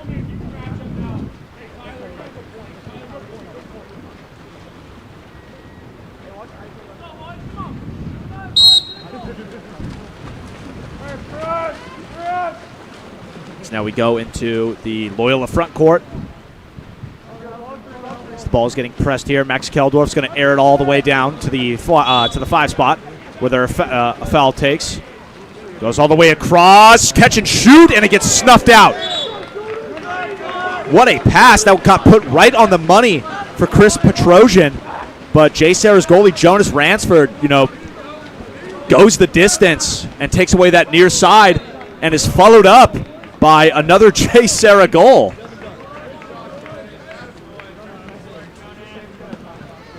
That's number 2, Gavin Conant, on the counterattack at the 1 spot, just turning and burning.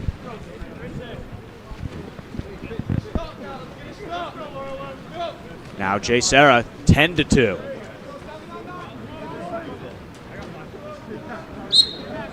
And they're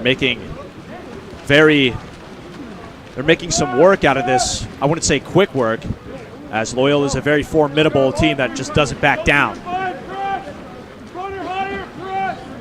14. That's Max Keldorf being pressed out. Keldorf goes over to John Cowles. Cowles is going to walk in. He's going to get hit. No foul awarded. It's going to be an ejection. They go immediately. Swarmed by the goalie. It's going to be a 5-meter. So now Loyola has a chance to put a third goal onto the board, with Jake Lee stepping up to take it.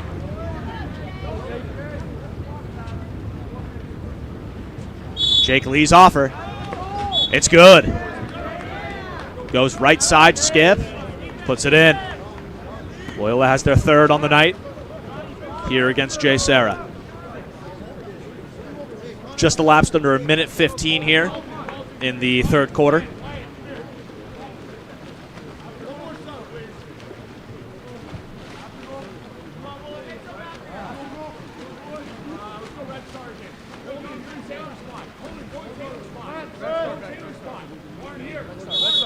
Now Jay Serra calling an after play called Red Star. I do not know what it entails, but I would assume maybe an ISO into a one-man zone for Tyler Anderson, their center.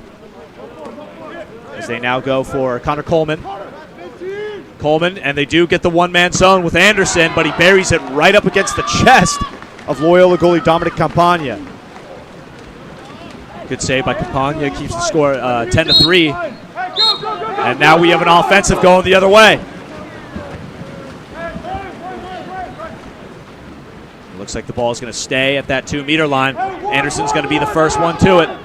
Calling 1. They go immediately. And it's going to be a 2-meter tip by Campagna.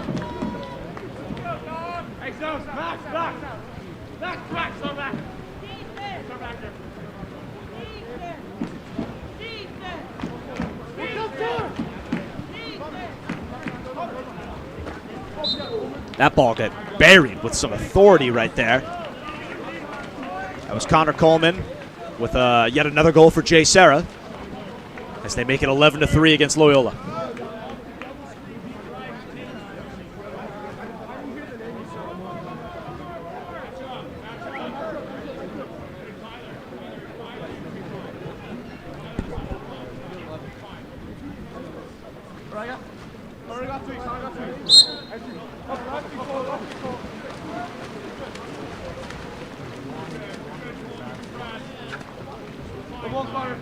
They go for the post up.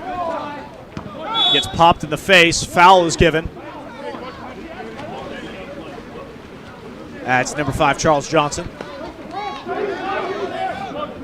Johnson with a one-man. And it's a bad pass. And ball is going to come out. And it looks like Tyler Anderson is visibly hurt.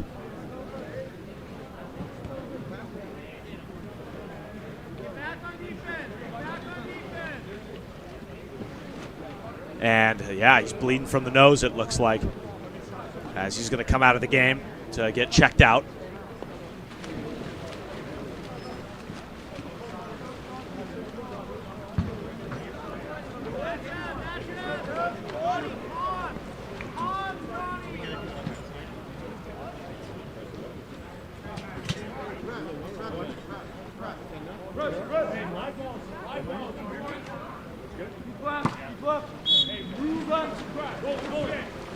And you can see Anderson over there visibly hurt, going on a walk.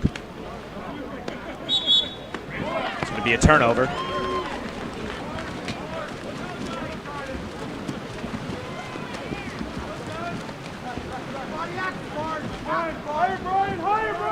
It's all the way over Loyola now.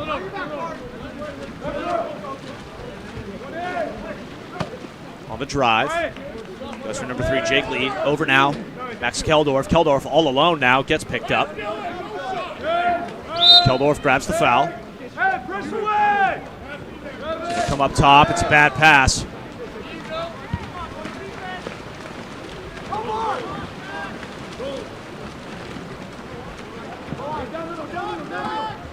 Ball now up here. 13, John, pardon me. That was number 13, Beck Early.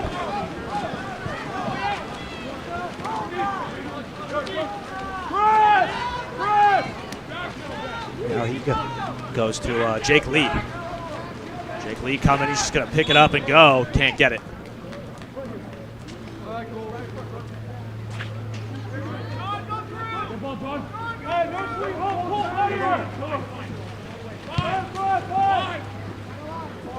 Goes all the way. Del Castillo now gets the foul. And another exclusion as he was behind the back. Sarah goes up. Goes to number 3, Lee again. Looking for Davis Denny and Lee trying to make something happen here. John Cowles now goes back to Cowles. Almost had a catch and shoot play. Instead, they opt to go like right here. Max Davis Denny. Try and squeeze it near side. They can't. The rebound is grabbed, though. Fresh 30 for Loyola.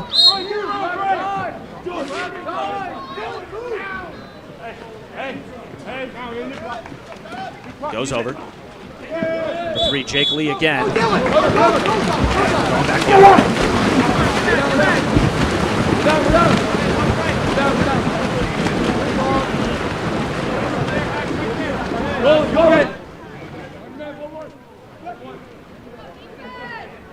Ball comes back down here.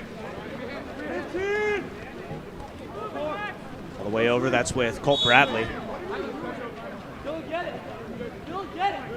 Bradley goes all the way over.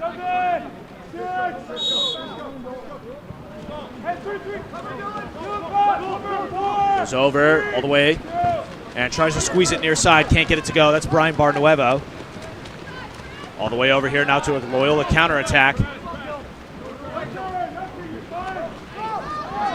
Still going. Chris Petrosian. Petrosian trying to get inside. Gets the lob and he puts it in.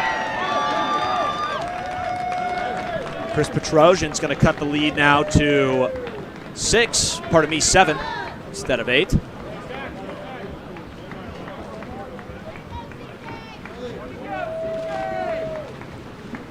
And we have a bit of a line change for the two teams.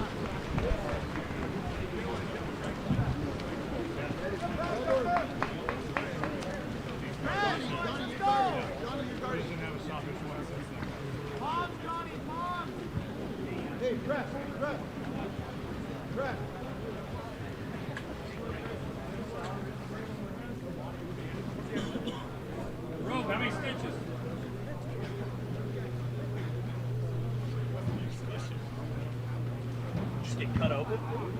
Is it bad? Did you see?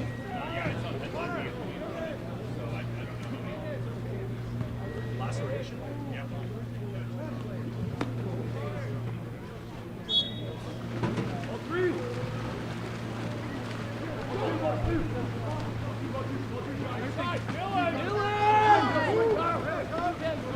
Ball comes up.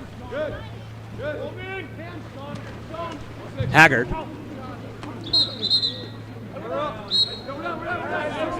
Jay Serra down now.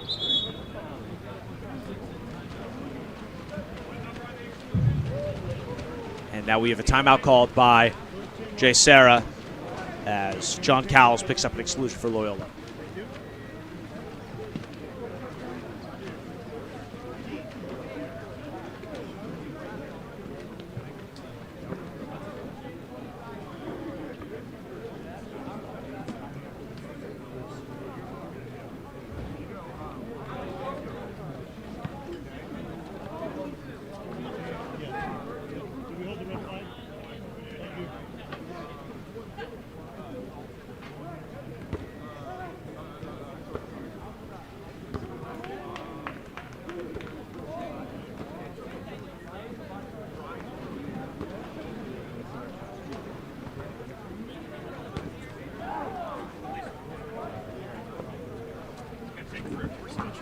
Really?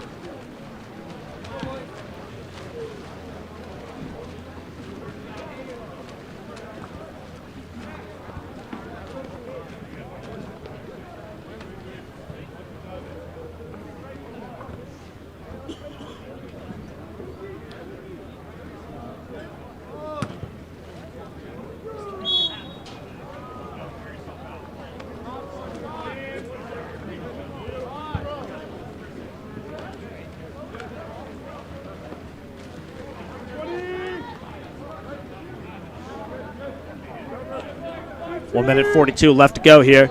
Jay Serra setting up their 6-on-5 play. Moving the ball quite well now. 5-meter awarded. As they go for the post yet again, interfered with the play. And Jay Serra is awarded a 5-meter. As now we have Taylor Bell stepping up to take it once more. Bell's offer. That's also good, going to the right, to the left once more. No skip this time around. And Jay Serra tacks on their lead.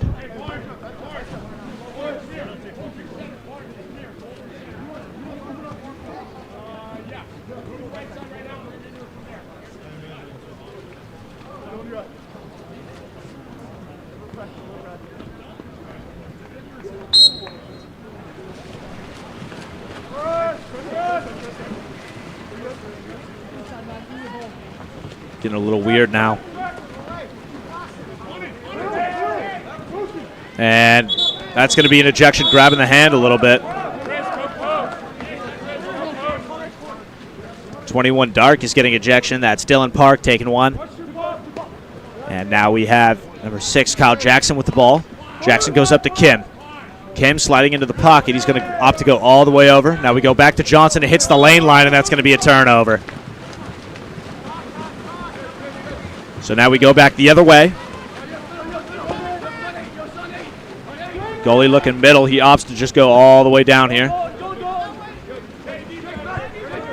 Goes all the way into a virtually wide open. Tries to make the extra pass. No one there.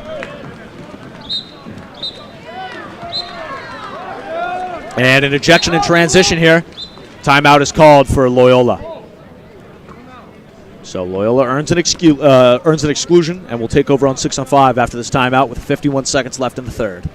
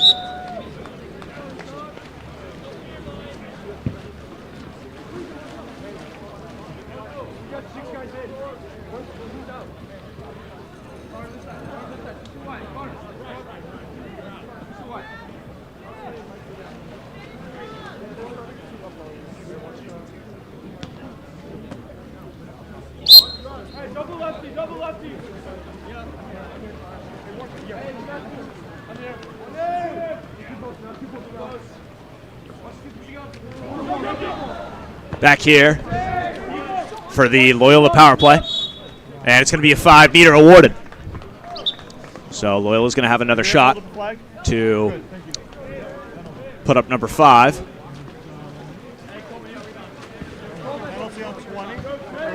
As number 3, Jake Lee, is going to step up to take this. Lee's offer goes donut and gets it. Love to see that. Goalie goes outstretched, thinking for a skip or maybe a corner shot. Instead, he's just going to go right over the top. So now 5-second differential between shot and game clock. 35 seconds remaining in the quarter. Jay Sarah showing off a dominant performance right now. And we got some word on the sideline here about the injury that number 6, the lefty center, Tyler Anderson, suffered. He got banged up pretty good on a headbutt, and it looks like he might need stitches. He got opened up, and it looked like he might need 3 to 4 stitches. So it sure is a shame what happened there. You never want to see that happen to anyone in the pool, ever. So hopes and prayers for a speedy recovery, but it's safe to say that once you get those stitches in, your tournament is over because you can't hop in the water with them on, or you can't hop in the water, period, when your head is kind of opened up where you need stitches. So, had a great day, was absolutely dominant, helped his team to, 2 big wins today. It's looking to be 2 big wins today as Jay Sarah tacks on another one. So, I mean, he's been a standout player. Thursday showcase, saw a lot of him. Friday today, taking 5 meters, earning 5 meters, 6 on 5s, goals out of center. So, it's definitely a blow to Jay Sarah, but they have a team that's just jam-packed with young talent. So, it's great to see who's going to step up in his place.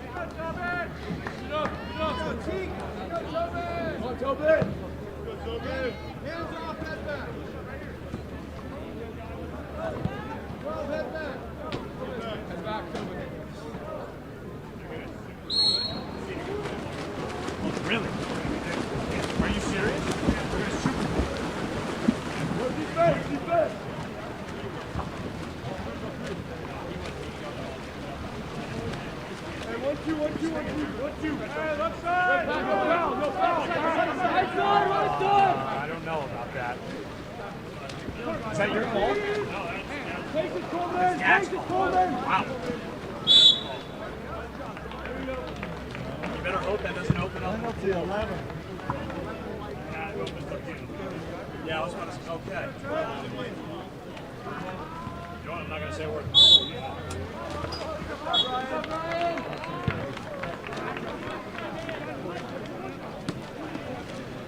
As we get back, sorry, just getting a bit more information on the injury for Tyler Anderson. Looks like he's gonna attempt to play tomorrow. Tough through the pain, and just kind of bandage it up, Neosporin it up, and see if it really is that deep of a gash. If it's not deep, if it's just maybe a cut, we can expect to see him tomorrow playing for Jay Serra.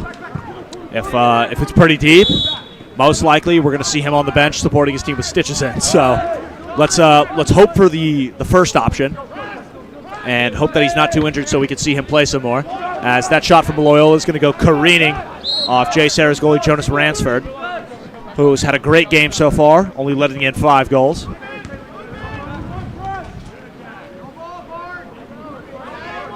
Now Loyola getting pressed out. They're going to go into center again, trying to make a move inside. They get the ordinary. Going to go to 12 Tobin Hunt, who cashes in. So Tobin Hunt now cuts the lead minimally down. 6-13 here for Loyola. Only chasing 8 here. Sorry, chasing 7. My math is just so gosh awful. I apologize.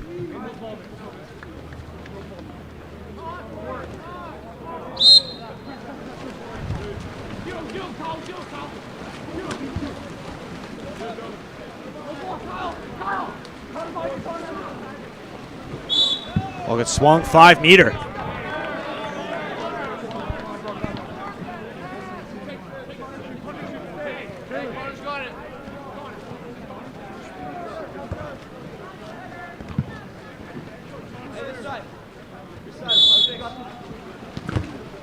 Ball gets swung out, and the 5 meter is botched.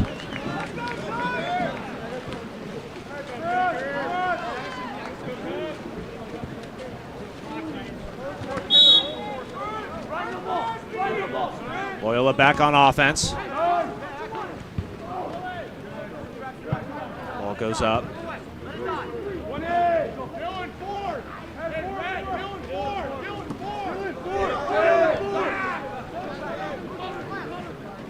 Ball goes up. Ryan Barnuevo, he's going to take a shot here.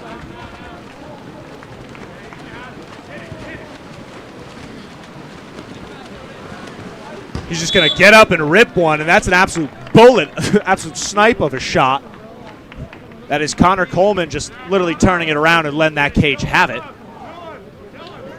As Jay Serra bolsters the lead back up to 15.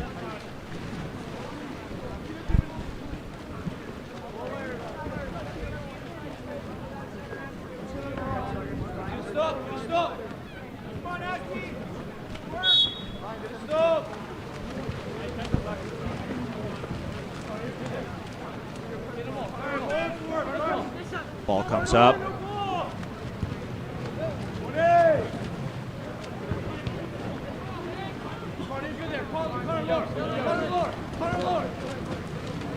All the way over here to Loyola. Goes to Marcus Wooler, who's being pressed out. Wooler's going to have no choice but the dump here, and that's exactly what he does.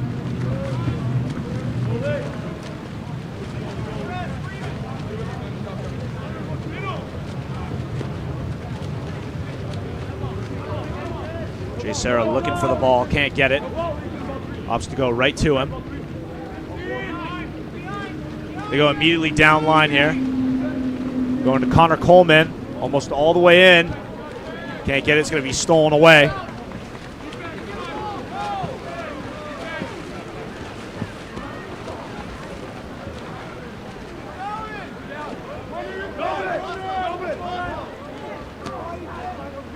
Ball comes up.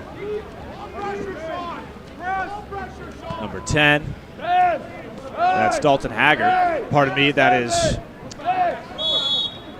Caleb Yost here. Goes all the way. There's number 18. That's Jake Maniscalco, pardon me, with the shot. And that's going to be a foul going the other way, as Jay Serra back in possession. Just about past the halfway point of the game here. Haggard goes down line, looking near side, can't get it. It's snuffed out by Loyola's keeper, Dominic Campagna.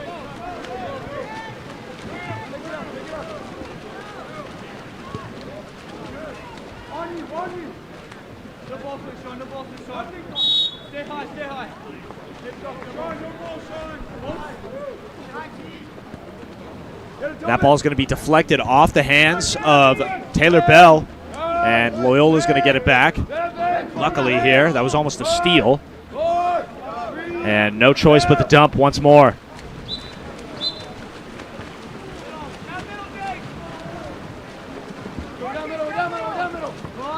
So now Jay Serra, goalie, picks up the ball, and he's going to go immediately outlet to the freshman, Sean Anderson.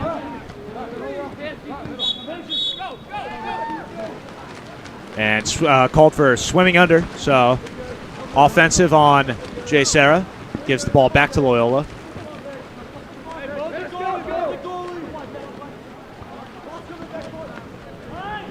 Ball comes up.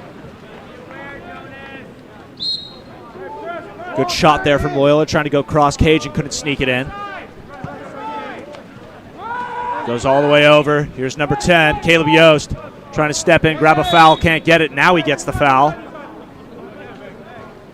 He's going to pick it up. He's going to let number 12, Tobin Hunt, grab it. He's going to go. Now he's going to get the foul. It's going to be an ejection.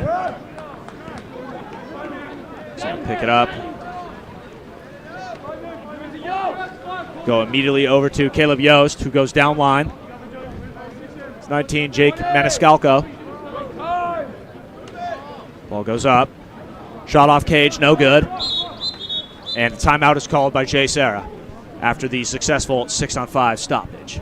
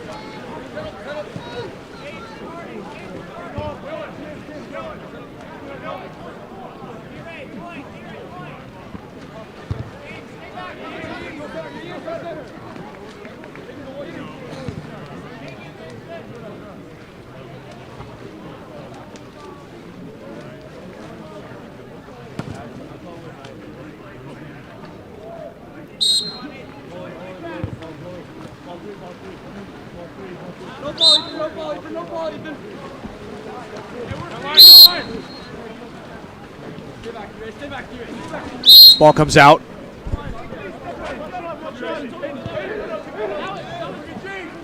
Jay Serra comes up. Noah Risnar now in possession. Number 15, Hayden Benson now in the game for Jay Serra. Tries to squeeze one by on the near side up top. Can't get it. Rebound Benson. He's going to pull it back out. New 30 here for Jay Serra. 1 minute 30 left to play. Here's number 4, Risnar, who goes way weak. Inside water. Tries to bury it near side. And a little bit too near side, as that wasn't even on cage. Just to the side of it. Loyola back in possession. Going to go immediately down line. It's number 12, Tobin Hunt with the ball. Hunt goes back up. Looking for Ethan Eng. Trying to get a foul. Jay Serra not wanting to foul at this stage in the clock. Go all the way. It's going to be a bad pass. It's going to be stolen away. Jay Serra goes back down to the goalie. That was Jonas Ransford corralling in the ball, and now he tosses it out with 45 seconds left. Dish is over. Getting pushed out. It's going to be a ball under going the other way. He's going to push it up left. Here's a shot for Loyola. Number 2, lob shot. Gets it in. That's Patrick Ashby. Deading up big and just flicking it over the Jonas Ransford's outstretched hands.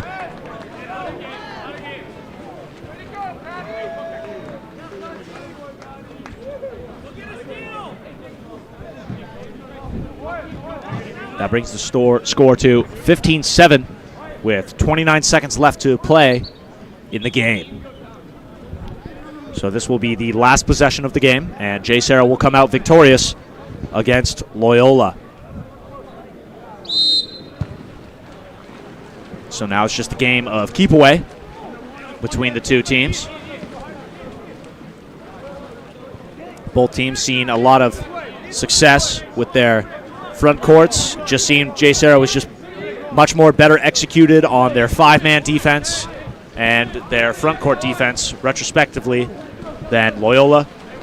Loyola's drives kind of got shut down near the end in the second quarter, where Jay Serra kind of picked up on what they were trying to do and were picking up on drives fairly quickly in picks, and were able to come away with a win here. So, Jay Serra 15, Loyola 7. We'll be right back for Newport Harbor versus De La Salle.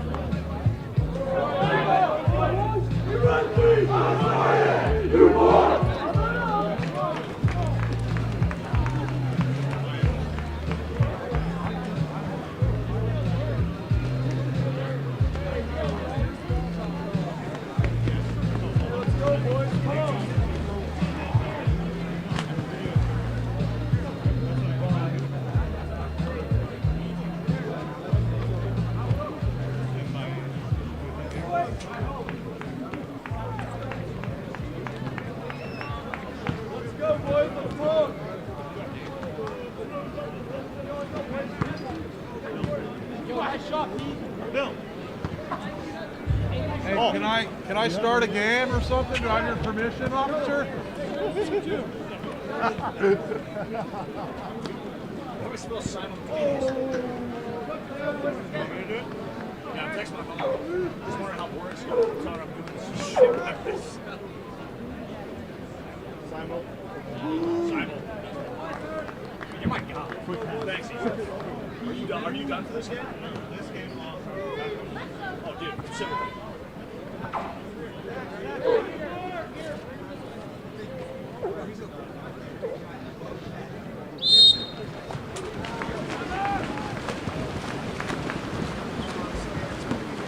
You're good, you're good.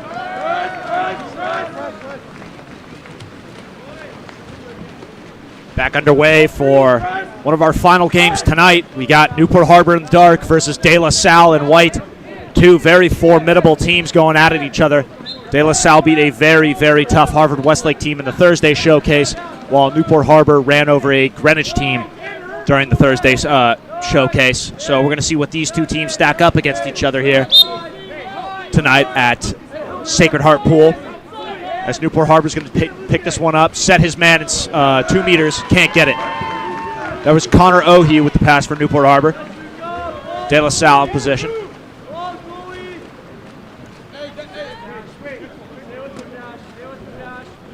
Here's 25, Hayden Tully. Tully's going to get the foul here. Number 12, Lucas Peters goes over. Back here to Tully, back to Peters again. He went over to 2. Peters faking in, trying to be a threat.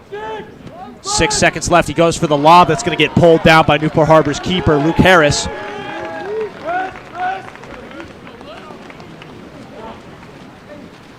Harris is going to outlet almost immediately here. This man in the middle here, that's Dash D'Ambrosia. He's going to go over to the 4. A lot of room to walk in, back to D'Ambrosia up top. The right-hander, he's going to set his man again. That's going to get crashed on by De La Salle. Good defense there by D'Ambrosia. De La Salle here now. Moving the ball down quickly. Foul is given. Ball up top. And there's no good there.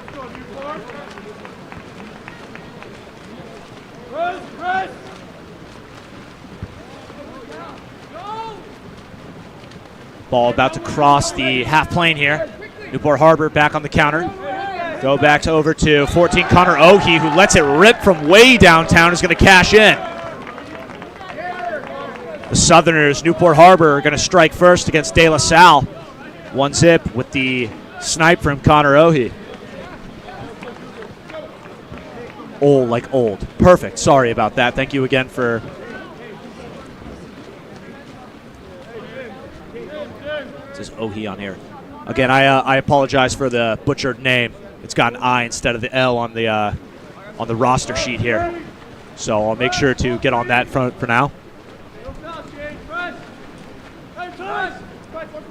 Good to see you, Zach. See you tomorrow, baby. As now we have a 6-on-5 play here for De La Salle first.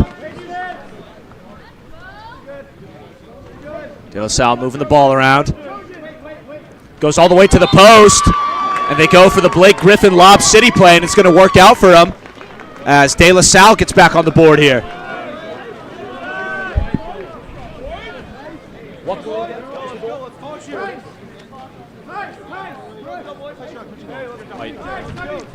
It looks like that was Thais de Pertoro on the dunk there for De La Salle, bringing us at 1 apiece.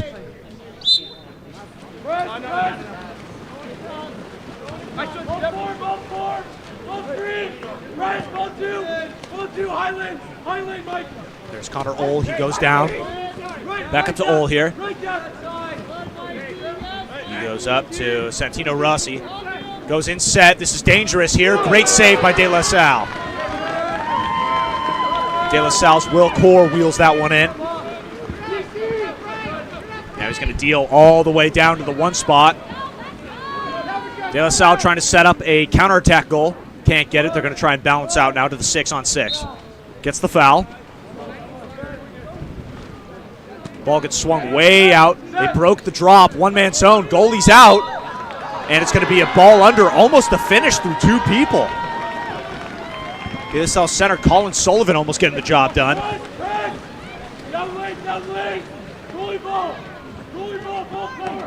Pardon me, no, that was Sloan Brown. Sloan Brown in there trying to get that one in for De La Salle as Ole dishes back up to James Mulvey. Back to Ole, trying to work a 2-3 drop here. He's going to walk it in. Ole trying to grab a foul. It's going to get ripped away. So now we go back the other way.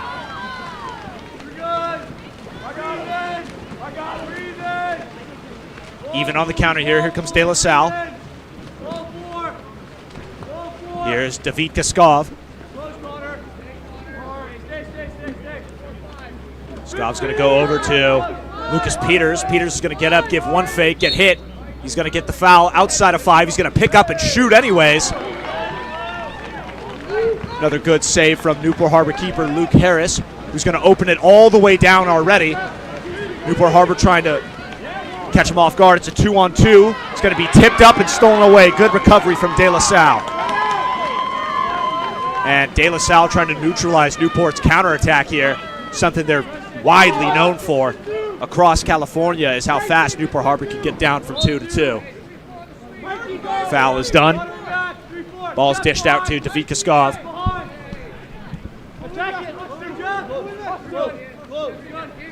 Skov goes over to Michael Peef.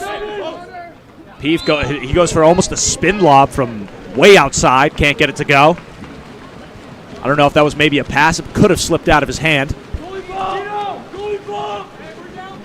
Ball still in the hands of Newport's Luke Harris. Now he opens it back out. Goes down line almost immediately. In center, hands go up. Inside water, goes for the lob, and someone crashes the boards.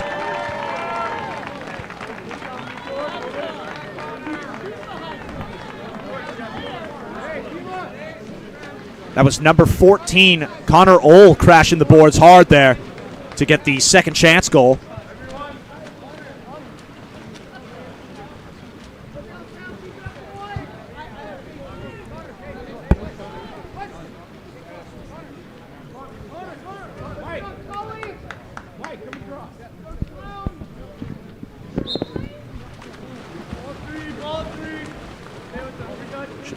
Hayden Tolley now in the backcourt.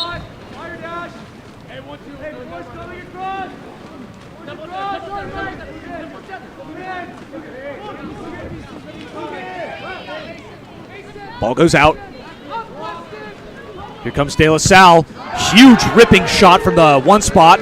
Gets swallowed up again by Harris. Luke Harris with another good stop here. Ball now with Santino Rossi, who goes down line almost immediately to Ambrosia. Ambrosia opts to go all the way across again.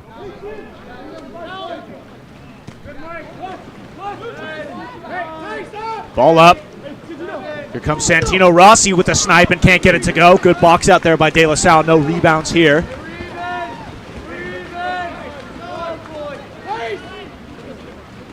All the way over. That's trouble. Harris coming out, and he's going to be ejected. Got to pop it immediately. Goes weak. Dangerous pass, and he buries it near side, evening up the score. And Newport Harbor gets a taste of their own medicine with the De La Salle counterattack.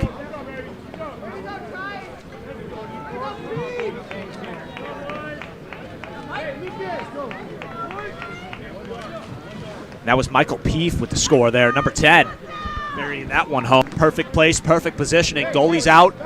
You have a field blocker in cage. No chance you're covering that whole net with one hand.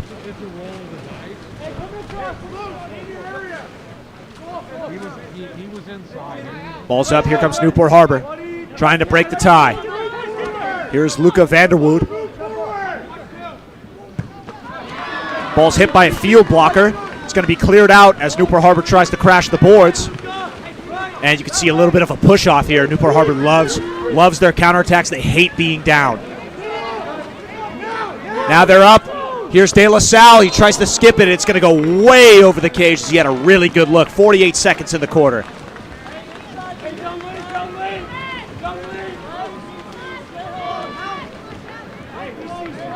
Ball up here. Newport Harbor taking it all the way down. Looking inside. Not going to let it happen. He's going to get the foul.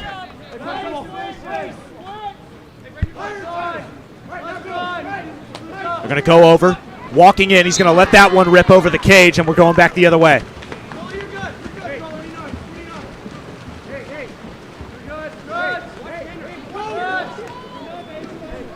Looking for an outlet pass. He gets it all the way down to the 1.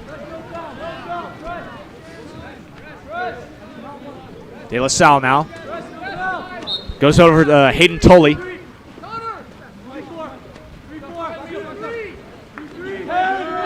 Tully from way out is going to pass it over. 8 seconds left. It's in the hands of Congo. Congo's going to let one rip.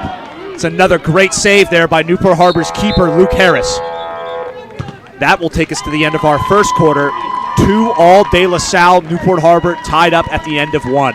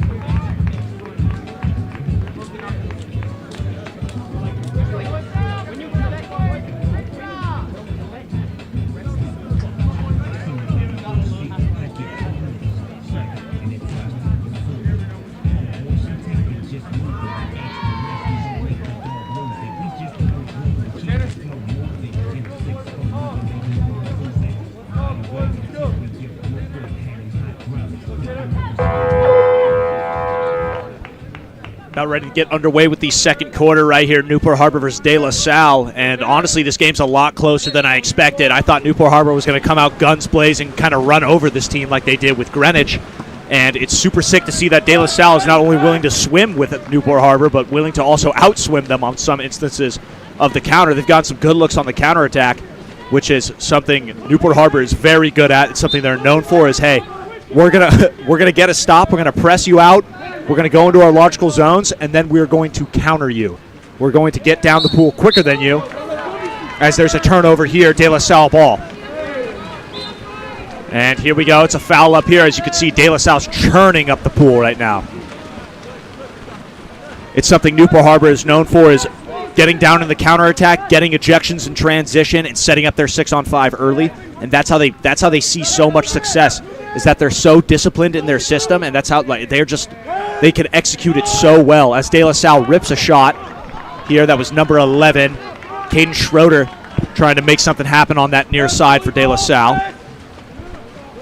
And that's what makes Newport Harbor so impressive, is that they're so disciplined to their system.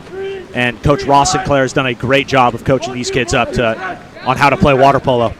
As now they go inside water, and it's trouble, and it's going to be an ejection called. 3-man drop, and here we go. Newport Harbor 6-on-5. Trying to be a threat immediately.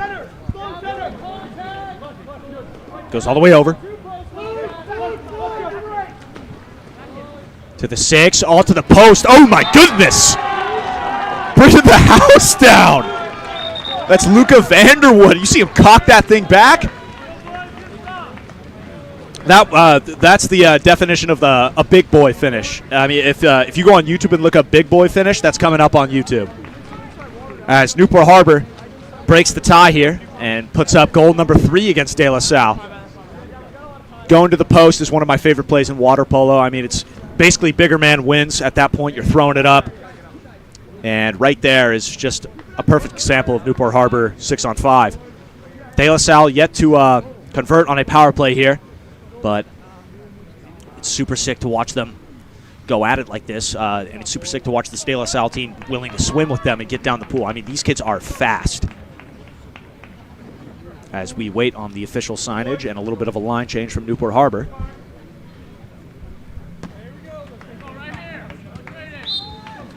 Yeah, that last post play was great. It was definitely a watch your head moment. And here comes De La Salle on offense now. Here's 20, Tice DePertoro. Goes down line to the one spot, risky pass, goes immediately into the post up. He's just going to kick out immediately. Goes to Adrian Anderson, who has a lot of room to walk this one in. He's going to go, now they swing it over, a lot of room. Phenomenal saves here from Newport Harbor's keeper, Luke Harris. A lot of trust in that keeper as, I mean, Newport Harbor is really focused on taking away De La Salle center with these drops. Inside water again, he's going to dish center. Pulls it out, and it's going to get ripped away by Newport Harbor. Here comes the counter. They're going to open up to the 4 spot. I mean, he's going to bring it down all the way to 5. Maybe looking for a 2-meter. Swings it away to the outside, goes down line immediately. Does have center. Enters, backhand, saved. Another class save from Will Core of De La Salle.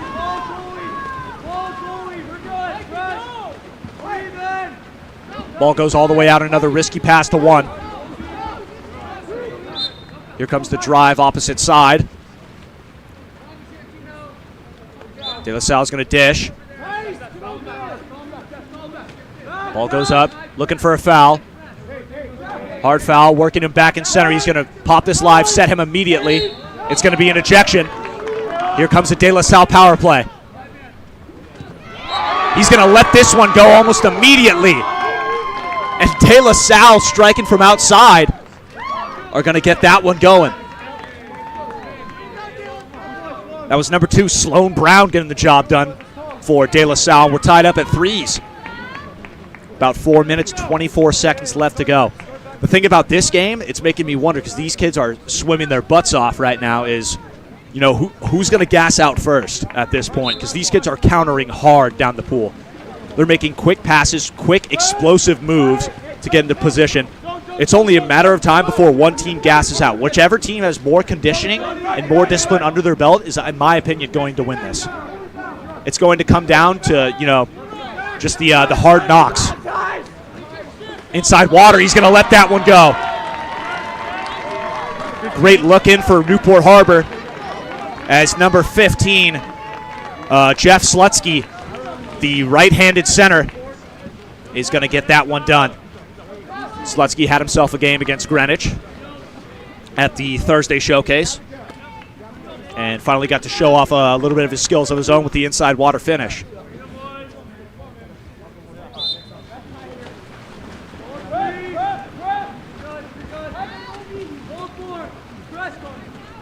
Maybe looking for an ordinary here. Easy open up here for De La Salle. They're going to go out to 1. Foul's given. Ball comes up. Maybe looking for a foul. This is Bryson Lott outside getting pushed. Almost a steal. That could have been bad. Here's 20. Newport Harbor feeds off steals. 22. And here's a foul. Outside 5. It's going to be knocked away in an exclusion. New 30 for De La Salle. It almost looked like it was going to be a Newport Harbor counterattack going the other way. 6-on-5, De La Salle, 25 seconds to make something happen. 15 seconds of 6-on-5 play. Good ball movement up here to Petoro. Down to the 1, maybe looking for a post. Going up top. Now down to 6. Good ball movement, keeping the ball dry. Up top, they go center. Now down to the 1. Newport Harbor is even. They're going to let that one go, and another class save from Luke Harris. Here comes Newport Harbor, and it looks like they're up. Hands go up. De La Salle doing a great job of covering the man in the middle. Good counterattack defense going into the zone early, though. Going down into the zone. He's going to let that one go. And Newport Harbor strikes again.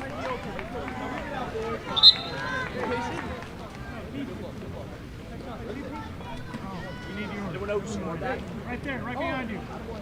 Right behind you. Table. You guys know who scored that?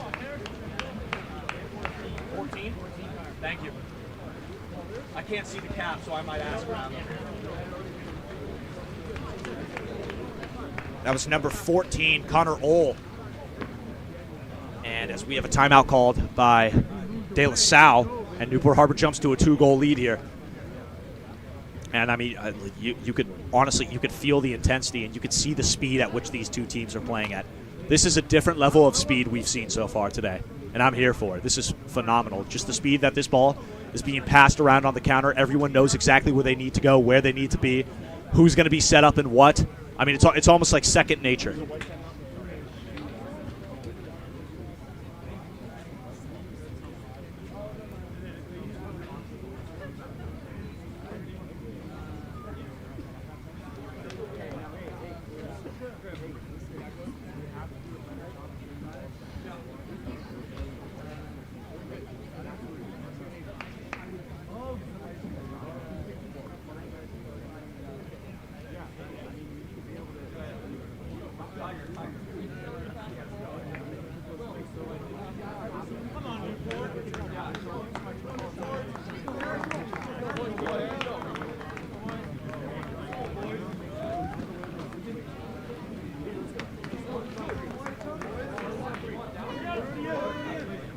On three. 1, 2, 3, 4.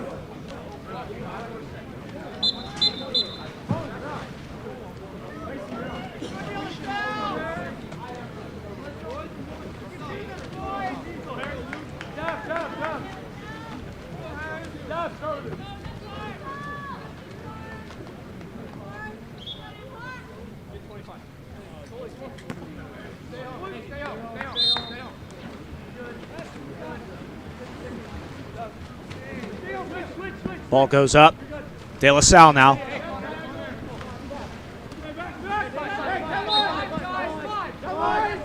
#12, Lucas Peters goes down line. De La Salle trying to attack a drop here. Newport Harbor giving their shooters a lot of room to work with. He's going to pick it up, go down line. 7. That's where they want that shot coming from. It's going to careen here. It's going to be a foul, and it's going to be a rebound for De La Salle. De La Salle is going to have a new 30. They pop it live. They go. He's going to try and set his man, and they do set his man. It's going to be an exclusion. Another De La Salle power play coming right up. He's going to go out here to Peters. Peters goes down line and then comes back up to him. Good ball movement here from De La Salle as they're going to try and move it around, looking for a post or an open move. There it is, right there, cross cage. Splits the two field blockers and goes cross cage. Class work from De La Salle. Number 12, Peters, stepping into that open water.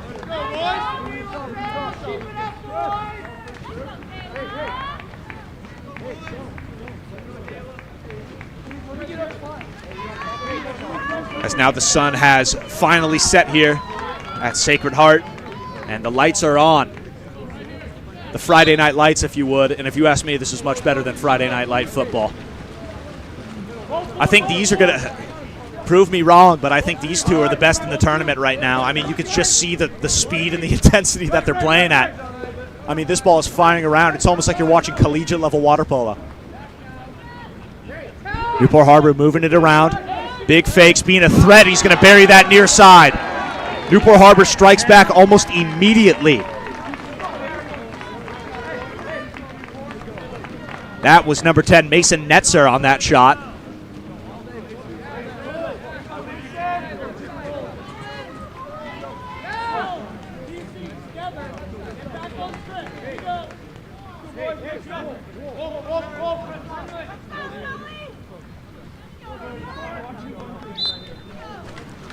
Score here is 6-4 Newport Harbor, but by any means, De La Salle is not out of this ball game. No, sir. As we have a minute 32 left here in the second quarter in the first half.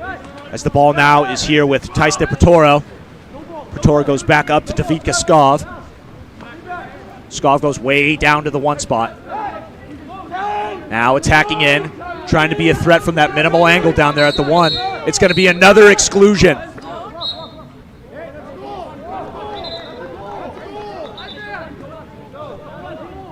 And now De La Salle looking to cut this lead down back to one.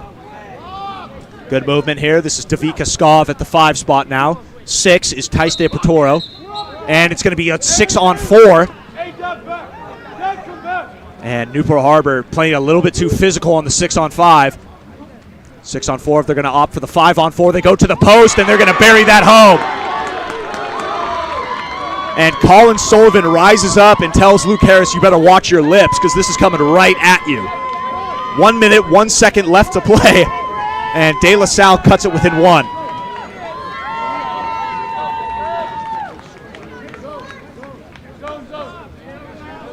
Second quarter almost done here. We're about a minute out from the second half. Newport Harbor 6, De La Salle 5. Both teams playing with equal intensity, as both teams are moving insanely quick and insanely precise.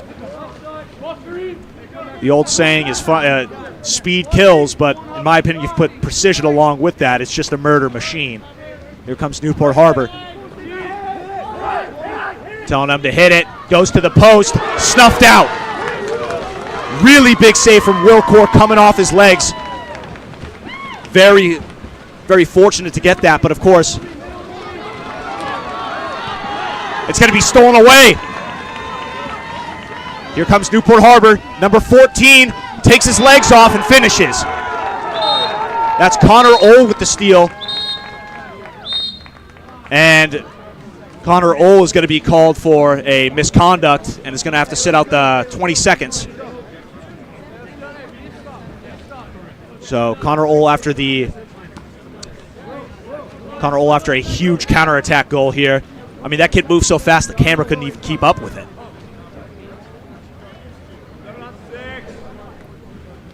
Now it's another 2 deficit lead, and now it's going to be a 7-on-6.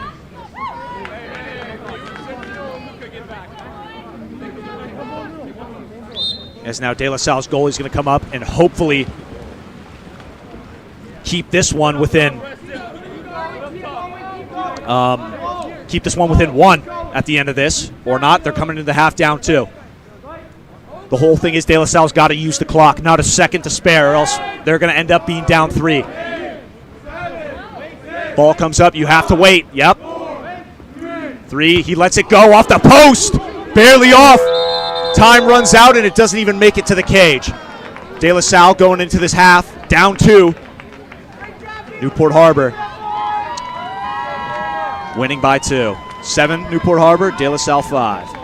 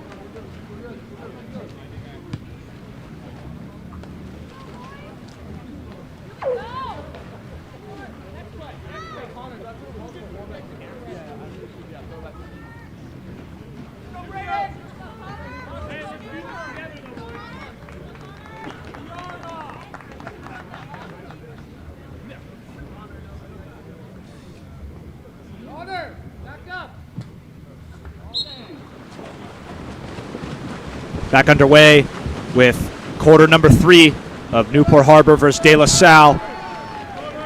Newport Harbor winning the sprint here. Both teams battling it out here. Newport Harbor 7, De La Salle 5. So Newport Harbor's going to start this one off. If you're just now tuning in, it's been a riveting game so far. Both teams playing at a speed we haven't seen so far during the North versus South Challenge. Had a couple of misconducts earlier today. Even had one just at the end of the second quarter with a clutch steal from Connor Ohl and celebrated a little too hard and was called for poor sportsmanship. So he had to go sit out of play, and it's counting as a penalty. Not a penalty shot, just a penalty on the on Connor Ohl.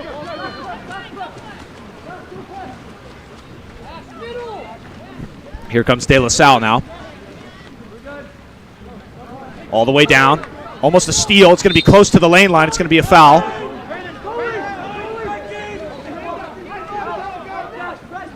Ball comes all the way up here with David Kaskov. Skov's going to get a foul. He's going to let this one go, I think, at 6 seconds from way out. He decides to go for maybe just throw it towards the middle and hope for a tip. Couldn't get it.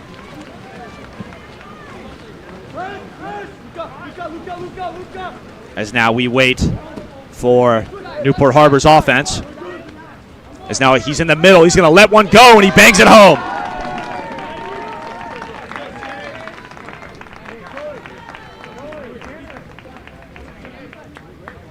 Why not let it fly, number 14? That is Connor Ohl again,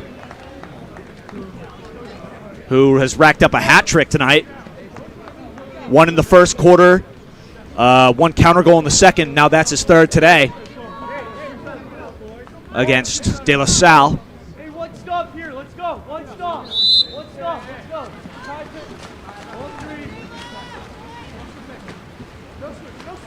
1-3. Ball still stuck at the half tank here for De La Salle. Ball 3. Ball 2. Rush. Comes over to Lucas Peters. Peters trying to get a foul. Can't get it. Still no foul for Peters. Peters kind of trapped here. Really good press here from Newport Harbor. They're going to go way over now. And De La Salle's, there's another ejection. They go to the quick. Back to him. To the quick again. He moves in, lets it go, and he's going to score. David Kaskov with the ending strike there of that possession, pardon me.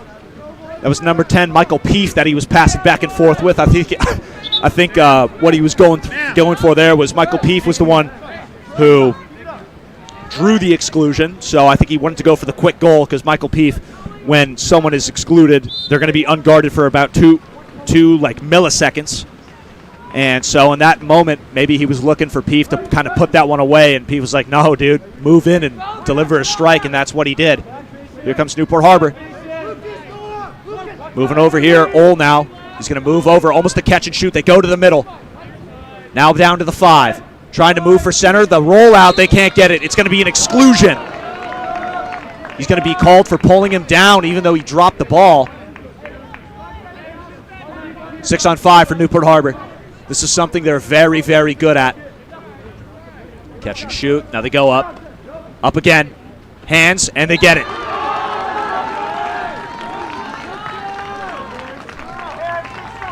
Newport Harbor. That was number 11, John Whiteleg.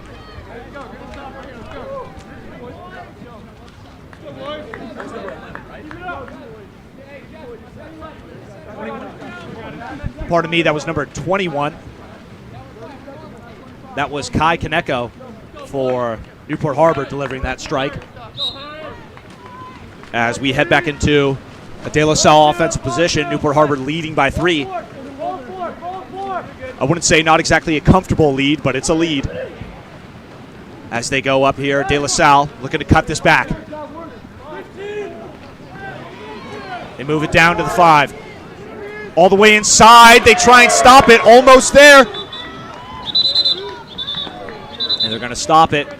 He didn't have possession. Ross Sinclair called a timeout, arguing there's no clear possession just yet. They're going to pull the ball out and decide. Okay, dark timeout. And it looks like it's going to be a timeout. Newport Harbor gets the timeout, and we will see you back at the end of this timeout.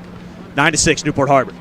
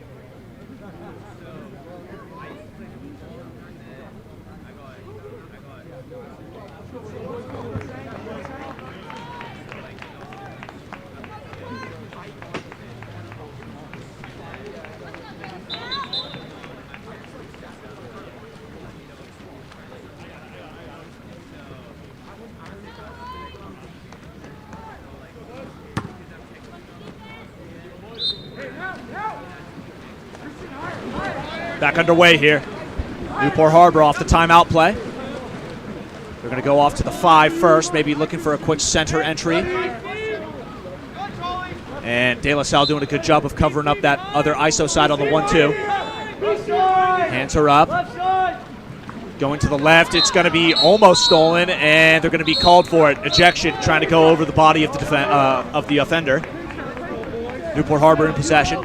They're going to air it back all the way out here to Mason Netzer. Goes down to the 1. Looking for one in. Ball comes up to the post. And Field Block said, no, we've watched our heads. We're not letting that happen. And now they're going to be up, and that's something Newport Harbor hates, is ejections in transition, because they're so good at getting them. And a timeout is called for De La Salle.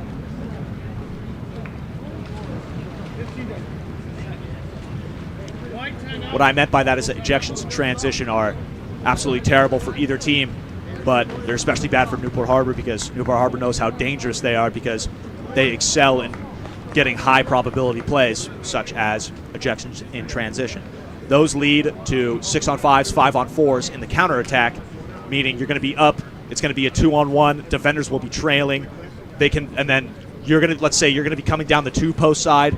Your teammate's going to be coming down the 3-post side. You could either option, slide in, ball in hand, slide in, fake, shoot, or you could slide in, fake down the goalie with the guy on your back, spin 5-meter, slide, fake down the goalie, and then pass to your teammate who has the easiest goal of his life. All he has to do is put it in the cage at that point.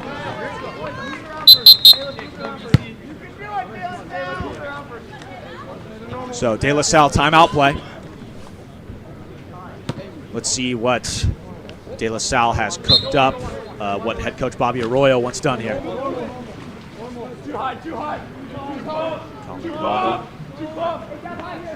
Coming up. Good ball movement here. Almost a bad pass. They're going to go down again. All the way to 6. They go up. They're hitting the post hard, not letting it happen. No blocker here. Good recovery from Newport Harbor. Back up. They let that go. Good save, though. Off the chest of Newport Harbor's Luke Harris. And there's going to be another ejection in transition. And another timeout for Newport Harbor. Okay, 25, misconduct. We have seen a lot of 6-on-5s this game, and it's only getting worse as these teams. You know, we're in the third quarter, and you could still. There's honestly no difference in speed on this counterattack and these offensive possessions.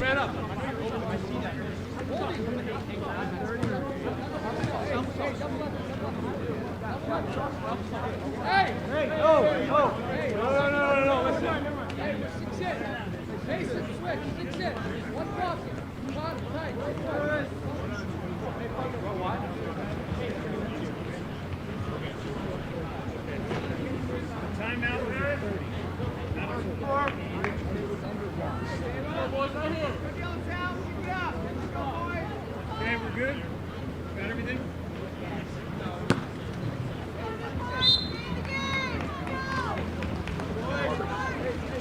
Newport Harbor working the 6-on-5 timeout play that they've crafted. Moving it around with haste, about giving two fakes, trying to take defenders off their legs before they take the shot. Goes up to Mason Netzer to the post, and they get it that time. They take a 4-goal lead against De La Salle.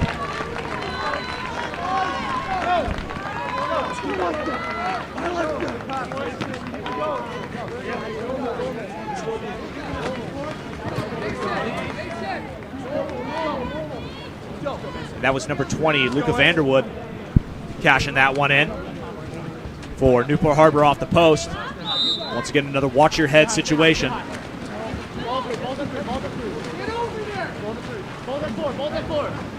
It's going to get flung all the way to the lane line here. Drivers coming in, they're going to swing all the way. They set him. He's going to get slammed immediately, and it's going to be an ejection.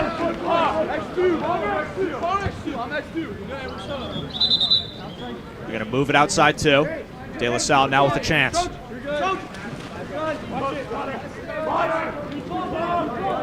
All the way over. Coming up, trying to work the triangle. They're here, and they shoot. He goes near side and sneaks it by. Braden Congo with the near side skip gets it done for De La Salle. As they cut the lead down to 3 instead of 4. 2 minutes 39 remaining in the third quarter.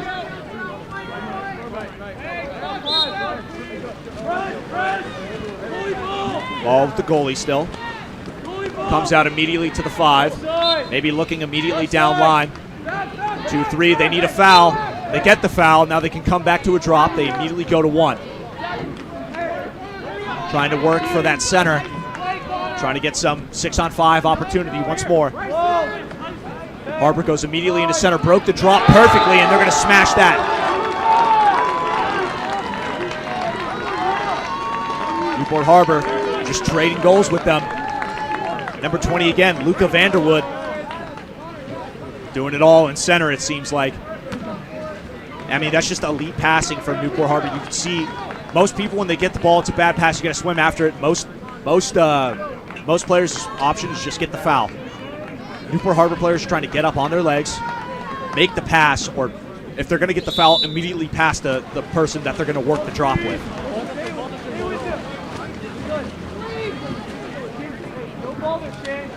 Ball the goalie!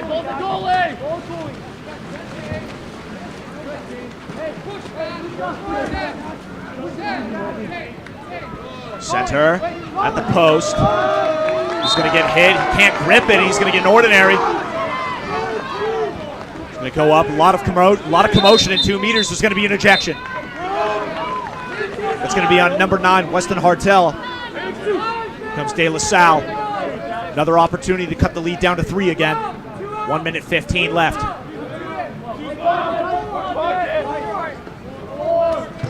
And that is banged home. Number 6, David Kaskov, turns towards the crowd and nods his head like, I am here. I'm ready to play.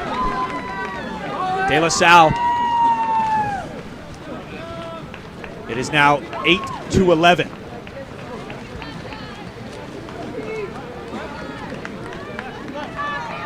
It's a beautiful shot there from Skov. And now Newport Harbor, once again, trying to protect a 3-goal lead. How things have been going. These two teams have started to trade here in the third quarter.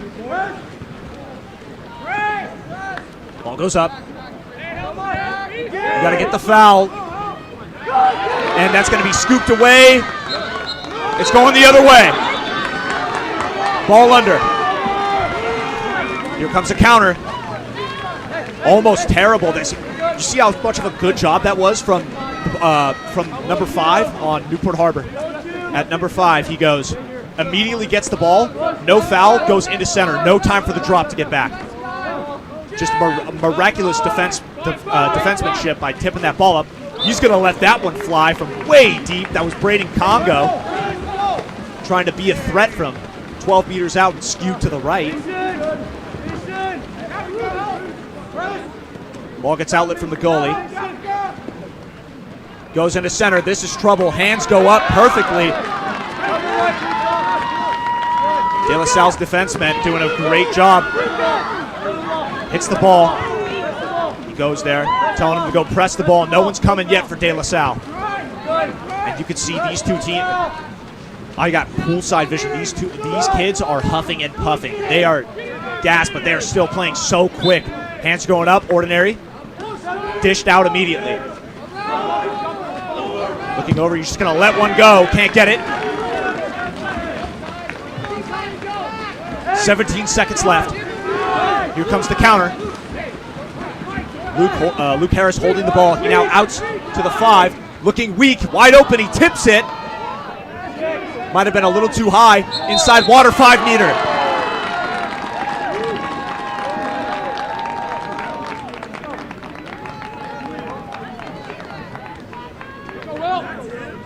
It's a good high percentage look here as Newport Harbor is looking to take that. The offer, and he misses the cage. He flings it right over it. 0-2, that's snuffed down. Oh, so Newport Harbor muffs the 5 meter, just misses the cage, just a tad above the crossbar. Hey, who shot that 5 meter? I didn't see.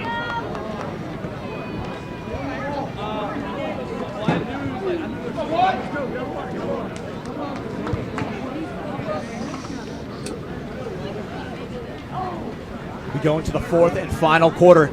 Newport Harbor 11, De La Salle 8.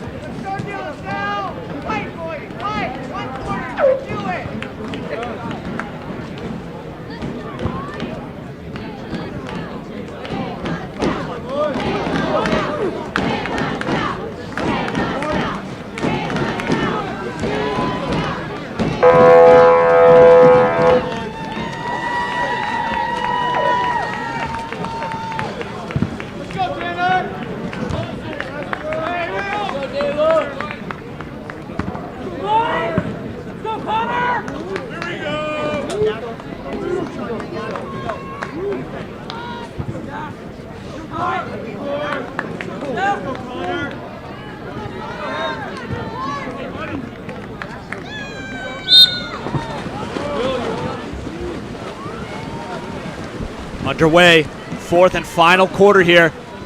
Sprint win for Newport Harbor.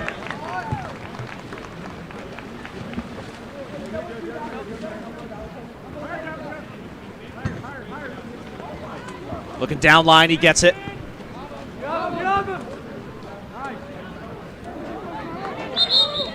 It's going to be a 5-meter almost instantaneously into the timers. Not even 20 seconds have elapsed.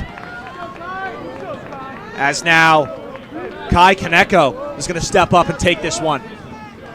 Trying to put this one away. Kaneko's offering. It's good. He buries it. Gets it right past Will Core. Harbor taking a 12-8 lead over De La Salle.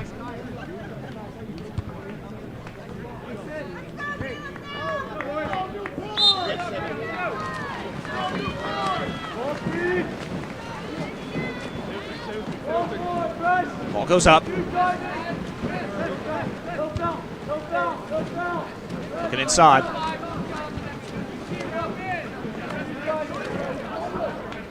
No fouls given. All the way across. Bad pass. Here comes the Newport Harbor counter. Harris looks up. Looking weak. Doesn't have it.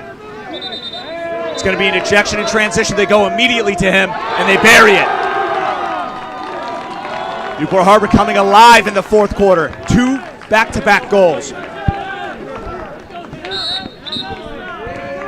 Timeout, De La Salle.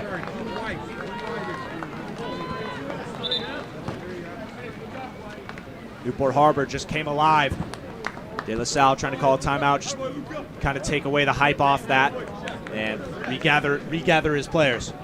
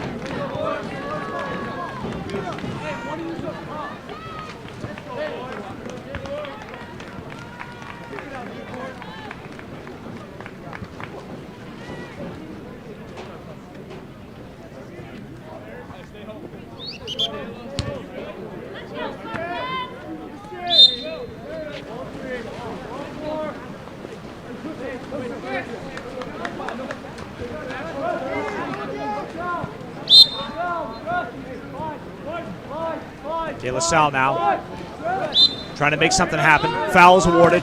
They go immediately. That's going the other way.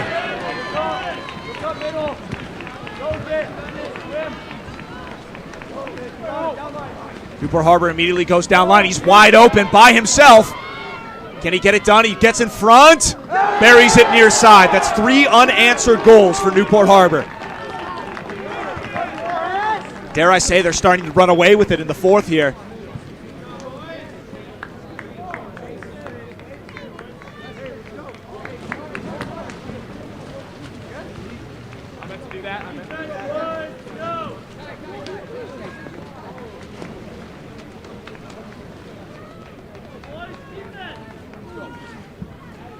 And Newport Harbor.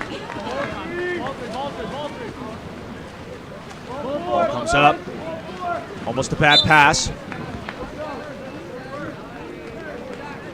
All the way over here.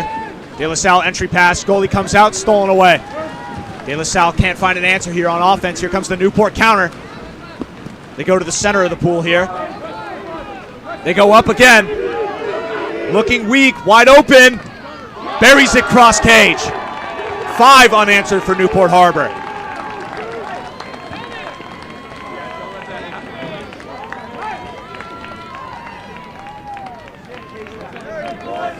I did say at the beginning of this game during the first quarter intermission that it was the team that was going to be most conditioned and most disciplined to their system. And Newport Harbor is cranking up the heat in the fourth quarter. Comes De La Salle desperately trying to put a stoppage to this run. Foul's given. Still sitting at mid-tank. De La Salle is getting pressed to oblivion right now. They're getting suffocated on offense. Newport Harbor, another press. Coming back now, 10 seconds.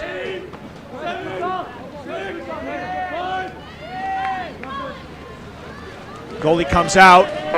Nothing they can do there. De La Salle gets corked on another drive.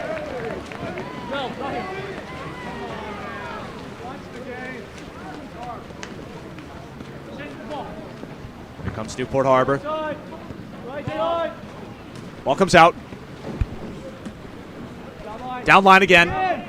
Inside water. It's going to be called on offensive for pushing off.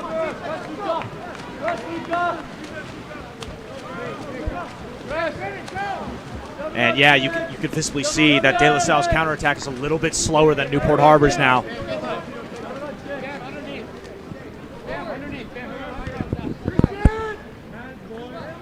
Goalie comes out. They're going to play 7-on-6. He's going to let one go off the cage, and now they're going to shoot it.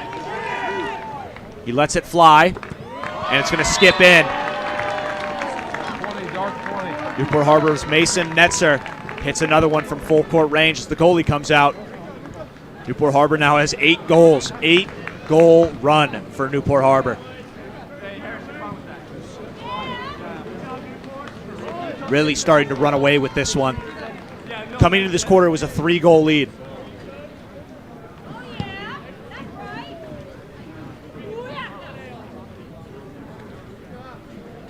They scored.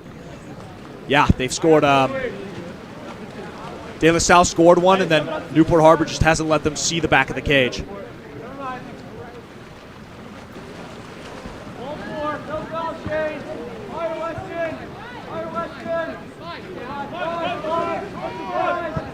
Six unanswered is no easy task, and Newport Harbor's doing it. De La Salle trying to take it down. Got no one. No one. He doesn't let him get the. He's got no choice but to dump. Now they're playing lights out defense.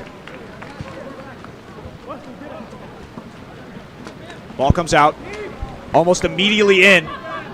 Oh my, circus play off the top of the head. Hits his hand again. Gets the foul. It's going to be an ejection to the quick. Catches it, fakes, takes him off his legs, and goes cross cage. Another unanswered goal for Newport Harbor.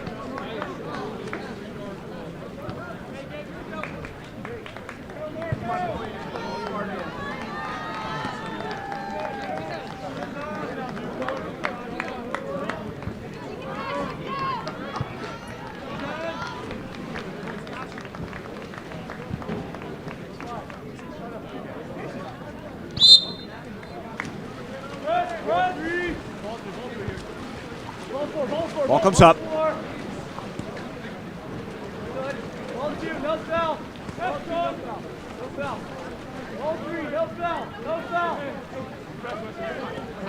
And it's going to be stolen away.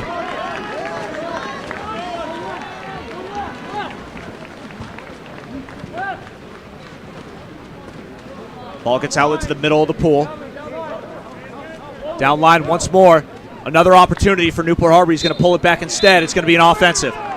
Going the other way.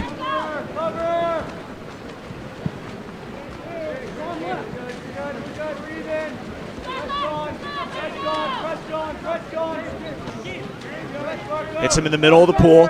Coming behind him. Tosses it away. Inside. He's going to get the foul. He's going to get the ball first. Center being pushed out. It's going to be going the other way. Timeout, Newport Harbor. And an absolutely dominant fourth quarter from Newport Harbor. It's been them the entire time this quarter has elapsed.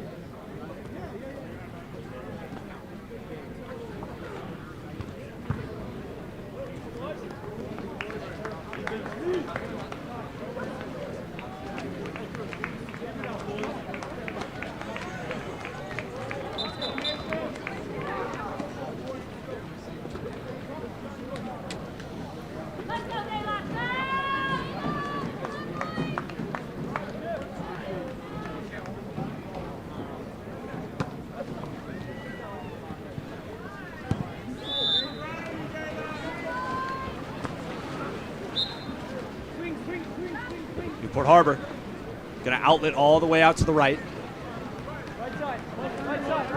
Trying to come back here. Comes back close side. Looking inside for center. They go down one more. Turns them inside. Dishes back upside. It's going to be stolen away. Grabs a foul instead.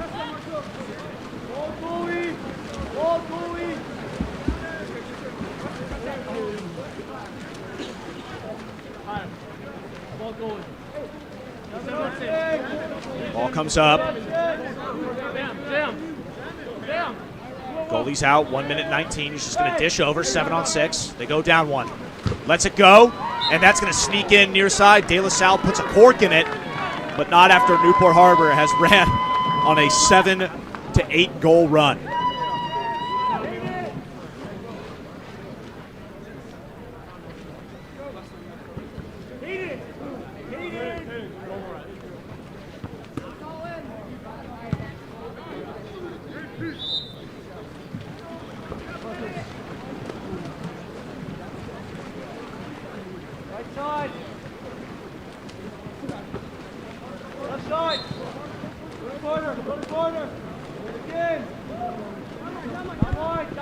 Ball goes up. Down line now. All the way across. It's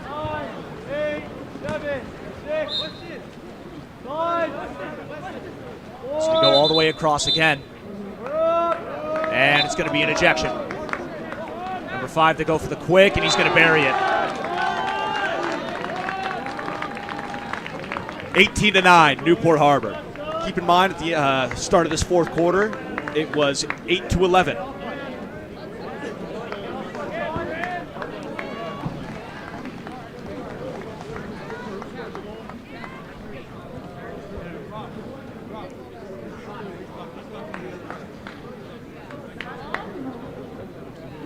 Hey, what number scored again? It was, who scored the goal? 11. 11.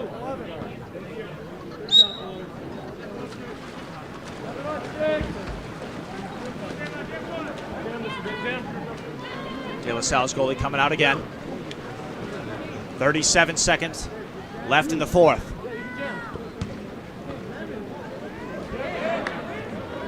Comes across.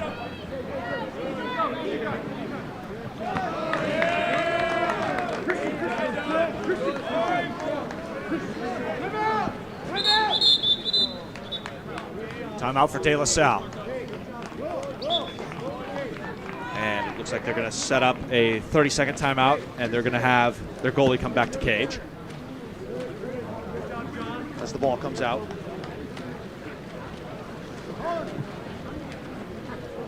With 1 second left on the clock.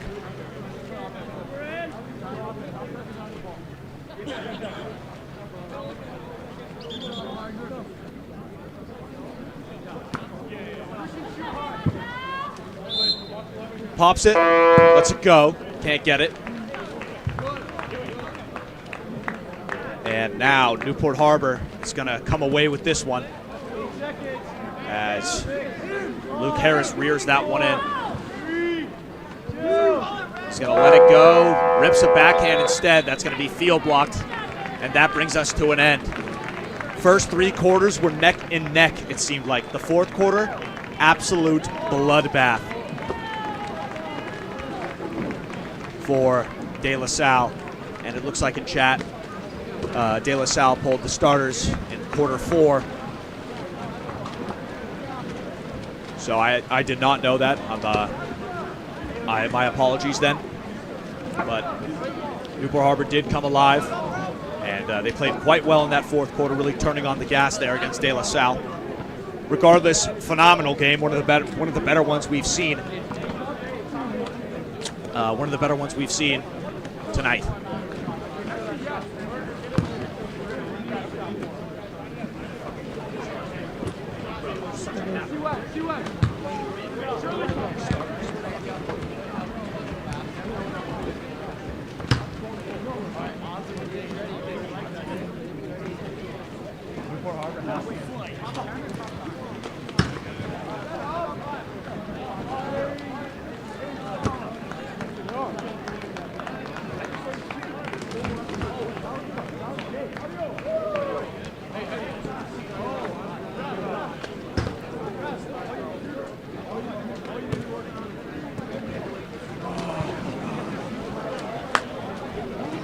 Why did David South hold her start?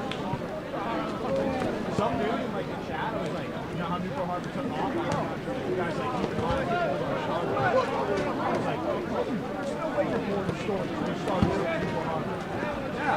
Yeah, fouled out, baby. No? No way you're pulling starters.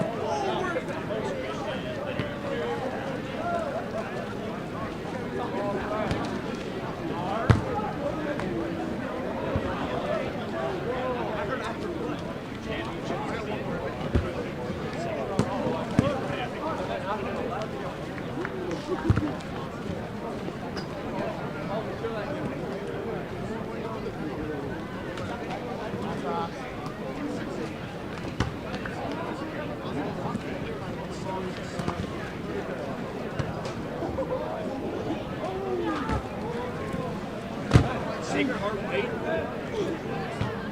Sacred Heart White? Yes. Thank you. Make a game, fellas. Thank you.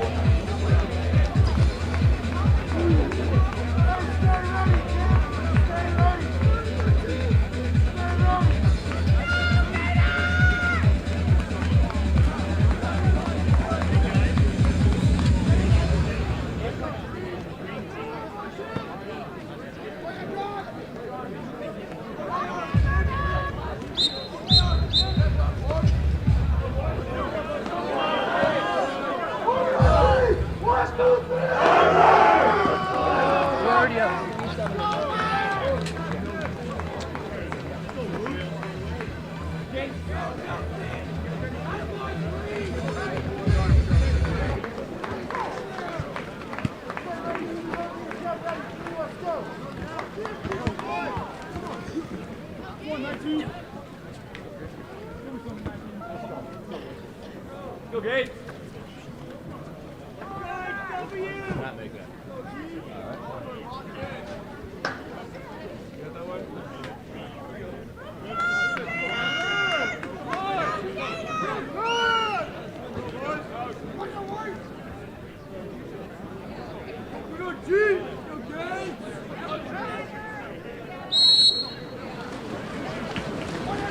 Underway with our final matchup here at Sacred Heart Prep High School. We have the hosts themselves, the Sacred Heart Prep Gators, versus the Harvard Westlake Wolverines.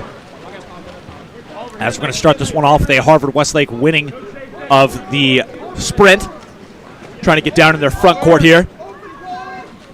It's number 5 in the hands of Colin Karras, pardon me. And now we get a huge stop here from Sacred Heart. Big save there from Murdoch Baker. Baker goes way up already on the counter. And it's going to be a ball under almost immediately. Harvard Westlake back in possession. That's Colin Karras on the ball under. And Karras is going to, pardon me, he's going to opt to bring this one up himself. He's going to go way over now. Looking here, he goes to Taj Draper. Harvard Westlake having a great tournament so far. So is Sacred Heart. Both teams looking lethal as Draper's going to rip one. It's another save for Murdoch Baker. As goalie still holds ball. Baker now outlets here to number 21, Charlie Wagner.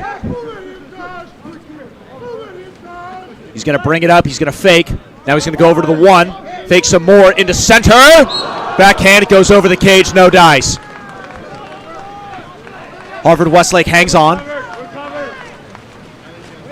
And it looks like for our last two, we're going to see absolute barn burner stand off the evening.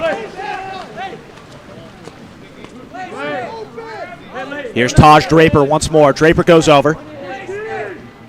Looking over here looking for center. Trying to work for Stothart. Flings it over the cage. No dice there for Harvard Westlake. Harvard Westlake 0 for 3 on all their shots so far. Ball still here at Murdoch Baker. Baker's going to outlet now. He's got his man, Oliver Marson. Marson goes down line almost immediately to Lex Baragan.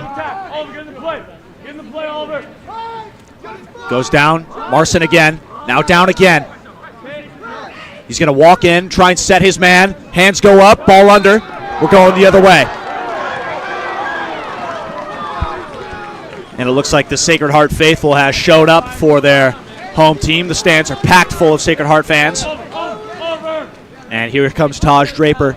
Harvard Westlake walking into NorCal as a Southern California team, trying to pull off an at-home win. An away win here. Draper gets hit on the foul. He's got to pick it up here. Might opt to shoot. Fakes away. He goes to Nelson. He goes to Otto Stothart, and it gets snuffed up.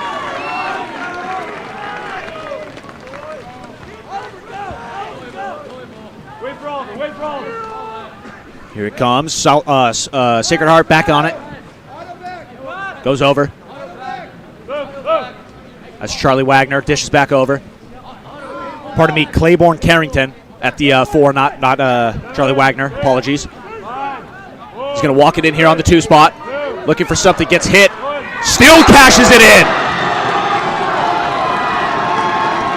And that's a goal for number 13. That's Lex Baragan.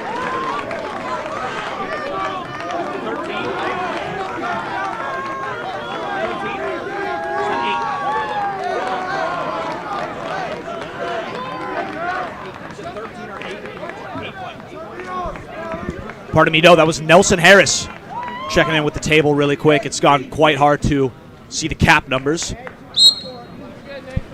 So Nelson Harris is going to put Sacred Heart up at home, 1-0. Westlake looking for an answer. Goes up. Back over. It's Connor Kim. Kim goes over. Colin Karras. Pass over to Draper. It's going to be a foot race back to the ball. They get it. Foul's awarded. He's just going to dish over. He's going to set his man. Hands come up. No dice. Going back the other way.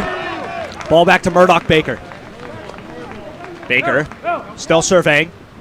Now he goes left.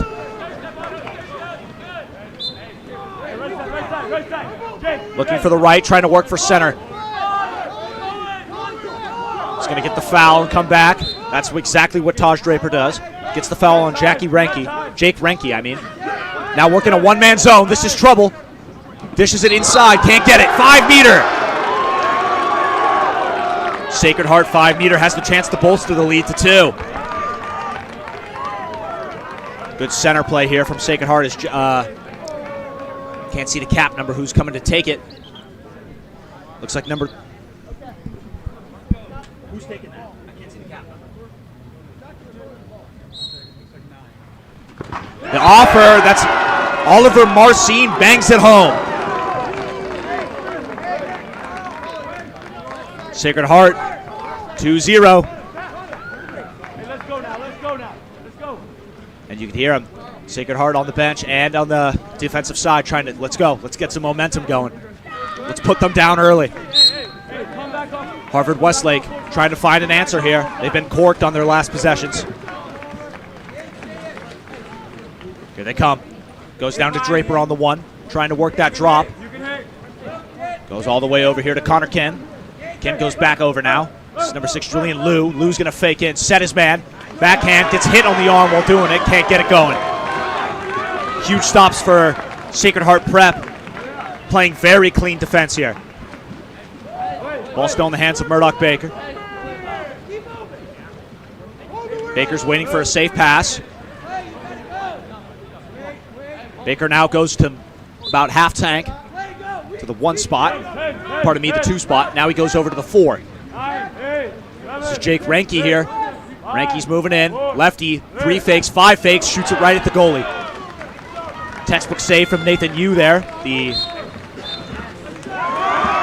Harvard Westlake goalie, and now it's going to be an offensive turnover. And now Sacred Heart is going to have a 30-second full court.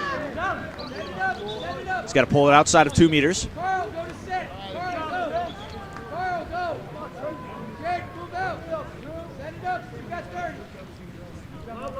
Full 30 here for Sacred Heart. You go now, Wagner gets the foul. Good ball movement here. They got to go back immediately. No foul. He's still live. He has a lot of water to step into. Walks in. Could have set the ball there if he wanted to. 15 seconds left. Not trying to rush it. Coming back. Across. Bad pass. Could have been an easy catch and shoot. Now it's going to be, not a steal. Picks the ball up and just opts the dump. We're covered. Play your fine. Harvard Westlake gets a stop. They're going to go immediately here. Harvard Westlake, Otto Stothart gets the ball. Stothart back with the ball here. Faking in. Connor Kim now at the 1, back up to Stothart. Stothart's going to get up and almost thought about just letting one go. Thought better of it. He's going to try and work his clock. Goes over. All the way across. Bad pass. Can't catch and shoot. Anyways, he goes for it. Center cage. And he hits it and careens it through the goalie of Murdoch Baker. That's Connor Kim. Almost like a mathematical shot right there. Shot it right at Murdoch's outstretched hand, and it just bounces up and in. Harvard Westlake cuts the lead to 1, and their first goal of the game. 1:19 left to play in the first.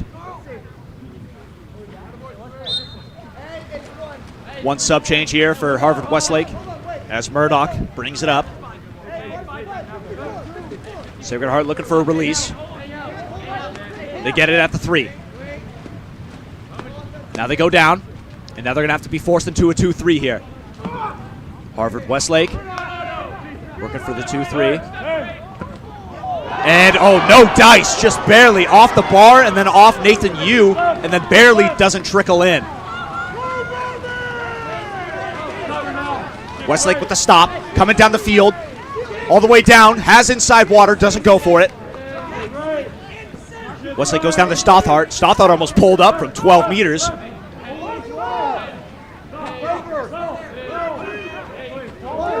Here they come. 3 seconds left. Stothart lets one go and skips it to Narnia and beyond. Goes way over the cage. Sacred Heart Prep back in possession. Murdoch Baker.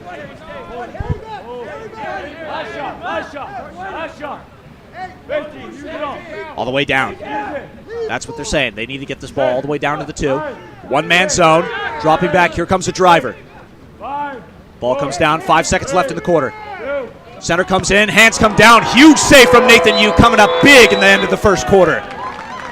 We've got ourselves a ball game. Sacred Heart Prep 2, Harvard Westlake 1.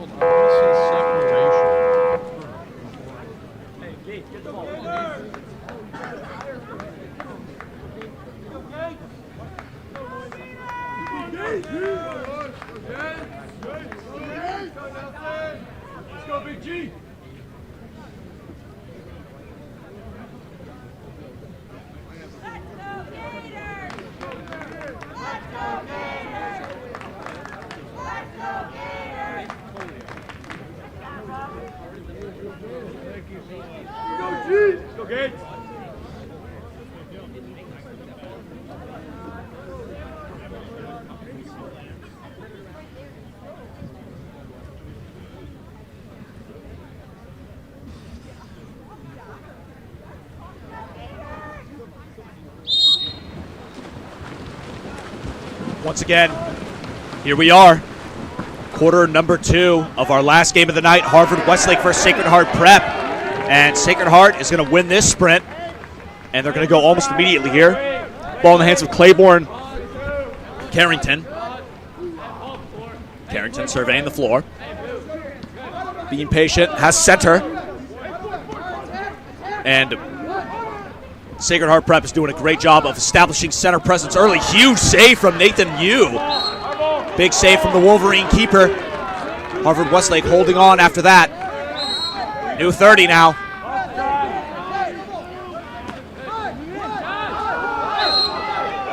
So now we go. Ball goes up. Down 1. Looking for drivers. Can't get him. 15 seconds left on the shot clock. Foul is awarded. Goes back all the way over to 5. Could take near side if he wanted. He goes for the pop out, and he gets hit on the way down. Couldn't get it out.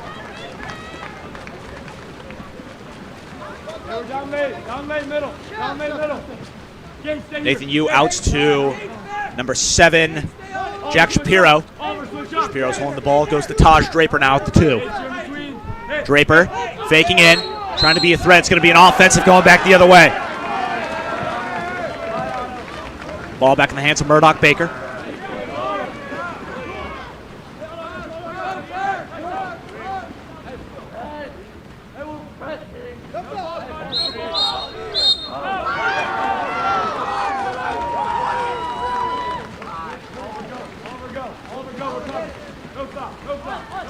Westlake back after the offensive. Trying to work for center. Off the back. Catches Connor Kim. Trying to make it work. Kim. He's going to take it back and fire. Even after the patience call from his teammate, Kim said he wants it all. Decided to let one go, and he gets field blocked and then skied over the cage. Murdoch Baker still with the ball. Baker goes out.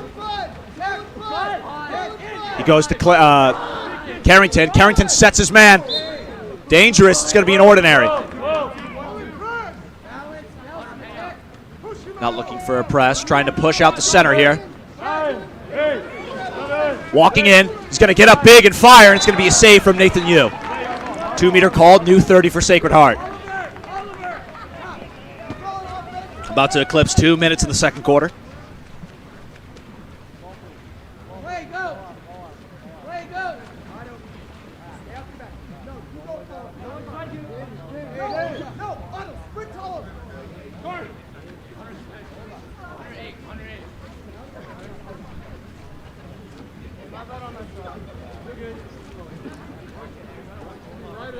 As now we wait for the official to drop the ball back in and wait for a cap. Looking for the cap. Looks like he found it. About to be back underway here in T-minus 10 seconds.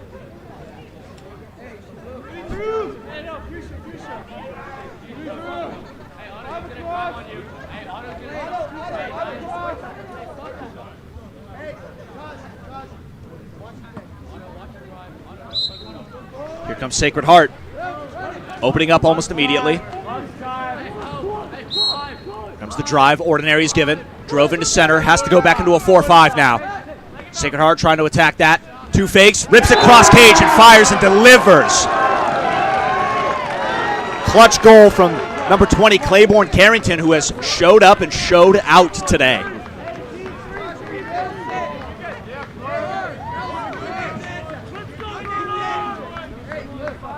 Westlake is going to take a 2-goal lead.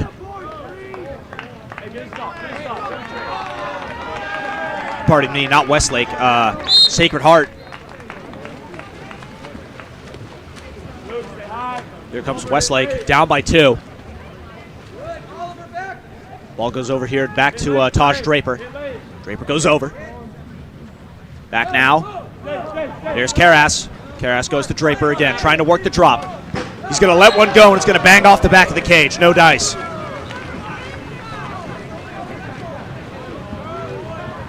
Bulldog Baker dishes. Goes back over. Looking for a drive inside. Doesn't see one. He's just going to dish. Goes back over. Sacred Heart trying to move the ball around. You know, they've been attacking their center so well. They've been attacking this front court. And it's going to be a called ejection right as he lets that one go. It would have been a goal if there was no ejection. Bailed by the call. Harvard Westlake's coach not happy about it. Timeout. Timeout called Sacred Heart. Take a quick one. We'll be back to see what Sacred Heart Brian Kreutzkamp has drawn up.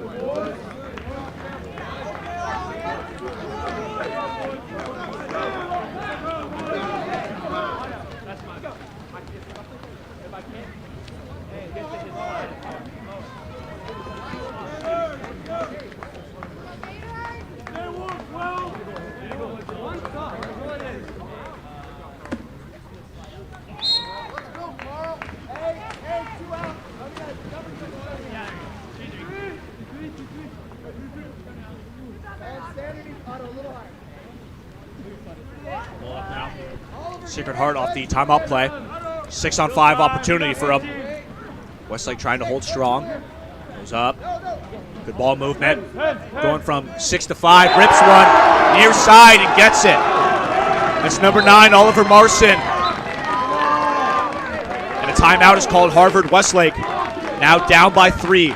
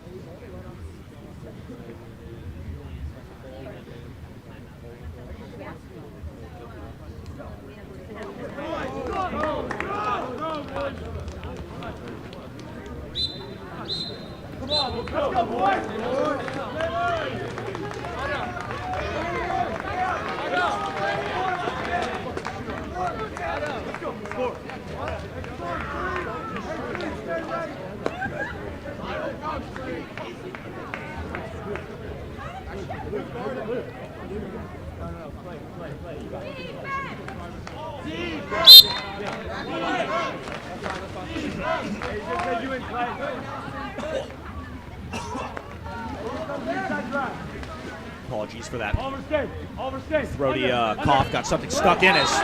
Almost trying to stick that one in was Harvard Westlake's girl, was Harry Safaris trying to squeeze that one by.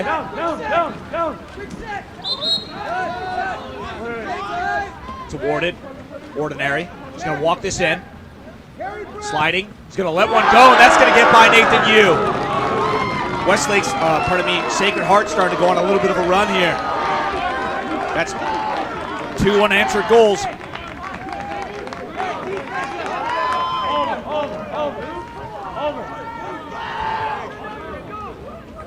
Two unanswered for Sacred Heart as Harvard Westlake desperately tries to fill in the blanks here. Trying to move it back and forth here. This is Colin Karras. Back to Karras. Step up. Trying to work this drop. He's going to let that go. Harvard Westlake very aggressive on their shots.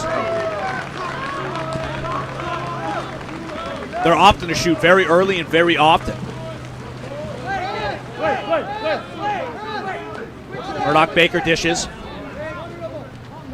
Sacred Heart prep goes here to Ryan Carr. Carr goes down. Ordinary awarded. Goes down line, maybe looking for center, doesn't have it. He still gets it in. It's going to be stolen away. Carr, he's going to take you in. Carr, go out. Carr. No foul. Ball goes here. Right next to me at the 1. Otto Stothart. Big turn inside. Stothart trying to do it himself. That's going to be a 5-meter. And Otto Stothart kind of taking matters into his own hands there, going mano-y-mano with his defender and pulling away with a huge 5-meter call. Stepping up to take it is Connor Kim. Kim versus Baker. Clutch goal here. If Connor Kim can put it away, and he can't! Baker wins this one. Baker comes up big. It goes off his arm to the post and rebounds out. Westlake still sitting at 1.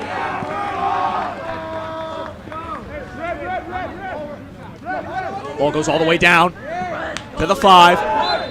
Looking different. It's going to be an offensive inside the 2-meter.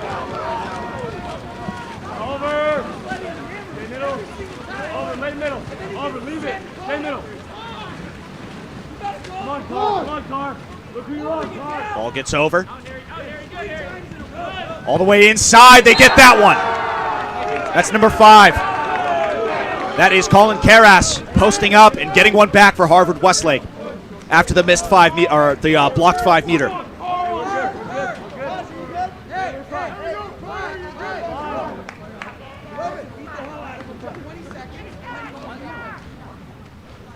Harvard Westlake has their second one. Sacred Heart 5, Harvard Westlake 2.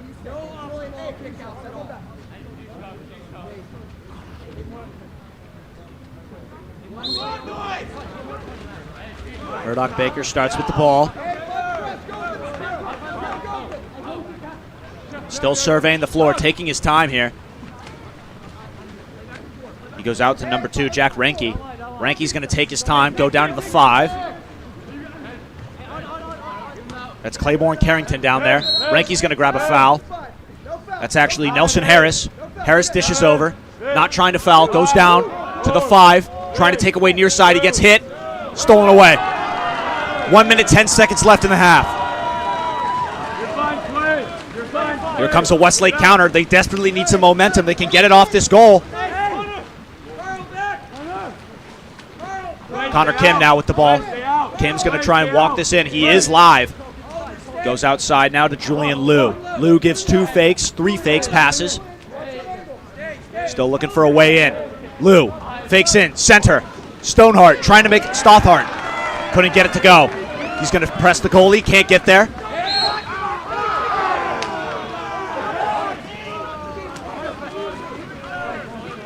And Sacred Heart not happy about that call with Stothart on the back. Just an ordinary. All the way out. Seems like tensions are starting to rise here between both these teams. Westlake trying to hang on. Goes all the way down. Trying to set the man. Comes all the way back. Ordinary is awarded. Has to go out to his man. Rips it. Big save from Nathan Yu. Carrington with the shot. 10 seconds left. He's going to try and get this to at least half tank before picking it up and shooting. Here it comes. Stothart lets it bang to the left. End of the second quarter here. Sacred Heart 5, Harvard Westlake 2. We'll be back for the third quarter of the last game of the day between these two powerhouses of teams.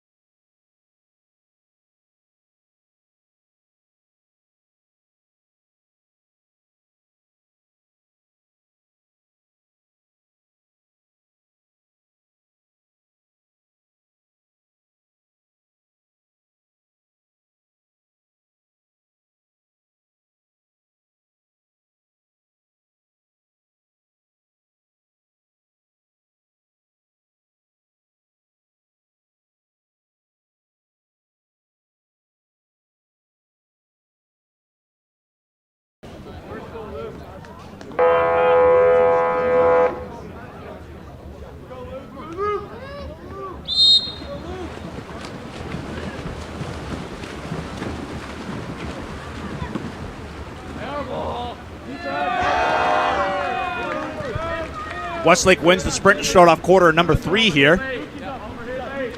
Trying to kickstart my heart here, or kickstart a heart, preferably theirs, as they try and climb back from 3.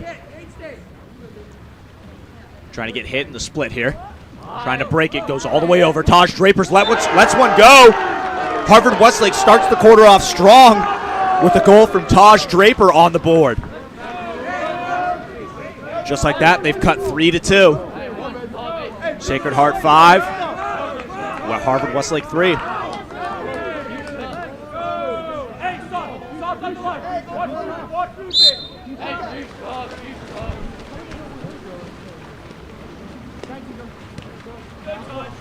Ball comes up. Sacred Heart trying to make something happen. Ball goes over here to number 4, Luke Kirinich. Kirinich maybe looking to go down line. Oh, just misses cross cage, but the rebound is there. He's got to take it away. He can't do it. Just a little bit too slow on the draw for the rebound. And the second chance points go to Gates Gamble coming into the game. Sacred Heart back up to a 3-goal lead.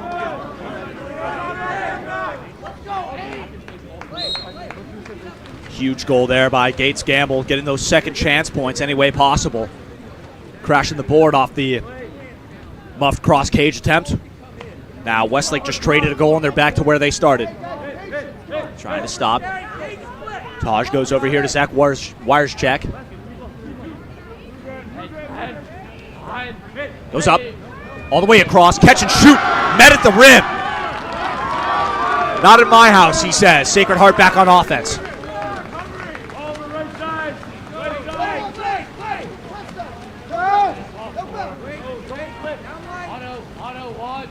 Still at half tank. Getting pressed. Finally gets it over to Luke Kirinich. Kirinich still scanning the floor. Is going to dump it down. Goes to Carl Sylvester. Sylvester goes back to Kirinich. Kirinich maybe looking for a foul. 5 seconds left. He's going to open it. He's just going to dump. It's going to go going the other way.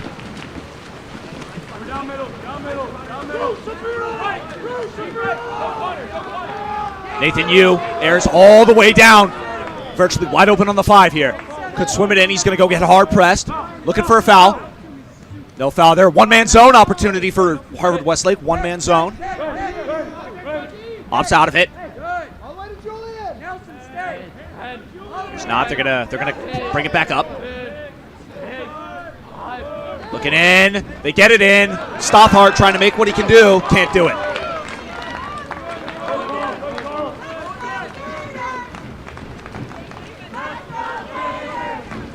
Murdoch Baker. Outlets out. Still in his hands, actually. Now he goes middle. Ball comes in. Hands go straight up. Originality tipped over. Going to be stolen away. Nathan Yu. Westlake up on the counter. A one-on-one. He's going to pick it up and let it rip, and he gets it. And now you can see a timeout coming. Timeout coming, ball's coming out, and Sacred Heart coach Brian Kreutzkamp is not pleased with the ref. He is not pleased with him.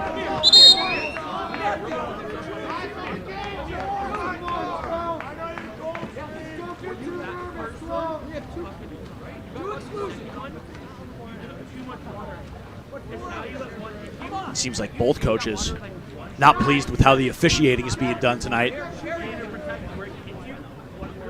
You can see Kreutzkamp is upset about the tip pass where he tipped it to inside water.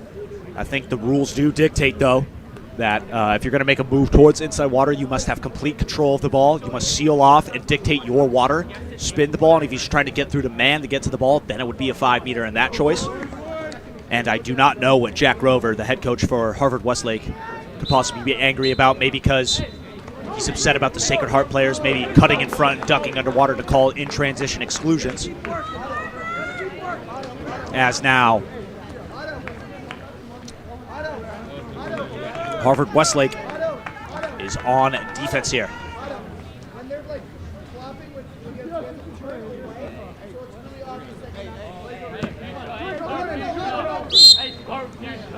Here's Sacred Heart.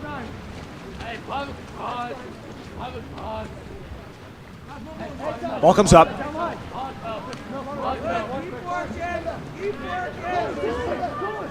One-man zone, in trouble. They set the man. Backhand off the post. Another rebound, though, for Sacred Heart. And it's a ball under. Oh, pardon me. No, it's just an ordinary. Still Sacred Heart ball. Trying to move it back around, maybe for center. That's exactly what they're trying to do. And they take the ejection. They go for the quick. And he gets hit, and it's a 5-meter. Got hit from the back. Good job there staying on his legs, but a little too late. Harvard Westlake got there, but hit him from the back, and now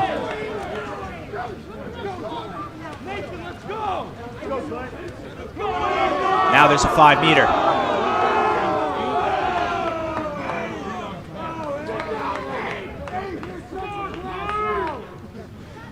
And here comes Claiborne Carrington. Carrington's offer. Good, he cashes it in.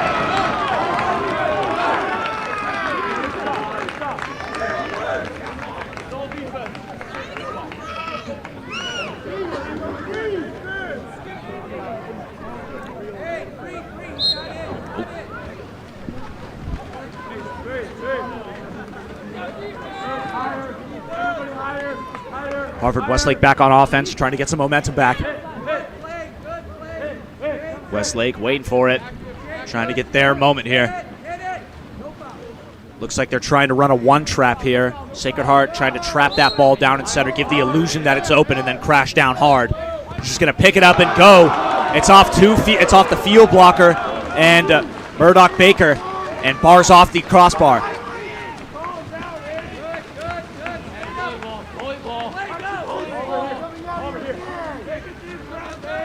Ball finally comes out of Murdoch Baker's hands. That's half tank, now moved. Inside center. And hands come up. Ordinary is given. Ball all the way up. Here's number 4, Luke Kieranich. Trying to get a foul, doesn't get it. Nelson Harris, no choice. I guess he tried to dump it there. Here comes Westlake.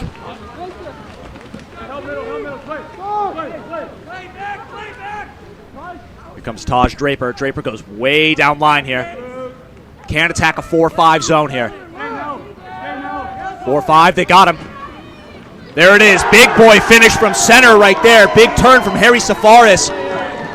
Quarter turn to the inside and then burying it home. Ball's coming out. Harry Safaris delivering for Harvard Westlake. Bringing it back within 2 now.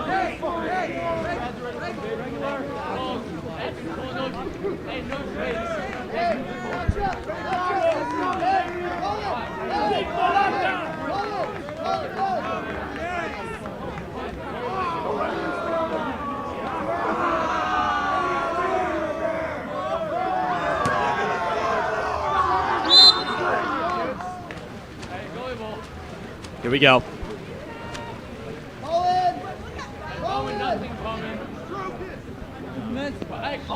At the middle.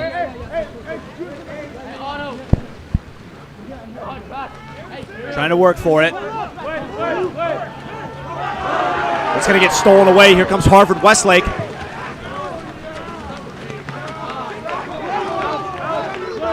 Goes all the way up. Looking one-man zone. The crash is coming, though. Backhand. That went absolutely nowhere. Careened nowhere near the cage. Couldn't get enough bearings. That drop was coming fast. He had about a one-man zone for about that millisecond. He passed it. It's going to be an offensive coming back the other way, though. Here comes a full 30-second front court for Harvard Westlake.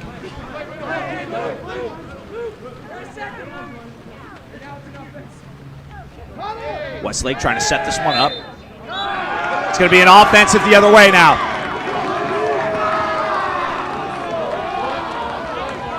Sacred Heart goes back to Murdoch Baker, their goalie. 1 minute 50 left to play in the third.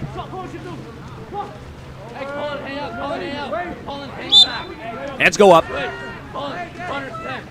Ball now goes up. Number 3, Carl Sylvester. That's a bad pass. It's going to be a turnover, not even close, and they're locked up.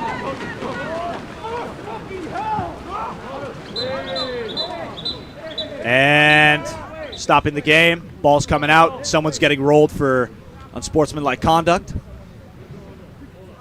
Whistle blown.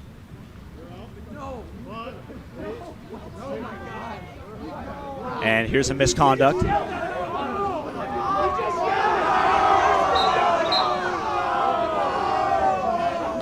Misconduct. Still, it looks like they're still chirping. This game might get ugly. Officials trying to restore order here. So now it looks like it's going to be a 5-on-5. 5-on-5, and Harvard Westlake visibly angry. Ball comes out.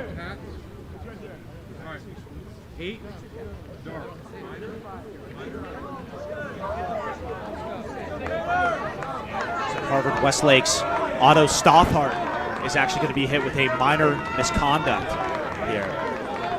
And I mean, he's a crucial player. Great shot, great centerpiece for this team. He's got to keep his cool. He's got to keep his cool if he wants to keep playing in this game and benefit for his team. It doesn't matter how good you are. If you lose your head, then you're no better than the others.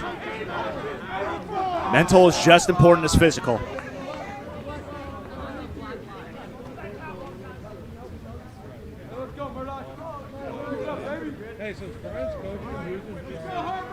And these officials are definitely not having an easy game ahead of them. I mean, both coaches are really letting them have it. Both coaches not happy with both calls. Got to find a cap here.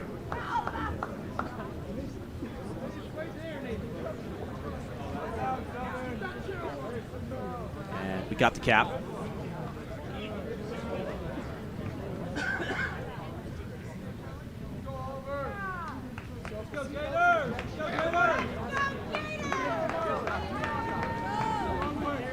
And so it looks like we're going to be playing a 5-on-5 for a possession. And Stothart is going to be sitting on the bench to presumably cool down, I hope.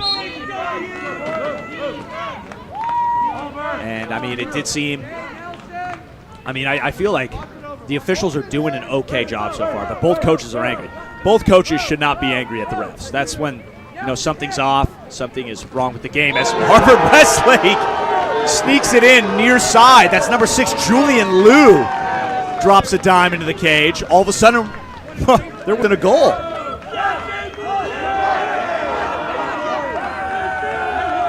And it's getting real rowdy here in Northern California for the North vs. South tournament.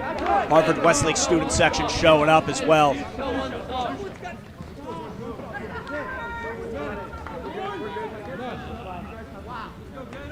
And I don't know how many more warnings Sacred Heart's coach, Brian Kreutzkamp, is going to get.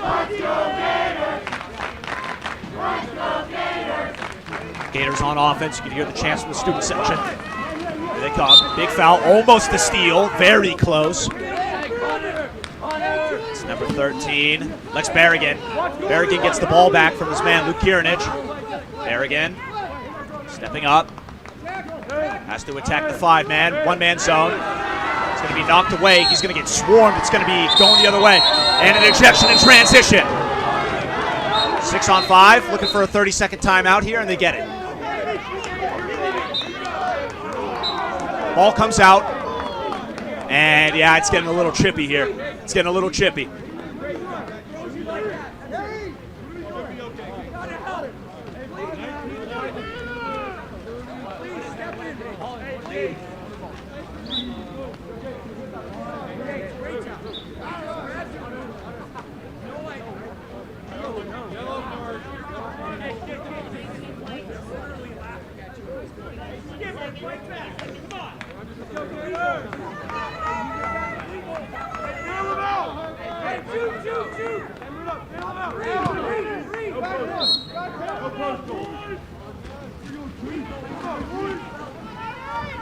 And during that timeout, Cruz Camp finally got hit with a yellow card from the refs after multiple warnings. And Harvard Westlake buries another one. All of a sudden, we're tied up.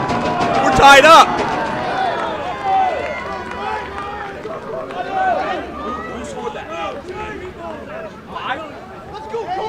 That's number 5. Harvard Westlake, Colin Carras, banging it home. All of a sudden, Sacred Heart's lead of 3 gone out the window. Poof. Harvard Westlake crawled back into this, and we are all deadlocked at 7 with about 10 seconds clock differential between shot and game. We're still in the third quarter. Sacred Heart back at it. Here's Kieranich. Kieranich goes back up. Nelson Harris. Harris goes back down to Kieranich. Kieranich looking for inside water. Trying to work maybe a 1-2 into the inside water. He's going to opt to blow one over the cage.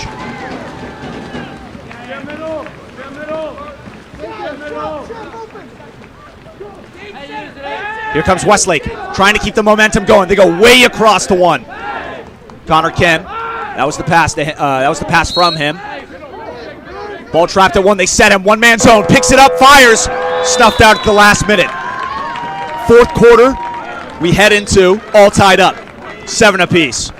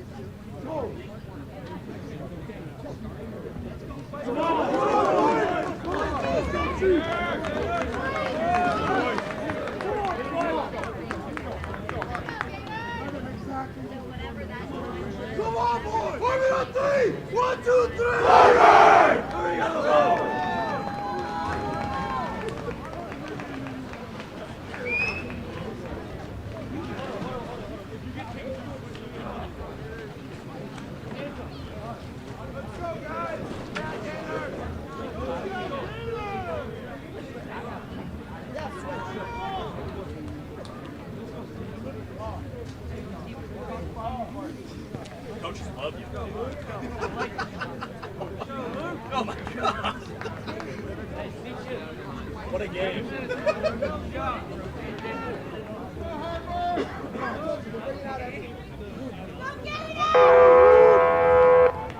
go, Connor! Let's go, Connor!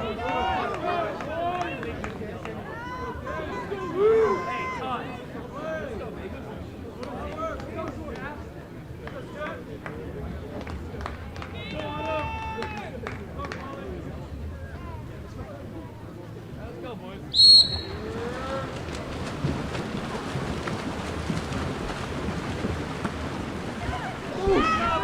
The fourth and final quarter of today's North versus South Challenge is underway.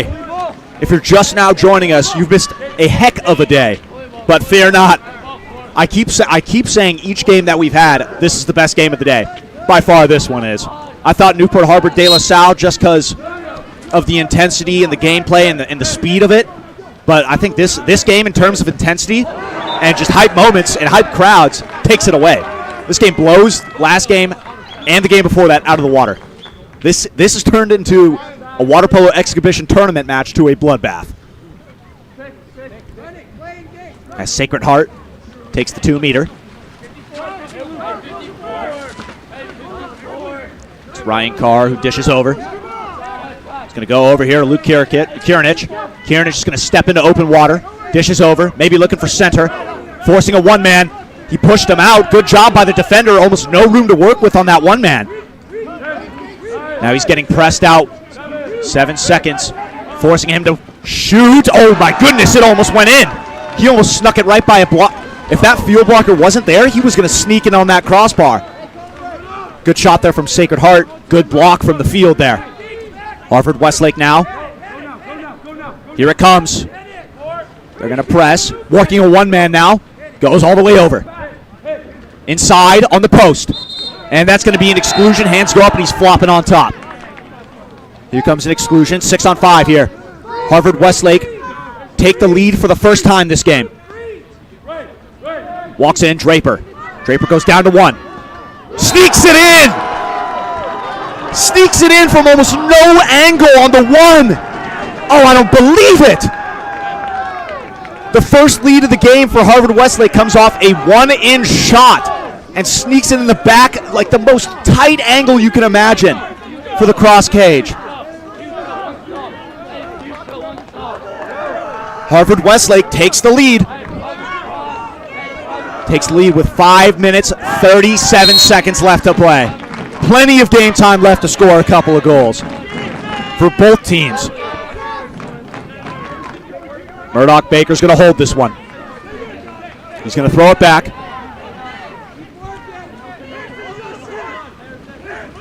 Right back to him, working a one-man. One-man on the post. He's going to opt to go out. Harvard Westlake's doing a great job of isolating the one-mans, honestly. They're pushing him out.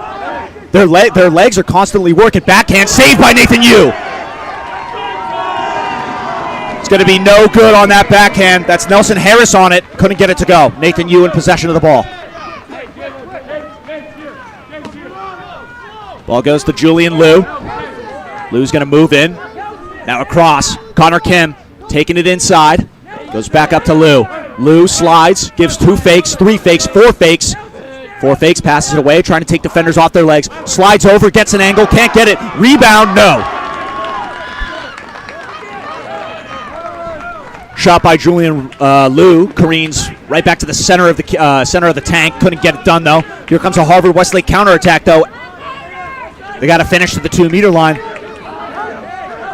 Pardon me, Sacred Heart counterattack. They get inside water. It's going to be a 5-meter.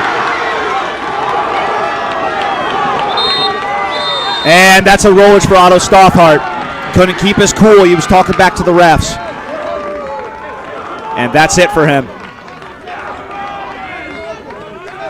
So Otto Stothart is done. And he is very, very mad. He's going to have to take a seat, and he's going to be done for the day. As now we await a 5-meter for Sacred Heart to even this thing back up. The offer. It's good. Sacred Heart's number 20, Claiborne Carrington, puts that down. Now we're at 8s. We are at 8s with 4 minutes and 20 seconds left to play.